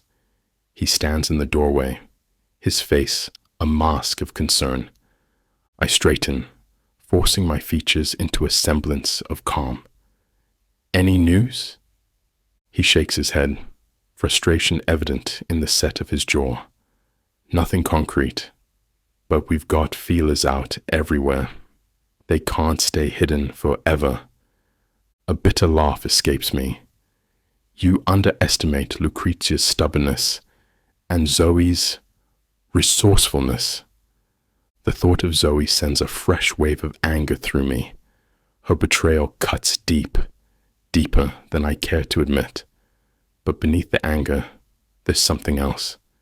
A nagging doubt that I've pushed aside, refusing to examine too closely.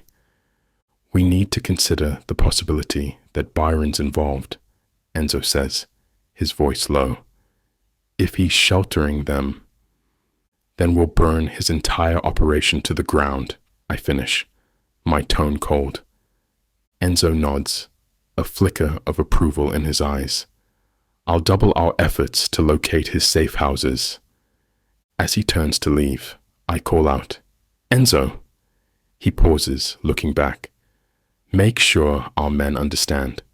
Lucrezia is not to be harmed, under any circumstances. And Zoe? He asks, his expression unreadable. I hesitate, memories of tender moments warring with the bitter taste of betrayal. Bring her to me, unharmed. I want answers. We'll find them, Alessio says, but I can hear the uncertainty in his voice. And when we do, I growl, Byron will pay. For everything. The weight of my words settles heavily in the room. I've never wanted to see a man suffer more than I do Byron Easton right now. The thought of him harboring my sister and Zoe, of manipulating them for his own gain, makes my blood boil. I want to know whether he had a part in Bianca's killing. As night falls, I make a silent vow. I will find Lucrezia and bring her home. I will make Byron rue the day he crossed the Feretti family. And Zoe, well, that's a complication I'll deal with when the time comes. I turn to Alessio, my expression grim. Double the search efforts. Tap every informant we have. Alessio nods, already moving to carry out my orders. I know he's as determined as I am to bring this to an end. The Feretti family has been toyed with for far too long. With Alessio gone, I sink back into my chair, running a hand through my hair. How could I have been so blind, so foolish to let my guard down, to let Zoe into my life, into my bed? Chapter 33. Zoe. I sit on Scarlett's couch, absently rubbing my still flat stomach. 3 days of endless thinking, and I'm no closer to a solution. Lucrezia's worried eyes follow me as I pace the small living room. I can't stay here forever, I say, voicing the thoughts that have been haunting me. And I can't keep you away from your family, Lucrezia. She starts to protest, but I hold up my hand. No, listen, this baby, it's not a bargaining chip. I won't use my child to manipulate Damiano, no matter how desperate things get. The thought of Damiano makes my heart ache. Despite everything, I miss him. The way his eyes would soften when we were alone, his protective nature that used to irritate me, but now feels like something precious I've lost. I need to talk to him, I declare, surprising myself with the firmness in my voice. Just once.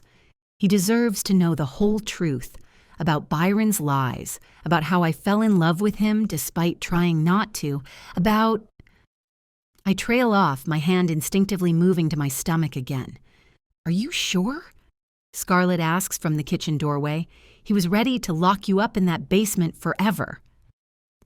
I know the risks, I say, meeting her concerned gaze, but I can't live with these secrets anymore. Byron manipulated both of us, using my father's death and Bianca's murder to pit us against each other. Damiano needs to know that. Lucrezia moves to sit beside me, taking my hand in hers. I'll help you set it up. Somewhere neutral, somewhere safe. I squeeze her hand, grateful for her unwavering support. The decision settles over me like a weight lifting from my shoulders. No matter what happens, at least I'll know I tried to make things right. Okay, I breathe out, pulling out my phone. Let's do this. Let's try to fix this mess.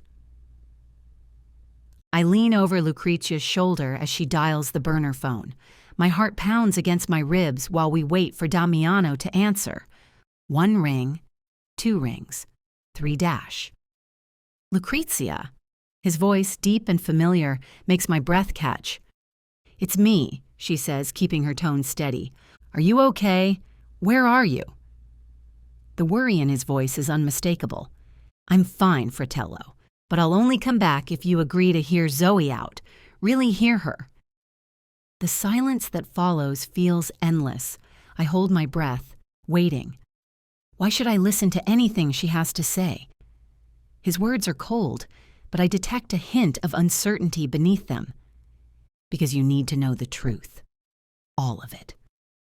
Lucrezia's eyes meet mine, encouraging. Another long pause, then, fine. Tomorrow at the Cafe Roasters, 10 a.m. Lucrezia's voice leaves no room for argument. Is Byron behind this? Damiano asks sharply. Is he forcing you? No, Lucrezia cuts him off. It's just us. We're safe, I promise. Byron has nothing to do with where we are. If you're lying, I'm not. Tomorrow, Damiano, don't bring anyone else. Lucrezia cuts the call, and I release the breath I've been holding. Scarlett squeezes my shoulder supportively. Well, I say, trying to keep my voice light despite my racing heart, that's step 1 done. The line goes dead, leaving me in suffocating silence. My hand tightens around the phone as Lucrezia's words echo in my mind. After a week of nothing, she finally reaches out, wanting to meet. I stare out my office window, watching the city lights flicker in the distance. Part of me wants to believe this isn't a trap, that my sister truly wants to help fix this mess. But experience has taught me to be wary. Heavy footsteps in the hallway signal Alessio's approach. He enters without knocking, his face etched with concern. Lucrezia called, I say, before he can ask. She wants me to meet them tomorrow at Roasters Cafe. Alessio's eyebrows shoot up. Both of them. Are you sure it's not Byron setting us up? She swears he's not involved.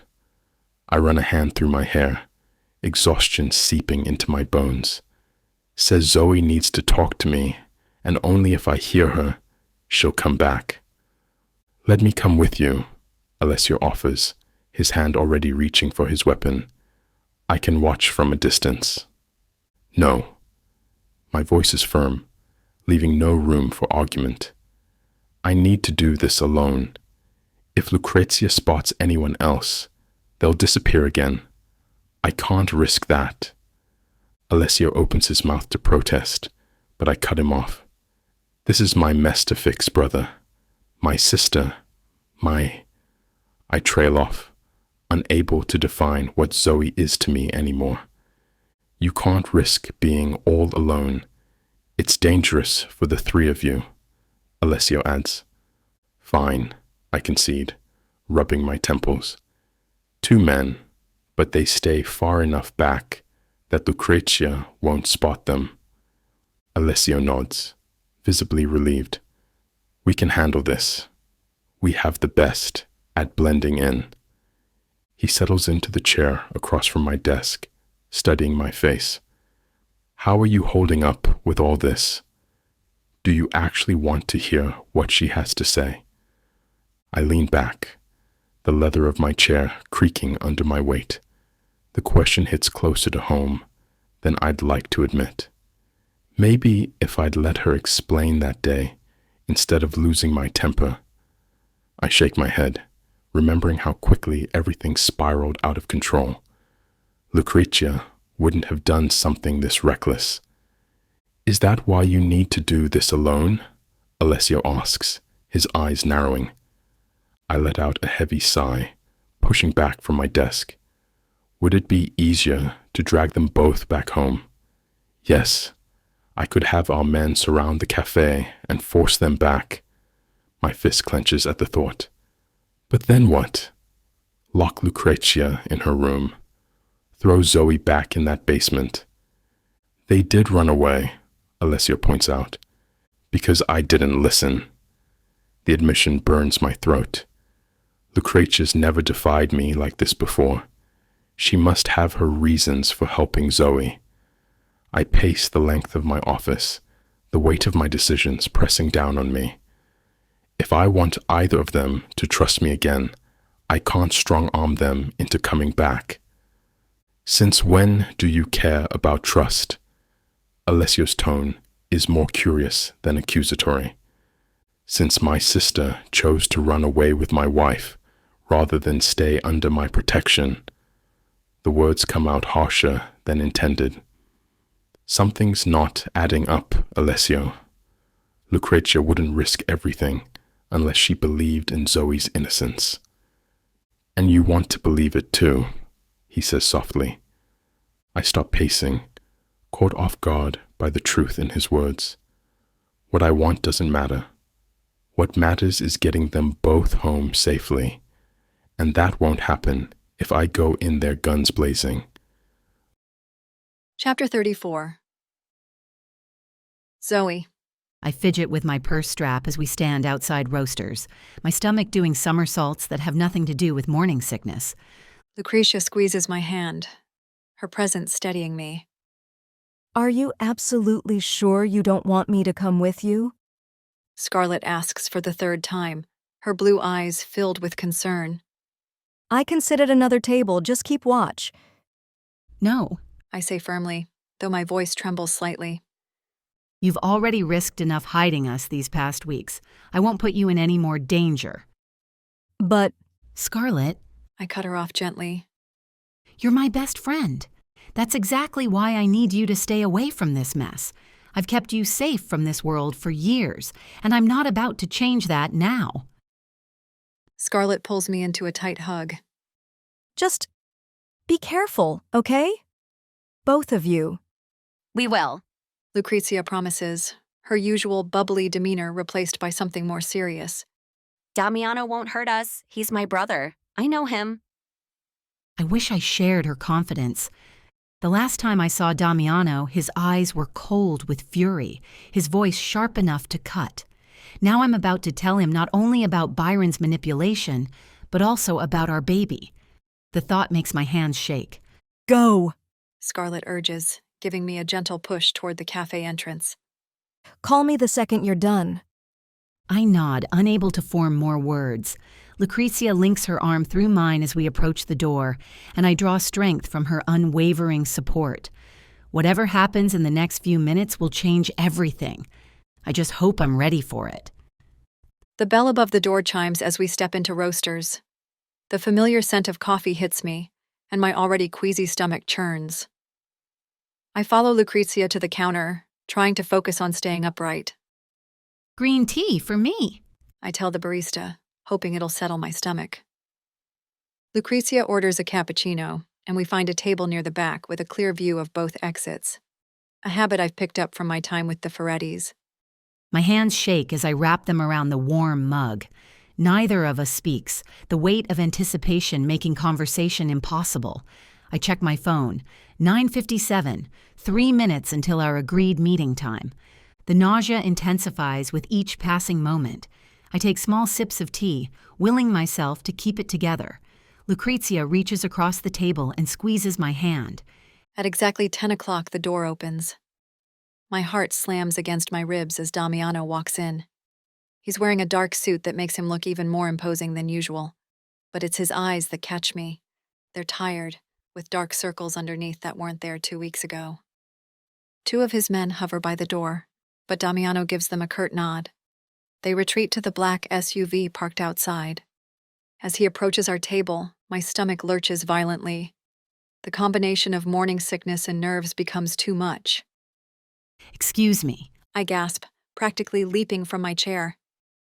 I barely register Lucrezia's concerned look as I rush to the bathroom. Behind me, I hear Lucrezia greet her brother with a warm Damiano. Followed by his deep voice responding in Italian. Mi sei mancata tanto, sorellina. The tenderness in his tone makes my heart ache as I push open the bathroom door. I splash cold water on my face, trying to regain my composure. The bathroom mirror reflects a pale version of myself. Designer wig slightly askew, concealer starting to fade. My hands tremble as I fix my appearance, dabbing at my running mascara. Get it together, I whisper to my reflection. You've faced worse than this. But have I? The man sitting out there isn't just the dangerous Mafia boss I was sent to destroy anymore. He's the father of my unborn child. The man I've fallen in love with despite everything. Another wave of nausea hits, but I breathe through it, focusing on the cool porcelain beneath my fingers. The morning sickness seems worse when I'm stressed, and right now my stress levels are through the roof. I straighten my blouse, smoothing out invisible wrinkles. My hand lingers for a moment over my still, flat stomach. There's no visible sign of the life growing inside me, but knowing it's there gives me strength. With one final deep breath, I turn toward the door. My fingers wrap around the handle, and I pause for just a moment. Everything I've planned to say runs through my mind. About Byron's manipulation, about my father, about us, about the baby. The metal handle feels cool against my palm as I prepare to step outside and face whatever comes next. The moment I am about to step out of the bathroom, the world erupts into chaos. Gunshots crack through the air, followed by terrified screams. I instinctively duck back into the restroom, my heart pounding in my chest. Crouched low, I edge towards the door, cracking it open just enough to peek out. The once bustling cafe is now eerily silent. My eyes dart to our table.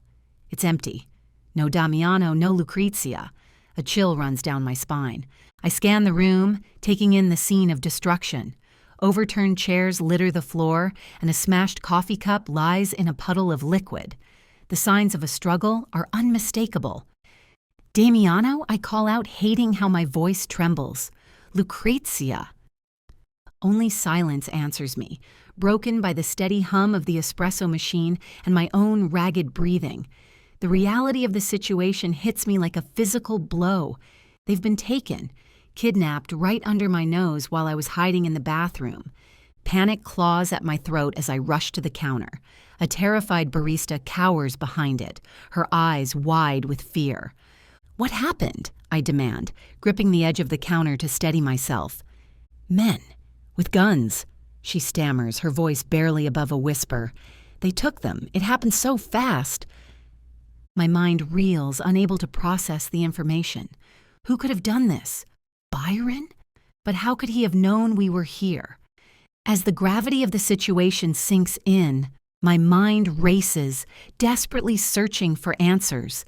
Suddenly, a memory flashes through my mind. Byron, his face uncharacteristically gentle, presenting me with a delicate necklace just before my wedding to Damiano. "A little something to remember me by," he'd said, fastening it around my neck. I'd been so caught up in the whirlwind of emotions surrounding the arranged marriage that I hadn't given the gift a second thought. Now, as I reach up to touch the pendant, a sickening realization washes over me. "Oh, God," I whisper, my fingers trembling as I unclasp the necklace. How could I have been so stupid? With shaking hands, I hold up the pendant, examining it closely for the first time. It's a small, intricate design. Beautiful. But now I see it for what it truly is, a tracking device. Byron's been following my every move. Anger and disgust surge through me. Without hesitation, I throw the necklace to the ground and bring my foot down on it with all the force I can muster. The satisfying crunch of metal and circuitry does little to quell the storm of emotions raging inside me. As I stare at the broken pieces scattered across the cafe floor, the full weight of my naivety crashes down on me. I've unknowingly led Byron right to us, putting Damiano and Lucrezia in danger. As I debate my options, a thought strikes me. The bodyguards. Damiano sent them to wait in the car. Maybe they saw something, or maybe they can help. Without a second thought, I burst out of the cafe, the cool air hitting my face as I scan the street frantically.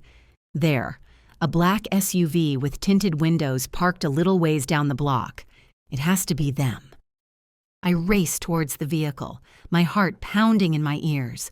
As I reach it, I pound on the window, desperation fueling my actions. I yank open the SUV's door and my stomach lurches. Both guards slump lifeless in their seats, bullet holes in their heads. Blood spatters the windshield and leather interior. No, no, no! My hands shake as I force myself to stay focused. I can't fall apart now. Damiano and Lucrezia need me. Taking a deep breath, I grab the dead driver's shoulders and pull. His body is heavy, dead weight that makes my muscles scream in protest. After what feels like forever, I manage to drag him out onto the pavement. Sliding into the blood-stained driver's seat, I grip the steering wheel. My mind races. How did Byron find us? We were so careful. Used burner phones, took different routes, stayed off main streets. My hand unconsciously reaches for the delicate necklace at my throat, the one Byron gave me before the wedding. The realization hits me like a punch to the gut. Stupid, stupid, stupid. I slam my palms against the steering wheel. The necklace, of course it was the necklace. Byron played me like a fiddle, using my naivety against me. All this time, he's been tracking my every move through this innocent-looking piece of jewelry. I rip the necklace off and throw it out the window, cursing myself for not seeing it sooner. The engine roars to life as I turn the key, my mind already plotting my next move. I screech to a halt outside the Feretti mansion, tires squealing against the pavement. My hands are shaking so badly I can barely turn off the engine. "Alessio!" I scream, stumbling out of the blood-stained car. "Alessio!" The front door bursts open. Alessio and Enzo rush out, their faces turning pale at the sight of me. I must look terrifying, covered in the guard's blood from moving the body. What happened? Alessio grabs my shoulders. "Where's Damiano?" "They took them," I choke out, my voice breaking. "Both of them, Damiano and Lucrezia. There were gunshots in the cafe." "Who took them?" Enzo's voice is deadly quiet. I didn't see, I was in the bathroom when it happened. When I came out, they were gone. The guards are dead. Byron, Enzo spits the name like poison. This has his fingerprints all over it. He turns to me, his eyes cold and calculating. Or maybe this is all part of your plan with him. How convenient that you were in the bathroom when it happened. My heart stops. What? No, I would never. Save it, Enzo snarls. For all we know, this is just another trap. Alessio pulls out his phone, frantically dialing Damiano's number. After a moment, he shakes his head. Dead. The line's dead. Please, I beg, looking between them. You have to believe me. Byron's been tracking me through a necklace he gave me. I didn't know. Enough! Enzo cuts me off. Why should we trust anything you say? Don't listen to me, I snap, my voice cracking with desperation. Byron told me Damiano killed my father over a drug shipment gone wrong. He raised me to believe my father was innocent, that Damiano murdered him in cold blood. But at the country house, I swallow hard, forcing the words out. Damiano told me about Bianca, about how she was murdered on Thanksgiving Day, the same day my father died. Enzo's eyes narrow, but I press on. Byron never told me about Bianca, never mentioned she was pregnant. He manipulated me, used my grief to turn me against Damiano. I didn't know the truth until... Until what? Enzo demands. Until I fell in love with Damiano, I admit, the truth burning in my throat. Until I saw who he really is, not the monster Byron painted him to be. This is all very touching, Enzo sneers. But how do we know? None of this matters right now. I cut him off. Every minute we waste arguing is another minute Byron has Damiano and Lucrezia. We need to focus on finding them. Suddenly, a memory flashes through my mind. Byron, months ago, mentioning an old warehouse where he stored... What was it? Illegal merchandise? Weapons? The warehouse, I blurt out. Byron has this warehouse he uses for... Where? Alessio steps between us, his voice urgent. What's the address? It's on the outskirts of the city, near the abandoned steel mill. I remember him saying something about it being perfect because no one goes there anymore. I watch as Enzo transforms before my eyes, his earlier hostility replaced by cold efficiency. He barks orders into his phone, coordinating teams of men with military precision. Team 1, take the north entrance. Team 2, cover the loading docks. I want eyes on every possible exit. His voice carries the weight of command that reminds me so much of Damiano. Daniel and Noah both nod. Alessio paces beside him, adding crucial details about the warehouse layout based on my hurried description. The main storage area has multiple blind spots behind the shipping containers. Daniel, position your snipers on the adjacent rooftops. We can't risk missing anything. My heart races as I listen to them methodically plan the assault. The scale of their operation is staggering. Dozens of armed men mobilizing within minutes, each with specific assignments and backup plans. You! Alessio turns to me, his expression stern. You're staying here. Don't move from this house. We'll have guards posted at every entrance. I open my mouth to protest. I should be there. I know Byron better than anyone. But the look in his eyes stops me cold. This isn't a request, he adds, his tone leaving no room for argument. We can't risk Byron using you against us again. I nod reluctantly, understanding the logic even as it kills me to stay behind. Just bring them back safely. Enzo doesn't even acknowledge my words as he strides past, already focused on the mission ahead. Alessio gives me one final warning look before following Enzo out the door. Through the window, I watch them load into their vehicles, a small army of black SUVs pulling away from the mansion. The sound of engines fades into the distance, leaving me alone with my fears and guilt. Chapter 35. Damiano. Blood drips down my face, each drop marking time like a broken clock. My shoulders scream from supporting my weight.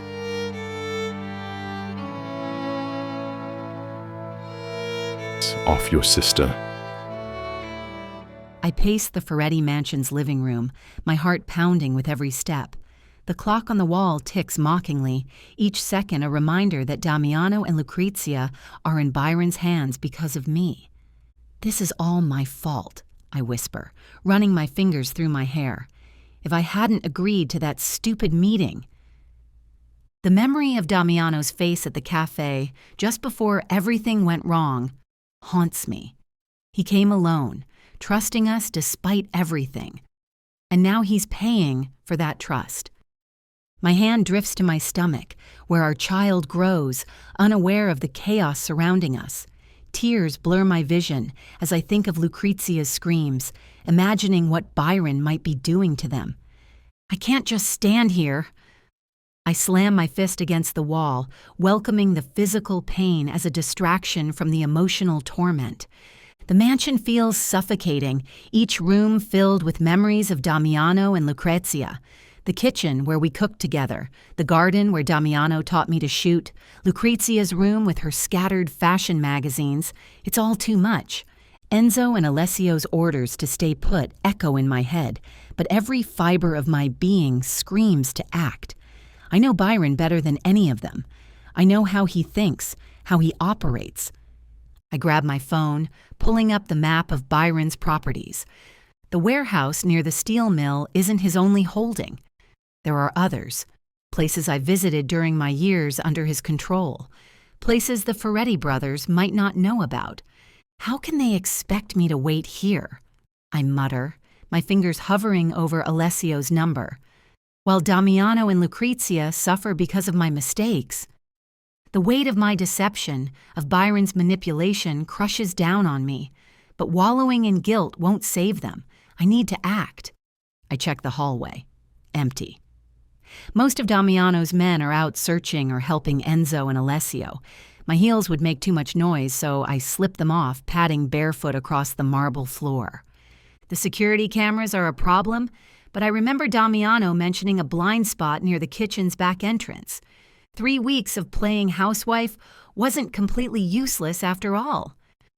My heart pounds as I edge along the wall, staying in the shadows. The kitchen door creaks slightly as I push it open.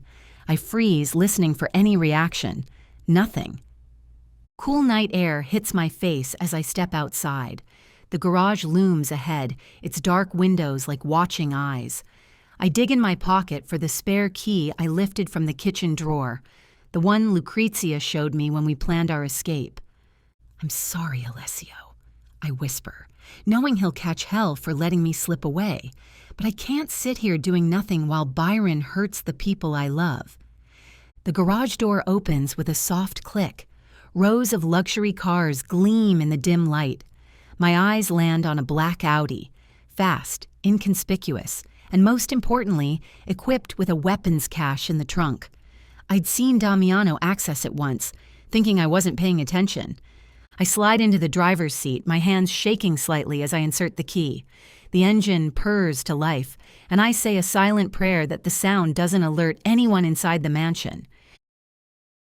Chapter 36. Damiano. The silence is deafening. My wrists burn from the rope digging into my flesh as I pull against the restraints for the 100th time. Blood trickles down my arms, but I barely notice the pain anymore. All I can think about is Lucrezia. Cazzo, I mutter, straining my ears for any sign of my sister. The last time I heard her scream feels like hours ago. The not knowing is worse than any beating these stronzi could give me. My head pounds where they struck me with the butt of a gun. The metallic taste of blood lingers in my mouth. But none of that matters. Only Lucrezia matters. If you hurt her, Byron, I swear to God, I'll tear you apart piece by fucking piece. I growl into the emptiness. The warehouse creaks and groans around me, but no response comes. Just more suffocating silence. I close my eyes, trying to focus through the fog of pain and exhaustion. Think. There has to be a way out of this. Images of Lucrezia as a little girl flash through my mind. Her first steps, teaching her to ride a bike, reading her bedtime stories. I promised Mama I'd always protect her, and now she's trapped in this hellhole because of me. Mi dispiace, sorellina, I whisper, my voice rough. I'm so sorry. The chair beneath me wobbles as I test its strength again. Still solid. These fuckers know what they're doing. Professional job. Byron must have been planning this for a while. My thoughts drift to Zoe. Was she part of this trap all along? The pain in my chest has nothing to do with my injuries. I trusted her, started to love her even, and now, number focus. Lucretia needs me. I can deal with Zoe's betrayal later, if there is a later. The darkness feels heavier now, pressing in from all sides. How many hours have passed? Is it night already? Without windows or a clock, time bleeds together in this concrete tomb. Lucretia! I call out again, my voice echoing off the walls. Can you hear me? Nothing but silence answers back. Cold sweat trickles down my spine. What are they doing to her? Is she even still? Number, I can't think like that. She's alive. She has to be. And I'm going to get us both out of here, even if I have to kill every last one of these bastards with my bare hands. Gunfire erupts outside, shattering the silence. My head snaps up at the familiar sound of Enzo's Desert Eagle. I'd know that distinctive blast anywhere. More shots follow, along with shouts and the heavy thud of bodies hitting concrete. About fucking time, I mutter through gritted teeth, fresh energy surging through my battered body. The sounds of combat grow closer, grunts of pain, breaking glass, the meaty impact of fists meeting flesh. I recognize Alessio's voice, barking orders over the chaos. Pride swells in my chest, knowing my brothers have come. The door handle rattles, then explodes inward as Alessio kicks it open. He storms in, with Diego and Antonio flanking him, weapons raised and sweeping the room. Damiano, are you okay? Alessio rushes to my side, relief washing over his face as he checks my injuries. His hands move quickly to cut through the ropes. I'm fine, I grunt as Alessio helps me up, my muscles screaming in protest. Find Lucretia. Now. Blood rushes back to my limbs, making me stumble. I grab Alessio's shoulder to steady myself. Don't kill any of those bastards you find with her. I want them alive. Damiano, you need medical. Fuck that. I straighten despite the stabbing pain in my ribs. Find that son of a bitch Byron too. He's mine to deal with. Alessio's jaw tightens, but he nods. Diego, Antonio, stay with him. He orders two of our men before heading deeper into the warehouse with the others. I test my weight on shaky legs, forcing myself to focus through the dizziness. Every breath feels like knives in my chest, but rage burns hotter than pain. Two sharp cracks split the air. My stomach turns as Diego and Antonio crumple to the ground, their bodies hitting the concrete with sickening thuds. Looking for me, Feretti? Byron's cold voice sends ice through my veins. I turn slowly, every muscle screaming in protest. Byron stands in the back of the room where a hidden door is open, his silver hair gleaming in the dim light, gun trained steadily on my chest. His steel gray eyes hold no emotion, just empty calculation. Did you harm Lucretia, you piece of shit? I snarl, taking a step forward despite the barrel aimed at my heart. Byron's thin lips curl into a smirk. Ah, yes, the lovely Lucretia. Such a shame we grabbed the wrong girl. though she does scream so beautifully. White-hot rage floods my system, drowning out the pain of my injuries. My hands curl into fists, knuckles cracking. I'm going to fucking kill you. Now, now, Byron tisks, gesturing with his gun. Is that any way to talk to your father-in-law? After all, we're family now. His smile widens. Well, what's left of it anyway? Blood pounds in my ears as I stare down the man who's tormented my family for years. The man who used Zoe as a weapon against me. The man who might have orchestrated Bianca's death. Chapter 37. Damiano. I watch Byron's face, keeping my expression neutral despite the rage burning inside me. Every word he speaks feeds the inferno of my hatred, but I force myself to stay still, to listen. I need to understand everything before I tear him apart. You know, Damiano. Byron's lips curl into a smirk as he waves his gun casually. I never thought I'd see the day when the mighty Feretti family would be so vulnerable. All these years, watching you Italians control my city, my territory. He takes out a key and locks the front door. His voice drips with bitterness and envy. I catalog every detail, the distance between us, the slight tremor in his gun hand, the doorway behind him that might offer an escape route. Travis was perfect, really. A desperate single father, drowning in debt. So easy to manipulate. Byron chuckles, the sound grating on my nerves. All I had to do was dangle some money in front of him, then squeeze. And when he couldn't pay, Byron shrugs. Well, I never expected him to actually succeed in grabbing your precious Bianca. My fingers curl into fists, nails biting into my palms. The pain helps me focus, keeps me from lunging at him despite my injuries. Not yet. Wait for the right moment. The best part, Byron continues, clearly enjoying his monologue. My men have been following your every move for months, right under your nose. The great Damiano Feretti, and you never noticed. I shift my weight slightly, testing my balance. My ribs scream in protest, but I ignore the pain. I need to get closer, need to find an opening. The gun in his hand is steady now, but his ego is making him careless. He's stepping forward, getting caught up in his own story.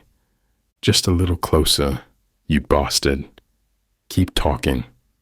So, all these years, I drawl, keeping my voice steady, despite the fury coursing through my veins. You've been plotting against me? Against my family? Byron's ego takes the bait. He paces closer, gesturing with his gun. Of course. You Italians think you own everything. I should have killed you that night, 12 years ago. I furrow my brow, confusion mixing with my mounting rage. What do you mean? Travis dash. Byron's laugh cuts through the warehouse air like broken glass. You really thought Travis killed your precious Bianca? His eyes gleam with malice. I killed them both, shot her to watch you suffer, then eliminated Travis because he'd served his purpose. That worthless shit was just a pawn. My vision blurs red at the edges, but I force myself to stay still, to keep him talking. Every second brings another chance for escape, another opportunity to make him pay. And Zoe? I ask, my voice rough with suppressed emotion. That ungrateful bitch, Byron spits. I took her in, raised her, paid for everything she wanted, fed her hatred for you year after year, made her believe you murdered her worthless father. His face twists with disgust. And what does she do? Falls in love with you, of all people, Each word is a knife to my gut, but not for the reasons Byron thinks. All this time, Zoe was just another victim of his manipulation, like Bianca, like Travis, like all of us. I shift my weight slightly, testing my injured leg. Byron's too caught up in his rant to notice. 3 shots, I say, my voice barely above a whisper. There were 3 shots that night. Byron's smirk falters for a moment. What? I heard 3 shots.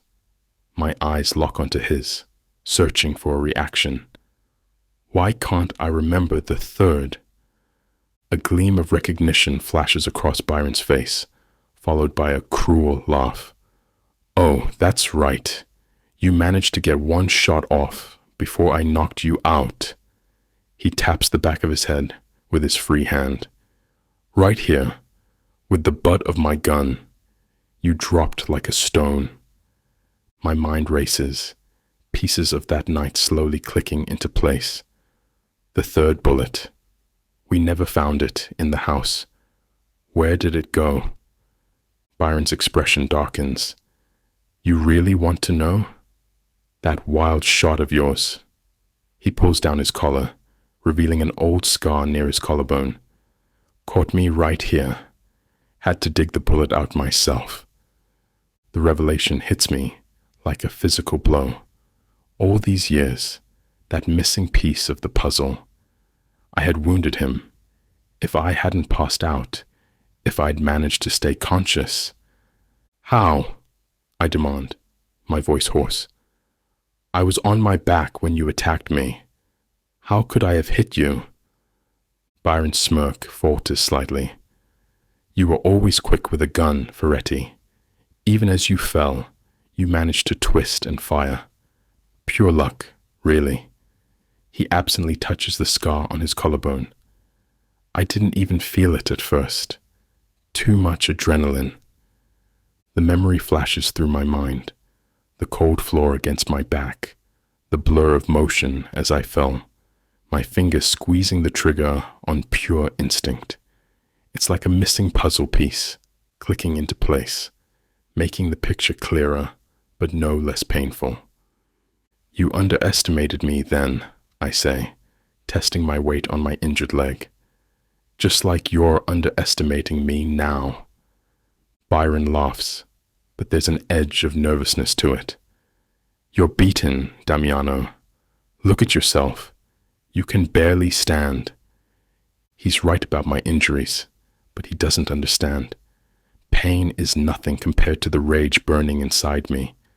This man killed Bianca, used Travis, manipulated Zoe, destroyed so many lives for his own twisted agenda. I shift slightly, noting how Byron's eyes track my movement. He's getting anxious, which means he's getting sloppy. All I need is one opening, one moment of distraction. Tell me something, Byron, I say, keeping my voice steady. Did you ever feel guilty? About any of it? Byron's laugh echoes through the warehouse, cold and hollow. Guilt.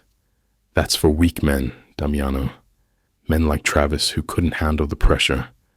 Men who break. He steps closer, his gun still trained on my chest. I sleep like a baby every night. The casual cruelty in his voice makes my blood boil, but I force myself to remain still, waiting. You know what's funny? Byron continues, clearly enjoying his moment. I even arranged a beautiful funeral for Travis. Closed casket, of course. His lips curl into a cruel smile. Poor little Zoe, crying her eyes out, thanking me for being so generous, for taking care of everything. She never knew the casket was empty. My jaw clenches at the mention of Zoe's pain, but I keep my expression neutral. Come now, Damiano. Byron's eyes glint with malice. What did you do with Travis's body after you supposedly killed him? He waves his gun carelessly. I've always wondered where you disposed of him. given that I was the one who actually put the bullet in his head. I keep my voice steady, playing along with Byron's twisted game. Enzo handled the body. He always does. I shrug, feigning indifference, despite the pain shooting through my shoulders. Never asked him about the details. Could have been acid, could have been the ocean. He has his methods. Byron's eyes narrow, searching my face for any sign of deception. Interesting. And here, I thought you micromanaged everything. Byron's face twists with sadistic pleasure as he takes another step forward. After I kill you, I'm going to find that ungrateful bitch and make her suffer. I'll take my time with her, make her scream until she begs for death. My blood runs cold, but I keep my expression neutral. I've been watching her, you know, Byron continues, clearly enjoying himself. Ever since she left your house, had my men following her every move. He paces, gesturing with his gun. I made mistakes. I admit it. Should have grabbed them both when they went to the hospital. Would have been so much easier. I furrow my brow, confusion cutting through my rage. Hospital? Byron's eyes light up with malicious glee. Oh, this is precious. You don't know, do you? His laughter echoes through the warehouse. Your precious little wife is carrying your child, Damiano, if my information is correct. The world tilts on its axis. Pregnant. Zoe is pregnant. With my child. The revelation hits me like a physical blow. You're lying, I snarl, but my heart pounds against my ribs. Another manipulation, Byron. Getting desperate. Byron's smirk widens as he pulls out his phone, keeping the gun trained on me. Believe what you want, Damiano, but my men can be very persuasive. He scrolls through something on the screen. Doctor, Sarah Matthews, quite resistant at first, very ethical, but everyone has a breaking point. He turns the phone toward me, showing a photo of a terrified woman in a white coat held at gunpoint. 3 weeks pregnant, she said. Perfect health, though the morning sickness has been rough. His eyes glitter with malice. That's why they went to the hospital, you see. My mind races back to that night in the woods, the passion we couldn't control. 3 weeks. The timing fits perfectly. Of course, Byron continues, pocketing his phone. It doesn't really matter now. Soon you'll be dead, and Zoe. He shrugs. Well, accidents happen to pregnant women all the time. The threat against my unborn child ignites something primal within me. My injuries fade to background noise as rage and protective instinct surge through my veins. You won't touch them, I growl, my voice barely human. Either of them. Byron laughs, but there's a flicker of unease in his eyes. And how exactly do you plan to stop me, Damiano? Chapter 38. Zoe. 30 minutes earlier, the streets blur past as I push the Audi to its limits, my heart pounding with each mile. Every second counts. Damiano and Lucrezia's lives hang in the balance because of my mistakes, because of Byron's lies. The warehouse looms ahead, a dark silhouette against the setting sun. I kill the engine 2 blocks away, not wanting to alert anyone inside. The silence as I approach is deafening, broken only by the crunch of gravel under my feet. My stomach churns, partly from morning sickness, partly from fear. I press a hand against my belly, drawing strength from the tiny life growing inside me. Hold on, I whisper, though I'm not sure if I'm talking to the baby or to Damiano. The side entrance is unlocked, a bad sign. Inside, the air is thick with the metallic smell of blood. My training kicks in as I move silently through the shadows, checking corners. staying low. A body lies crumpled near a stack of crates. I recognize him as one of Byron's men. The sight of his vacant eyes sends a chill down my spine, but I force myself to check his holster. His gun is still there, a Glock 19. My hands shake slightly as I retrieve it, checking the magazine. Almost full. The weight of the weapon feels familiar in my hands, bringing back memories of countless hours at the shooting range with Byron. The irony isn't lost on me. The skills he taught me might now be used against him. As I move deeper into the warehouse, the silence becomes oppressive. Where are Damiano and Lucrezia? Where are Byron's men? The stillness feels wrong, like the calm before a storm. A distant echo of voices catches my attention. I press myself against a wall, straining to hear. The sound seems to be coming from below. There must be a basement level. I creep closer to the basement door, my heart thundering in my chest. Byron's voice grows clearer with each step, his words dripping with malice as he reveals his twisted game to Damiano. "You really thought Travis killed your precious Bianca? I killed them both. Shot her to watch you suffer, then eliminated Travis because he'd served his purpose. That worthless shit was just a pawn." Movement catches my eye. Enzo appearing from the shadows, his gun drawn, shock in his eyes when he sees me. Our eyes meet, and I quickly press a finger to my lips. He nods almost imperceptibly, understanding the need for stealth. Byron continues, unaware of our presence. Each word feels like acid in my stomach. All these years, all the lies. Rage builds within me, hot and fierce. I've been nothing but a puppet in his sick game.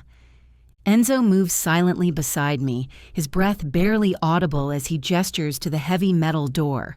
Through the thick barrier, Byron's voice continues its cruel monologue.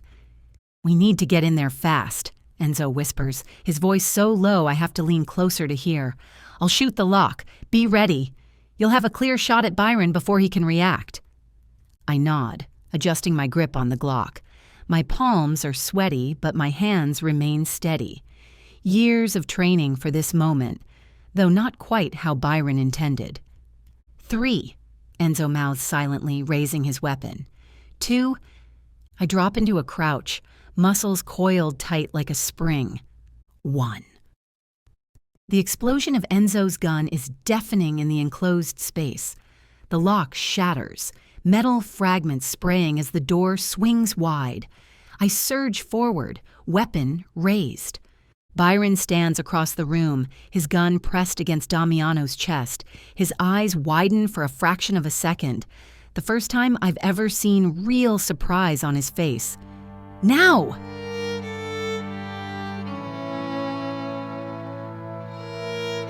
My legs feel weak, and I lean against the wall for support. The reality of everything. Byron's death. The truth about my father, my pregnancy, crashes over me like a wave. The adrenaline slowly drains from my body as I stare at Byron's lifeless form. The truth of everything he did still feels surreal, like a nightmare I can't wake up from. "Lucrezia." Damiano's voice breaks through my daze, tight with worry. "Where is she?" Enzo's face falls, his expression making my heart sink. "Alessio took her to the hospital. She wasn't in good shape." "How bad?" Damiano takes a step forward, his injuries forgotten in his concern for his sister. "Bad enough?" Enzo runs a hand through his hair, his usual composure cracking. "They had her in a room upstairs. When we found her..." He stops, seeming unable to continue. "Did you find anyone up there?" Damiano's voice turns deadly quiet. Enzo nods slowly. "2 of Byron's men." My stomach lurches from imagining what they might have done to Lucrezia. Sweet, artistic Lucrezia, who only ever showed me kindness, who helped me escape when she believed in my innocence.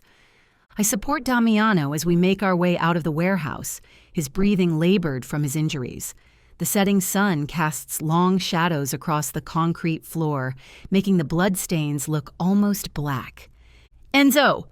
Damiano calls out, his voice rough.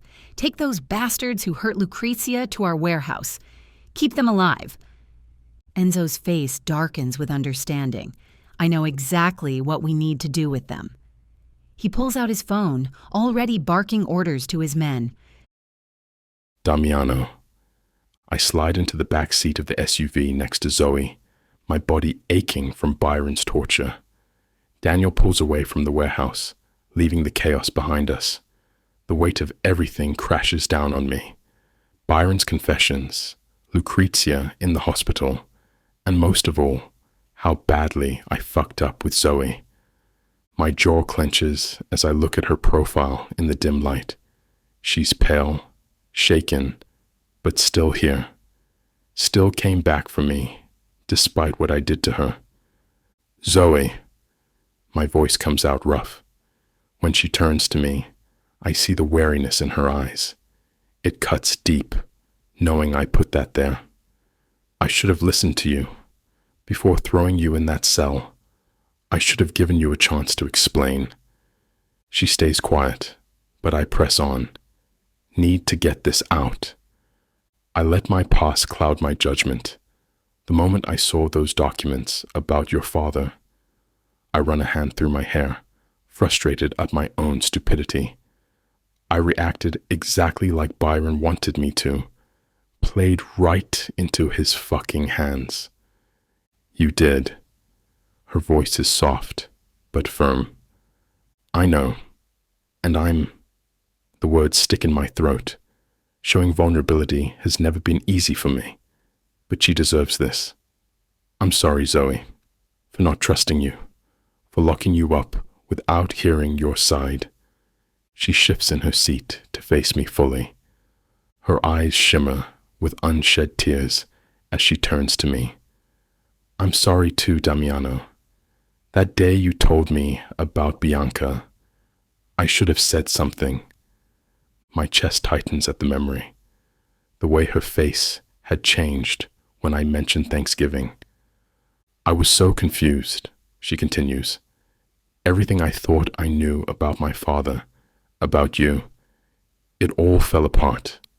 I couldn't risk talking to you without being sure, without understanding what really happened. Byron played us both, I say, my voice rough. Used our pain against each other. She nods, a tear finally escaping down her cheek. We both made mistakes. Let our fears control us. I reach out, gently catching her chin with my fingers.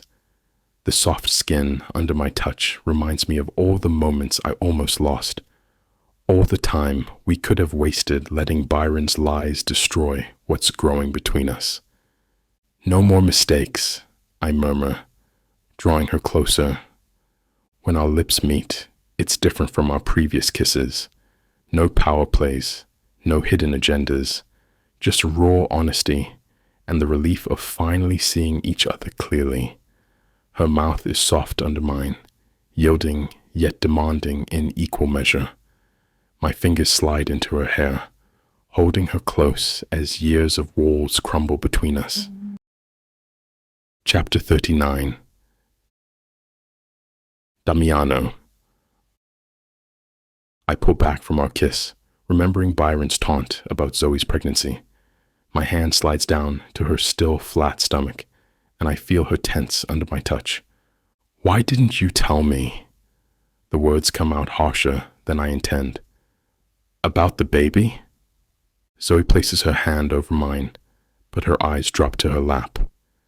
I couldn't use it as leverage, Damiano. Not after everything. Leverage? You were so angry, so convinced I'd betrayed you. Her voice cracks. If I'd told you about the pregnancy then, it would have seemed like manipulation, like I was using our child to make you listen to me. My chest tightens at her words. Our child. She's right, and it kills me to admit it. In my rage, I might have seen the pregnancy news as another one of Byron's tricks. You needed to hear the truth about Byron first, she continues, to understand what really happened with my father and Bianca. The baby couldn't be the reason you listened. I closed my eyes, remembering how I'd thrown her in that basement cell without a second thought, without knowing she was carrying my child. The realization makes me sick. How long have you known? I ask. Found out at the hospital while staying with Scarlett. I'm 3 weeks along. 6 weeks. My mind flashes back to that day in the woods when everything between us shifted, when we stopped pretending our attraction was just physical. I pull her closer, pressing my forehead against hers. You're right about why you waited, but from now on, no more secrets between us, no matter what. The hospital corridor stretches before me like a tunnel into hell. Alessio approaches, his face ghost white, and my stomach drops before he even opens his mouth. His voice cracks. Lucrezia, they raped her. The world tilts sideways. My gun appears in my hand, and I fire at the wall without thinking. Pain shoots through my injured wrist, but I barely notice it. The sound echoes through the sterile hallway, making nurses scatter. Damiano! Zoe grabs my arm, but I barely feel her touch. This is my fault. I was supposed to protect her. My little sister, the one who paints flowers and makes milkshakes at midnight, who sees beauty in everything. I force myself to enter her room. The sight stops me cold. Lucrezia lies there, staring at nothing, her usual spark extinguished. Bruises mar her delicate face. She looks small, broken, everything my sister has never been. Lucy, my voice breaks. I don't want to talk to anyone. Her whisper is empty, hollow, like they didn't just take her body, but her soul too. I nod, though she's not looking at me. What can I possibly say? No amount of vengeance will undo this. Byron's dead, but his legacy lives on in my sister's shattered spirit. I stumble out of Lucrezia's room, my legs barely holding me up. The wall becomes my support as I slide down to the floor, my head falling into my hands. The image of her lying there, broken and empty, burns into my brain. Enzo drops down beside me, his shoulders slumped in defeat. It's not just your fault, Fratello. We both failed her. I'm her brother. I was supposed to protect her. My voice comes out raw, scratchy. So was I. Enzo's fist connects with the floor. We're both her brothers. We both fucked up. Zoe kneels in front of us, her green eyes blazing with fury. This isn't on either of you. That sick monster Byron did all of this. Now, we need to stand by her side. Chapter 40. Zoe, Damiano enters our room, freshly showered and looking less battered, but the weight of recent events still visible in his eyes. He sits beside me on the bed, his presence both comforting and intimidating. Tell me about your life with Byron, he says softly, his hand finding mine. I take a deep breath, memories flooding back. I was raised like a princess, I begin, my voice barely above a whisper. Designer clothes, private schools, lavish vacations. Byron spared no expense.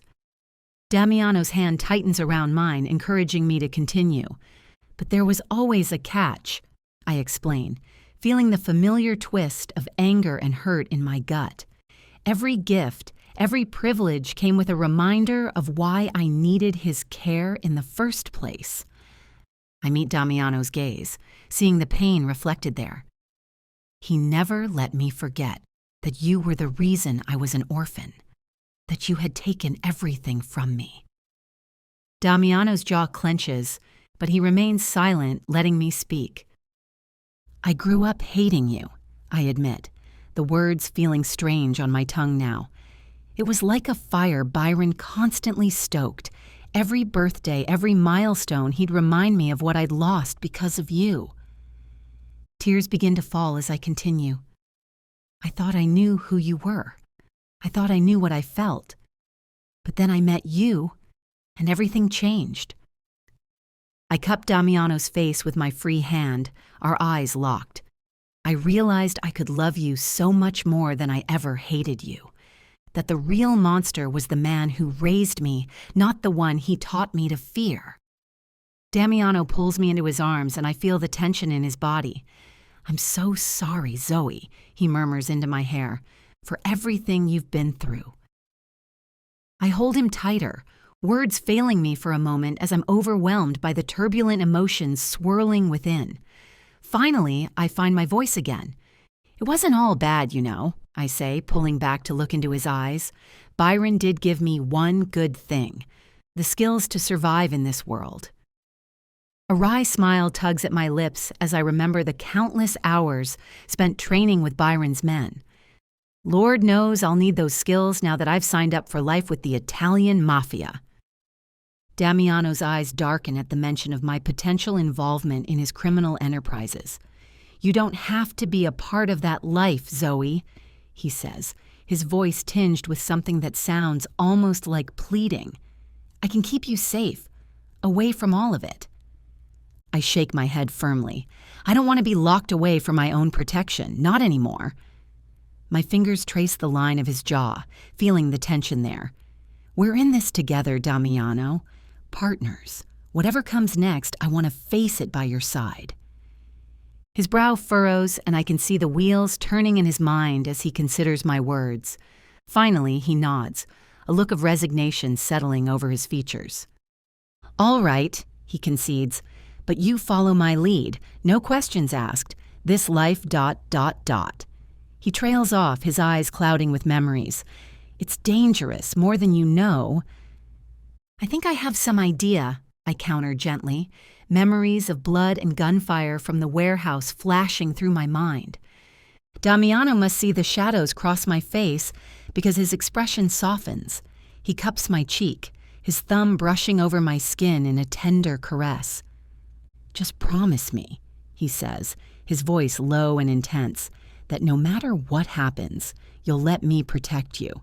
You and our child." My free hand drifts to my still flat stomach, a fierce wave of protectiveness washing over me. I nod, leaning into his touch. "I promise," I whisper. I take a deep breath, gathering my courage. "Damiano?" I begin softly. "Can you tell me about your life these past years? And how do you feel now, knowing the truth about what Byron did?" Damiano's dark eyes meet mine, and I can see the storm of emotions swirling within them. He's silent for a long moment, and I wonder if I've pushed too far. But then he speaks, his voice low and raw. "After Bianca." He starts, then pauses, swallowing hard. "After I lost her, I threw myself into the family business. It was all I had left. I became colder, more ruthless. I thought it was the only way to protect what remained of my family." I reach out, taking his hand in mine. He squeezes it gently before continuing. "Every day was a struggle. I'd wake up, and for a split second I'd forget. Then it would all come crashing back." His voice breaks slightly, and I feel my heart ache for him. "The nightmares were constant. I'd see Bianca, hear her screams. I'd relive that night over and over." Damiano's gaze turns distant, lost in painful memories. I built walls around myself. I didn't let anyone get close. I couldn't bear the thought of losing someone else I loved. He looks at me then, his eyes softening. "Until you came along?" I feel a lump form in my throat, remembering how I'd entered his life under false pretenses. But before I can speak, he continues. "Learning the truth from Byron. It's like having the ground ripped out from under me again." His jaw clenches, anger flashing in his eyes. "All these years, I thought I knew who the enemy was. I thought I'd avenged Bianca. But it was all a lie." I can see the pain etched in every line of his face, and I ache to comfort him. "Damiano, I'm so sorry," I whisper. He shakes his head. Don't apologize, Zoe. You were as much a victim in this as I was. His hand cups my cheek, his touch gentle. If anything, I should be thanking you. You saved me in that warehouse. I lean into his touch, closing my eyes for a moment. When I open them again, I see a mix of emotions in Damiano's gaze. Grief, anger, but also something softer, something that makes my heart race. And now? I ask hesitantly. How do you feel now? Damiano takes a deep breath. Honestly, I'm not sure. There's relief knowing that Byron can't hurt anyone else. But there's also this emptiness. For so long, my anger at Travis, your father, at what I thought he'd done, drove me. Now that I know the truth, I feel lost. I nod, understanding all too well how it feels to have your entire worldview shattered. It's okay to feel lost, I tell him softly. We'll find our way together. He looks at me, his eyes filled with an intensity that takes my breath away. I want to be better, he says firmly. For you, for our child. I don't want to be the man Byron's actions made me. I want to be someone worthy of this second chance. I feel tears prick at my eyes, overwhelmed by the sincerity in his words. You already are, I assure him. Damiano pulls me close and I melt into his embrace. Damiano, I can't resist anymore. I grab and kiss her. Zoe's hands are everywhere.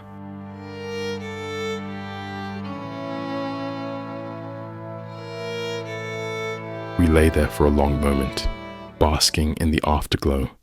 The world narrowed down to just the two of us. But even as I hold her, I can't shake the feeling that this is just the beginning, that our love, our passion, is just the first step in a long, dangerous journey, a journey that will test us, challenge us, push us to our limits. But whatever comes, I know one thing for certain. Zoe is my future, my destiny, and I will do whatever it takes to keep her safe, to make her mine, forever. I gently disentangle myself from Zoe's embrace, planting a soft kiss on her forehead.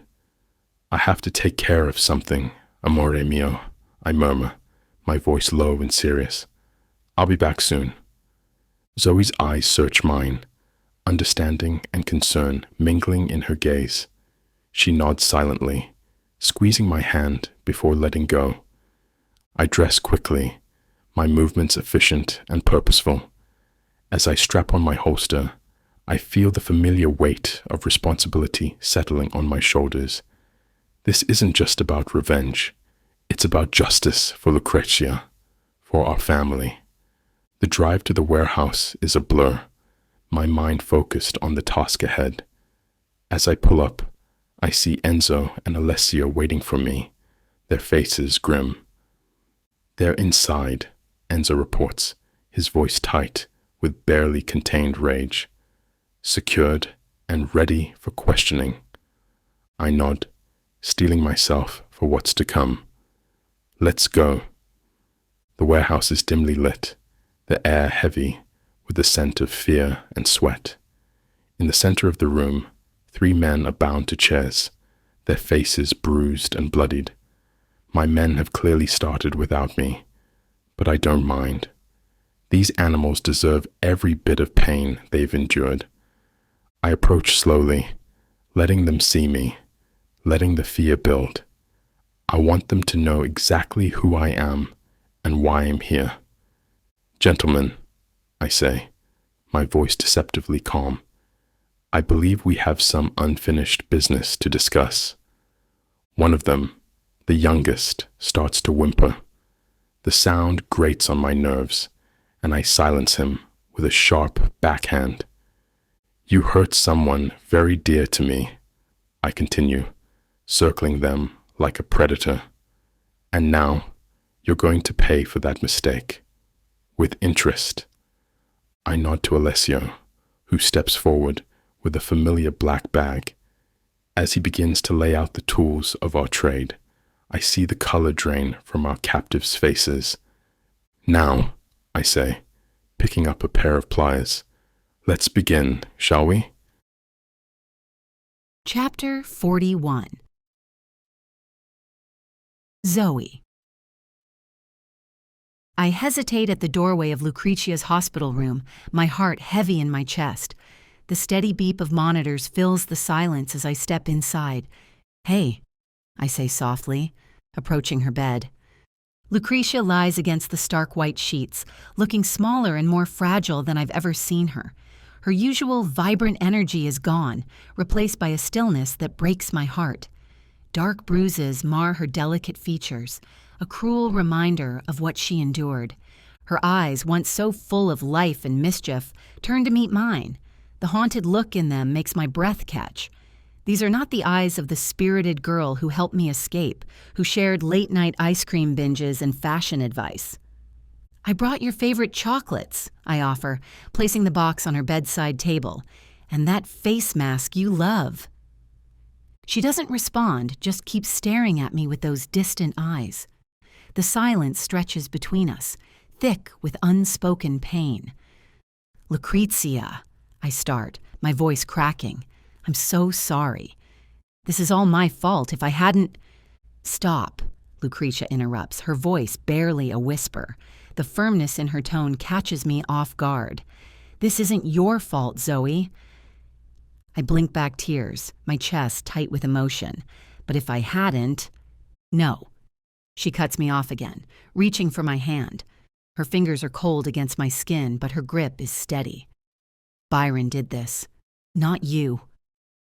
Her words hit me like a punch to the gut. I stare at our joined hands, at the fourth line snaking from her arm, at the bruises marking her delicate skin. The guilt threatens to swallow me whole. "I just wish I could take it all back," I whisper, my voice breaking. Lucrezia's fingers tighten around mine. Despite everything she's been through, she's trying to comfort me. It makes my heart ache even more. "We can't change what happened," she says softly, "but we can choose how we move forward." I squeeze Lucrezia's hand, searching for the right words. Her skin feels delicate under my touch, like porcelain that could shatter at any moment. The steady beep of hospital monitors provides a rhythm to my racing thoughts. "You know," I say, keeping my voice gentle, "when I first came here, I never imagined I'd find a sister." Lucrezia's eyes meet mine, a flicker of warmth breaking through the pain. "I mean it," I continue, encouraged by her response. "You saw through all my walls, all my defenses. You accepted me without question."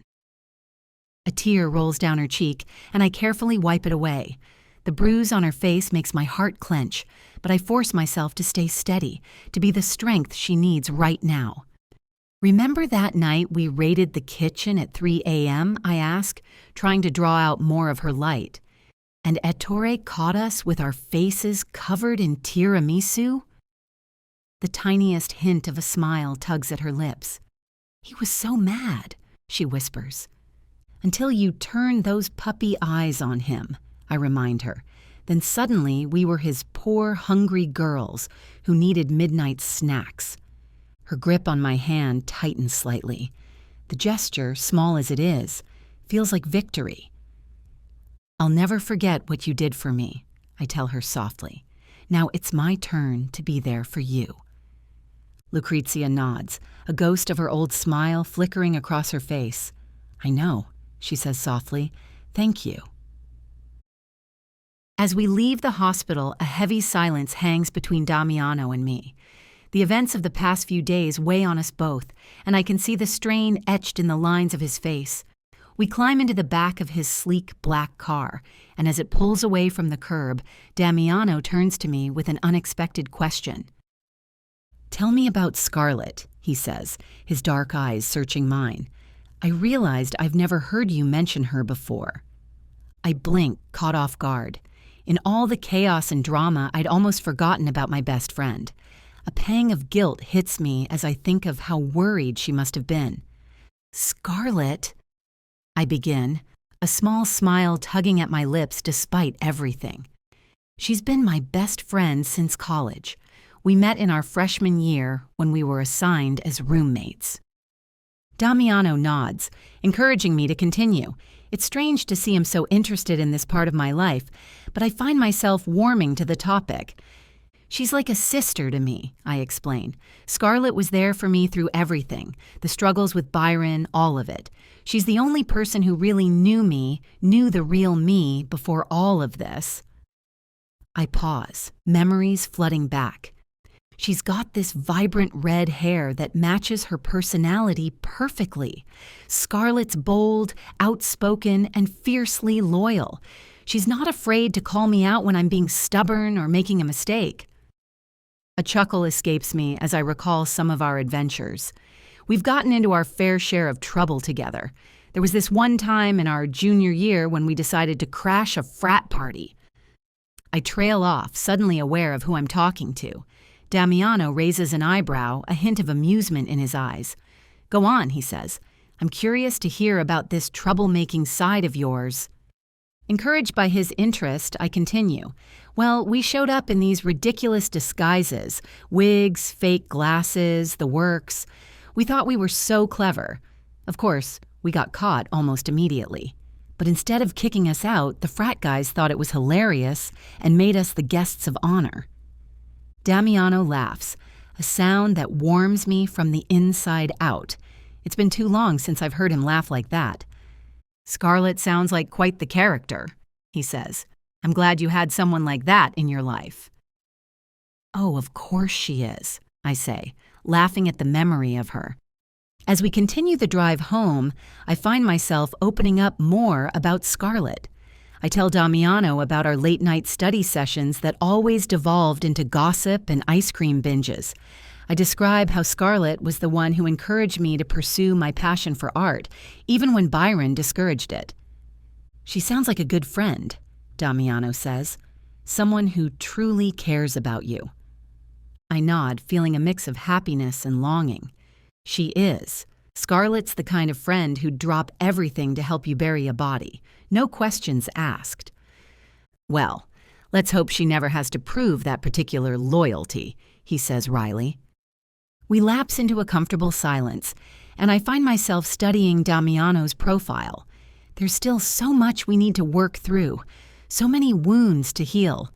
But this moment, this conversation about Scarlett, feels like a step in the right direction. As we near the mansion, Damiano speaks again. "When things settle down a bit, we'll arrange for you to see Scarlett, I promise." I squeeze his hand, gratitude washing over me. "Thank you, Damiano. Really." He brings my hand to his lips, pressing a gentle kiss to my knuckles. "Anything for you, Lupacchiota." Chapter 42. Damiano. 2 weeks later, the dining room buzzes with conversation as our family and closest associates gather for dinner. I stand at the head of the table, my gaze sweeping over the faces of those I hold dear. Zoe sits to my right, a soft glow about her that makes my heart swell. To my left, Lucretia manages a small smile, the first I've seen since that terrible day 2 weeks ago. I clear my throat, and the room falls silent. All eyes turn to me, expectant. "Family," I begin, my voice steady and warm. "We've been through hell these past weeks. We've faced betrayal, violence, and loss, but we've also shown incredible strength and unity." My eyes linger on Zoe for a moment, drawing strength from her presence. We've uncovered truths that shook the very foundation of our family, but instead of crumbling, we've grown stronger. I turn to Lucretia, my heart aching at the shadows still lingering in her eyes. Some of us have endured unimaginable pain, but we stand together, ready to heal and move forward. Raising my glass, I continue. Tonight, we celebrate not just our survival, but our resilience. We celebrate the bonds that hold us together, stronger than any force that tries to tear us apart. I feel a lump forming in my throat as I look at the faces around the table. Enzo, Alessio, and the others who've stood by us through thick and thin. To those we've lost, we honor their memory. To those who've wronged us, we've exacted our justice.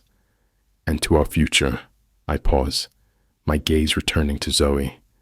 We embrace it with open arms and hopeful hearts. I take a deep breath, my eyes meeting Zoe's. She nods slightly, giving me the encouragement I need to continue. Before we begin our meal, I have 2 important announcements to make, I say, my voice carrying across the room.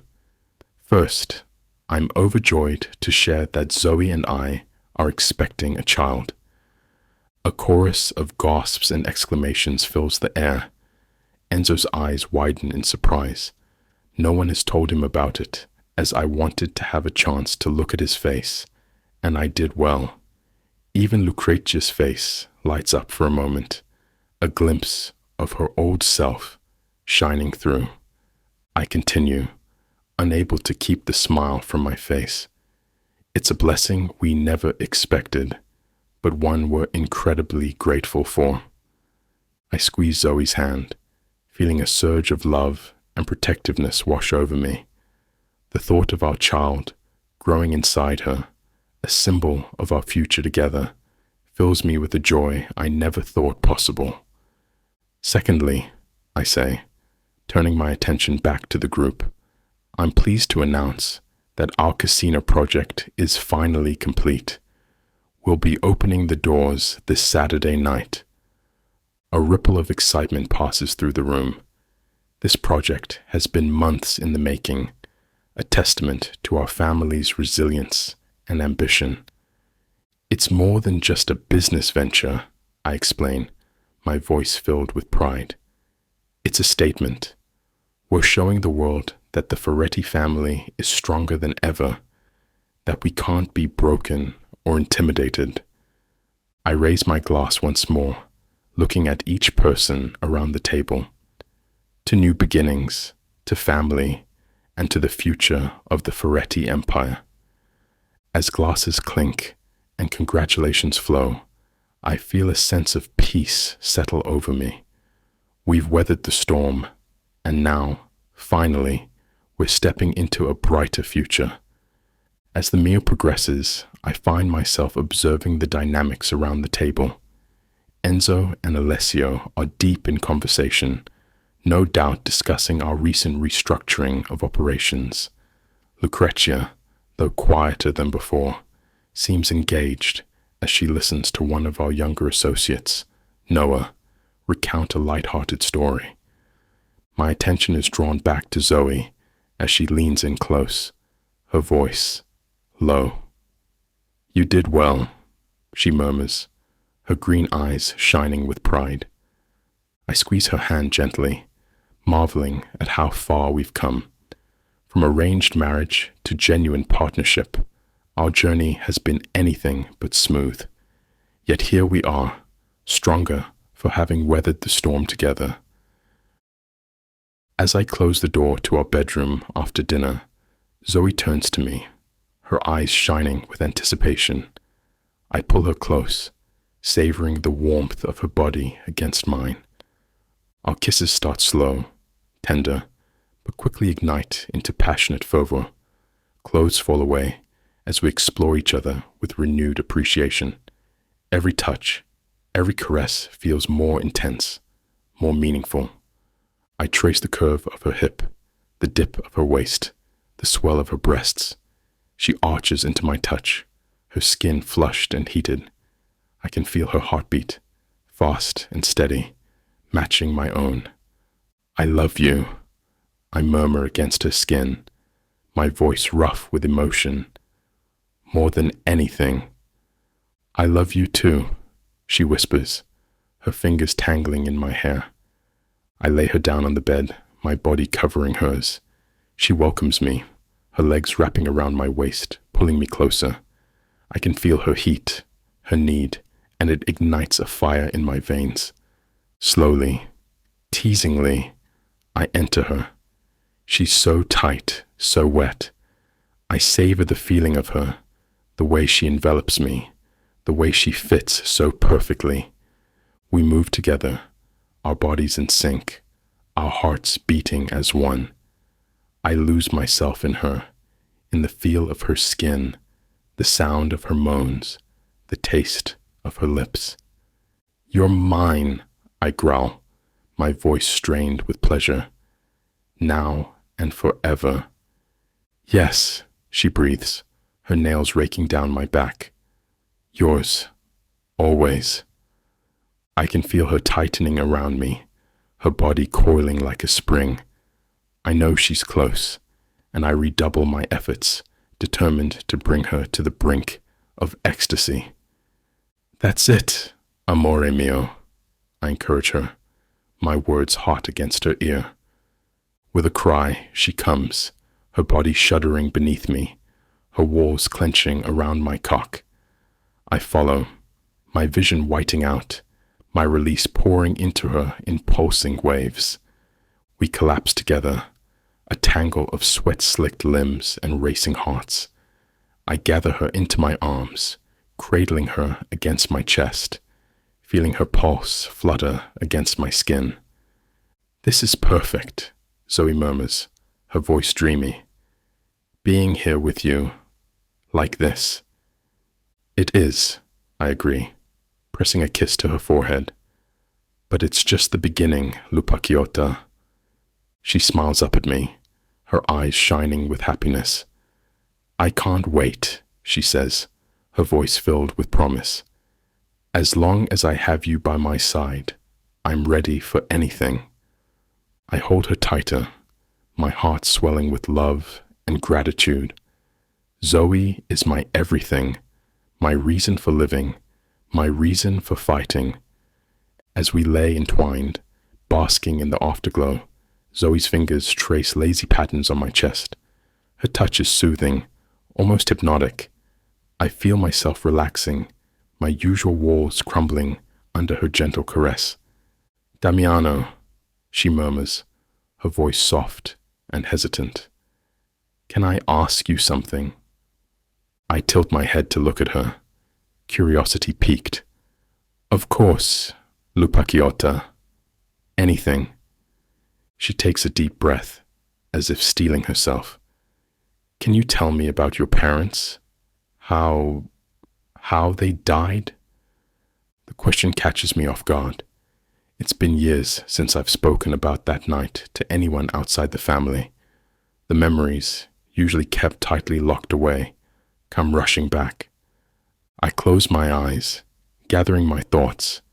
When I open them again, Zoe is watching me with concern, her green eyes filled with love and understanding. "It was a long time ago," I begin, my voice low. "I was just a teenager. Enzo was barely more than a child, and Lucrezia was still a baby." I pause, swallowing hard against the lump forming in my throat. Zoe's hand finds mine, squeezing gently in encouragement. "We were supposed to be having a family dinner, but I was late, caught up with some friends. When I got home..." The words stick in my throat, but Zoe's presence gives me strength to continue. The house was in chaos. There had been an attack, a rival family seeking to take over our territory. They killed my parents, right there in our own home. I feel Zoe's sharp intake of breath, her body tensing against mine. "I found them. I was the one who discovered their bodies. My father, he was still holding Lucrezia, shielding her with his own body.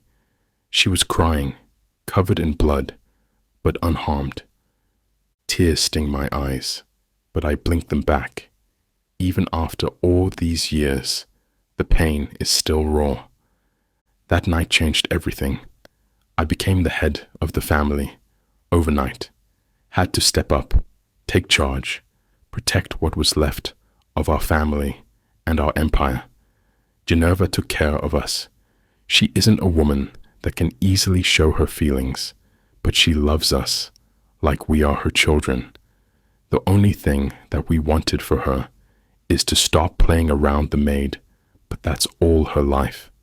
She doesn't want to change it.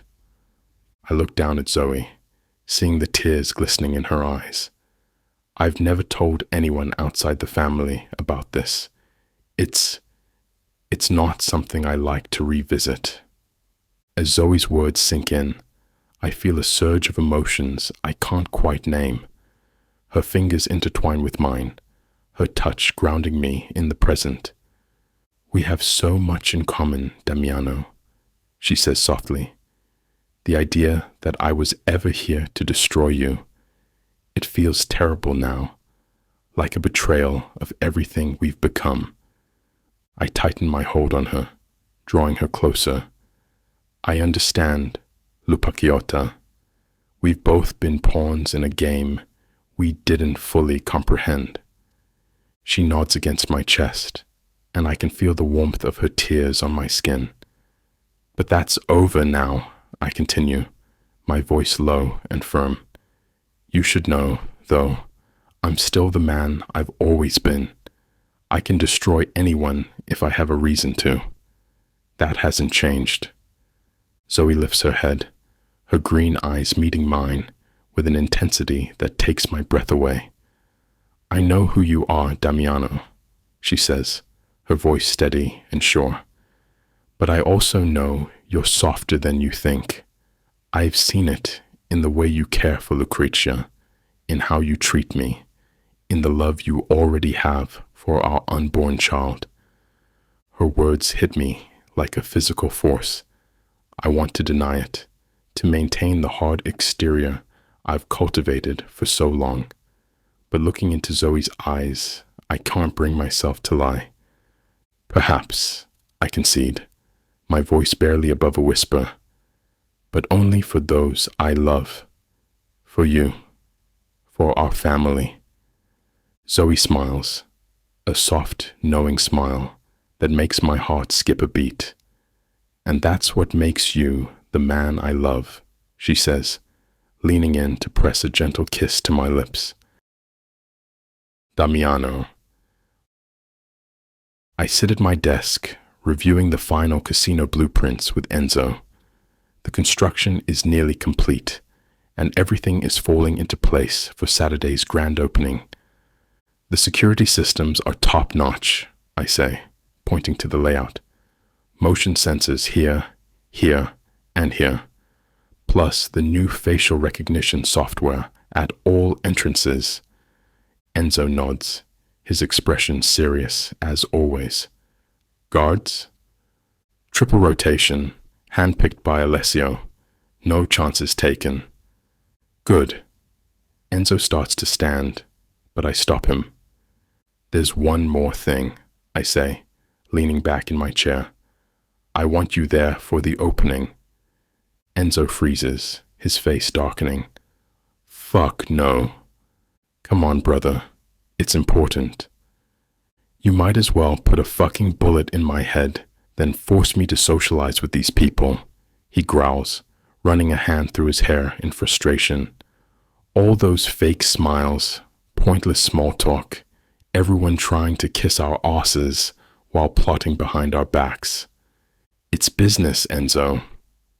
It's bullshit, and you know it. He paces the office like a caged animal. I handle our real business, the dirty work, not this fancy show you're putting on for the public. It's not really a question, Enzo.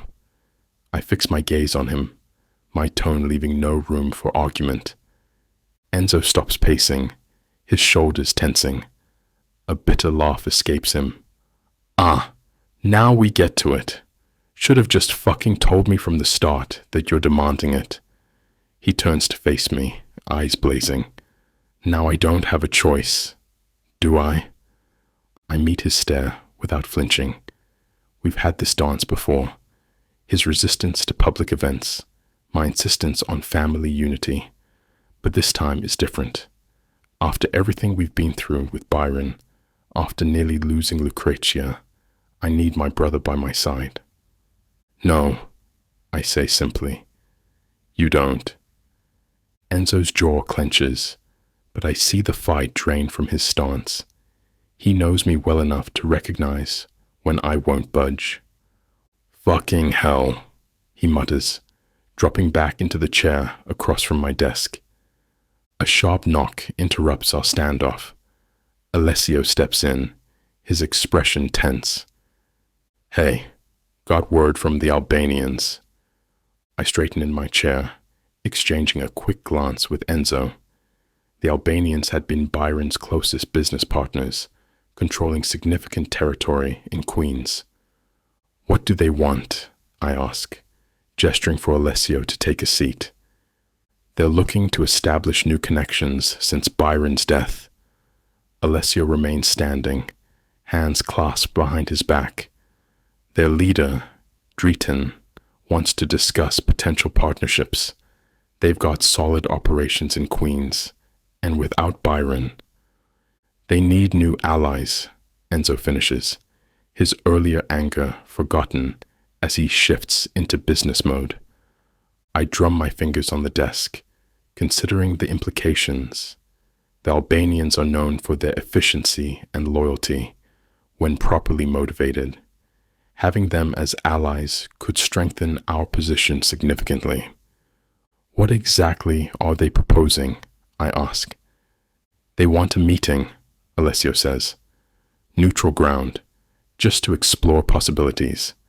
They've been running drugs through Queens for years, but with Byron gone, they're looking to expand their reach. Or they're looking for weaknesses," Enzo cuts in, his voice hard. "Trying to test us after Byron." I nod, acknowledging both possibilities. I sit cross-legged on the nursery floor, surrounded by paint swatches and fabric samples. Scarlett holds up 2 different shades of green, squinting between them. "What about sage?" she suggests, waving one of the samples. "It's gender-neutral and totally zen." Lucrezia wrinkles her nose. "Too bland. The baby's half Feretti. We need something with more personality." I laugh, running my hand over my barely visible bump. I don't think the baby will care about wall colors just yet. "Oh, but they will," Scarlett insists, now comparing various shades of yellow. "My mom swears the reason I turned out so dramatic is because she painted my nursery beige." Lucretia's eyes light up as she flips through a design magazine. "What about a mural? We could do a forest theme with little animals. I could paint it myself." The idea of Lucrezia painting again makes my heart swell. Since the incident, she's barely touched her art supplies. This could be exactly what she needs. "That would be perfect," I say, squeezing her hand. "You're so talented, Lucrezia." "And I can help," Scarlett chimes in. "I mean, I can't paint to save my life, but I'm excellent at providing snacks and moral support." We all burst out laughing at that. It feels good to see Lucrezia genuinely smile again, to have my best friend and sister-in-law together like this.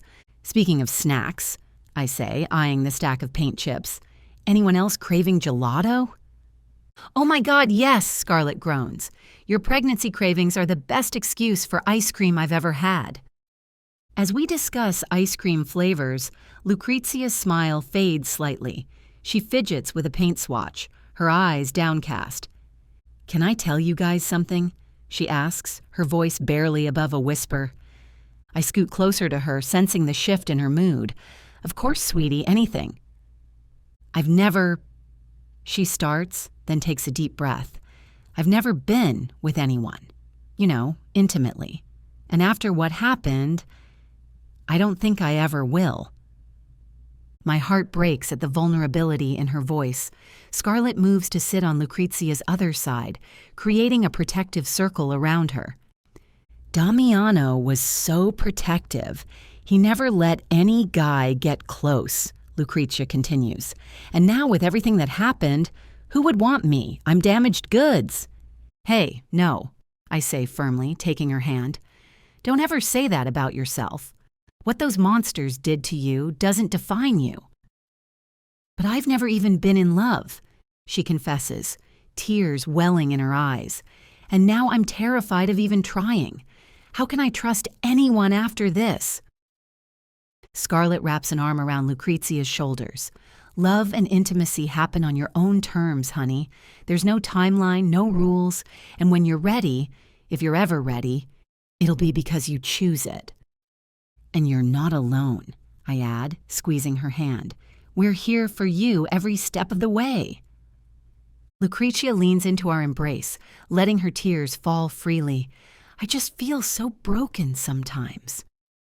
Because, I say, wiping away Lucrezia's tears with my thumb, you're a total knockout, and I'm not just saying that because you're my sister-in-law now. Yeah, right, Lucrezia scoffs, but there's a hint of a smile playing at her lips. I'm serious. Have you seen yourself? I gesture dramatically at her face. Those cheekbones? That perfect olive skin? The way your eyes light up when you talk about art? Trust me, guys are already drooling over you. But how can you be so sure? Lucrezia asks, curiosity replacing some of the sadness in her voice. I lean back against the wall, grinning, because I've seen how men from security look at you when you pass by. What? Lucrezia's eyes widen, a blush creeping across her cheeks. No way. Oh, yes, way. Scarlett chimes in, nodding vigorously. Even I noticed it when I visited last week. But they work for Damiano, Lucrezia protests weakly. So, I married your brother, didn't I? I wiggle my eyebrows, making her giggle. Sometimes the best things happen right under our noses. You're ridiculous, Lucrezia says, but she's fully smiling now, her earlier tears forgotten. I nearly jump out of my skin when Damiano appears in the doorway. His sudden presence makes me wonder how long he's been standing there, listening to our conversation. You have plenty of time till you reach your 50s, he says, his tone light but his eyes full of care. Then you can fall in love with some dumb shit man. Scarlett snorts with laughter, and I can't help but join in at Damiano's attempt at humor. Lucrezia grabs a decorative pillow from the floor and hurls it at her brother's head. You're impossible, she exclaims, but there's a spark of her old fire in her eyes. The pillow misses Damiano by inches as he dodges with practiced ease, a rare, playful smile crossing his face. It's moments like these that make my heart swell, seeing the softer side of him, the protective but loving brother beneath the tough exterior. The sound of our combined laughter fills the nursery, echoing off the bare walls we've been trying to color coordinate. For a brief moment, everything feels light and normal, like we're just a regular family sharing a silly moment together. Actually, Scarlett pipes up with a mischievous glint in her eye, we've decided to paint the whole nursery black, very gothic chic. I bite my lip to hold back my laughter as Damiano's expression shifts from playful to horrified. Black? He asks, his voice strained. For a baby's room? Oh, yes, Scarlett continues, warming to her theme, with some skull decals and maybe some chains hanging from the ceiling. Very edgy. The baby will love it. Lucrezia catches on, nodding enthusiastically. And we thought about getting one of those creepy Victorian dollhouses for decoration. You know, the haunted kind? I can't hold back anymore and burst into giggles at Damiano's increasingly concerned face. Scarlett and Lucrezia join in, our laughter echoing off the bare walls. Damiano looks between us, realization dawning that we're messing with him. He shakes his head, muttering something in Italian that sounds suspiciously like, "Women are crazy," before turning to leave us to our planning. Our laughter follows him down the hallway, and I catch a glimpse of his smile as he walks away. Epilogue. Enzo. I weave through the crowd, a forced smile plastered on my face as I shake hands with yet another politician whose name I've already forgotten. The casino's grand opening is in full swing, a sea of glittering dresses and sharp suits filling all 3 floors. I move through the crowd, shaking hands and making small talk, all the while feeling like a fish out of water. This is Damiano's world, not mine. My eyes scan the room, searching for a familiar face, someone I can actually stand to talk to for more than 30 seconds. Instead, I'm cornered by a group of businessmen, their faces flushed with excitement and expensive champagne. "Enzo, my boy," one of them booms, clapping me on the shoulder. "This place is magnificent. Your brother has outdone himself." I nod, mumbling some vague words of agreement. Truth is, I had little to do with this glitzy monstrosity. Give me a warehouse full of crates and a gun in my hand any day over this circus. As I extricate myself from the group, I catch sight of Damiano across the room. He's in his element, charm oozing from every pore as he works the crowd. Zoe's by his side, radiant in a form-fitting gown that shows off her small baby bump. They look like the perfect power couple.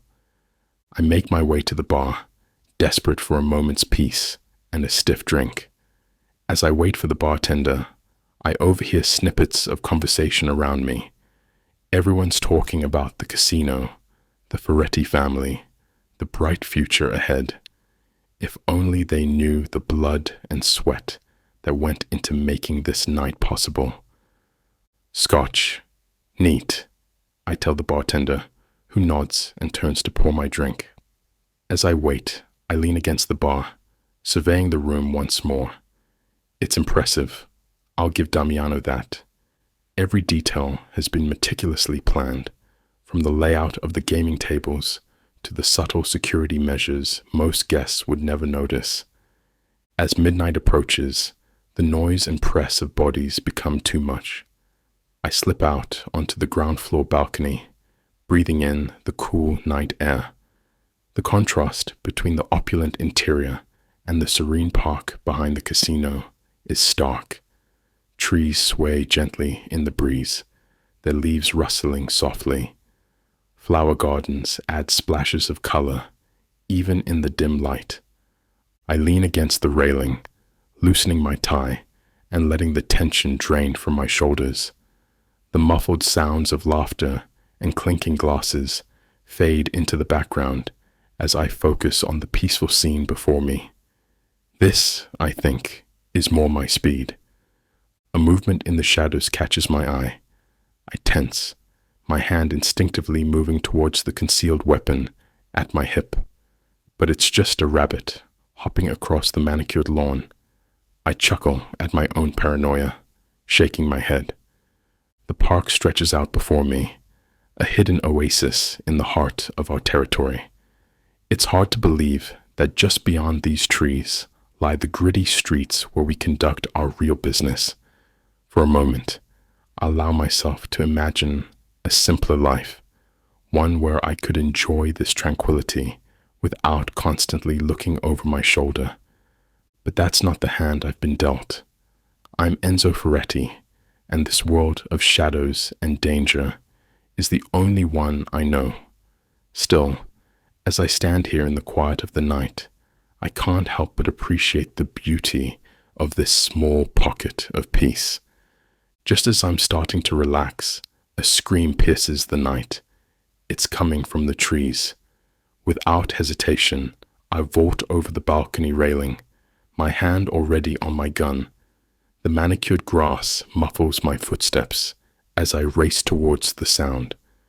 My heart pounds in my chest as I weave through the shadows, every sense on high alert. The music and chatter from the casino fade away, replaced by the rustle of leaves and my own measured breathing. Another scream echoes through the park, closer this time. I push through the dense foliage, my heart pounding in my ears. The screams have stopped, replaced by an eerie silence that sets my teeth on edge. As I round a large oak tree, I spot a crumpled form on the ground. "Shit," I mutter, rushing forward. It's a woman, unconscious and partially disrobed. Her dress is torn, revealing bruised skin underneath. I drop to my knees beside her, my fingers searching for a pulse at her neck. For a moment, there's nothing, and I feel a cold dread settle in my stomach. Then, faint but steady, I feel the throb of her heartbeat against my fingertips.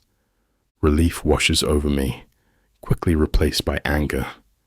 I scan the surrounding area, my hand on my gun. Whoever did this couldn't have gotten far. The bushes to my right rustle, and I whip around, weapon drawn. "Come out, you bastard!" I snarl, but there's no response. I edge closer to the bushes, every muscle tense. As I part the branches, I catch a glimpse of movement deeper in the park. Without hesitation, I give chase, leaving the unconscious woman behind. I know I should stay with her, call for help, but the rage coursing through my veins demands action. I sprint through the trees, branches whipping at my face. The sound of heavy breathing and crashing footsteps guides me. I'm gaining on them. Suddenly, the path opens up into a small clearing. I skid to a stop, my eyes darting around for any sign of movement. I curse under my breath as I scan the clearing, my gun still drawn. The bastard must have slipped away somehow. My chest heaves as I try to catch my breath, frustration and anger coursing through me. "Damn it!" I growl, holstering my weapon. I can't waste any more time chasing shadows. That woman needs help, and I need to secure the area. Pulling out my phone, I quickly dial Alessio's number. "Alessio!" I bark as soon as he picks up. "I need you to bring my car to the back side of the casino immediately. No questions, just do it." I don't wait for his response before hanging up. Time is of the essence. I retrace my steps through the park, moving as quickly as I can while staying alert for any signs of the attacker. When I reach the unconscious woman, I check her pulse again. It's still there, thankfully. I shrug off my jacket and drape it over her, trying to preserve some of her dignity. "Help's coming," I mutter, even though I know she can't hear me. I stand guard over her, my eyes constantly scanning our surroundings. The peaceful park now feels ominous, every shadow a potential threat. The contrast between the glittering party inside and this ugly scene before me is stark. Minutes feel like hours as I wait for Alessio. Finally, I hear the crunch of tires on gravel. Alessio's voice calls out from the direction of the casino. "Enzo, where are you?" "Over here," I shout back, waving my arm to catch his attention. I carefully lift the unconscious woman into my arms, cradling her against my chest. Her weight is surprisingly light, and I can feel the warmth of her skin through my shirt. As I carry her towards the car, I can't help but glance down at her face. Even in this state, there's no denying her beauty. Her features are delicate, almost ethereal in the moonlight. Long lashes rest against her cheeks, and her lips are slightly parted. Despite the bruises forming on her skin, there's a peaceful quality to her expression that tugs at something deep inside me. I reach the car where Alessio is waiting, his face a mask of concern. He opens the back door without a word, and I slide in, still holding the woman close. I can't bring myself to let go of her. Not yet. As Alessio pulls away from the casino, I find my eyes drawn back to her face. There's something familiar about her, though I can't quite place it. I study the curve of her cheekbone, the slope of her nose, trying to piece together why she seems to stir something in my memory. The car's movement jostles us slightly, and I instinctively tighten my hold on her. Her head lolls against my shoulder, and I'm struck by how vulnerable she looks. It's a stark contrast to the hard world we live in, and I feel an unexpected surge of protectiveness. Suddenly, I feel her stir in my arms. My breath catches in my throat as her eyelids flutter open. For a moment, The world seems to stand still as her gaze locks with mine. Her eyes are a deep, mesmerizing blue, filled with confusion. Scan the QR code or click on the link in the description to read or listen the next book in the series. Share this video with your friend or watch one of the following videos. Subscribe to our channel, like this video, and hit the notification bell to not miss any new audiobooks. Thank you for watching.